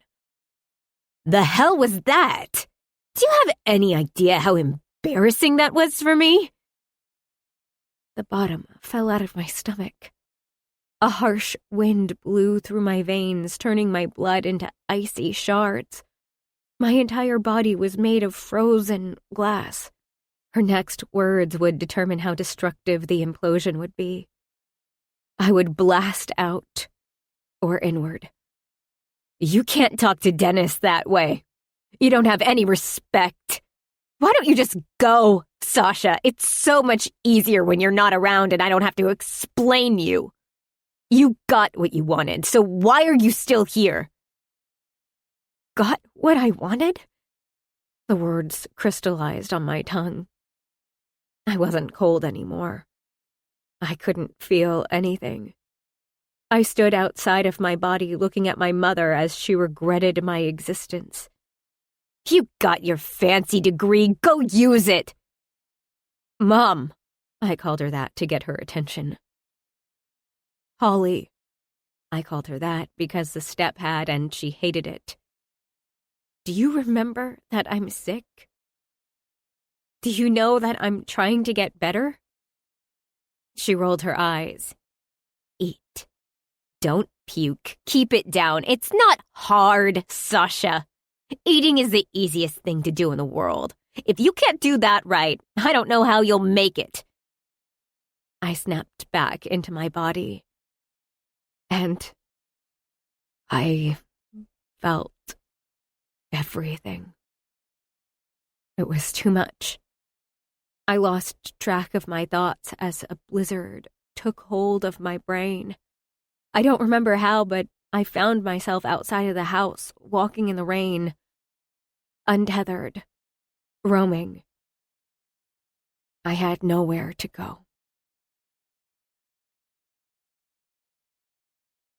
Jenny. Dude, why are you canceling on me? Pick up your damn phone. Jenny. WTF, Sasha Covey, you better not be screening your calls. Penley. Look what my boy did. He got a B. Proud papa for sure. We're celebrating with green cupcakes. Don't worry, we'll save you one. Henry is stoked over his pirate sticky notes. You made his night. Jenny, you better be naked and horizontal with your man if you're not responding. Jenny, I want attention. I need attention. Answer me. Penley. Good night, lovely. Hope you're having fun with Jenny, the wood nymph. I love you. Henry and the pets, too. BTW. My head was heavy, pounding like a gaping wound. The glare of my phone's screen didn't help. Or maybe it was all of the ignored messages from Friday through Sunday that made me ache. There were a lot. From Jenny, from Penley, even Will had sent me a funny gif when he found one of the sticky notes I left for him at the Busy Bean. There was also an email from Dr. Nichols expressing concern for the last 2 therapy sessions I'd canceled with him. He flat out asked me if I was caught in a relapse. Seeing the words in black and white made them real. It was one thing to be diagnosed, to spend all of my time and energy fighting the illness. It was an entirely different thing to look up and realize that I was letting the disease win. If there were a scorecard, the eating disorder and I would be tied for wins right now. That admission hurt. It pained me, but it would get a lot worse when the people around me found out. They would be devastated and probably hate me a bit. I had lied. The deceptions were loaded secrets weighing me down, deep inside myself where the illness lurked, waiting to wrap me up in darkness, where it could keep me all to itself. Lying on the uncomfortable bed in the step's spare bedroom, I took stock of the last 2 days. The wreckage was substantial, but there was no physical evidence that anything had actually happened to me. In fact, I could answer all of those text messages and calls and pretend that nothing had happened. Yes, do that. That's the best way to handle this. Next time we'll plan better. Next time. The words rang out over and over again. The disease knew it had regained its hold on me. That was no small thing. It was like inviting the vampire inside, like standing by a tree in a thunderstorm, like learning the killer was inside the house. Calmer now that the haze was clearing, I tried to track the behavior back to its source. The angry exchange with Pauline didn't help. The step reducing my existence to nothing had started that fight. Before then, there was no real event that I could pinpoint as a trigger. That's the thing with mental illness. You can try and try and try to find the site of the crash in hopes of retrieving the black box. Even if you do, the tape will be distorted. It takes years of hard work and professional help to untangle what can set off an episode. I didn't have years. I had minutes. Instead of focusing on what I did wrong, what set me off, I did the only thing I could think of. I made a list of all the things I needed to do to make the weekend disappear from my mind. If no one was around to see the binge, it hadn't really happened. Just like that tree falling in the forest. Just like the spoon. With trembling fingers, I emailed Dr. Nichols to set up a therapy appointment. With that knot straightened out, breathing was easier. Next, I video called Jenny. She immediately picked up. "You!" she shouted into the screen. "Where the hell have you been? I was worried sick about you. Did something happen? Do you need me?" I binged. The sour words sat on my tongue, but I couldn't speak them. "Hey, sorry. I got caught up with work and stuff. I needed a weekend to read and catch up on some research. I'm fine." Here's another thing about mental illness. You have to lie to cover up lies. The secrecy and shame made me the disease's creature. I no longer belonged to myself. The more I deceived my loved ones, the tighter the gag wrapped itself around my mouth until only its voice was heard. Jenny blew out a breath. "Sasha, I feel like we need a safe word. Not really practical when the bad guy is in your head and would know what the safe word is, but..." She sighed. "Why do I get the feeling something big happened this weekend? Something bad." I waved her off. "I'm fine, seriously. I'll be going over to Penley's later on today once Henry is back at his mom's." "I can drive down for a bit," she offered. "No, it's fine. I have a shift tomorrow afternoon. We'll see each other soon." "Sasha, blink 3 times if you need me." I purposefully kept my eyes wide open even as they begged for moisture. "I'm fine, Jenny. Say hey to your mom and dad for me." "Okay. Just be nice to my friend, please. She's kinda important to me." "You got it. Speak soon." I ended the call and blinked 3 times at the blank screen. There was only my reflection there. 29. Penley. My weekend with Henry had gone well as always. We played pirates, painted a few art projects, rode our bikes until we were both soaked through with mud. Our attempts at training Mimi were mediocre at best. The sweet creature was a bit slow, but I wasn't giving up on her. She would roll over for a treat eventually. Tippy was a whole other story. Caring for her was a little bit more complex, so obviously Henry was fascinated by her. She'd be a good pet, he insisted for the millionth time. She could sit on my shoulder instead of a parrot. I don't know, little dude. Ferrets like to chew through things. She could chew a hole in the boat. Also, she can't see. She could fall in the water. Because trying to convince my son that a ferret wasn't the ideal companion for a pirate was a totally normal conversation. As much as I cared for animals, Tippy was a lot. Fostering her was intense, and she deserved to live with a family that had an enclosure where she could roam safely, given her condition. Explaining that to a 6-year-old who adored every animal I brought home was a little complicated. When it was time to go back to Laurie's on Sunday night after an early dinner, Henry had a major meltdown, screaming and crying while thrashing on the kitchen floor type of meltdown. He didn't want to leave, and he wanted me to promise that he would see Tippy again. Those were 2 things I couldn't give my kid. It broke my heart, but I scooped my son off the floor and drove him home. It took it out of me to do that. Every fiber of my being wanted to call Laurie and tell her I'd keep Henry for another night, but he had school in the morning and a nighttime routine to follow. As much as I wanted him to stay, we had to keep his habits steady until we figured out this whole custody business. The best I could do was make Henry a vow that he would get to say goodbye to Tippy before she went to her forever home. By the time I dropped him off at Laurie's, he was not my biggest fan. Our parting was tense, and it would weigh heavy on me until I saw Henry again. To add to the whole mess, I had a text from Sasha when I got back home. She wasn't coming over as planned. I'd worried about her before the text, but this increased my concern. At least she was with Jenny. I went to bed pissed off and lonely. I didn't even feel like my usual chipper self when I woke up in the morning. It was the most Monday to ever Monday. I dragged my tail into work. Usually I brought Doggy to the office with me, but I couldn't even have that small comfort. He stayed at the house with Mimi. She needed the company or she turned into a complete neurotic tornado of destruction, and I could no longer keep her in the laundry room. That was Tippy's kingdom for now.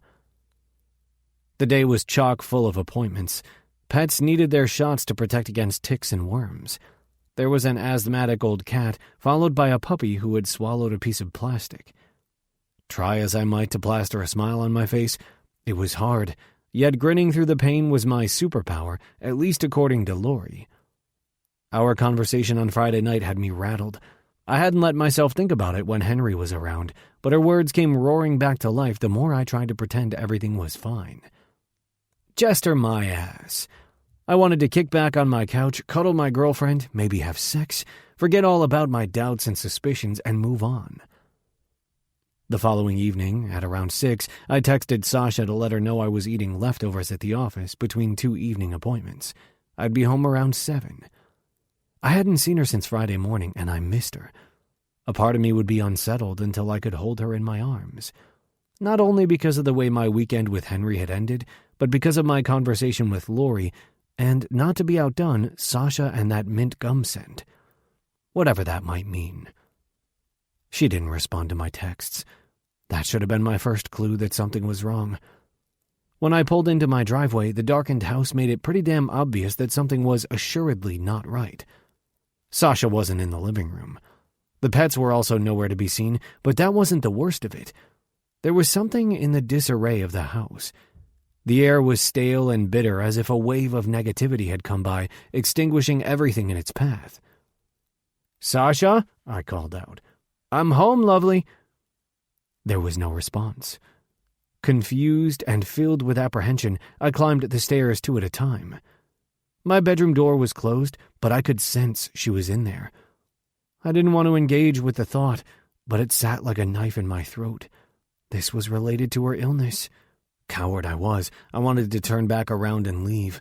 I didn't want to see Sasha puking. I didn't want to smell that awful scent of mint gum. I'd had a rough couple of days, and I wanted to kick back with my girlfriend.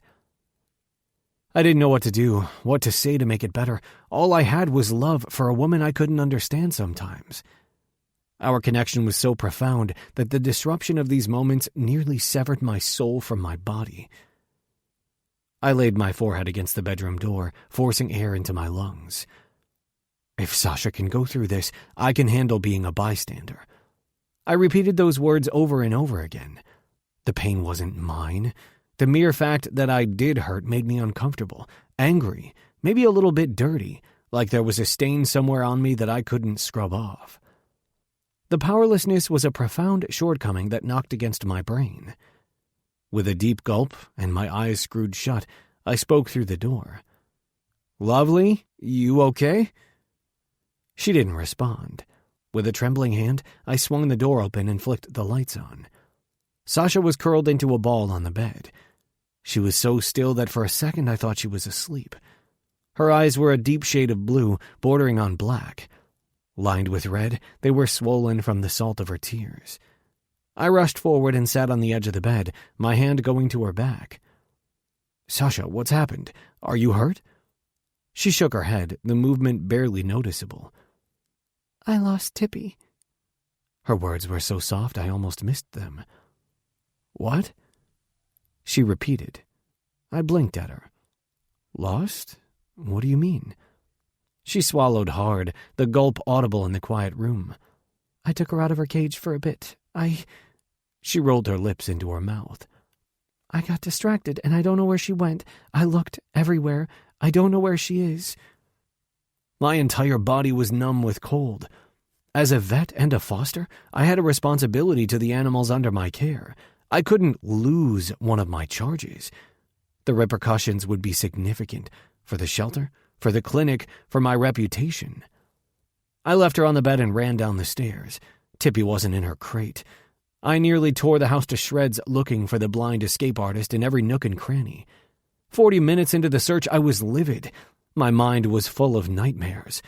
Tippy, trapped and dying, hurt and in danger. I had to find her. Standing in the kitchen, I spun around, trying to spot any little space where she could fit. Doggy plodded over, his big chocolate eyes drooped with sadness and his ears flattened with worry. "Do you know where she's hiding?" He didn't answer but padded toward the living room. Doggy plopped down beside the couch and made a low guttural sound in the back of his throat. "Holy fuck, are you telling me she's in the fucking sofa?" I ripped the pillows and cushions off. The lining, the thin and membranous material, was ripped courtesy of my son's piracy. I knelt on the floor and stuck my hand in the slash. My hand closed on something soft and furry seconds before Tippy bit down on my hand. I roared out in pain and shock, pulling my hurt limb away. It wasn't the poor creature's fault. She was stuck at the bottom of a couch without sight to navigate herself out. I ran to the kitchen, grabbed a knife, and methodically cut through the lining until I could safely take Tippy out of her hiding spot. Bundling her up to my chest, I brought her to the laundry room and laid her down on the washing machine, using the appliance as a makeshift examination table. She was fine. There wasn't a scratch on her. How the wee beastie had ended up in the damn couch, I'd never know. She probably wiggled between the cushions only to fall through the rip. Sasha wouldn't have known to look for Tippy there. "You caused quite a stir, you know," I told the animal. Completely ignorant, Tippy spun on herself before resuming the nap I had so rudely interrupted by saving her. I made sure her crate was well and truly secured before closing the laundry room door behind me. Jolly watched me gulp down a glass of water standing at the sink. Her tail thumped against the floor, keeping time until I faced Sasha. With a sigh, I made my way back upstairs. Sasha hadn't moved, still and quiet in the dark room. "I found her." I leaned against the door. "She was in the couch. She fell through a rip in the lining. There was no way you could have found her." "I'm sorry," she whispered. "It's my fault."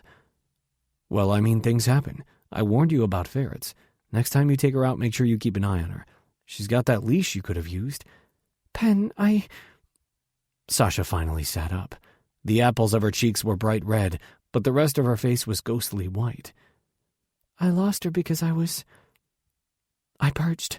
I ate dinner and I panicked. I had to purge and I forgot all about her. It's my fault. I'm so sorry." I shook my head. "Stop. Just stop. I don't want to hear this. I was trying to keep it away from you. The disease, I didn't want you to know. I snapped out of my body, unable to cope with the anger that burst out of me. Images of Sasha at the Italian restaurant, of her skipping meals, lying about it right to my face, and there she was thinking it was this big fucking secret she was keeping from me. You think I don't know? That I don't notice? I'm not an idiot, Sasha. I know what you've been doing. You know this shit upsets me. You know what I went through with my mom. I thought you could... I don't know. Stop. It's not like a real disease. You can choose to stop. The words were out before I could think better of it. The few articles I read about eating disorders went directly against what I'd said, but I was too upset to think clearly. In truth, I didn't even know what I was mad about. It wasn't Tippy, or at least not only her. I was pissed that Sasha was sick, confused as to why she couldn't kick the habit, so fucking powerless to do anything but stand there. In the absence of an enemy, in the lack of sense, I raged at the only other living person in the room. What if it had been Henry? My point was a thunderclap in the bedroom. Sasha rolled her lips into her mouth, her features ashen, tears streaming down. I fucked up. I'm sorry. I wouldn't have left Henry alone. We don't even know if that's true. I shook my head again because I didn't know what else to do. I'm going to shower and go to bed. Without another word or glance, I slammed the bedroom door behind me. I had to cool down, take a breath, slow down, step back, run a mile, hit a wall.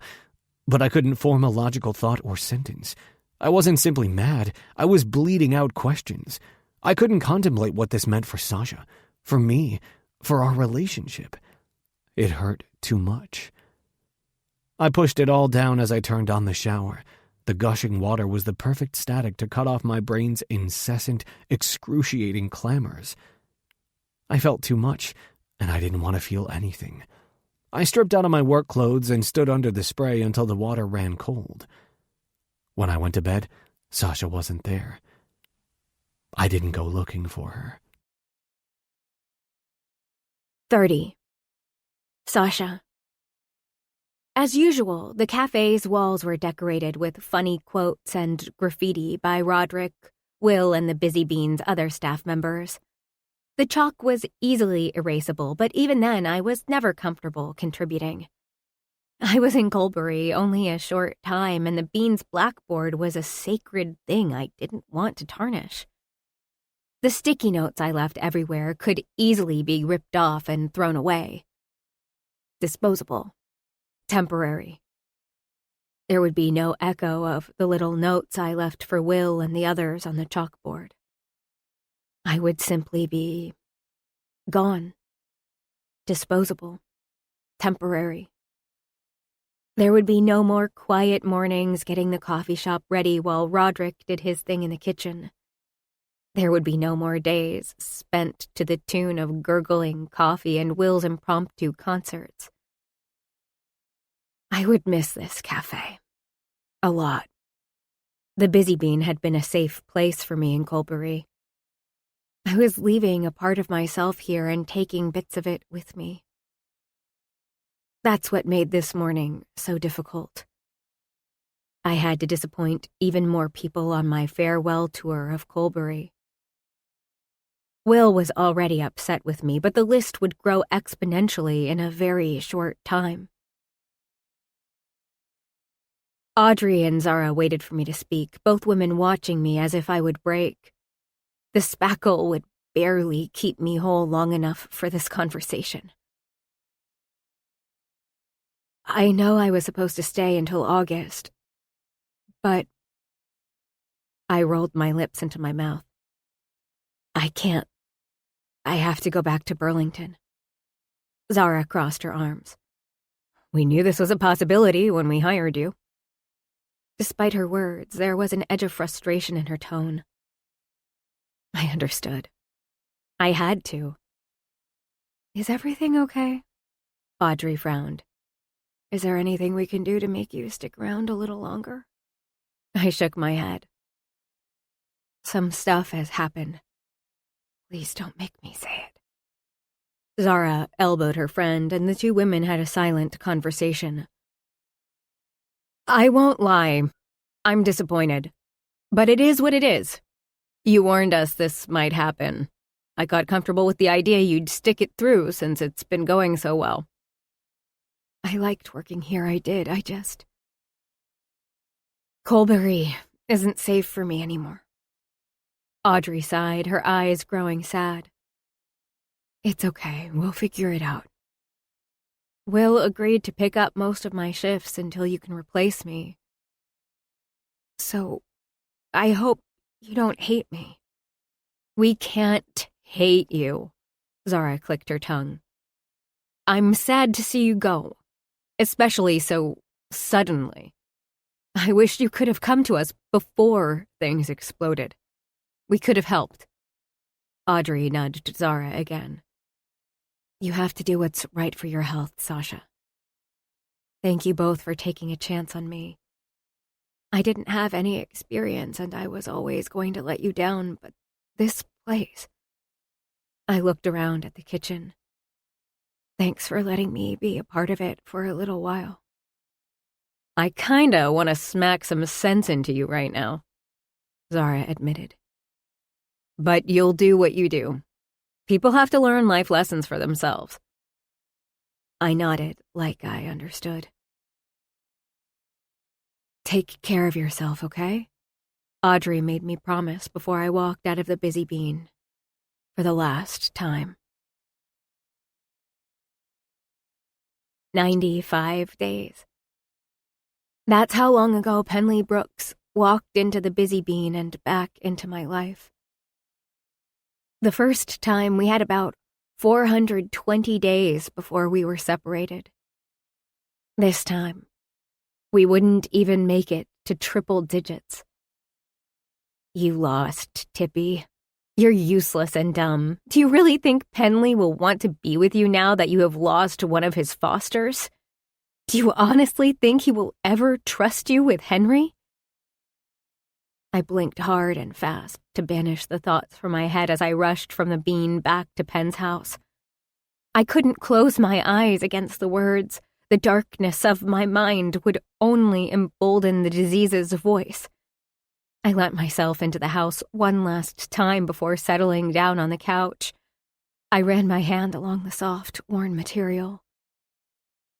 Before tears could come, I focused my gaze on the coffee table. The sunlight streaming in from the window gleamed on the espresso-tinted surface. Pale claw marks and dings patterned the wood, telling the story of all Penley's foster animals.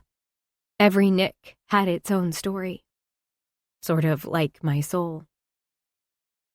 The longer I stayed with Penley, pretending I was better, the more scuff marks I would leave on his heart, on his life. He didn't deserve that.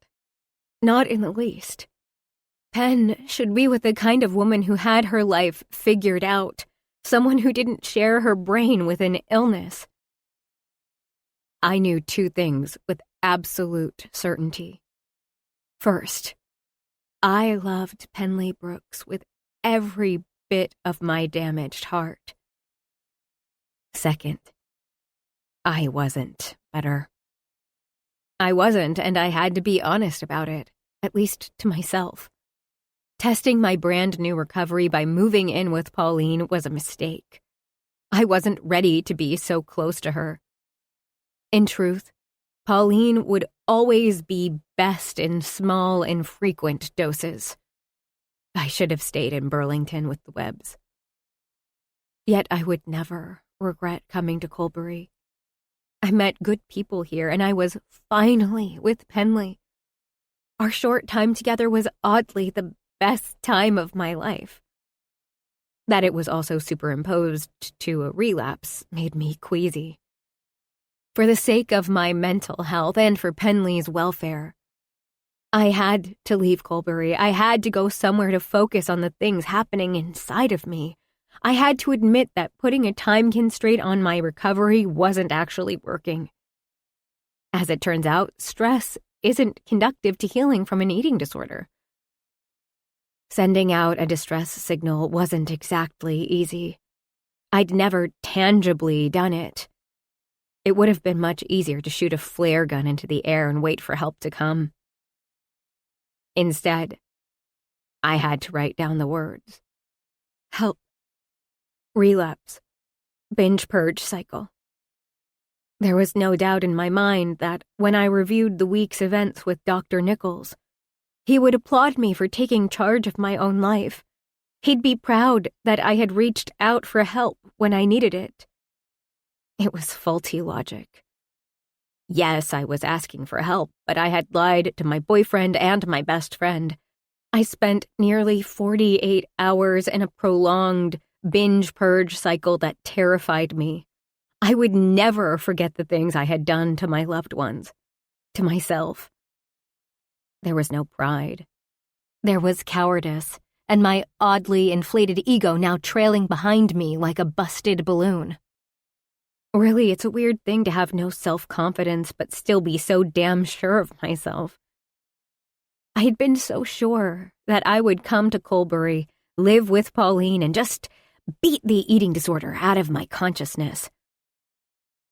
Despite the early hour, Jenny immediately texted back, letting me know she was on her way to Colbury. Yet another thing I needed to make up for. Not only the accident and Jenny's resulting injuries, but also bothering her once again for a ride. With the weight of my actions bogging me down, I tidied up Penley's house. I refilled all the water bowls and gave Mimi her food. Tippy got an extra long cuddle with a drawn-out apology she didn't care for.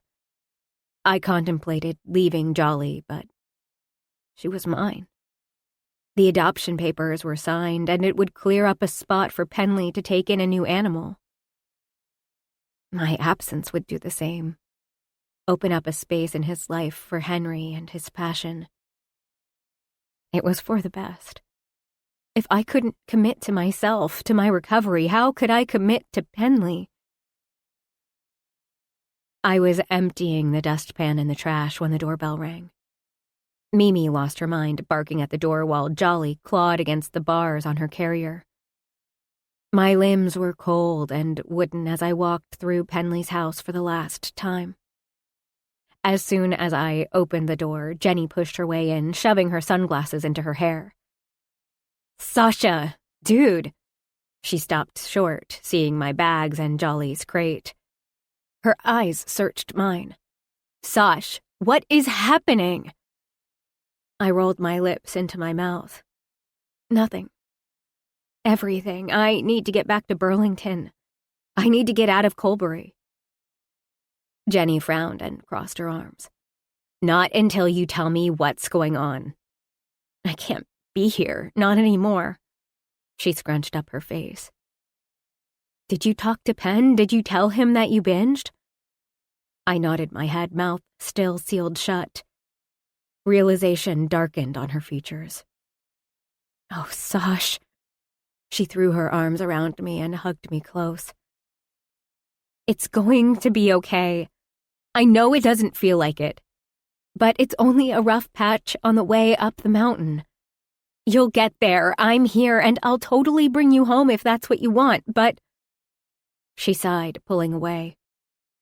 I think you should try a heart-to-heart with Penley before you vanish. You obviously love each other. My sob interrupted her.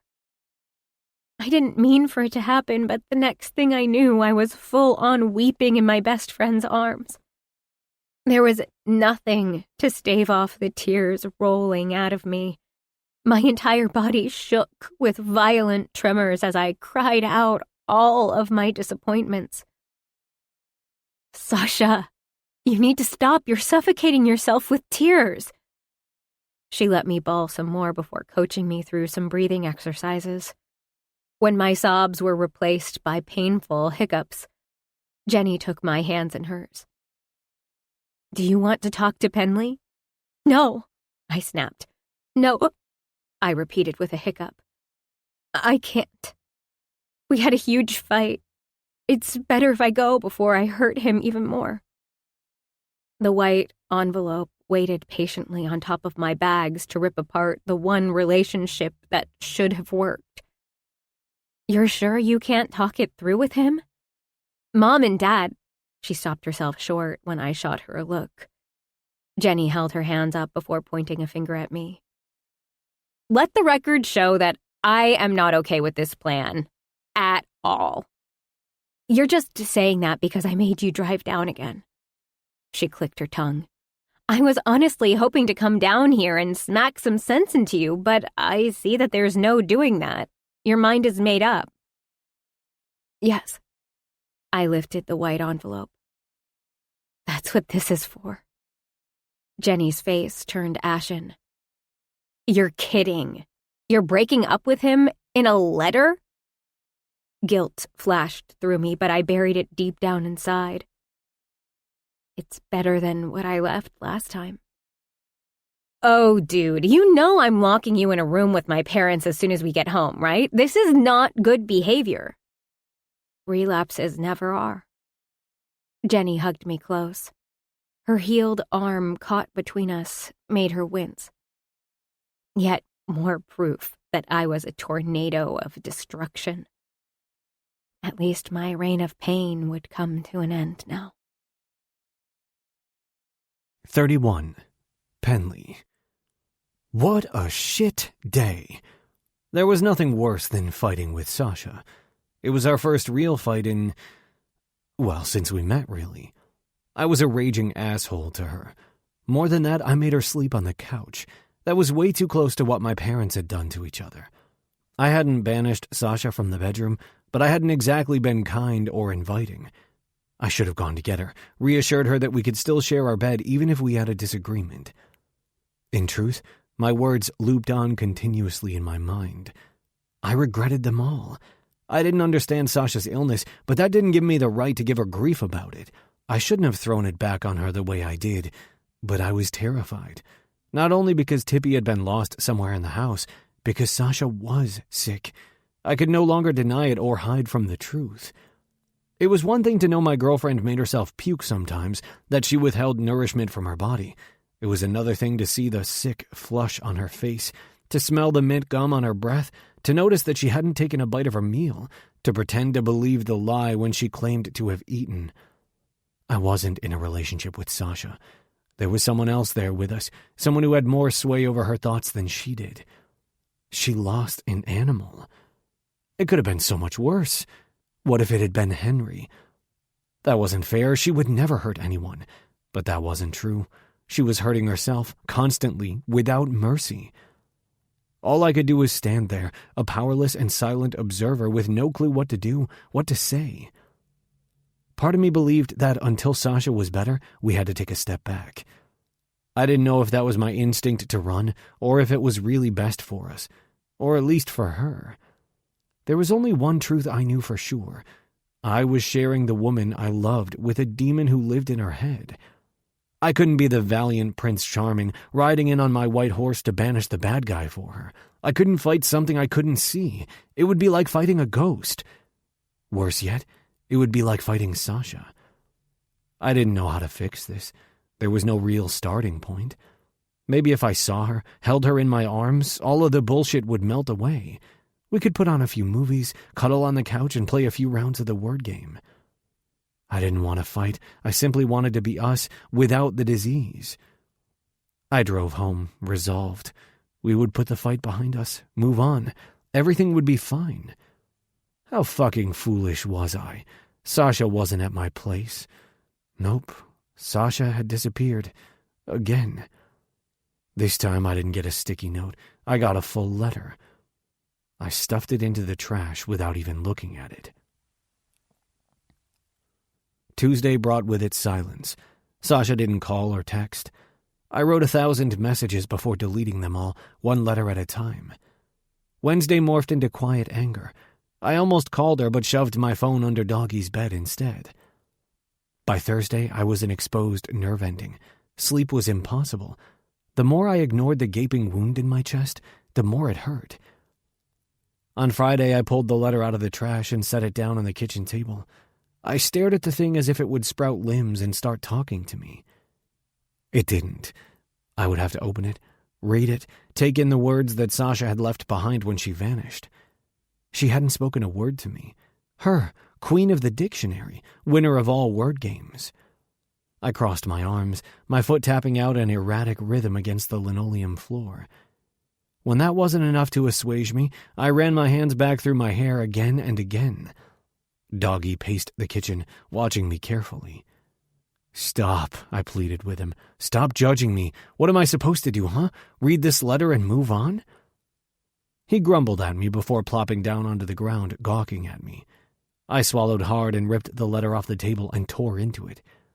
The single sheet of paper fell into my hand, and like an idiot, I rummaged through the envelope as if I would find Sasha hiding at the bottom of it. With a sigh, I kicked a chair away from the table and crumpled into it. "Dear Penley, I've gone back to Burlington to stay with the Webbs. Obviously, I'm not as recovered as I thought I was. I wanted to be better even before you came back into my life, but when you did, well, then I had to be better. I didn't want to miss our chance. Not again. I guess it wasn't our time after all. Maybe it'll never be, no matter how much I love you. I'm sorry for putting Tippy in danger. I know better, and now I have to focus on doing it better. Just please know that I would never put Henry in harm's way. I adore that little boy of yours. Don't hate me, Pen, even though I let you down. I really do love you. I always will, no matter how many decades pass. Sasha." That was it. Her grand goodbye. Her last words to me. I wanted to rip the letter and shove it back into the trash. Instead, I folded it back up into the envelope and grabbed a stack of bright blue sticky notes. On the very first page, I wrote a word and stuck it to the fridge. Premeditated. "Oh, excuse me, sir. I don't think you're in the right place." I blinked up at Sam. My eyes were out of focus from absent-mindedly staring at my computer screen too long. I didn't even know what I was looking at or why. "Huh?" I rubbed a hand across my jaw. Damn, my scruff had scruff. I really needed to groom my facial hair before I looked like a human canine. You're in my boss's office." She took a step back to read the nameplate on the door. "Yup, this is Penley Brooks's office, but that's not you, obviously." "Obviously," I deadpanned. "See, Penley Brooks is this really animated, hyper-annoyingly positive person, but you've been sitting in here for a week, moping like you were trying to go pro." "Sam," I cautioned. "Oh, don't you Sam me. I've raised 3 kids, and I've got grandkids galore. I know a good mope when I see one. So out with it. Give me all the boo-hoos." "We're at work," I argued. "We can't talk about this." "Sure we can. You're the boss." "You keep repeating that like it's the truth. I won't fully take over for a little while yet." Sam shrugged. "Potato, potato. Out with it." "I'm stressed is all. Henry is starting therapy for his ADHD. Lori and I are meeting to go over possible changes to the custody agreement. I've also got to find Tippy a home, and there are 3 new rescues at the shelter, and we are both full up." "So," Sam shook her head, "this has absolutely nothing to do with a certain blonde barista who vanished from town?" "Nope." "All right, then you keep telling yourself that, big guy. I'm just going to leave you with this little nugget of knowledge. Pretending something doesn't hurt isn't the same as not being in pain. If you're hurt, be hurt. Acknowledge it. Deal with it. Move on or fix it. But this whole thing you've got going on, acting like Sasha was never here, it ain't working for you, kiddo. Fix your house before the rest starts crumbling." She went to turn, but stopped, looking back at me with a sad smile. "You really should take some time off. It'd be good for you." Sam went back to the reception office, but her words lingered long after she was gone. They collided with the stuff Lori had said. She really upset me when she described her perception of my relationship with my dad, calling us both jesters. Maybe she was onto something. Both women were. I grabbed my phone and dialed a number I so very rarely used. He picked up on the second ring. "Is everything okay?" His raspy voice resounded with an edge of panic. "Hey, Dad, everything is fine. Just wondering if you'd like to get together sometime soon. Maybe do something with Henry and me? Haven't seen the little man since his last birthday. I'd like that." We didn't catch up. That's not how we were. But maybe once we were face to face, it would be easier to ask the questions I had since I was a kid. Back when pain stopped being something I felt, but something I pushed down. I took a sticky note from my drawer and scribbled on it. Sasha. Today I actually called my dad. I think the lexical field for that would be improbable things. 32. Sasha. An entire month had passed since I broke up with Penley, leaving Colbury behind me. 30 long days. After extensive in-person therapy with Dr. Nichols and quite a few long heart-to-hearts with Jenny and Margaret, I was steadier, not only in my recovery but in my own self. I would never believe that being with Penley was a mistake. But it wasn't our time. I wasn't ready for him. My recovery wasn't ready for him. Maybe one day fate would bring us back together. It was my heart's secret wish, one I had no right to make. Undoubtedly, I hurt Penley when I left. I knew that. His silence was all of the proof I needed. I made a decision for both of us, but he must have been in agreement. Penley and I remaining quiet was our major problem. One of the main ingredients that kept an eating disorder alive is silence. The secrecy, the empty space between words is where it likes to lurk, ready to pounce at a moment's notice. Now that I know, I also know that to be part of a supportive relationship while in recovery is talking about it. I never brought the illness up around Penley for fear of upsetting him. In the end, it did us a great disservice. I miscalculated our relationship, but even more painful, I underestimated our love. I have so much more knowledge now. I'm armed with it. The chinks in my armor are soldered with everything I've learned. I've even been practicing saying uncomfortable things out loud.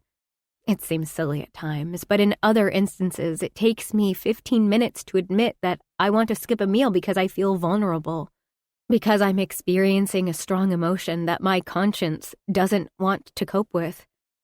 It's a slow process, training myself to state and express my needs instead of pushing them down with binges and restriction, but I'm getting there.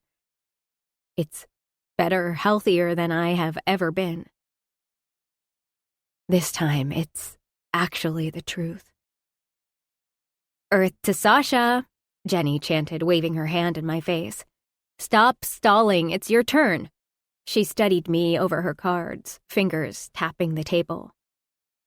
"Jenny," Leo warned, "give her a second to think." He winked at me in that conspiratorial way dads have. I saw Penley giving Henry that look a couple of times during our one evening together. Across the table, Margaret reorganized her cards while munching on a few corn nuts. She frowned down at her hand before looking at the game in play. Uno got very intense in this household. Actually, most games got pretty intense. We were all strategic brains who loved to win. Charades and Pictionary were banned from our weekly game nights after an incident involving a marker and the beige carpet.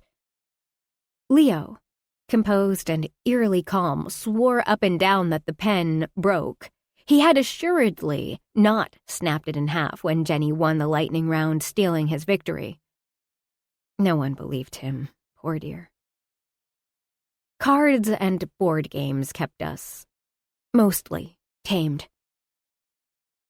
Tonight we had played a round of Trouble before switching to Uno. After 6 games, Margaret and I were tied, vying for first place. I took my time observing my cards while popping a few corn nuts into my mouth. I grinned because I would definitely win.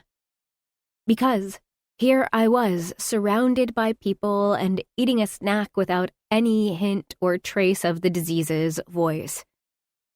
It didn't simply feel nice. It was downright liberating. Smiling came easier, so did talking. I took a few more corn nuts, crunching as I drew out my triumphant moment. "Oh, Freud's beard, Sasha Covey," Margaret grumbled. Are you going to play or what? Smirking, I dropped down a few cards, effectively beating the crap out of all of them and winning the round. Margaret blew out of breath. Blue is a dumb color. She threw her cards down and shoved a few more nuts into her mouth. Very eloquent, Dr. Mom, Jenny taunted. Hide the pens! She took the pen and notepad off the table, tucking them behind her back. Sasha wins, again. There's a lot of chance in this game, Margaret commented. It's not merely skill and strategy. You simply never know what color is going to pop up. Right as you start to believe you've got it all figured out, the colors change. Blue. She flipped her cards toward us. Every single card, all three of them, was red. She burst out laughing. I didn't stand a chance in this round. I swear, Mom, if you turn this into some metaphorical life lesson, I'm going to lose my damn mind, for real. Jenny could barely get through the words without dissolving into a giggle fit. Margaret pinched her daughter's cheek as if Jenny were 3 years old again. I'll never stop trying to teach you life lessons, my darling girl. As your mother and licensed psychologist, it's my duty. Leo chuckled, ever the quiet presence. Okay, Margie, let's leave the girls alone and go watch that documentary you were going on about.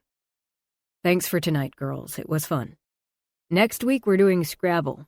I want to win a game every now and again. Ah, I snapped my fingers at him. If you think you can win a word game against me, you're sorely mistaken. Leo chuckled. I better read that dictionary then. Dad, just use the internet, Jenny teased, nudging her father. That's on the computer, in case you were wondering. Oh, ha, you little troublemaker. Leo ruffled Jenny's hair, making her squeak in protest. My parents are so damn weird. It's like they forget I'm in my 20s. She stuck out her tongue in a very mature way, making us all laugh. Don't stay up too late, girls, Margaret chided with a grin.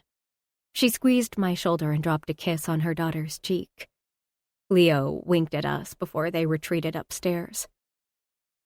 You fully know my parents are still boinking, right? That's what they're gonna do. Ew, I gasped, smacking my hands over my ears. La la la, don't be gross, Jenny, seriously. What? She shrugged. It's cute. My parents are still super into each other. After everything they've been through, it's nice. It gives me hope, you know? I mean, my mom used to be way into coke. There she is, nearing her 60s with a kick-ass career and with a dude that thinks the sun shines out of her you-know-what. I want that. You'll find it. You're too wonderful not to. Uh-huh. First I have to figure myself out. Come on, I want to show you something. Meet me in your bedroom in 2 minutes.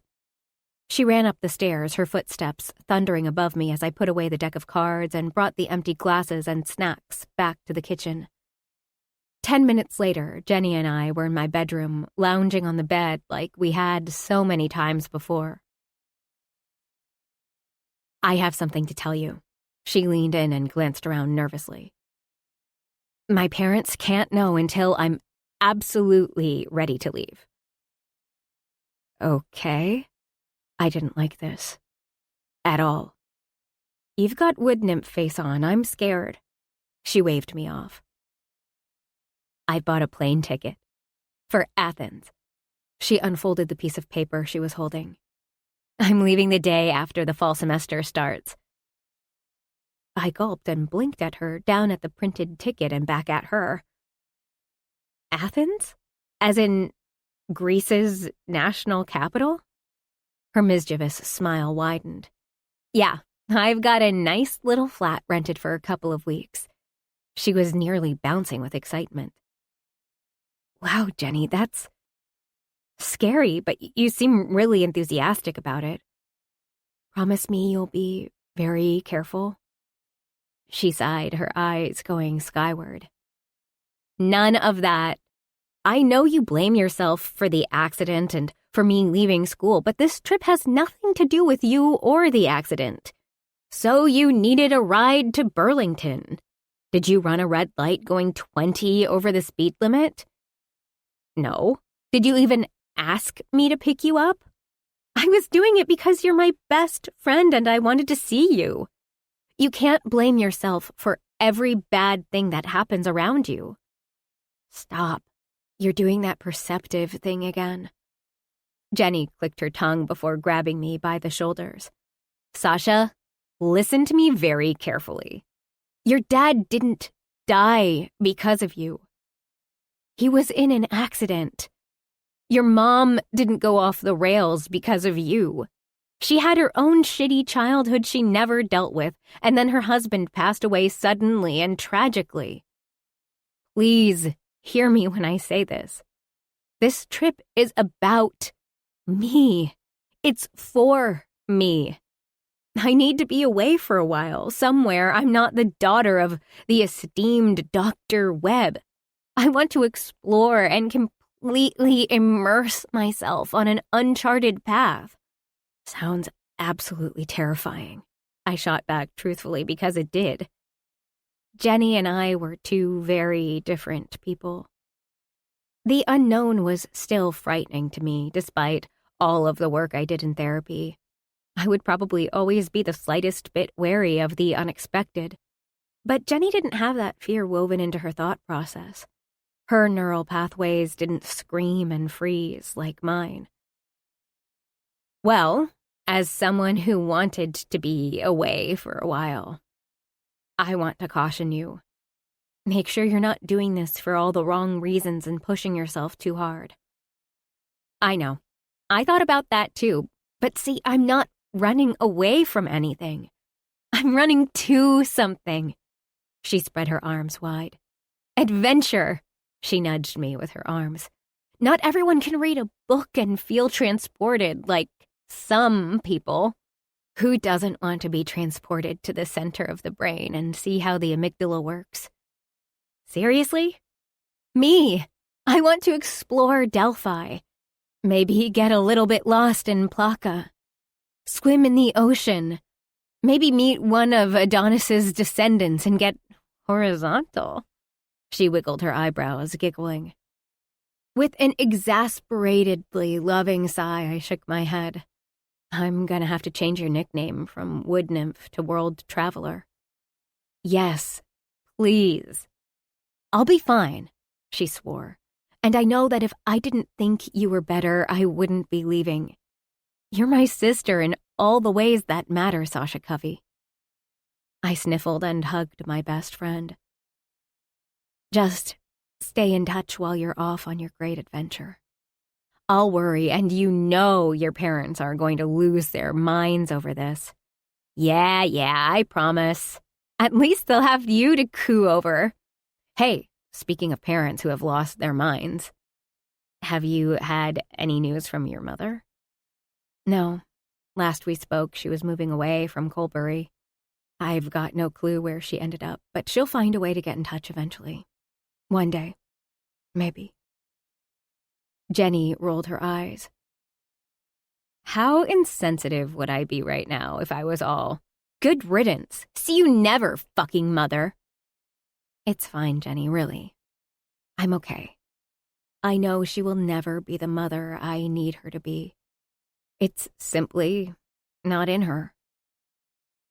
Do I wish I could sit down with her and tell her every damn thing? Of course. But she will never know that I started binging when I was 10.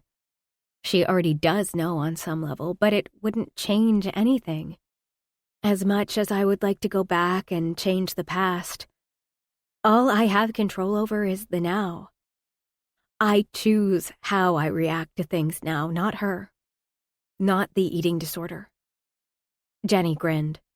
This is super well-adjusted adult talk. Love it. All that work you've been doing is really paying off. I'm proud of you, Sash. I grinned.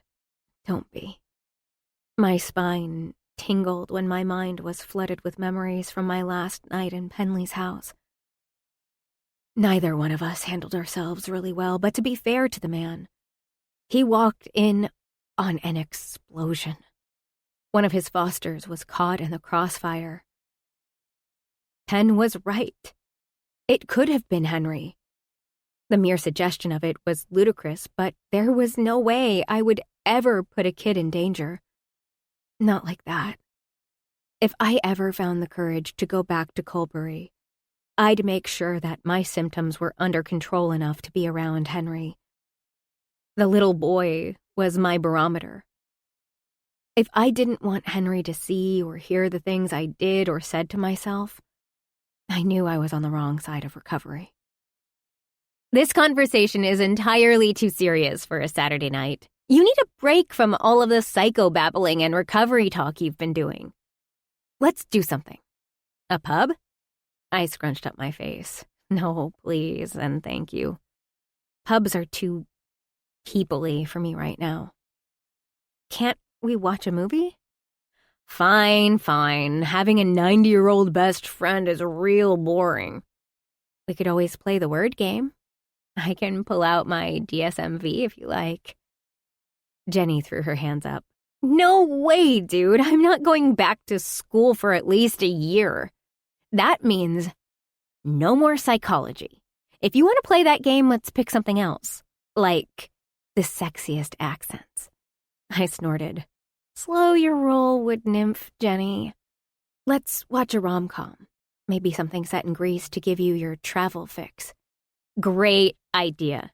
She grabbed her laptop and, with a few keystrokes, had the opening credits rolling. We settled on the bed like two teenagers lying on our stomachs, cheeks in our hands and feet swaying behind us. You're gonna be okay, Sash. I believe that. I don't know where I'll end up, but in a few years, I'm gonna be in Burlington to watch you get your doctorate. It'll be epic, and no one will scream louder than me when your name is called. She turned to look at me, her hazel eyes full of hope. Maybe a certain vet will be there too. Time will tell. I didn't reply, but the memory box on my dresser caught my attention. It was filled to the brim with sticky notes. Every single one was for Penley. Each had a word or a tiny little anecdote I wanted to share with him. Perhaps one day, when I was ready to make amends, I'd drive the box down to Colbury to give it to him.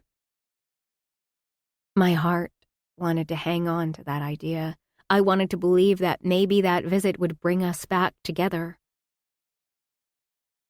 While the movie played, I took a stack of sticky notes from my back pocket and scribbled a new note for him. Penley, did you know you're not a footnote? We used to joke about that. I don't think it's funny anymore. I don't think it ever was. We were just trying to make ourselves feel better. How's this for feeling better? To me, you're not a footnote. You're a whole chapter. A whole book. Then at the very bottom, in script so small it could be ignored in case the wish never came true, I added, the footnote is the time we're apart. 33. Penley. Time moved in the weirdest ways after Sasha left me. It was slow and fast all at once, leaving me dizzy. Before I even knew it, July was drawing at its end. I felt like Mimi, chasing my own tail and never getting even close to the goal. I didn't even know what the goal was anymore. I focused all of my energy on the clinic, the shelter, and Henry. It was lonely. I was lonely. Though Sasha and I weren't together for very long, I legitimately forgot how I spent my time before her.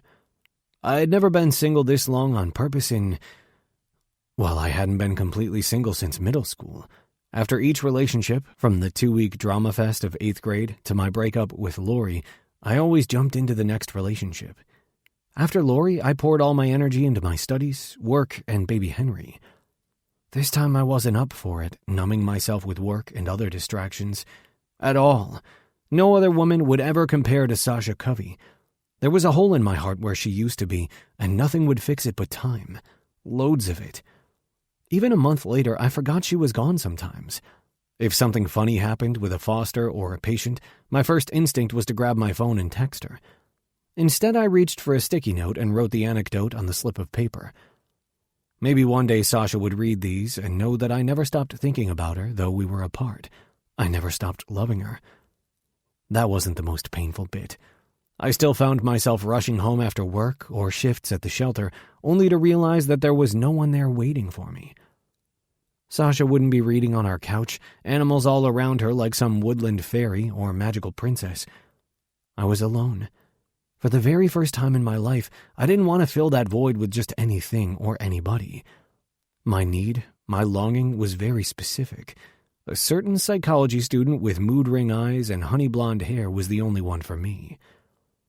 At least with July coming to a close, there was something to look forward to. I was getting an entire week with Henry. I hadn't had that much time with him since the Christmas break. Lori and I had come to an understanding. We were using the summer months as a trial run for joint custody. It wasn't a done deal, but it was something. It gave me time to adapt my parenting style, away from a best pal to a more authoritarian figure, one that stuck to bedtimes, baths, and eating habits. It also gave Lori time to adjust. Not seeing our son every day would be hard for her. I'd lived that way for the first 6 years of the child's life. I was all too familiar with the sentiment. In honor of the summer holiday, my dad and I planned a week-long camping trip at North Beach Campground. Sam had graciously agreed to take Mimi for the weekend, and Tippy had finally found a home with a family that already had a ferret. They had a closed-in enclosure where the blind beastie could roam to her heart's content without the feel of being lost or trapped. A week with my father and son would leave me very little time to obsess over my breakup with Sasha. There would be fires to build, marshmallows to roast, and some serious swimming. I anticipated loads of pirate-themed games. Maybe I could show Henry how to kayak, but that was a long shot. He couldn't sit still long enough to steer, even if we pretended to be stranded pirates. Henry deserved a good holiday, and I wouldn't mope around during our precious time together. I would make the most of it and create some lasting memories with my son. By the time Henry and I arrived at the campground after an early dinner at Lori's, my dad had already set up a massive tent. The thing had rooms. I'd never seen a tent that fancy. There was an antechamber at the entrance, separating the sleeping areas from the front of the tent. It was ingenious and downright palatial for 2 grown men, a little boy, and a dog. There were 2 distinct would-be bedrooms, divvied up by a nylon wall. While Dad and Henry caught up on all things pirate, I set up our blow-up mattresses and sleeping bags. My task completed, I joined them by the fire. The July sun was low in the sky, taking with it the heat. Dusk was falling fast, and soon it would be Henry's bedtime. "Thanks for getting the fire started, Dad." I grabbed the beer he handed me. "This one's gonna have to hit the hay soon." Henry pouted and crossed his arms. "Granddad said I could go to bed when it's dark." I shook my head and clicked my tongue. "Did your grandfather make promises we can't keep?" "I dunno," Henry answered. "If I can have 3 marshmallows, then I'll go to bed." Uh-huh. Sure he would. After he ran a couple of miles and tore the tent down. "Little buddy, you've got until 8:45. That gives you 15 minutes to put on your PJs, brush your teeth, and fall asleep. You think you can do that?" "Pirate Henry can do anything," he assured me, holding out his hands for a marshmallow. "Granddad and I are going to have a little talk about bedtime and rules when you got to bed." Shit, but I sounded like Lori. My dad shrugged. "Can't be a grandparent and not break some rules." "Sounds like pirates," Henry pointed out as he roasted his treat right into the flames. Unsurprisingly, the thing caught fire. I helped him set a new piece at the end of the stick and showed him where to position the marshmallow. Henry focused his attention on the embers like his life depended on it. "Tomorrow we'll play pirates, okay, Granddad? But don't be sad if you're not the best. Sasha is the best pirate after me. She's my first mate, even if I haven't seen her in forever." Dad chuckled. "Sasha? Is she your little girlfriend?" Henry balked, nearly dropping his stick into the fire. "Ew, no, Sasha is old like Daddy. She's his girlfriend," Henry explained. "That's what Mommy said anyway." Dad shot me a surprised look. "And here I thought you were going to be better than me. Didn't you vow to never introduce Henry to a woman?" My jaw clenched, and a nerve popped in my temple. When he met Sasha, she was just a friend. We've known each other since we were kids. "Sasha? As in Pauline Covey's daughter?" His eyes glowed in the firelight. Always knew you two would get into it. Told Polly as much. She didn't like it." "No, she didn't. That's why they left." Dad clapped a hand against my back. "No, son, that isn't why they left. Pauline isn't the kind of woman who sticks around. She's the kind that looks for reasons to leave.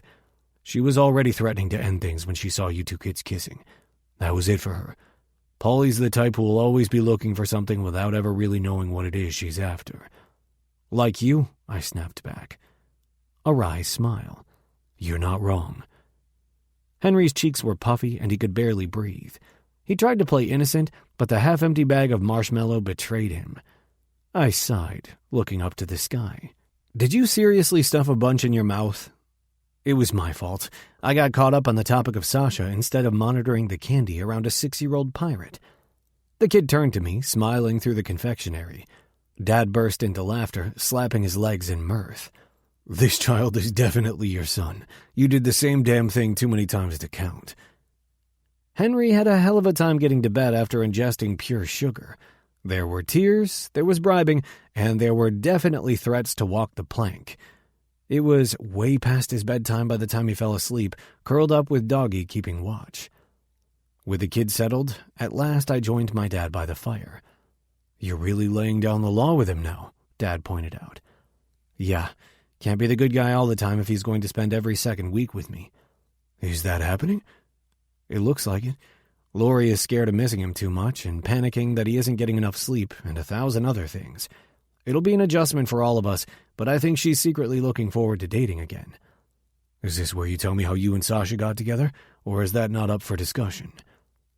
I blew out a breath. Dad never asked me about my personal life. We kept things breezy and at a surface level.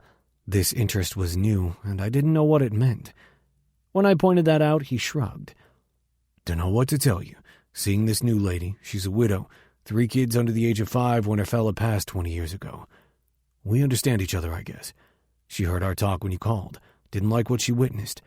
She sat me down and told me to take my head out of my ass." A laugh bubbled out of me. "Sounds like you met your match." "I sure did. Things are going good." "Is this recent?" He waved me off. "About a year." "Fuck, Dad," I mumbled. "You've been with the same woman for a year and I'm only hearing about her now? We really are shit at communicating." "That was your mom's forte, not mine. Carmen doesn't pull any punches. She told me I had to have a good talk with you or she wouldn't let me sleep over for a month." I nodded. "Great, my dad wants to mend fences with me to get laid." "So long as I'm doing it," he shot back. "Let's talk. Apparently a conversation is all about asking the right question and giving truthful answers." He winked, grinning like this was some big revelation. For us, it kind of was. "How come it didn't work out with Sasha? It can't be because she's too much like her mother." "She's not, no. Other things got in the way." I licked my suddenly parched lips before taking a gulp of my beer. I wanted to ignore this conversation, but I also knew it was a long time coming. I cleared my throat and told Dad everything. I confessed my sins. I bore my soul. Not only about Sasha, but everything.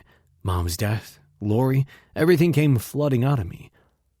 To his credit, Dad just listened, sipping his beer like his grown son wasn't weeping by the fire. There was a lot of pain inside me, and I'd never let it go. I buried it all so deep I forgot it was there. Lori was right. I did play the jester, burying my head in the sand against my problems. "I'm going to tell you something about relationships, kid. When I married your mom, we were young and in love. We said the in sickness and in health part of our vows without really understanding how quickly things would go bad. You expect to get sick when you get old, not when you're trying for another kid." This was news to me. "I didn't know you wanted another child." Dad shrugged. "We tried, but it wasn't going well. Not like it had with you. We went to the doctors thinking we'd have some bad news. We weren't ready for the kind of bad news we got, you see. We were still young, but now we had you, and we were facing down the barrel of a gun. We fought. Not for each other. We fought each other. It stopped being us as a team against everything else. It became her, me, and leukemia, each in our corner of the ring, each throwing our punches. I didn't handle it well, Penley. I regret how I behaved now that I'm older and wiser. But the thing about being old and wise is that I can tell you to get your head out of your ass and decide what you want to fight.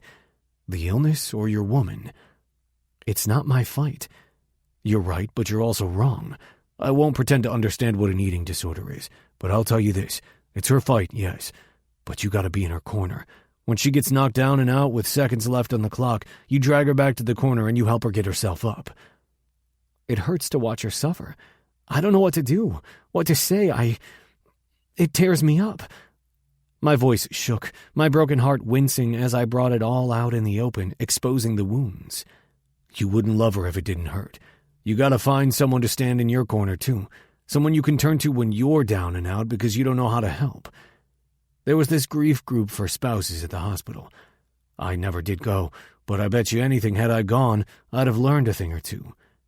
Your mom didn't choose to have leukemia, just like Sasha didn't choose her illness.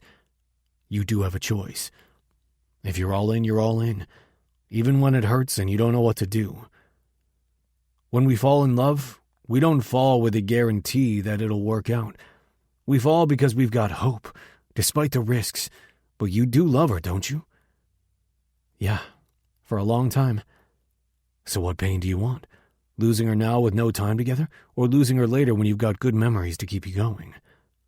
I didn't answer, letting his words rattle around in my brain. There was this one song your mom loved. She always changed the words to rhyme with my name. Made me laugh every time. Don't know why. Maybe it's because it was her. Maybe it was because of the little shoulder shimmy she did when she sang. When I'm sad, I think about that, how once upon a time there was someone who loved me enough to make my name rhyme. It feels nice. I thought of Sasha and her victory dance, her collection of words and sticky notes, how she always dug her toes under my legs when we sat together. I recalled all of the times she pushed me to do better, be better. Sasha always believed in me, and now it was time I returned the sentiment. Because if there was someone I believed in, it was Sasha Covey. At the beach a few days later, I watched on as Henry taught Dad how to be a pirate. The kid ran the old man ragged, shouting nonsense about sails and capsizing.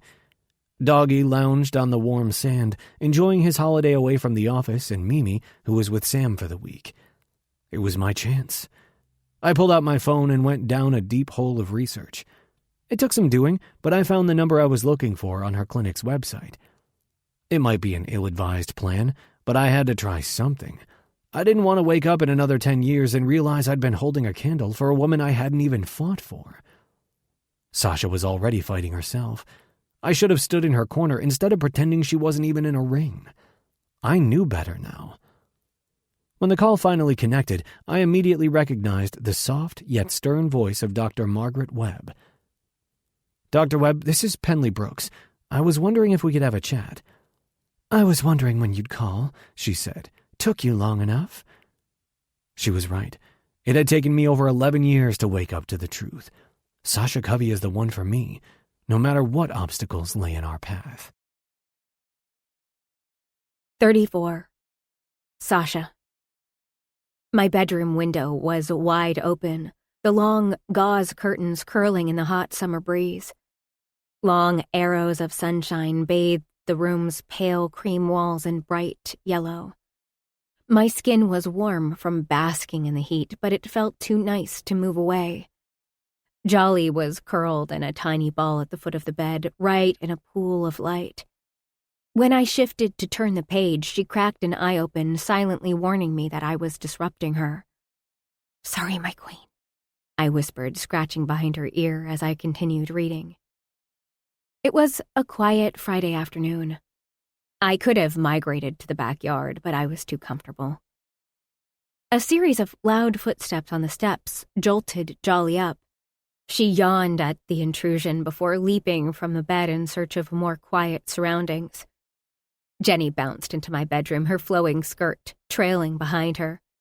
She was in full frolicking wood nymph mode. I was already worried about her upcoming adventure, but the closer her departure date got, the more concerned I grew. Every time I brought it up, she waved me off, promising that she knew what she was doing. I had to remember that Jenny wasn't me. She was way better equipped for her European trek than I would ever have been for my stay in Colbury. You will never guess what, Sash. She threw herself onto the bed, her hand going to her forehead with her signature dramatic flair. What? I barely looked up from my book, expecting her to go on about one Greek island or another. Guess! Jenny, I warned. I really want to finish this book before this evening. The massive tome weighed about 10 tons, making it an inconvenient book to carry. She clicked her tongue, but continued grinning at me. Fine. You might want to go to the backyard. I turned to face her. What? Why? I'm all cozy in here. She wiggled her eyebrows at me. There's someone here to see you. I frowned, confused. Who? The rest of the question died on my lips. Penley. It stumbled out of my mouth, more in hope than certainty. Maybe if I spoke his name with enough reverence, he'd materialize in front of me. Yep. Jenny hopped off the bed, took my hand, and began shoving me toward the door. He's here, can you believe it? Most definitely not. I was speechless. I didn't utter a word as I slowly made my way down the stairs, through the kitchen and out of the patio door. The gazebo, which was one of Margaret's pride and joys, was an oasis. Under the shade of the canopy, deep brown wicker furniture was dressed in forest green pillows. To the left, a small fountain gurgled, the only sound in the massive backyard. And there he was. Penley Brooks. I hadn't seen him in 40 days. All of me, body, heart, and soul, was starved for him. I wanted to walk up to him and hold him, apologize for everything, make it right. All I could do was gape at him. He looked good. Wonderful, actually. His black shorts and pale blue short-sleeve button-down shirt looked almost formal. The color of his eyes was paler yet deeper. He watched me intently as I made my way over to him. I wanted to say something because my brain sure wasn't coming up with anything. Can we talk? He motioned to one of the wicker love seats. I nodded and sat before my legs gave out. I was waiting for the right time to go back to Colbury, but I didn't know if he would want to see me again. Not after the way I had left. You look good, Sasha. Healthy. Content.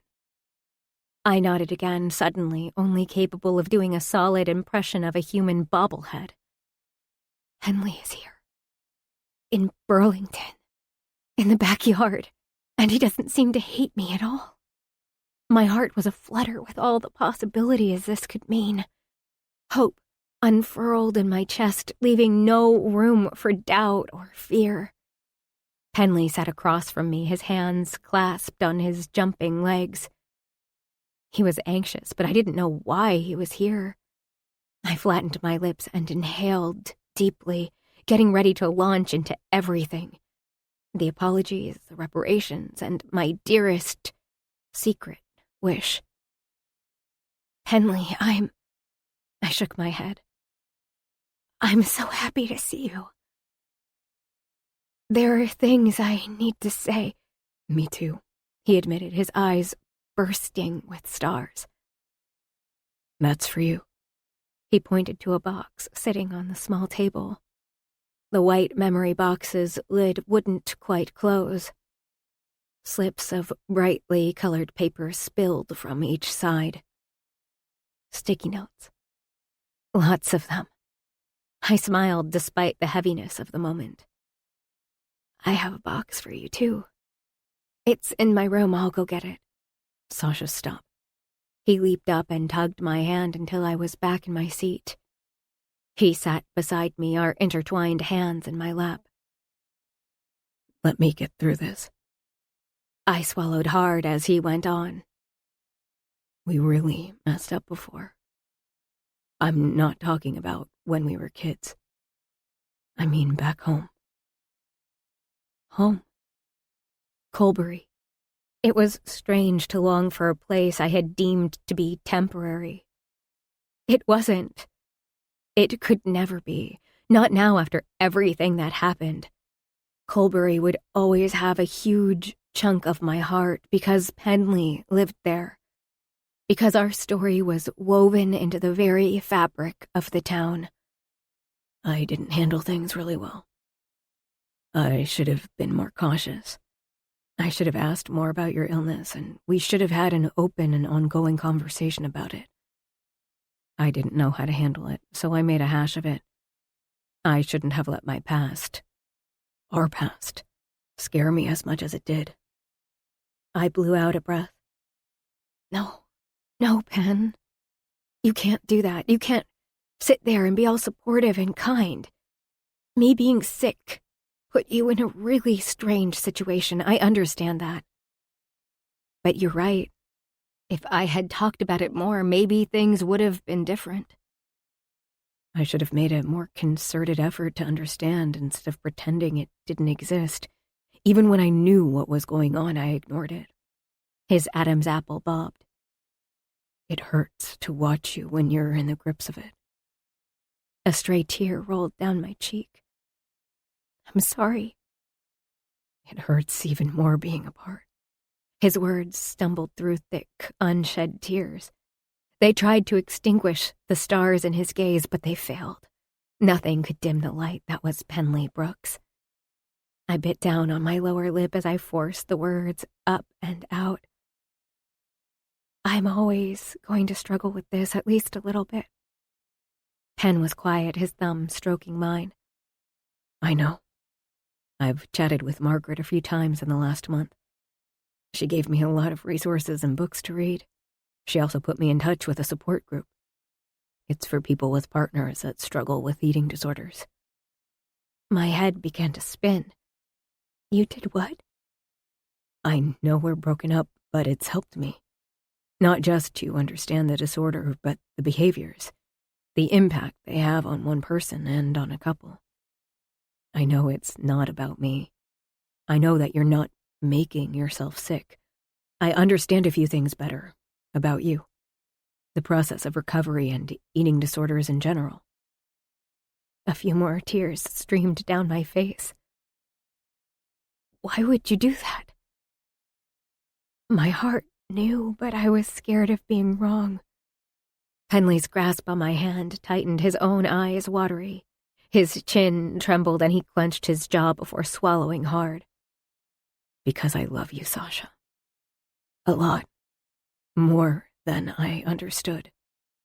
When you left, I wanted to blame you and hate you. I couldn't. I know you've got one hell of a fight inside of you, but I also know that you're one hell of a woman. You're so much stronger and resilient than you give yourself credit for. I went to that group to get answers about how we ended. But I found something else. I found ways we can make us work. My breath caught, my heart stuttered. There was no end to my tears. Penley. I know it'll be hard sometimes. I know that my own past will be triggered, but I have the tools to cope thanks to the group. I also started seeing a grief therapist at Margaret's suggestion. It's helping me resolve some of my stuff so I don't bring it between us. So I don't lay it at your disorder's feet. We both put up this cone of silence around the pain, thinking we were protecting what we had, but it did us in. You're doing work on you. I'm doing some on me, and together we can build something stronger than anything the past or an illness can throw our way. I grinned. Pen, you're sort of stealing the words right out of my mouth. That's what I want too. I just can't believe you did all that. For me. For us. He inhaled long and deep before leaning down to brush his lips against my forehead. You're worth it. We're worth it. I soaked in his words, letting them settle in the gaps of my soul. The quiet between us wasn't threatening. It wasn't a hiding space for secrets, because we were laying them all out in the open. Do you remember when we had dinner with Jenny? How we held hands under the table until you were calm enough to eat? You noticed that? He gave me a sad smile. How could I not? I should have paid more attention to the signs instead of pretending they weren't there. I can't fight the battle for you. I can't take the punches for you, but I can be there for you. That's the kind of man I want to be, Sasha. I don't want to fight against the disease, and I don't want to fight you. I simply want to be in your corner. I don't want to lose you because of it. Instead, I want to hold your hand so that you know you're not stuck in the dark when it comes. I want you to know, to understand that you're not alone, that you're loved and wanted, and that you can take up all of the space in my heart because it's yours. It's always been yours. I blew out a breath I'd been holding for over a month. When I filled my lungs again, it was with hope and the future and, most importantly, Henley. I inched closer to him, draping my arms around his neck. That we should be having this conversation on a small couch was so us, and it made me ache in the best way possible. It was almost like a full circle, but not quite. We weren't there yet. I need to apologize, Penley. I lied to you, and I used your home to binge. I put your furry charges in danger, and that's irresponsible. You've got to know it won't happen again. I really am sorry. And as for the letter I left, I cleared my throat, resolved not to roll my lips into my mouth. It was the coward's way out. I should have stayed. I should have had an actual talk with you. I won't try to excuse my behavior. It was the wrong way to handle it. I'm getting better at recognizing my sins and, most importantly, asking for help. I hope you can see me as a safe place now. Not my house, but me. My arms, my heart. They're yours even when the things you keep are dark and dangerous. Don't go at it alone. Let me be there beside you, holding your hand, touching your leg. Whatever you need. When we were kids, we jokingly called ourselves the Footnote Club because others so easily forgot about us. I won't forget you, Sasha Covey. Not now, not ever. You're unforgettable. You're not a footnote to me. You're the whole damn story. Penn cupped my cheek, his thumb rubbing against my beauty mark. I've been working a lot on my recovery since I came back to Burlington. Actually, it's pretty much all I've been doing. I made good progress. Not just getting back up from the relapse. I learned a lot from that backslide. I'm really working on the whole saying what's really going on thing. And stating what I want.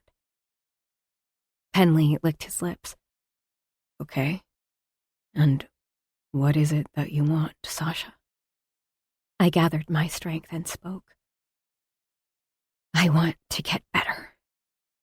I want to go back to school and get my PhD. Emboldened because I was finally telling him, I went on, laying it all on the line. That's only part of it. I want to continue to learn how to drive so that I can visit my boyfriend in Colbury over the weekends. If I still have a boyfriend. I wasn't able to finish the thought. Penn kissed the rest of the words away. You do, Sash. You definitely do. In the end, our story wasn't a footnote reduced to the small print of our lives. Our time apart would be downsized to tiny font at the very bottom of the page, just a minor speed bump on our way to each other. I was so wrong before. This wasn't our middle with a looming end. The spoon might not be a spoon, but there's more than one way to eat ice cream. Every time we chose each other, every day spent loving each other was a new beginning, a new page, a new sticky note. Come back home for the weekend, lovely, Henley whispered between feverish kisses. Only if I can drive, I murmured back. I'll play you for it. Category is love. Then we both win. 'Cause I've got the be-all, end-all of that lexical field. You, we said together. Epilogue. 4 months later. Penley. My entire body shook with nervous energy. For the millionth time in 10 seconds, I scanned the living room. Everything is in order. The Christmas tree, surrounded by a small gate to keep the menagerie away, was lit up, the ornaments casting bright and colorful sparks on the walls. The fake fire crackled on the television screen, accompanied by the soft sounds of Christmas carols. The air was fragrant from the gingerbread cookies I spent the morning baking and decorating with Henry. The little dude was off on a playdate with Declan and Liam. The animals were watered, fed, and walked. Doggy snored on his dog bed, while Jolly lorded over the couch. Mimi had been remanded to the laundry room with all of the toys and pee pads she could ever need. Sasha and I had the house to ourselves until dinner, blissful alone time uninterrupted by pets or children. I was so excited to see her I couldn't be still for more than a minute at a time. Between taking her finals and her teaching assistant gig, I hadn't seen much of my girlfriend since the beginning of December, but now Moo Yu was officially closed for Christmas break. Sasha was coming home for 2 whole weeks of well-deserved quality time. There would be loads of holiday gatherings with friends and family. We had a few things planned. Dinner with Lori, sledding with Liam and Declan. The Webbs were coming down the day after Christmas to meet my dad over brunch. The list of events was a bit dizzying, but today Sasha was all mine. I intended to make up for the 2 weeks apart in the short hours we had alone. There would be kissing, there would be nudity, there would be orgasms. I was damn proud of Sasha for going back to her studies, but waking up without her was hard. We had a few more years of navigating the distance between Burlington and Colbury, but we could do it. We could do anything. Together. The crunch of tires pulling up the driveway made me jump 6 feet high. I bolted outside, running down the front steps without shoes. My socks would definitely get wet, but I didn't care. Sasha wasn't even out of the car yet, still tucked into the driver's seat. I opened her door while she unbuckled herself. I grabbed her, lifting her clear off the ground. She giggled, dropping quick kisses across my face. Someone's excited to see me? Fucking hell, Sash. I didn't think it was possible to miss someone this much. You're not even wearing shoes, you loon. You'll freeze. Back into the house with you. With Sasha still in my arms, I grabbed Jolly's crate from the back seat before running up the front porch. I kicked the door closed behind us and set her down. Your feet must be cold and soaked, she chided. Don't care. I cupped her face in my hands and sealed my mouth to hers, delivering a kiss that was powerful enough to echo through the 2 weeks it had been since I'd seen her. My tongue tangled with hers, her fingers pressing into my back, bringing me closer to her. Hi, she sighed against my mouth. That was quite the hello. I missed you. I kissed her again because I could, because she was here and so perfectly mine. Oh, Pen, same. Missed you so much. Her fingers dug into the hair at the base of my skull. I want to know how your last final went. I want to know how the drive down was. I want to know everything, but later. First, I want to strip you— Well, hold on, she interrupted, kissing me quiet. I want to know how the Fosters are doing. How about the shelter and the clinic? How's Henry? She kept listing things off like we hadn't spoken for an hour on the phone last night. Have mercy, lovely. It's all fine. Everything is good. Great. We can talk later. I held her, my body screaming for hers. I need you so bad right now. Her eyebrow arched, an amused grin pulling at her full lips. Really? I couldn't tell. She pressed her palm against my erection. How about we take this upstairs?